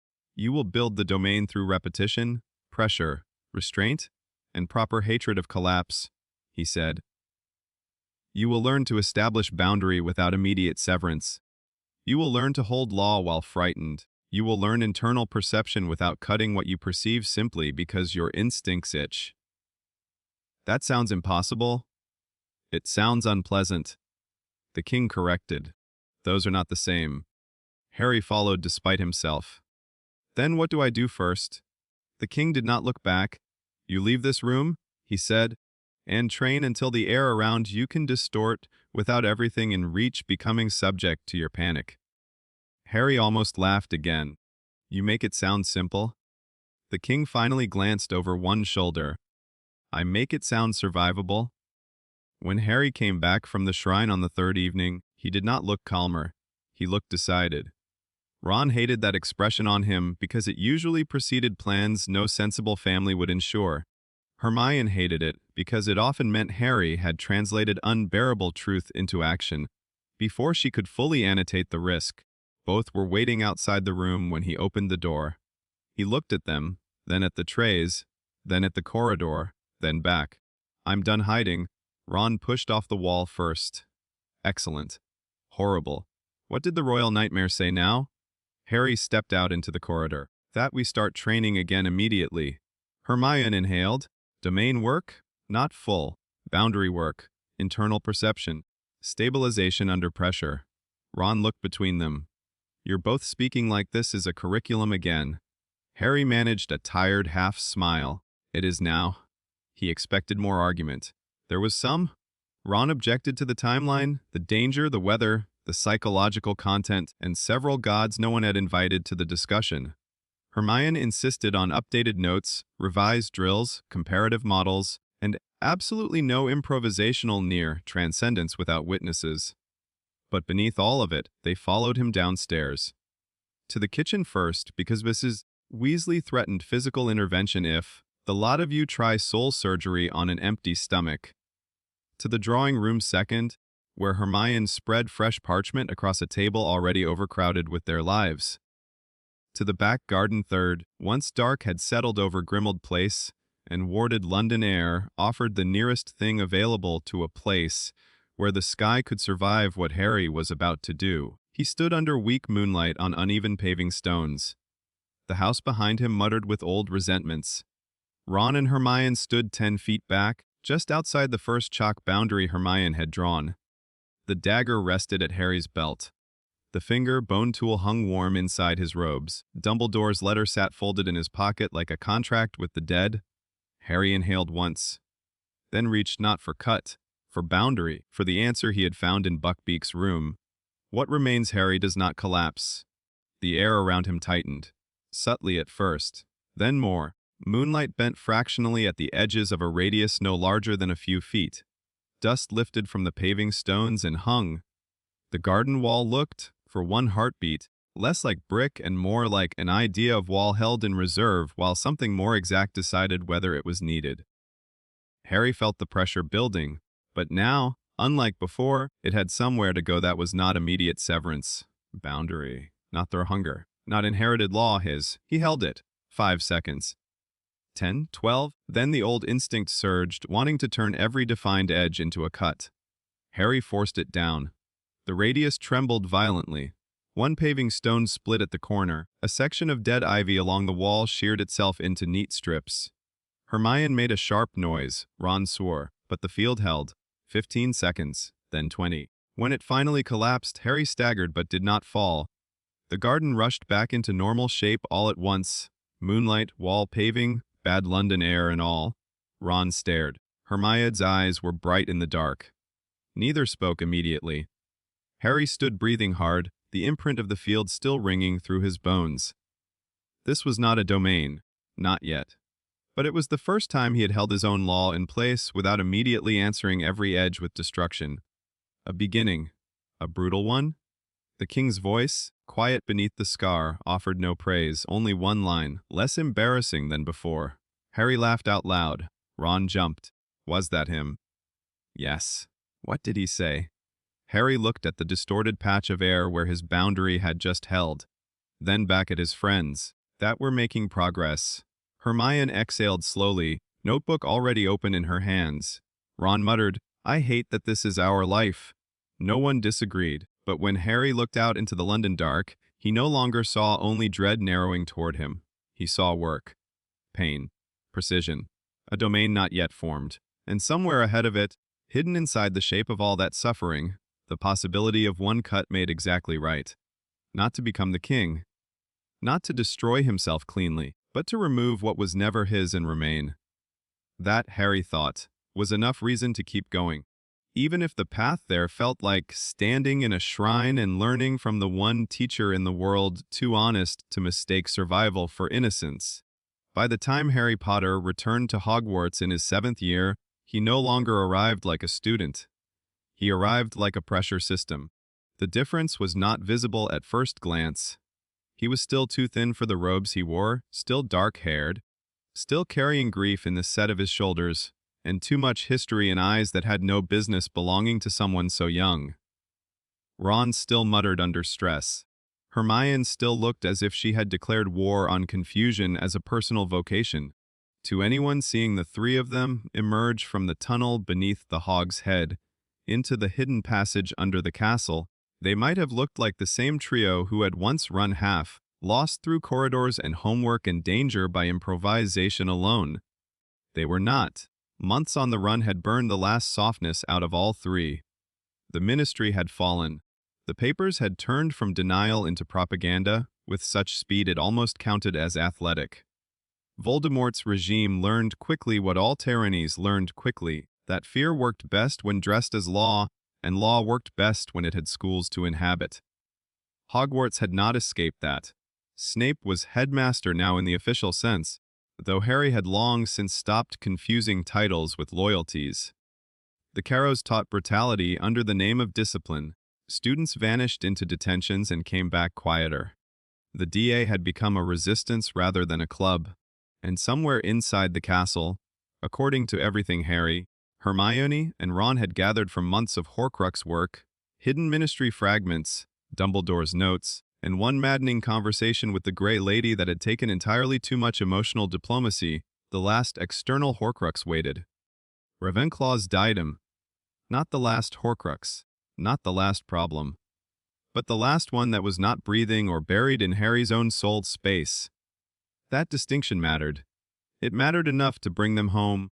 The tunnel ended in darkness and old stone. Harry came up first into the abandoned cellar space, behind the portrait entrance used by the Resistance, and the moment his feet touched Hogwarts ground again, the castle answered. Not with greeting, recognition. The wards brushed him and recoiled, then settled. Portrait routes shifted. Distant staircases changed their minds. Somewhere far above, some old hinge chose not to squeal when it otherwise would have. The castle knew him now in a way it had not first year, not boy, not student, not anomaly, a force it had hosted long enough to stop pretending ignorance. Ron hauled himself through the passage behind Harry and leaned against the wall, breathing hard. "I hate tunnels," he muttered. "They're just caves pretending to be helpful." Hermione emerged last, brushing dust from her sleeves and immediately scanning the room with that fierce, organized focus that had become almost more frightening than Harry's silence. "No voices," she whispered. "No ward alarm." Good. Harry tilted his head. There were voices, just not ordinary ones. Hogwarts was tight tonight, pressure moving through its bones. Not panic yet. Readiness. A school under occupation that had not given up the habit of waiting for its real children to come back with teeth. "They know we're here," Harry said softly. Ron froze. The Death Eaters. Harry shook his head. The castle. That, perversely, reassured Ron more. Right, fine. As long as it's only architecture being unsettling. They moved up through the final stair and into the room of requirements' hidden entrance passage. And when the wall opened, the room beyond erupted. "Harry!" Neville Longbottom reached him first. Not the Neville of first year, not even the Neville who had shakily described the air, pointing, before a curse. This Neville had scars on his hands, resolve in the set of his jaw, and the particular steadiness of a person who had already been frightened so many times fear had finally stopped feeling new. Ginny was behind him, fierce and thinner than Harry liked. Luna stood beside a pile of salvaged blankets and stolen food with perfect serenity, as though underground resistance headquarters inside a magical requirement room were simply a very logical way for a school year to unfold. Seamus, Dean, and half a dozen others crowded the back, all of them looking at Harry like a rumor had finally remembered how to breathe. For one heartbeat the room was all reunion, relief, and the sharp ache of seeing what war had done to faces that should still have belonged to school. Then Neville stepped back, looked more closely at Harry, and went still. The air around Harry was faintly wrong now when he stopped moving. Not visibly to most people. But Neville's cursed perception, still only a trace compared to Harry's, had sharpened enough over the year that he could feel the distortion at the edges. "You got better?" Neville said quietly. It was not admiration. It was assessment. Harry met his eyes and nodded once. "So did you." Neville's ears went red at that, but he did not duck his head the way he once would have. Growth, Harry thought, was sometimes just surviving enough terror to stop apologizing for standing upright. Hermione was already at work. "Tell me about the diadem," she said to Luna, because of course she did. No more greeting than required. No more wasted time than kindness could allow. Luna folded her hands behind her back. "Helena Ravenclaw told me that boys only ask dead girls for help when the world is ending," which seemed fair. She also said the lost thing was hidden in the place where everything else hidden ended up. The room of hidden things. Hermione said at once. Ron looked between them. Brilliant. A hidden Horcrux in a room dedicated to everything no one can find. Why does Voldemort never believe in subtle inconvenience? Because he believes in grand symbolism more than practical concealment? Harry said. The king, quiet all through the tunnel and the reunion, murmured from beneath the scare, "He is a collector of obviousness." Harry almost smiled. Almost. Then the room shifted. Not around them, deeper than that. The great hidden chamber of resistance, with its hammocks, tables, kettles, and patchwork safety, remained. But beyond one wall, Harry felt the pressure of another arrangement waiting to answer the right need. Mountains of hidden things. Lost objects. Forgotten furniture, a graveyard of the castle's discarded memory. And at the center of all that clutter, a pulse. Wrong, bound, hungry in a deadened, object-like way. Harry looked up sharply. There. Everyone turned to him. He was already moving. The room of hidden things was less a room than a city built from neglect. Endless aisles of abandoned desks, broken cabinets, cracked mirrors, torn tapestries, boxes without owners, books without titles, portraits without names. Towers of junk rose in impossible stacks beneath a vaulted ceiling lit by a gray light that never seemed to choose a source. Dust hung in the air like old breath, Somewhere in the distances, objects shifted under their own weight with tiny collapsing sounds. To most people it would have been overwhelming. To Harry it was almost intolerably legible. Everything here had structure. Everything had seams. Everything had history pressed into it by years of being left alone. And under all of that, one object burned wrong. They found the diadem atop a weathered marble bust wearing an old wig and a dead spiderweb like ceremonial nonsense. The silver circlet looked absurdly delicate for something holding a fragment of a Dark Lord's soul. Blue, white stones gleamed in the half-light. Fine runes curled around the metal. To ordinary magical senses it might have felt noble, old, powerfully charmed. To Harry it felt exactly what it was. A wound taught to masquerade as intelligence. Hermione stopped a few paces away, breathing faster now not from fear but from proximity to proof. That's it. Ron peered around a broken wardrobe. Looks disappointingly like jewelry. It's Ravenclaw's lost diadem, Ginny said. What did you expect? Something with more obvious moral ugliness. Harry stepped closer. The king's voice came low and precise. Do not overcut. The room is full of sympathetic junk and old accidental enchantments.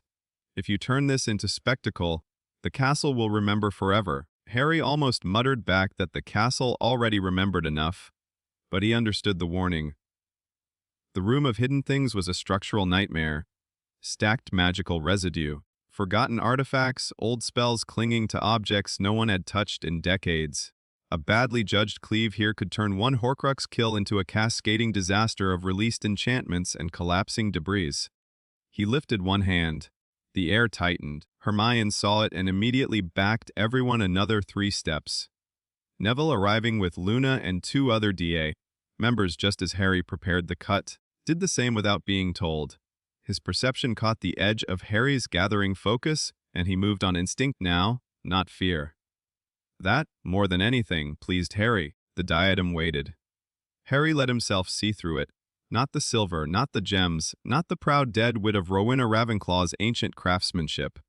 Deeper, into the soul-binding seam Voldemort had hammered through a relic that deserved better. There, cleave, the diadem screamed. The sound hit every person in the room like a hand thrust into the chest. Hermione flinched. Ron swore. Luna tilted her head as if listening to an unhappy radio station. Neville's face went white. The circlet did not shatter outward. It convulsed inward, the soul fragment folding on itself as the binding layer gave way. Black-red fissures crawled across the silver. One gem burst in a spray of gray dust. Then the fragment tore loose and dispersed in a twisting thread of shrieking darkness that vanished into nothing. The diadem clattered to the marble bust, suddenly ordinary, and Hogwarts answered. Not because the Horcrux died, because Voldemort felt it. Every curse thread Harry had come to recognize in the world beyond the castle flared in one synchronized instant, as though somewhere very far away an intelligence full of murder and humiliation had just understood the board had shifted under its hand again. The room shook. Dust fell in sheets from high shelves. Distant towers of junk collapsed with thundering crashes. Objects all through the room rattled and chimed and screamed in small old, magical ways as the shock of the Horcrux's destruction rippled through the hidden space. Harry nodded once. Wes! Then the alarm began. Not one alarm, a dozen. Hogwarts wards, occupation wards, signal curses, Caro patrol routes, hidden resistance marks. All of them woke at once as if the castle itself had decided secrecy was over. Ron made a strangled noise. That sounds bad. It is bad, Hermione said. Move. The room opened its exit before they reached it. That, more than the alarms, told Harry whose side the castle had chosen. Battle did not begin with a speech. It began with doors opening too fast. McGonagall met them outside the 7th floor corridor, wand in hand, tartan dressing gown under her robes as though she had been interrupted mid-anger, and simply worn both. Behind her came Flitwick, Sprout, Slughorn, Kingsley, and more members of the order than Harry had expected to see inside the castle at this hour. She took one look at Harry's face and did not waste time on questions like, "Did you do it?" Instead, she asked the only one that mattered. "How long do we have?" Harry felt outward through the castle, through the wards, through the pressure of converging forces already moving from the grounds toward the walls. Not long. Flitwick's expression sharpened. He felt the Horcrux break. Yes, Kingsley swore under his breath. McGonagall drew herself up to full, cutting height. Then we evacuate the younger students, raise every defense the school still answers to, and make this place as expensive as possible for him to take. That, Harry thought with sudden fierce affection, was exactly why Hogwarts had survived her as deputy head for so long. The castle moved under command, portraits raced messages through frames. Statues lifted weapons from display mounts. Older students were roused and sorted with brutal efficiency between evacuation, defense, and stubbornness. Some would leave. Some would refuse. The younger ones were herded toward passages out under order escort. The Carrows, discovered trying to rally the wrong side, were neutralized with shocking speed and a professionalism Harry privately suspected McGonagall had been saving for years. Snape did not appear for several vital minutes. When he finally did, black, robed, and severe in the entrance hall, amid moving teachers and shouted instructions, he and Harry locked eyes across a storm of bodies and spelllight. There was no grand revelation, no speech. Just a single look in which Harry saw three things at once: fatigue, certainty, and the fact that Snape had already decided which battles tonight he would not obstruct. Then Snape turned, barked a command to two terrified Slytherin prefects to get their house below ground and out, and vanished down a side corridor with the speed of a man who understood that survival and allegiance would both be misread until history got around to being slightly less stupid. Harry never spoke to him. Not then. Some truths could wait one more hour. The first Death Eater assault hit the outer grounds before the evacuation finished. Not full force yet. Probe strikes. Barrier testing. Cursed artillery from the forest line. Jets of green and purple and white slamming against Hogwarts shields, while giants in the distance moved like Black Hill, shapes under moonlight. From the battlements, Harry watched the first line of attack and felt, with cold clarity, the change in Voldemort's tactics. He had learned. Gone were the assumptions of the graveyard, the belief that wand supremacy alone would dominate the field. Now the forces advancing toward Hogwarts wore physical barriers over their robes, metal plates, dragonhide shields, reinforced gauntlets. Some carried dark artifacts instead of pure spell-focused bone talismans, chain wards, mirrored bucklers infused with deflection magic, objects clearly sourced from old dark collections, and deployed because Voldemort now understood Harry's cutting techniques interacted best with magical structure, not mundane mass. He was trying to thicken the battlefield, to force Harry to spend more effort reaching the true seam in every target. It was clever. It would not be enough. The king observed, with something like professional disdain better, still inelegant. Harry stepped to the edge of the battlement. Below, Death Eaters spread through the outer grounds under partial shield domes, pushing up toward the front gates behind layered cover, while cursed objects pulsed in their hands like bad prayers. Neville came to stand beside him, breathing hard, Gryffindor sword strapped across his back and wand in hand. The faint distortion in the air around Harry made his own skin prickle, but Neville no longer backed away from it. "What do you need?" he asked. Harry looked at him. That was the right question. Anyone who can move students without freezing. Anyone who understands retreat isn't failure. Anyone who sees openings and doesn't wait for permission. Neville nodded once. Good. Then he ran. Harry watched him go and felt a fierce flash of pride, so sharp it almost counted as pain. After that, battle took its proper shape. He dropped from the battlement without stairs. Cursed reinforcement through his legs turned the fall into impact, and impact into motion. He hit the courtyard stones already moving, crossed 20 yards before the first Death Eater, at the breached gate fully understood what was coming, and put cleave through the layered magical buckler the man carried. The shield did not merely break. It unmade at the seam, metal and magic separating like rivals forced to admit they had never actually fused. The man behind it froze in the instant before comprehension, and Harry shifted past him, fingers brushing the ward chain around his throat. The chain fell in clean halves, its binding field collapsed. The curse aimed at Ginny 20 feet away died in mid-cast. Harry did not pause. That was the difference now. He was no longer a strange student in a war. He was a grade special sorcerer dropped into a battlefield designed by wizards. The scale mismatch was immediate and terrible. Death Eater shields, shattered. Physical barricades charmed against blast curses, opened along their stress lines and folded down in sections. A troll-driven battering frame shoved toward the main doors lost its wheel brackets to one short dismantle and collapsed sideways into its own operators. Dark artifacts meant to reflect spells turned useless. When Harry cut the anchoring logic between object and enchantment, rather than answering the visible face of the charm, he moved through the grounds not like a duelist but like a surgeon with no patience for infected architecture. And because he had learned, painfully, under Hermione's notes and Ron's stubborn humanity, not to let every answer become a kill, his violence remained exact. Wands sliced from hands, armor harnesses severed, shield straps parted, curse, channels and ritual objects cut so the objects went inert instead of explosive. Knees disabled, not throats. Structures unmade where they held death in place. It frightened everyone, allies included, but terror and salvation often shared silhouettes in war. The second wave hit from the east side of the castle through the greenhouses, where Sprout's defensive plants turned the grounds into living spite. Harry crossed the outer corridor at speed and found 2 Death Eaters trying to force entry through reinforced glass, while a third held a cage artifact glowing black-red. He saw the cage first, not because it was largest, because it was full of cursed pressure. An old artifact, likely continental, designed to release bound lesser spirits into enclosed environments. Voldemort's people had adapted fast, if Harry could cut spells, then clutter the field with curses that did not behave like spells at all. The Death Eater saw Harry and grinned behind his mask. Try cutting all of them, Potter. He opened the cage. 3 things came boiling out at once.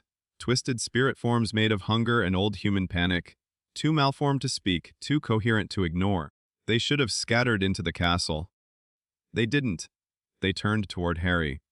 Every cursed thing did eventually, because his output no longer merely resembled their world, it outweighed it. Harry planted his feet and flared. Not a domain, not yet. Just enough aura to make all 3 spirits recoil, instinctively caught between attraction and submission. The air around him bent. Stone dust lifted in a ring. The Death Eaters froze. They had expected a fight. Not that.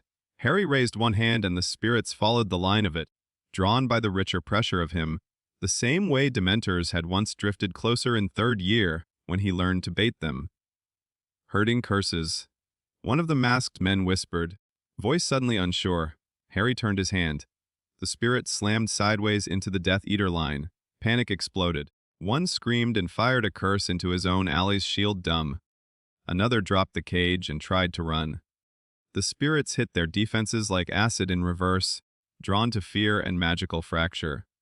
Harry stepped in behind them, cut the artifact straps from one man's chest, broke the second man's ward, rod with a precise dismantle, and put a low, exact cleave through the cage itself, so the remaining bound residue dispersed rather than spilling loose. Later people would describe moments of the battle as heroic, tragic, impossible.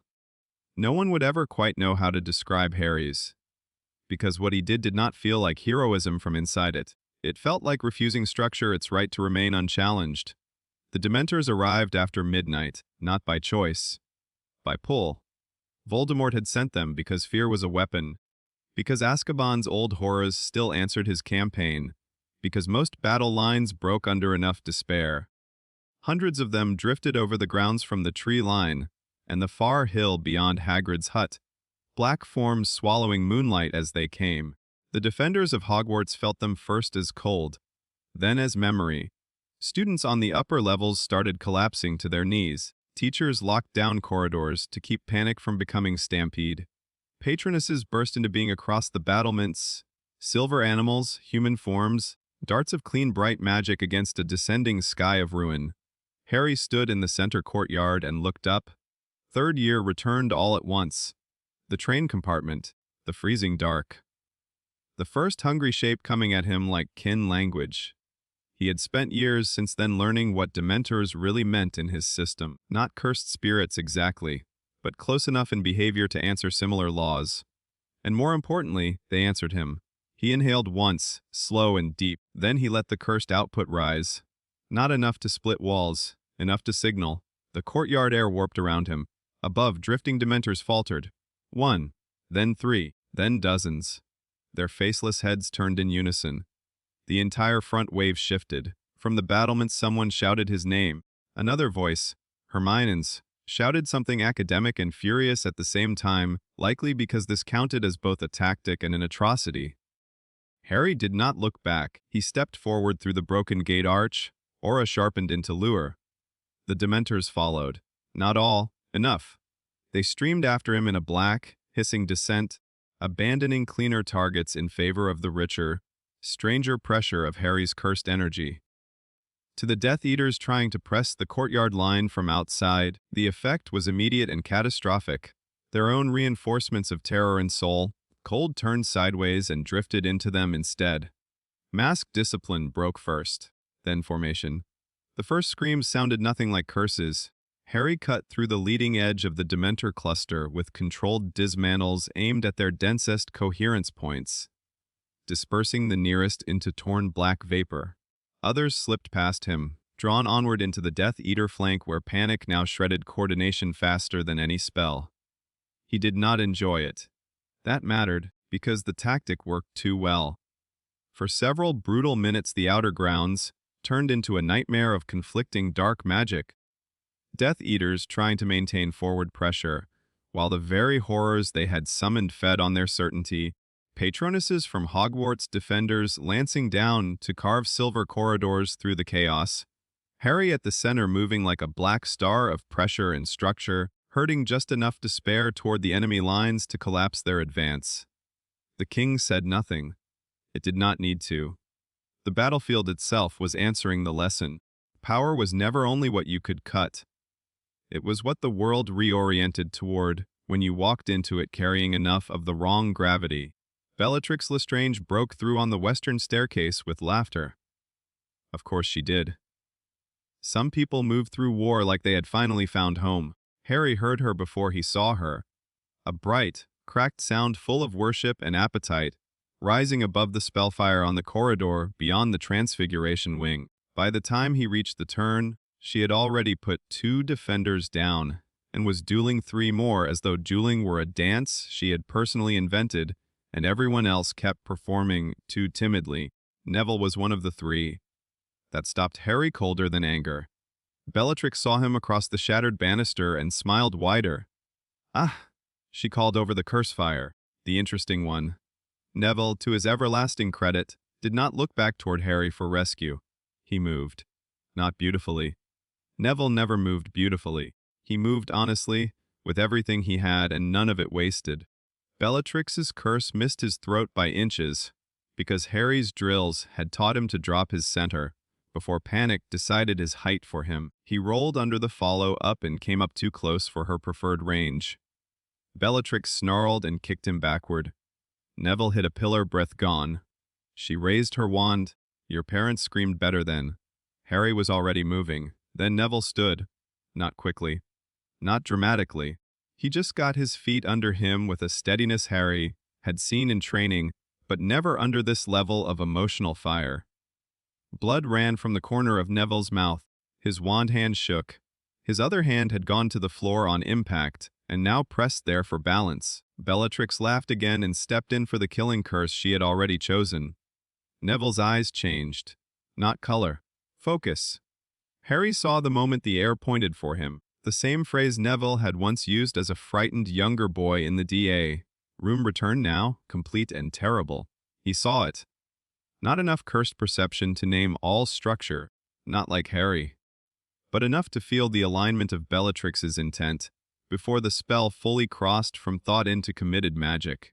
Neville moved through the line instead of away from it. One hand trapped Bellatrix's wrist. His other fist drove forward. There was no elegance, only timing.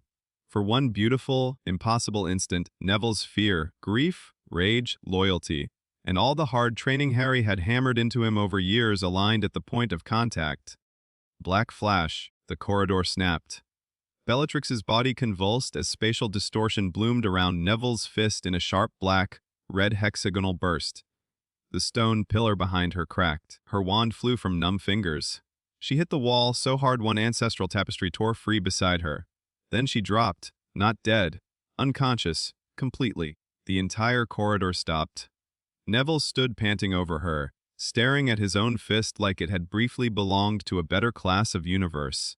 Harry reached the turn and stopped just long enough to meet his eyes. Across smoke and broken banister and the fallen body of one of Voldemort's most devoted monsters, Harry gave him one small, certain nod. Neville's answering expression was half shock, half fierce, dawning disbelief. Then more Death Eaters poured in from the far side of the hall, and the battle reclaimed them both. But that moment spread. Students who saw it would whisper about it for years. Not the phrase Black Flash. That remained Harry, Hermione, and eventually Neville's own term. But they would remember Bellatrix Lestrange laughing, and then going down under one perfect hit from Neville Longbottom, and they would never again confuse gentleness with structural weakness. By the time Nagini entered the battle line, Hogwarts was already burning in 6 places and holding in 12 more. The castle did not die quietly. It fought like old memory given permission. Gargoyles hurled themselves from parapets onto giants below. Suits of armor attacked in disciplined ranks. Greenhouse vines punched through shattered windows to drag masked men off staircases. Portraits lied loudly and usefully to redirect enemy movement. The very corridors seemed to narrow around the wrong people and open for the right ones. Still, numbers mattered. Voldemort's forces kept coming. And somewhere under it all, Harry could feel the last external Horcrux breathing, Nagini, living vessel, moving target, deeply protected. It came to him not as sight first, but as a pressure signature he now knew too well. Soul binding wrapped around life rather than objecthood, changing the architecture without hiding it. Less rigid than the diary ring or locket. More dangerous because the vessel moved on instinct of its own. He found the snake in the viaduct courtyard under a storm of curses and falling stone. Voldemort had not left her undefended. A ring of Death Eaters moved with her behind physical cage, bars charmed into portable formation, great metal arcs wheeling like skeletal ribs around the enormous serpent, while enchanted shield plates rotated at intervals, trying to create layers too complex for easy severance. Clever again, more sophisticated this time. Still not enough. Nagini's eyes found Harry across the courtyard. The snake knew him, not by name, by pressure, by the familiar offense of a being built to house another's continuity, recognizing the one person on the field whose techniques now existed largely to end such arrangements. The cage formation tightened. Spells flew from the escort ring. Harry did not duel them all. He read the moving structure as one problem. The physical bars were the distraction. The real continuity of the defensive shell lived in the intervals between shield plates, each plate feeding force into the next through charm nodes carried on the Death Eater's gauntlets. A moving lattice. Ugly. Complicated. Designed by someone who had finally understood Harry cut networks better than fronts. The king's voice came cool and near. Center, left node. Then the handler. Then the vessel. Harry moved. A curse clipped his sleeve. Another shattered stone by his knee. He stepped through both under reinforcement, cut the center, left shield node exactly where charm met plate, and the whole rotating lattice stuttered out of sequence. One Death Eater shouted in alarm. Harry was already on the second point, cleaving the handler's gauntlet at the wrist, binding instead of flesh. The metal spun free. The cage shell collapsed open on one side. Nagini lunged.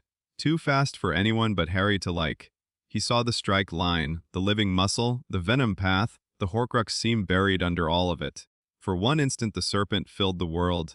Fangs, scale, force, soul, binding. Then Harry's hand came down. He did not aim for the neck in the ordinary sense. He aimed for the spiritual layer nested through it. Cleave entered living vessel logic.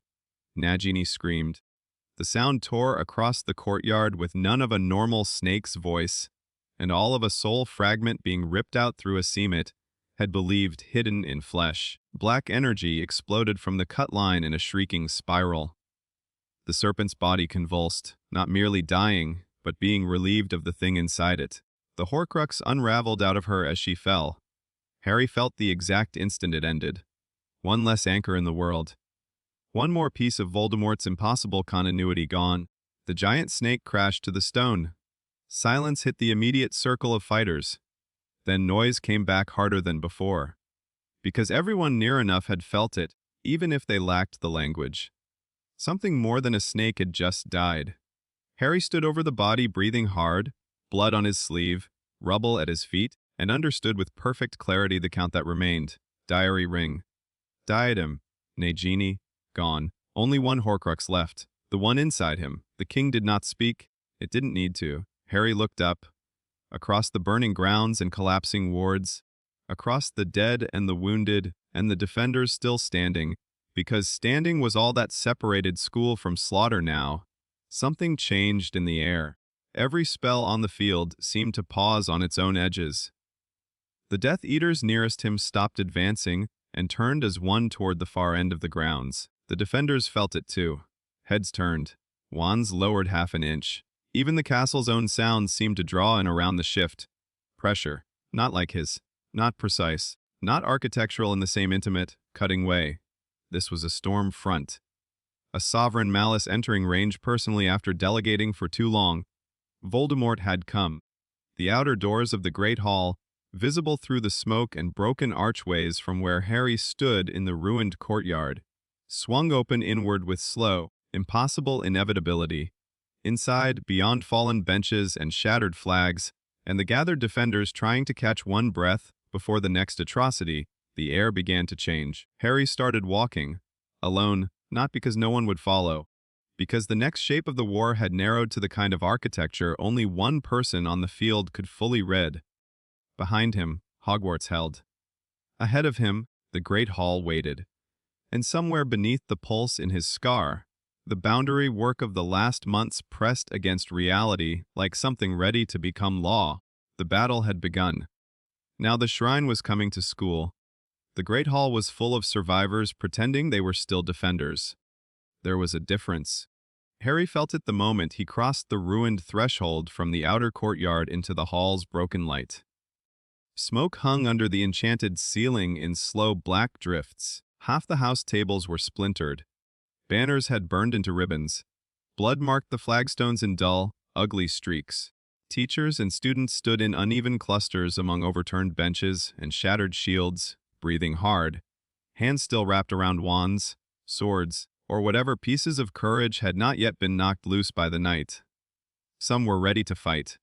Some were too tired to know they were done. Most were both. At the far end of the hall, the great doors stood open to the dark. And in that opening, with moonlight and battle, smoke behind him, and what remained of his followers spread in a thin black crescent beyond, stood Lord Voldemort. No speech announced him. He did not need one. Pressure moved ahead of him the way weather moved ahead of a storm front. Dark magic, yes, but more than that. The concentrated certainty of a man who had spent a lifetime teaching reality to prefer his shape. Death Eaters behind him straightened instinctively when he entered sight. Giants out beyond the walls grew suddenly more careful. Even the wounded in the Great Hall, those 2 days to follow ordinary sounds properly, felt the change and turned toward the doors with the animal recognition of prey noticing the larger predator had finally arrived in person. Harry stopped walking. Around him the room tightened. Hermione appeared at his left shoulder, ash streaked along one cheek, wand in hand, eyes bright with exhaustion and refusal. Ron came up on the other side, breathing hard, shirt torn at the sleeve, jaw set with the stubbornness that had outlived almost everything else in the year. Neville was a few steps behind them, sword across his back, face bruised, Bellatrix's unconscious body, and the memory of Black Flash still written invisibly into his posture. No one spoke at first, because the shape of the moment did not permit easy lies. Voldemort's gaze found Harry through the wreckage. There was no confusion in it now, no graveyard uncertainty, no childish disbelief that another category of power existed. He had learned since then, adapted, brought armor, artifacts, curses, and numbers against techniques he did not yet own but no longer dismissed. He had watched Horcruxes disappear from the world one by one. He had felt Nagini die. He had entered the battle personally because the margin for delegation no longer suited him. Now, looking at Harry across the broken heart of Hogwarts, he looked like exactly what he was, a genius of mutilated continuity, finally facing the one person on the field built to end it. The king's voice came, low and near beneath the scar. There he is. Your structural problem. Harry did not answer. He was too busy feeling the last one. The Horcrux inside him pulsed, not with pain, with recognition. Voldemort stood in the doorway and the fragment lodged in Harry's scar. Space answered him like iron answering a magnet, ugly and involuntary. Harry felt it tug against the deeper architecture of his own soul and against the inherited pressure of the king beneath it. 3 layers. One body, one battlefield. The last external Horcruxes were gone. Nagini had fallen. The diadem, locket, ring, diary, all dispersed. Now only 2 things remained that tethered Voldemort beyond ordinary death, his main soul, standing in the doorway, and the parasite hidden in Harry's own scar. The line between them vibrated. Hermione felt something in Harry's posture change and said quietly, without taking her eyes off Voldemort, "This is it." It was not a question. Harry nodded once. Ron turned toward him. "Tell me you've got one more horrible plan." Harry looked at him then. At Ron's ash-streaked face, at the fear still present and the refusal standing taller than it. At Hermione's anger made useful. At Neville behind them, not a frightened boy now but a fighter who had learned to let the air point and trusted himself enough to move first. Anchor before rule. What remains Harry does not collapse. The king had said the domain would emerge from what he refused to let fall. Harry saw it, suddenly and terribly, not as concept but as fact. This hall, these people. The castle that had chosen them even under occupation. The dead he carried and the living he would not surrender. That was the center. That was why the next step had to be taken alone. He looked back at Voldemort, then said very quietly, "Get everyone back?" Ron stared. Harry. Now? Hermione understood first. That was the curse of being Hermione. Her face changed by less than a breath, but Harry saw the exact instant she reached the same conclusion he had. Not by sentiment. By architecture she knew the count. Knew the Horcrux inside him remained. Knew Nagini's death had changed the equation. Knew Harry's training had all been angling toward one monstrous answer. Her voice, when it came, was level only by force. "If you do this here, I have to." Ron swore under his breath. "No, absolutely not. You are not saying that like it settles anything." Harry grabbed Ron's sleeve once, hard enough to force the look. "I know." That stopped him, because there was nothing noble in Harry's face, no chosen one glow, no cinematic self-sacrifice, only knowledge exhaustion, and the flat certainty of someone who had reached the point in a problem where every alternative had already been cut away. Ron's mouth moved once without sound. Then he swallowed and nodded, furious tears nowhere near his eyes because fury had burned them off hours ago. Hermione stepped closer, almost into Harry's space, then stopped herself by discipline alone. "Come back," she said. "Not be careful? Not win. Come back." The 2 words hit harder than any prophecy ever had. Harry gave her the smallest nod he could manage without breaking. Then he moved forward. Behind him he heard Ron and Hermione begin forcing the line backward. McGonagall barking orders with the full blade of herself, Kingsley and Flitwick repositioning defenders, the hall emptying in rough, reluctant arcs away from the center. The wounded were dragged clear. The younger students vanished through doors and passages the castle opened in guilty haste. Armor lined the side aisles in ranks like old metal witnesses. Voldemort watched all of it and smiled. "You still do this," he said at last, voice carrying through the hall with silken contempt. "This ridiculous compulsion to place yourself between the world and consequence." Harry kept walking. "That's because you keep making consequence everyone else's problem." The smile thinned. Around Voldemort, surviving Death Eaters shifted uneasily. Some wanted closer range. Others had been near enough in the battle to know that proximity to Harry no longer meant advantage in any obvious sense. Voldemort stepped into the Great Hall. The pressure moved with him. The hall seemed to narrow around the line between them.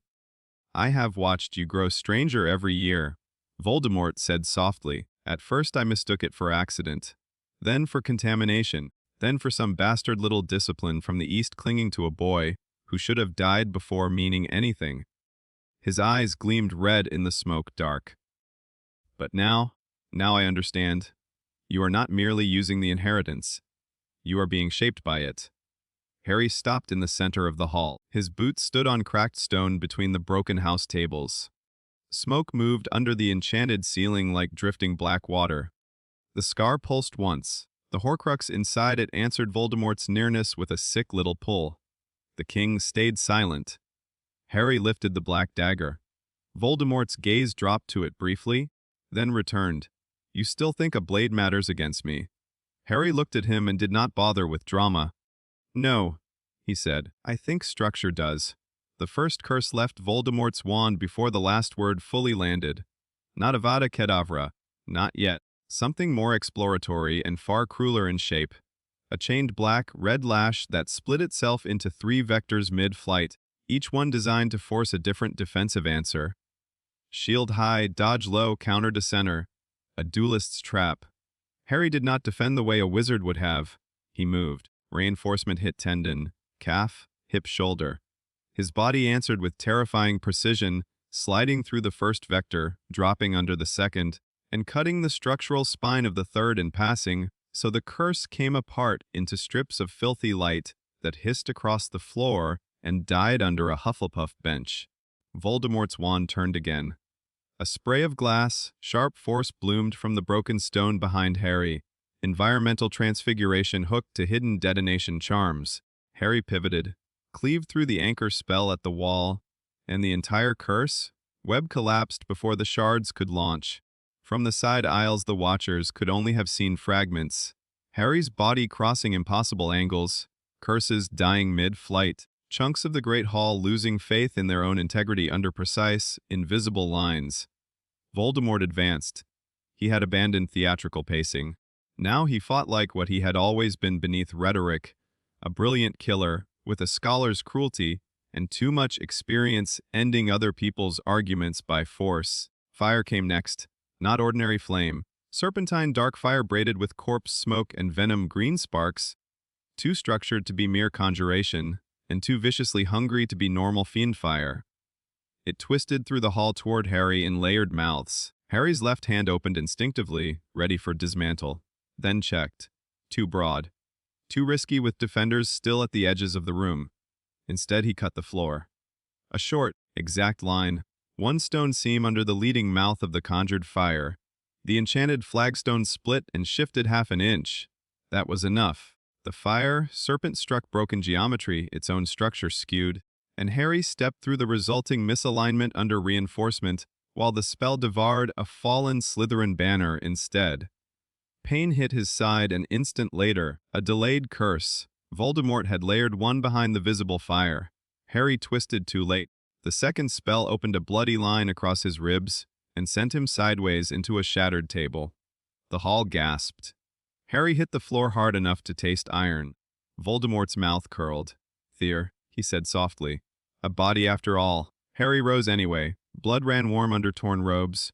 His breathing tightened. The wound was bad enough to matter, not bad enough to stop him. That, Harry thought grimly, described too much of his life. The king spoke at last. Do not let him turn this into repetition. Harry pushed back from the broken table. I know. Voldemort heard the answer, if not the other voice. His eyes sharpened. Still conversing with the thing under the scar, Potter. Harry did not flinch. You'd like that very much, wouldn't you? Voldemort laughed once.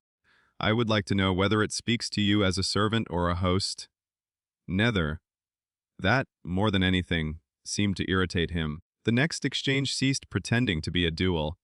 Voldemort raised his wand, and the great hall answered in violence. Benches ripped from the floor. The ceiling candles shattered into storms of molten gold.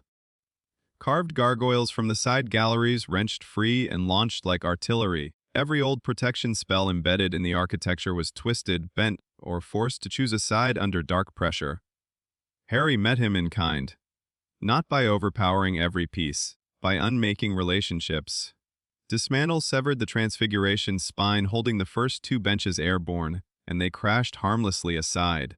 cleave open the charm, nodes in one gargoyle's flight enchantment, and the stone beast lost cohesion, dropping in heavy chunks before impact. A curse, web laced through the candled debris toward the observers at the hall edge.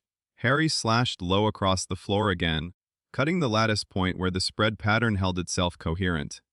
The entire thing burst harmlessly in sparks against the ceiling. He was not winning. Not yet, but neither was Voldemort. And that fact enraged the Dark Lord more with every exchange. The Death Eaters at the doorway had stopped pretending they understood what they were watching. Even the defenders, those who remained near enough to see clearly, had gone quiet. McGonagall stood like a carved thing near the side archway, wand white, knuckled in hand, but she did not interfere.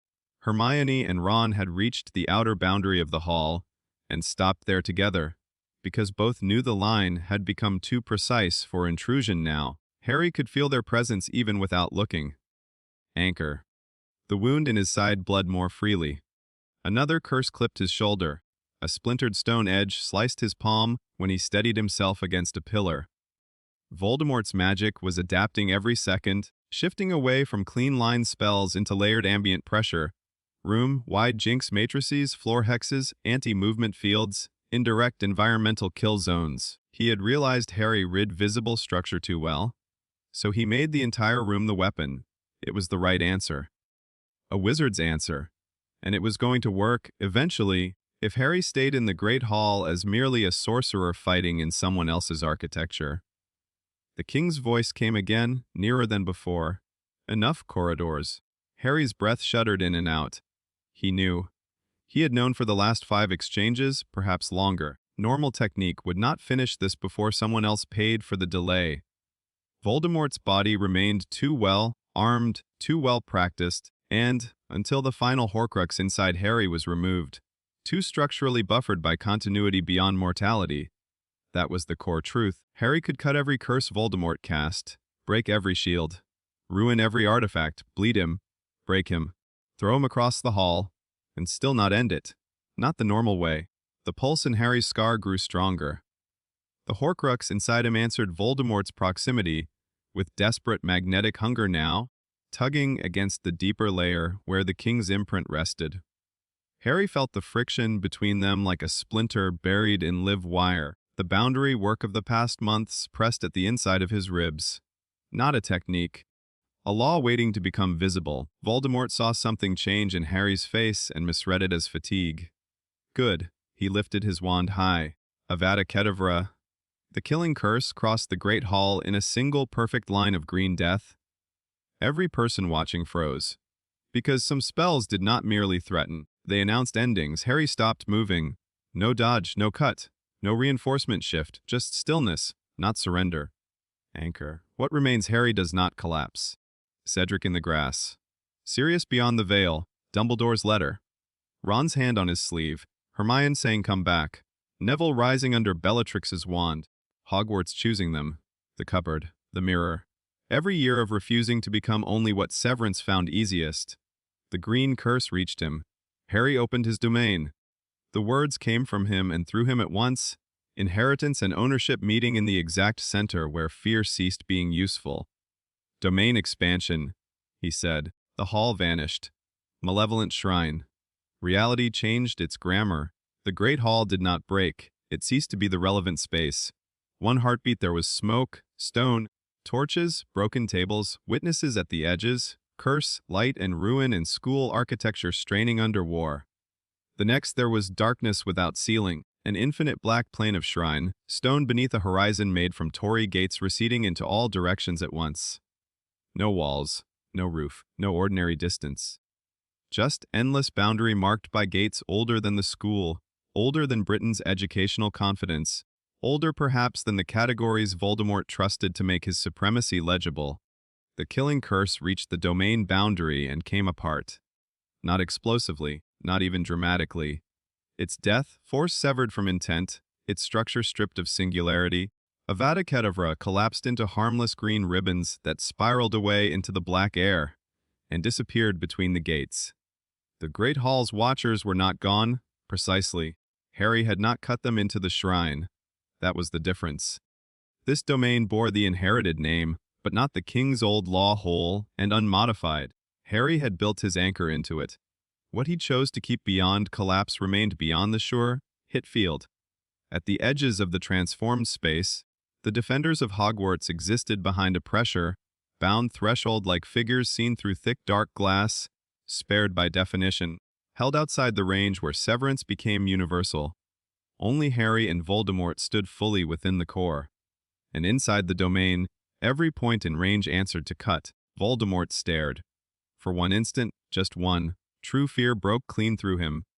Not because the space was monstrous. Because he understood at once what it meant. No shield here would remain singular long enough to hold. No curse could establish itself faster than the law already filling the domain.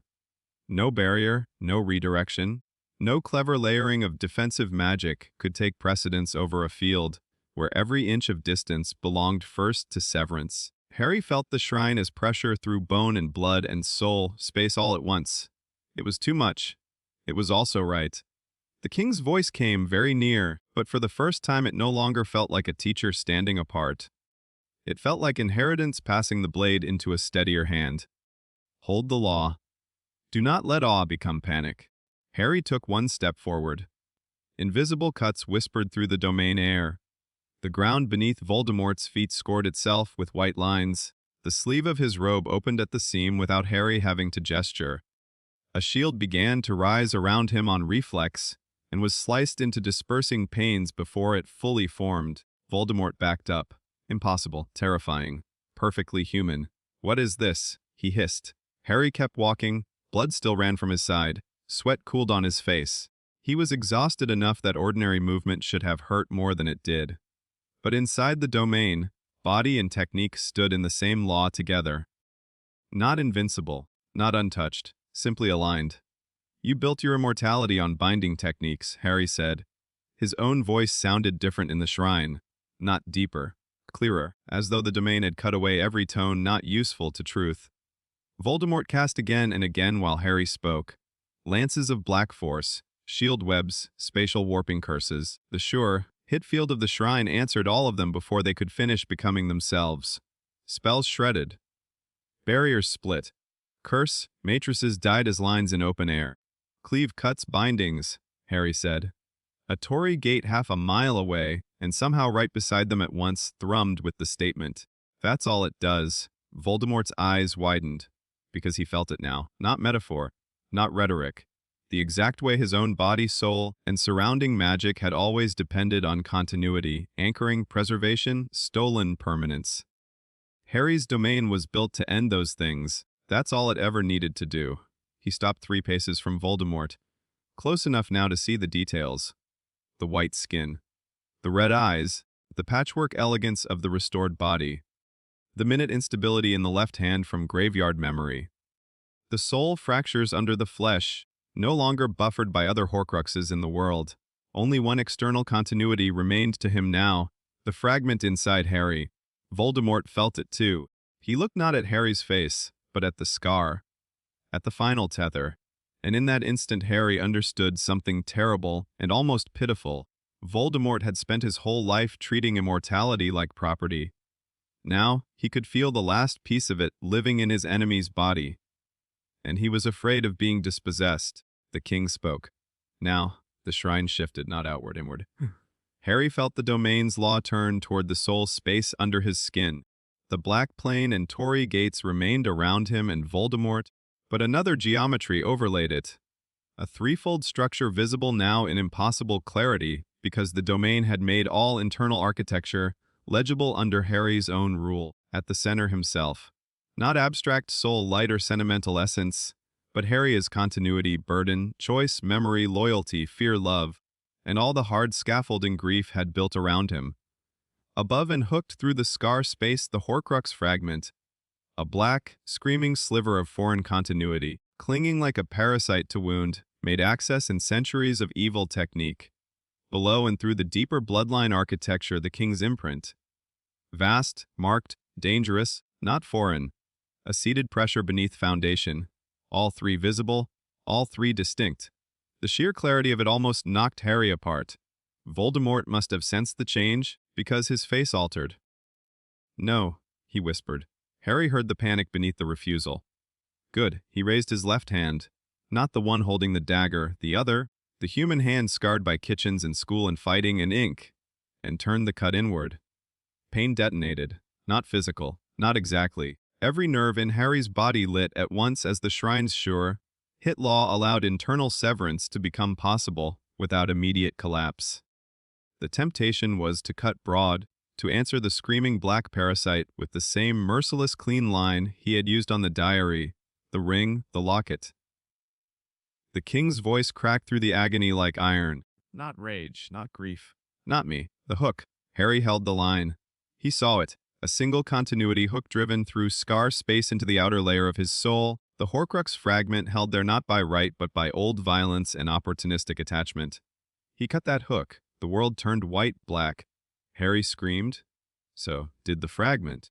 Something tore free inside him.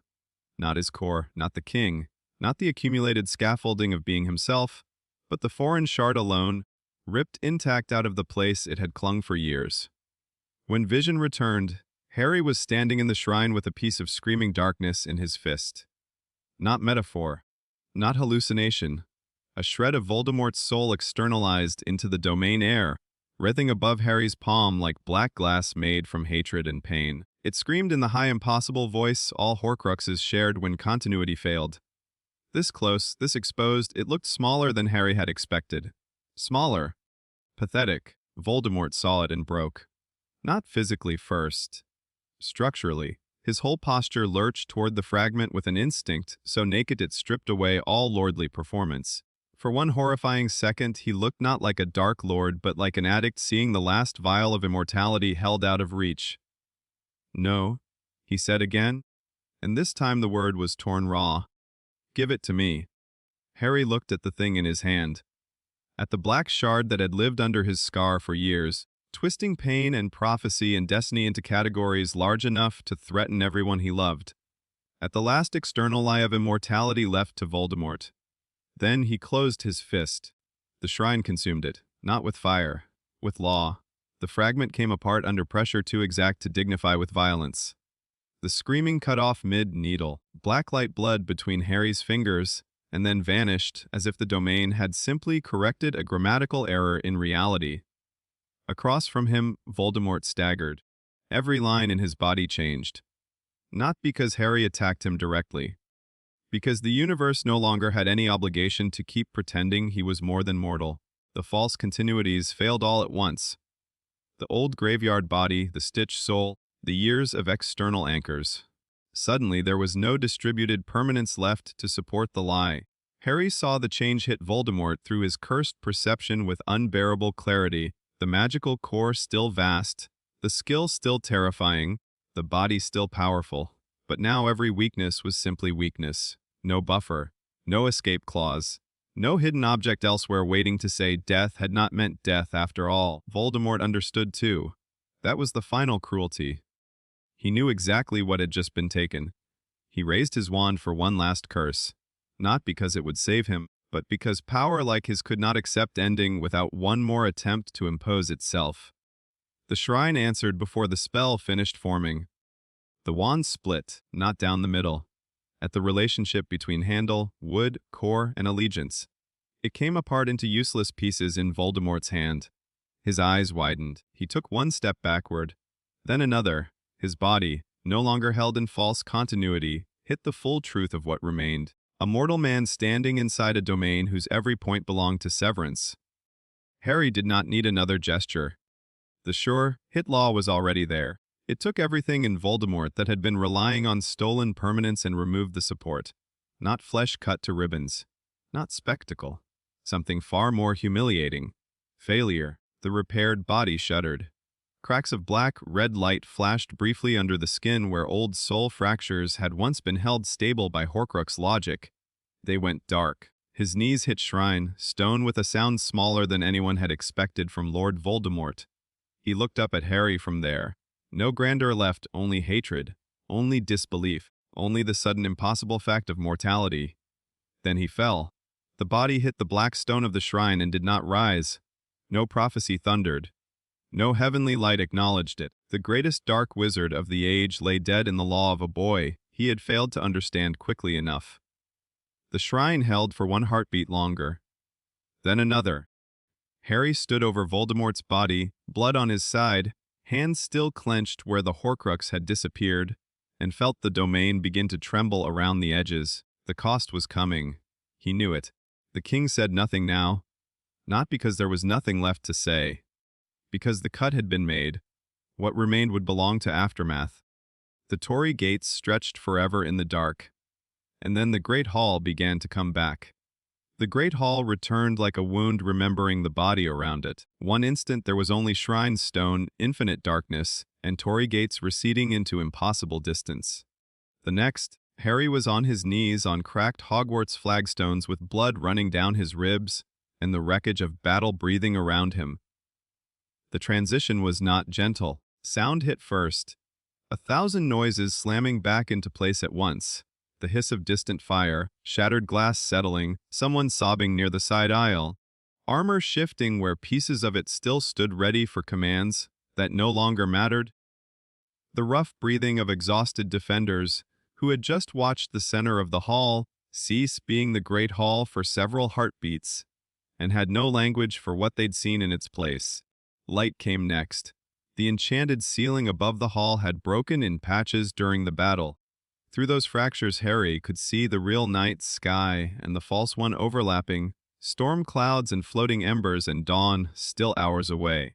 Torches guttered in wall brackets. The ruin of benches and tables cast long crooked shadows over the stone. Then pain arrived properly. Harry bowed forward, one hand braced against the floor. Every nerve in his body felt used too hard. Not injured in one place, but dragged across a law too large for ordinary flesh to carry without protest. His left hand, the one that had closed around the last Horcrux, would not unclench for several seconds. His breathing came ragged and shallow.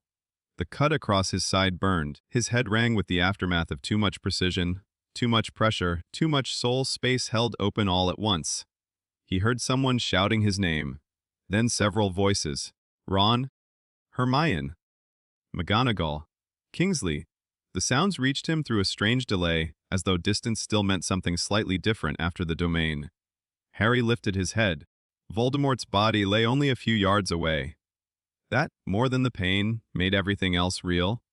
Tom Riddle's final form looked smaller dead than it ever had alive. No dramatic collapse into ash, no theatrical vanishing, no curse, born distortion trying to preserve legend, just a body in torn dark robes on broken stone. White hands, bare face, red eyes open and empty. Mortal at last in the blunt, humiliating way all bodies became once the world stopped making excuses for them. Harry stared. He had spent years imagining this end in one form or another. Angry versions. Heroic ones. Tragic, impossible, cinematic, righteous versions. The truth looked nothing like those. It looked quiet. That was the strangest part. The king's voice arrived beneath the silence. Fainter now, not weak, distant in a new way. He is dead. Harry swallowed against a dry throat. I noticed. Even in his own head, his voice sounded scraped thin. The answer came with the old trace of dry amusement, but muted, as if whatever bridge had always existed between them had lengthened during the cut. Good. Then the first problem is solved. The first problem? Harry almost laughed. The sound that came out was a broken cough instead. Footsteps rushed toward him. This time they reached him without delay. Ron hit the floor at Harry's side so hard his knees must have bruised instantly and did not seem to care. Hermione dropped beside them a heartbeat later, her hair half burned loose from its tie, face white under suit and determination. Neither touched Harry immediately. That, more than anything, told him how bad he looked. Ron's voice shook in fury and relief together. Say something. Harry turned his head. I think, he said, and the words took effort. I preferred when we solved problems with mildly illegal school clubs. Ron made a sound halfway between laughter and breaking. Hermione's eyes filled, not theatrically, not all at once. Just enough that the wetness in them caught the firelight before she blinked it back by force. What did you do? She whispered. Harry looked down at his own hand, still not fully open. When he finally forced the fingers apart, there was nothing there, No black shard, no scar, space residue made visible, no suit or soul dust. Just his palm, red, marked and shaking, ordinary in the worst and best ways. "I cut it out?" he said. Hermione's breath hitched. Ron looked from Harry's empty hand to Voldemort's body and back again. "The one in you." "Wes." He did not say, "and I'm still here," because he was still trying to determine in what exact sense that sentence was true. McGonagall arrived then with Kingsley and 2 other Order members, wands still in hand. Her gaze went to Voldemort first, then Harry, then Hermione and Ron bracketing him on the floor. The battle had carved years into her face in one night, but when she looked at Harry there was no fear in it now, only a kind of terrible, exhausted comprehension. "Is it over?" she asked. Not because she didn't see the body, because she had spent too many years as an educator to trust appearances where young men in dark magic were concerned. Harry followed her gaze to Voldemort. The hall held itself around the question. Then Harry said, "Yes." The word rolled through the great hall like a stone dropped into deep water. Around them, survivors began to understand. Somewhere near the Hufflepuff table, someone started crying in earnest. A broken laugh answered from the far side of the room. The first stunned murmur spread, then another, until the hall slowly filled with the trembling shock of people letting themselves believe in an ending they had not dared fully imagine while it remained theoretical. Kingsley lowered his wand. McGonagall closed her eyes for one heartbeat. Then, being McGonagall, she reopened them and immediately shifted to practical crisis management. "Puppy!" She called sharply toward the side doors. "Get him to the hospital wing now." "No." The refusal left Harry before he fully meant it to. Every face near him turned.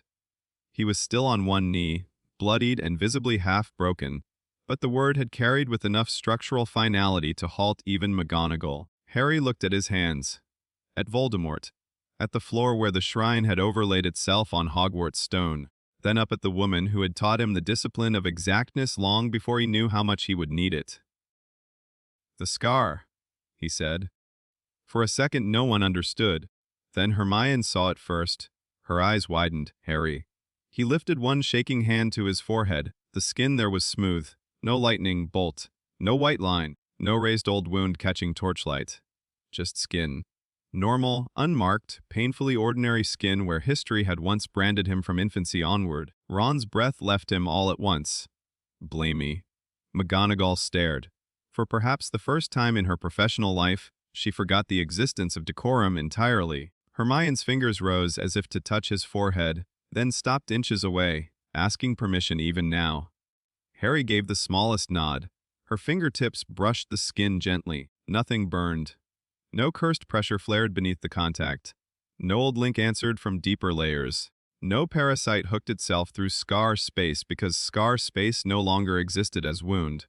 Hermione pulled back with her hand trembling. "It's gone," she whispered. Ron looked half on the verge of laughing and half on the verge of falling apart. "That's good, right? Tell me that's good." Harry wanted to answer immediately, wanted certainty for once to flow in a direction other than out of him under stress. Instead he closed his eyes and listened inward. The internal landscape was different, profoundly. Not empty. He had feared empty more than he admitted to anyone. No, the soul space beneath his awareness remained layered, alive, complex, himself at the core. All the scaffolding, grief and love and fear and choice had built over the years. The inherited technique still there, woven into him now so intimately it no longer felt like a second presence sitting below so much as a deep current in the foundations. But the parasite layer was gone. The sick hook, the foreign continuity. The constant wire pressure that had answered Voldemort's nearness all his life. Gone. The silence where it had been was not absence. It was relief. Under that relief, the king stirred again, still quieter. The fragment is gone. The restriction loosened slightly. Harry opened his eyes. Hermione saw the shift in his expression. "What?" He looked at her, then at Ron, then past them to the ruined hall, and the people slowly beginning to understand that they were alive enough to grieve.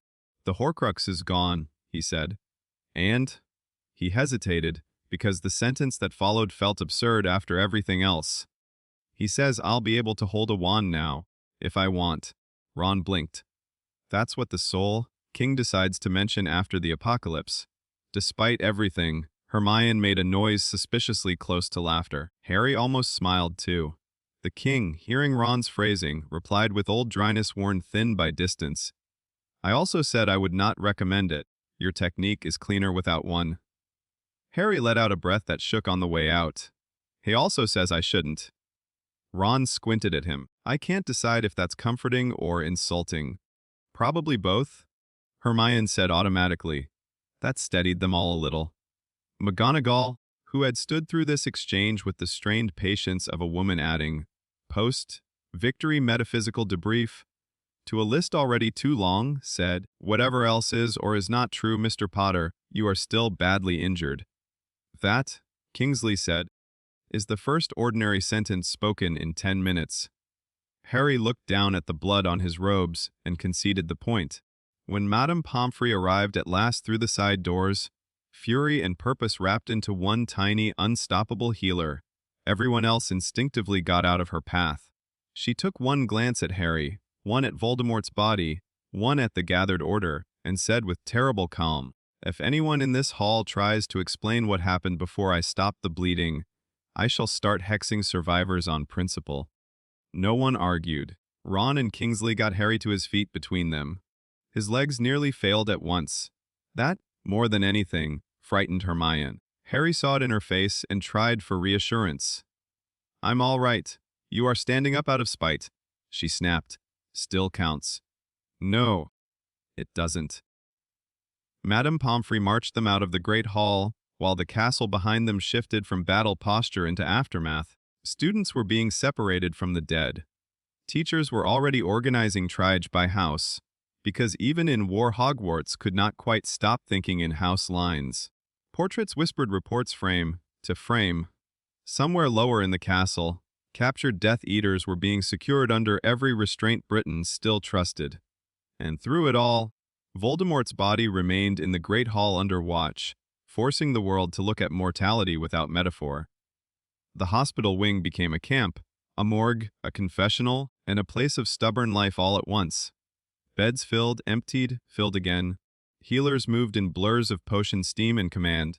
Students sat awake beside friends too stunned to sleep. Teachers who had fought like generals 2 hours before now carried basins, blankets, and names written on lists no school should ever need.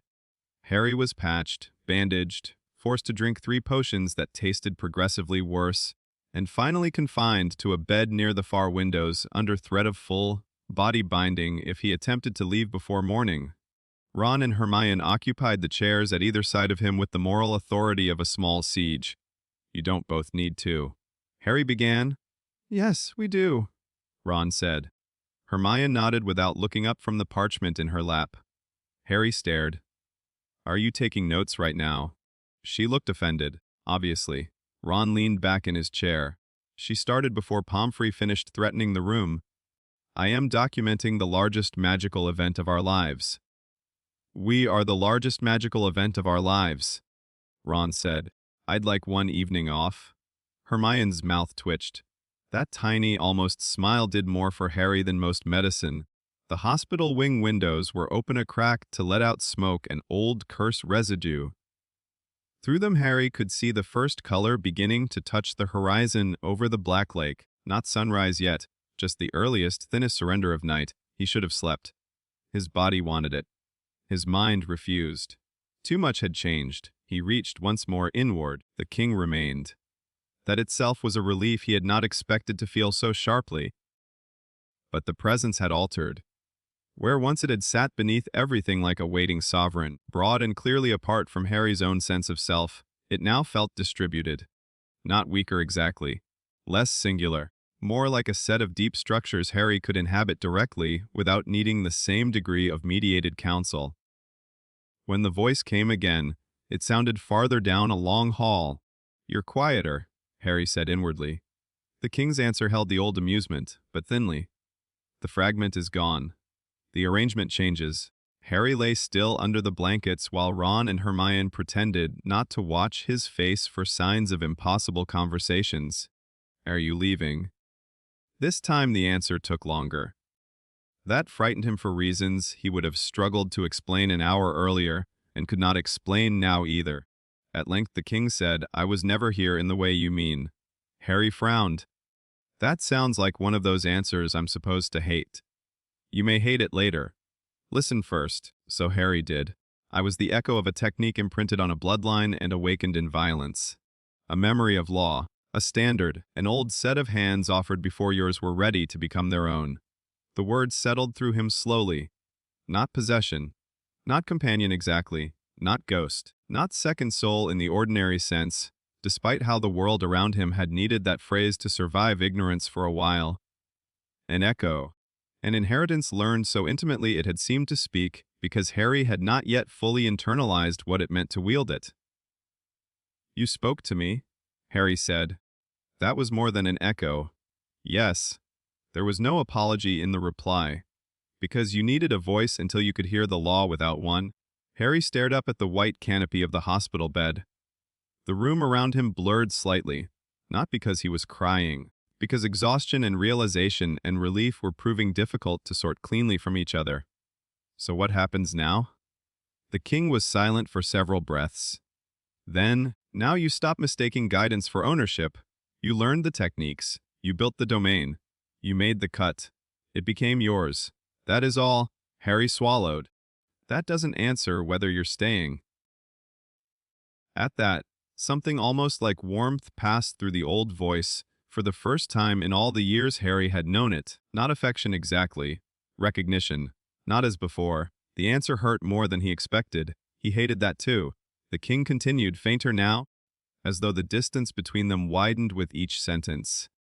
"You will still hear me sometimes when precision matters and your thoughts become sloppy. You will still feel the inheritance in the shape of your stance, in the moment before the cut, in what your hands know before your mind catches up, but the need for a separate voice is ending." Harry closed his eyes. In the chair beside him, Hermione shifted parchment. Ron yawned and pretended he hadn't. The dawn outside the windows brightened by one imperceptible degree. "You sound," Harry said inwardly, "like a teacher leaving." The answer came with a final trace of old dry humor. "I sound like a teacher who has finally stopped being required to rescue an especially troublesome student from his own misunderstandings." Harry let out a breath that might have been a laugh. "You liked this." "Of course I did." That honesty remained even now. Perhaps especially now. Harry thought of the shrine, of the unseen face gradually resolving, of instructions given in contempt, precision, occasional near amusement, and one or two rare moments of brutal care that refused to call itself such.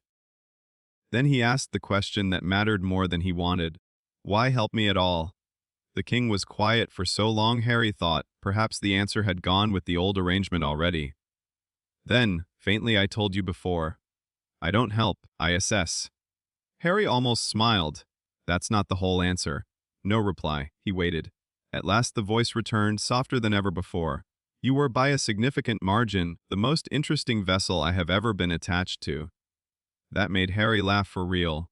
It hurt his ribs. Madame Pomfrey glared from across the wing without even turning around fully, which was impressive. But the laugh was real. The king's tone, when it came again, had become more distant still. I preferred to see how it ended. Harry opened his eyes. The hospital wing ceiling looked ordinary, too ordinary for the conversation it had just held beneath it. Then watch the rest, he said inwardly. No answer came. Not because the king had vanished entirely. Harry could still feel the inheritance, deep and quiet and undeniably his. But the voice had receded into background. Like a teacher stepping back from the ring after the student no longer needed correction every movement, Harry lay there for a long time listening to the changed shape of his own silence. At last Hermione set the parchment down. He's gone quieter, she said. It was not a guess. Harry turned his head toward her. Yes, Ron rubbed both hands over his face. Can one of you say one thing about any of this that isn't mildly tragic and impossible? Harry considered. Then said, I think I'm still me. The sentence hung in the morning light. Hermione's eyes softened in a way he would remember all his life. Ron leaned back, exhaled, and closed his eyes briefly like a man who had been carrying one final tension in his shoulders and had only just now permitted it to fall. "Good," he said. "Just that. Good. No theory, no prophecy, no speech." And because it was Ron, because it was exactly enough and no more, the word landed deeper than anything grander might have. Harry looked down at his own hand again. No black shard. No scar on his forehead. No second screaming parasite in his soul space.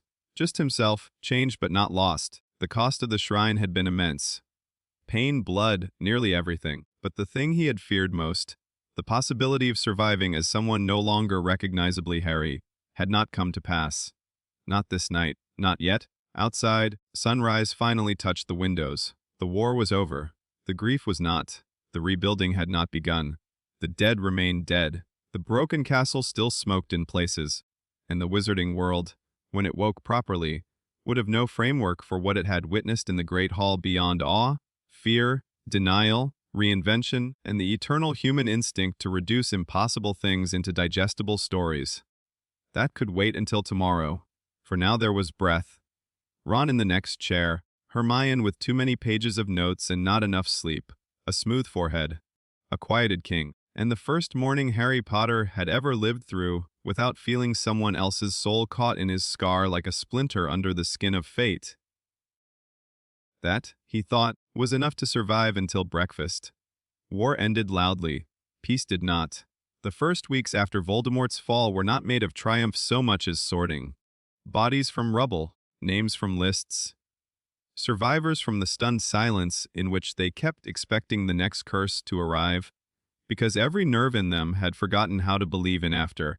The Great Hall was cleaned 3 times before it stopped smelling like battle. Even then, some things remained. A gouge in the western flagstones where giant force had struck in the castle, for reasons of its own, refused to mend the crack fully.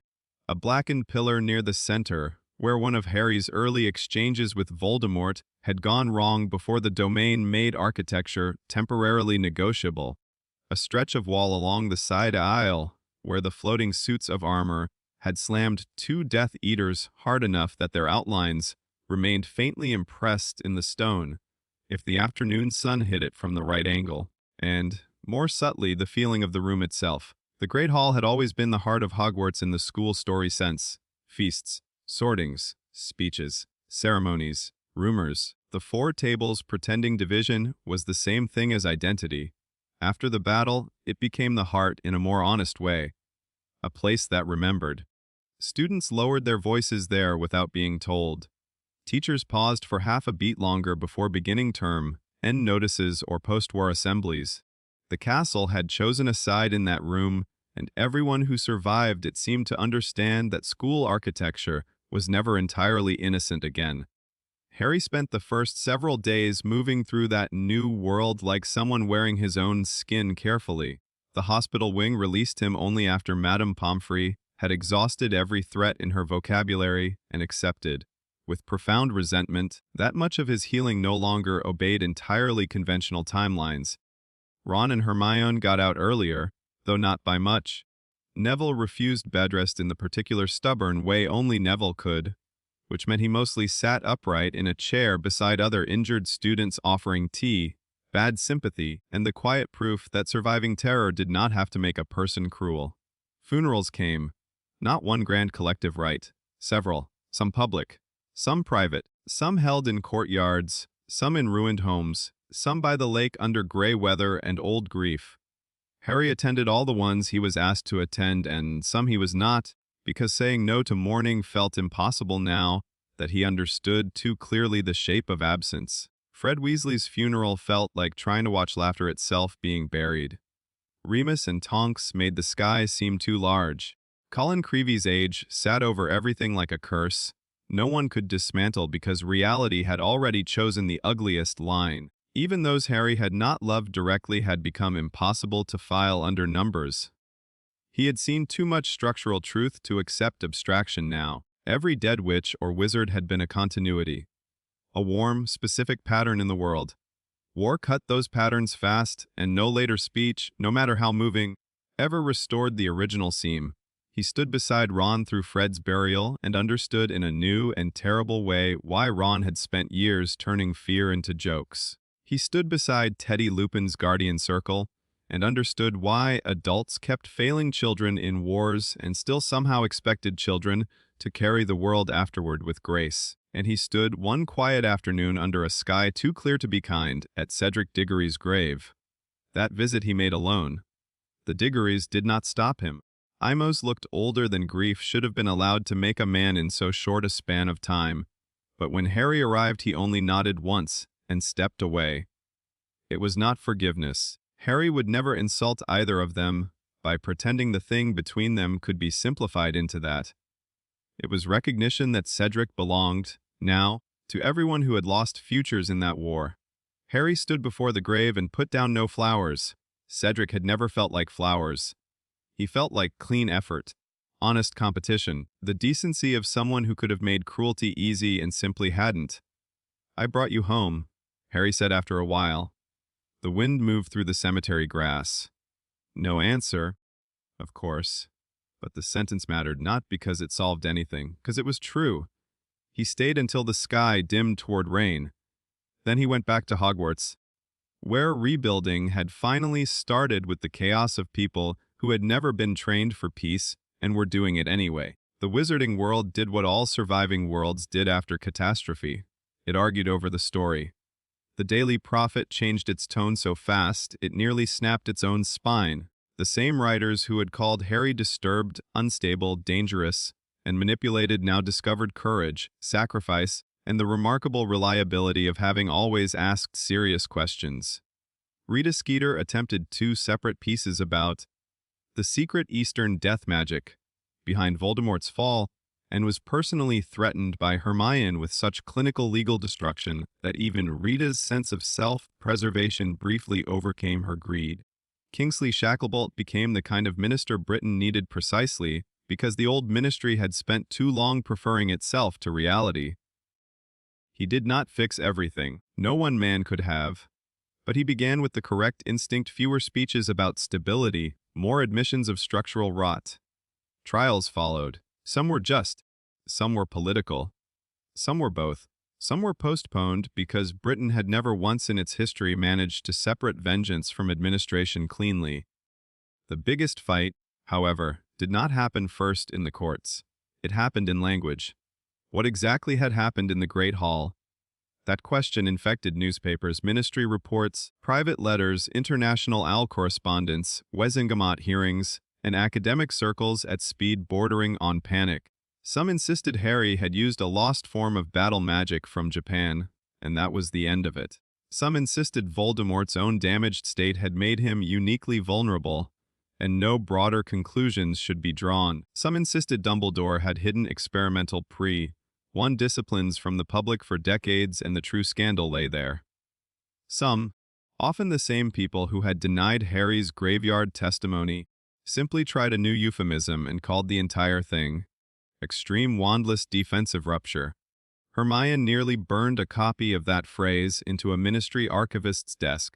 The problem, as she explained to Harry while pacing the empty Transfiguration classroom they had taken over for an afternoon of furious administrative drafting, was not ignorance. It's territoriality, she said. They built an entire civilization on the assumption that wands are the proper shape of magical adulthood. If cursed energy exists independently of that, if structured combat, binding severance, and domain logic all precede or bypass wand orthodoxy, then the ministry isn't merely behind, it's conceptually provincial. Harry, seated backward in a chair and watching dust drift through sunlight, said, "You sound pleased." Hermione stopped pacing only to glare. "I'm not pleased." Very academic for furious. Then, she resumed pacing. "It means every curriculum, every legal definition of magical competence, every licensing framework, every curse-breaking protocol, every dual standard, every defensive doctrine, everything has to be rethought." Ron, sprawled across 2 desks as though peace had finally restored his right to horizontal opinions, opened one eye. "I'd just like the official record to say that if Hermione sounds this excited while describing bureaucratic collapse, I am extremely concerned for the future." Hermione ignored him, but Harry heard the truth beneath the fury. She was not excited by collapse. She was alive with the possibility that truth, after being denied so long, might finally force institutions to become less stupid. That made him oddly fond of her in a way he rarely had words for. Because if Harry carried Severance into the world, Hermione carried Reconstruction. And both, it turned out, were war arts. The formal documentation began in autumn. By then Hogwarts had reopened in a reduced, careful way, not for ordinary schooling immediately. Too much was still broken in walls and people alike, but as a center of restoration, inquiry, and, quietly, decision. McGonagall took the headship with the kind of exhausted grace only someone who had always deserved the job could manage. Flitwick repaired what the castle permitted repaired. Sprout replanted 3 greenhouses and 2 emotional climates. The ghosts developed new routes of haunting that seemed less random and more memorial. Harry stayed, not because anyone required it, because he had nowhere more truthful to be. The Ministry made several serious attempts to recruit him into the Auror track almost immediately. Some were flattering, some absurd. One man in polished plum robes spent 27 uninterrupted minutes explaining why Harry Potter represented the future of tactical magical enforcement, and did not seem to understand why Harry found the phrase physically tiring. He refused every time. He did not refuse because he hated the idea of fighting dark things. He had become too realistic for that. He refused because the Auror office, even under reform, still thought in the old categories: criminal wizard, hostile spell, chase, capture, duel, evidence, trial. Useful categories, necessary ones often, but incomplete. Harry knew too much now about curses that were not spells, bindings that outlasted objects, structures that should be cut before they were fought, and old buried disciplines reemerging where the Ministry had long ago decided the only legitimate magic wore a wand and filed reports politely. He was not interested in becoming the sharpest tool in an old drawer. He wanted a new drawer. Hermione, hearing him say something very close to that one evening in the repaired library wing, lowered her pen and said, "That is the worst metaphor you've used all year." Ron, at the table beside them sorting Ministry leaflets into piles labeled useless, offensive, and ridiculously offensive, nodded. And also the clearest. So they began the volumes. At first it was only notes. Their notes. Hermione's war archive of everything from cursed geometry to Ministry suppression. Harry's training diagrams and structural observations. Ron's contributions, which he insisted were common sense translated for people who've made the tragic mistake of becoming scholars. Then the notes became chapters. Then the chapters became a project.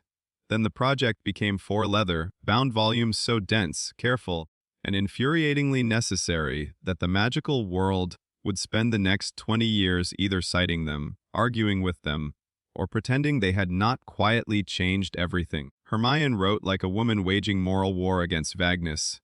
Harry wrote reluctantly at first, then with increasing exactness once he understood that if he did not define what he had learned, other people would do it for him, and they would absolutely use worse metaphors. Ron refused to be listed as a co-author until Hermione pointed out that more than half their practical annotations, operational warnings, and "do not be an idiot about this part" sections came from him. The final titles, decided after 3 separate fights and 1 threatened walkout from all involved, were these: Volume I Pre, Wand Combat Theory, and the Historical Suppression of Non-Wand Disciplines, Volume A Cursed Energy, Structural Perception, and Applied Defensive Logic, Volume Egri, Binding Vessels, Horcrux Architecture, and Principles of Spiritual Severance, Volume IV Domain Theory, Boundary Law, and the Ethics of Force Beyond Wand Orthodoxy. Harry stared at the 4th title for a long time the first time Hermione wrote it out. "Do we have to use the word ethics?" he asked. Hermione looked up from the parchment. More than any other word there. He knew she was right. That was exactly why he disliked it. The books did not explain everything. Harry refused that. Too many things in his life had become dangerous because adults believed explanation could replace restraint. So the volumes were precise, rigorous, and full of boundaries. What cursed energy was, what it was not. Where British magical history had buried its own intersections with pre-wand traditions. why technique inheritance differed from possession, how binding vessels worked structurally, why direct severance of soul anchor objects was possible in theory and catastrophic in the wrong hands, what domain logic implied, what questions should be asked before any institution attempted to formalize such knowledge. And, threaded through all of it, Hermione insisted on something Harry would once have found embarrassingly soft, and now understood as foundational. Every section returned to the person. Not just the power, not just the cut, what remained human, what remained chosen, what remained accountable. Volume IV's epigraph, which Hermione drafted and Harry surprisingly kept, read, "All force creates a law around the user. The first ethical question is not whether one can impose that law, but what one refuses to destroy while doing so." Ron called that horribly pretentious and unfortunately brilliant. It made the final draft. The ministry distributed the first copies quietly. Not because it approved fully. It did not. Because burying them a second time would have looked too much like confession. Academic circles were less subtle. European departments of magical history, curse, breaking guilds, healers specializing in soul damage, goblin archivists, foreign ministries with longer memories than Britain's, and independent practitioners from Japan, China, Eastern Europe, and North Africa all wrote in with combinations of outrage, relief, correction, fascination, and very pointed remarks about British exceptionalism. Hermione framed one of the harshest letters from a Kyoto scholar and hung it by her desk because, in her words, it was deeply rude but methodologically fair. Harry suspected that said too much about the whole post-war reconstruction effort. The first edition did more than shift scholarship, it changed practice. Curse breakers began reassessing old containment protocols. Healers asked different questions about scar residues, memory, binds, and spiritually anchored trauma. Dwelling standards expanded to include movement logic rather than just spell speed. Ministry training quietly amended several defensive courses without publicly admitting where the reforms had come from. And at Hogwarts, with McGonagall's tired blessing and Flitwick's visible delight, one more change took root. A new elective appeared in the curriculum. Pre-1 Combat Theory. The name was a compromise. Hermione wanted foundations of cursed energy and structural defensive practice. Ron wanted don't panic and don't stand there. McGonagall said both were impossible and looked at them until they chose something no one could sue over. The class met in the old DA room for the first term because Harry refused, on practical and superstitious grounds, to teach anything about boundaries, non-wand structure, or the ethics of severance in a space that still smelled faintly of cauldron accidents and teenage boredom. The first enrolled student was Neville Longbottom. That had been obvious from the moment the idea existed. Not because he wanted prestige. Neville had never once in his life moved toward a thing for prestige, because he had felt the air point and wanted to understand the language rather than keep surviving by instinct alone. The second enrolled student was, unexpectedly, a fourth-year Hufflepuff with a nasty shield charm and a talent for noticing emotional pressure before duels broke. Then a Ravenclaw girl who had begun seeing line stress in unstable jinxes after reading Volume 2I. Then two older students from different houses who hated each other, but both wanted practical answers no wand curriculum quite provided. Eventually, carefully, the class grew. Harry did not try to make copies of himself. That was never the point. He taught perception first, positioning, structural reading, ethics, the distinction between force and law, why severance without judgment was just cruelty with technique behind it. Why not every student would develop cursed energy in any significant sense, but many could still learn to think in terms broader than wand, frontality. Hermione taught whenever she could, which was often. She handled theory, history, and the parts of the subject Harry translated mostly by demonstration and instinct. Together they became a surprisingly effective educational threat. Harry taught from experience outward. Hermione taught from architecture inward. The students, after the first week of being slightly afraid of both in different ways, began improving at a rate the rest of the school found suspicious.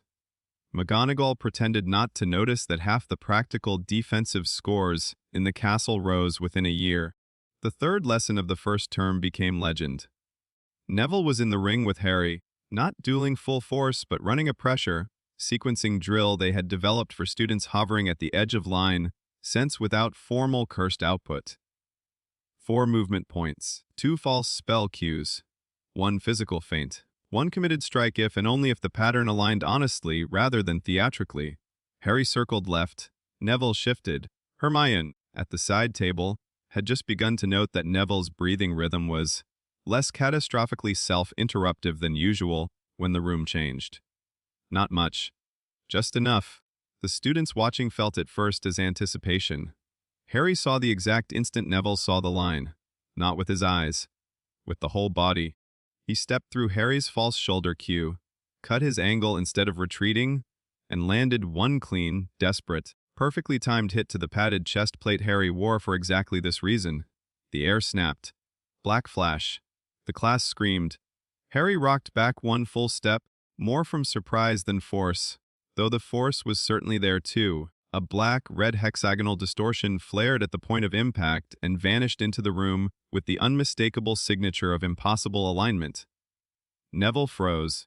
The rest of the students froze with him. Then Neville looked down at his own fist with the exact same expression Harry had once worn in the abandoned classroom after his first true accidental black flash. Shock. Terror. Awe. And hidden under all 3, the body's traitorous certainty that some part of what had just happened felt right. Harry straightened slowly. The room held its breath, then he smiled. Not the small, grim version he had used through much of war and early rebuilding. A proper smile. You did it, he said. Neville looked up. I think I might have. Hermione, to everyone's alarm and delight, actually dropped her quill. Ron, who had come to watch the session on the grounds that someone has to make sure none of you accidentally invent new dimensions, leaned against the doorframe and muttered, well, that's either wonderful or we're all doomed. Harry, watching Neville's face transform under earned disbelief rather than borrowed confidence, thought perhaps those 2 things had always been closer together than people liked admitting. Years passed. Not many at once. Enough. Harry did not become normal. That had never been an available route. But he became something quieter than wartime legend. Not because the world forgot him. It never would, not entirely. The boy who lived had already become a story before he had any say in it, and the sorcerer who cut Voldemort's immortality apart in Hogwarts' heart only worsened the public appetite for myth. He simply refused to cooperate with the wrong versions of it. He did not take a ministry post. He did not become an auror.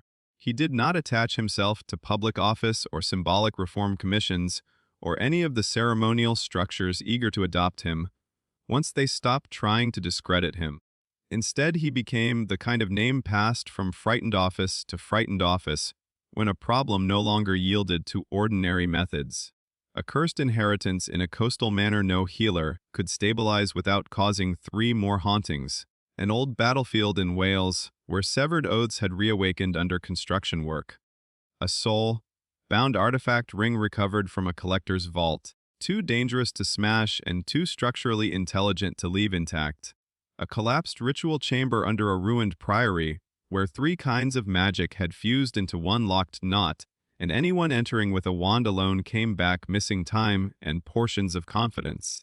The ministry would send owls, sometimes polite, sometimes desperate. Harry answered when the work mattered.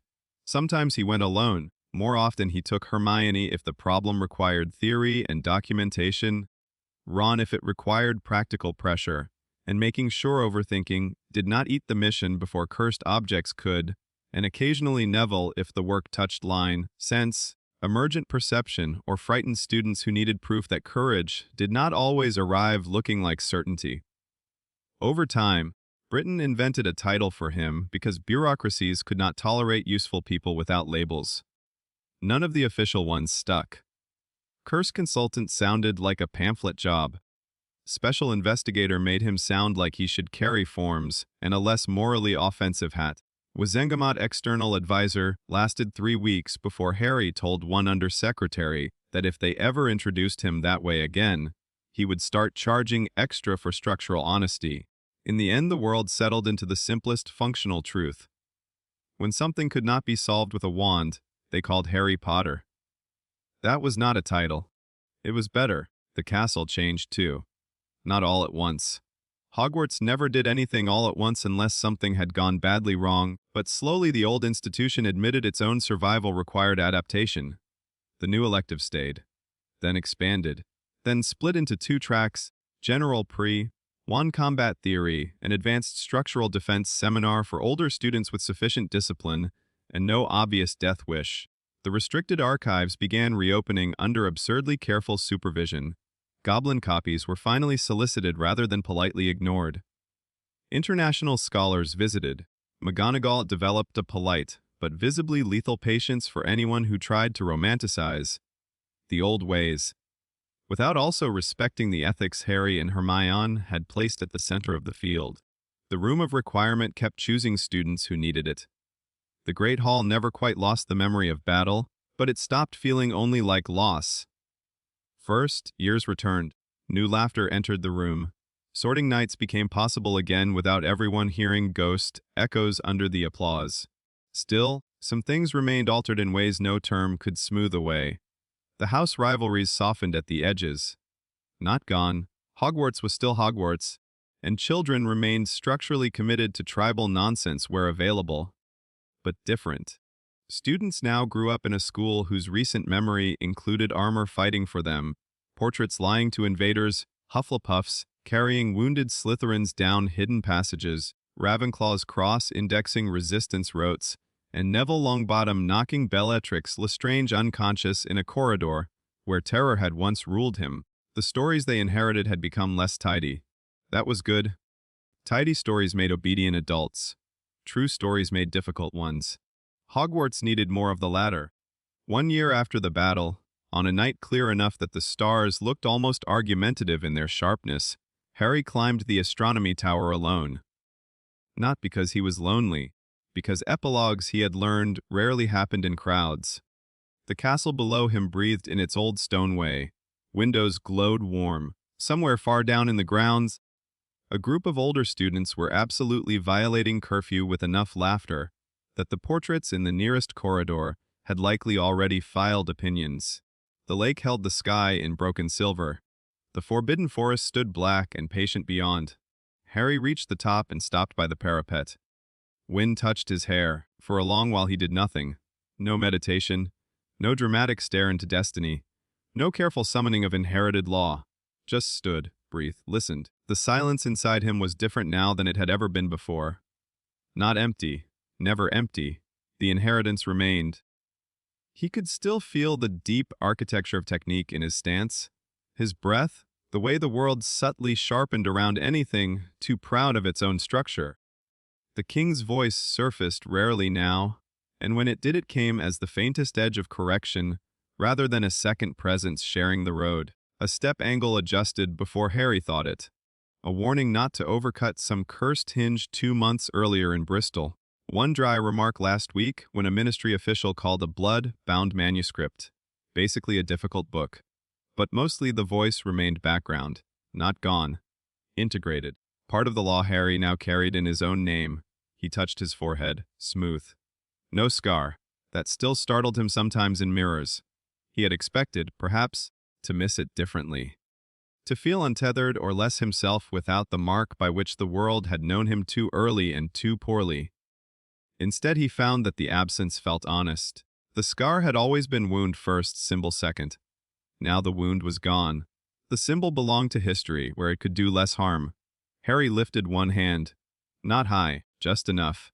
The night air before him sharpened. No violence. No pressure crash, no monumental law rolling out to swallow space.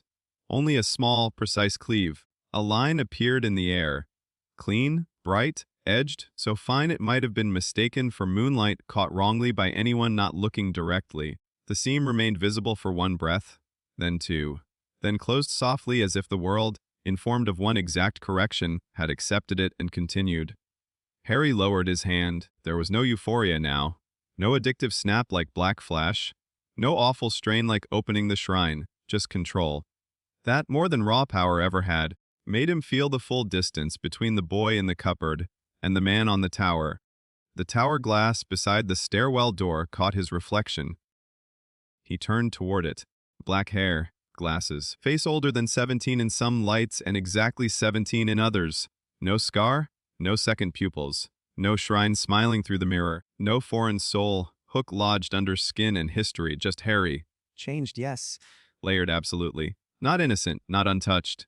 But is? He looked at himself for a long moment, then out over Hogwarts again. Below him lay a school that now taught truths it had once buried. Beyond it, a country still pretending to be less damaged than it was and slowly learning better. Farther still, a world in which cursed energy would not stay erased, now that it had returned to language, practice, and law. That world would need defending, sometimes from monsters, sometimes from institutions, often from the ordinary human hunger to simplify what should remain difficult. Harry thought, not for the first time, that he was oddly well suited to all three. At the edge of thought, so faint it might almost have been memory rather than presence, the king's old voice touched the silence one last time. Less embarrassing than I expected, Harry smiled. A real one. Then the voice was gone again into the deep architecture where it now belonged. Not absent, just no longer needing to stand apart from him to be heard. He looked once more at the smooth skin of his forehead in the tower glass. Then he spoke the truth aloud, not for prophecy, not for audience, not because the world required naming to make it real, but because after everything he did. The boy who lived, he said softly, the sorcerer who remained. Wind moved over the tower stones. The castle listened. Harry's reflection held steady in the glass. And under the stars above Hogwarts, with one small seam in reality already healed and a whole rewritten world waiting below, both things were true. Both his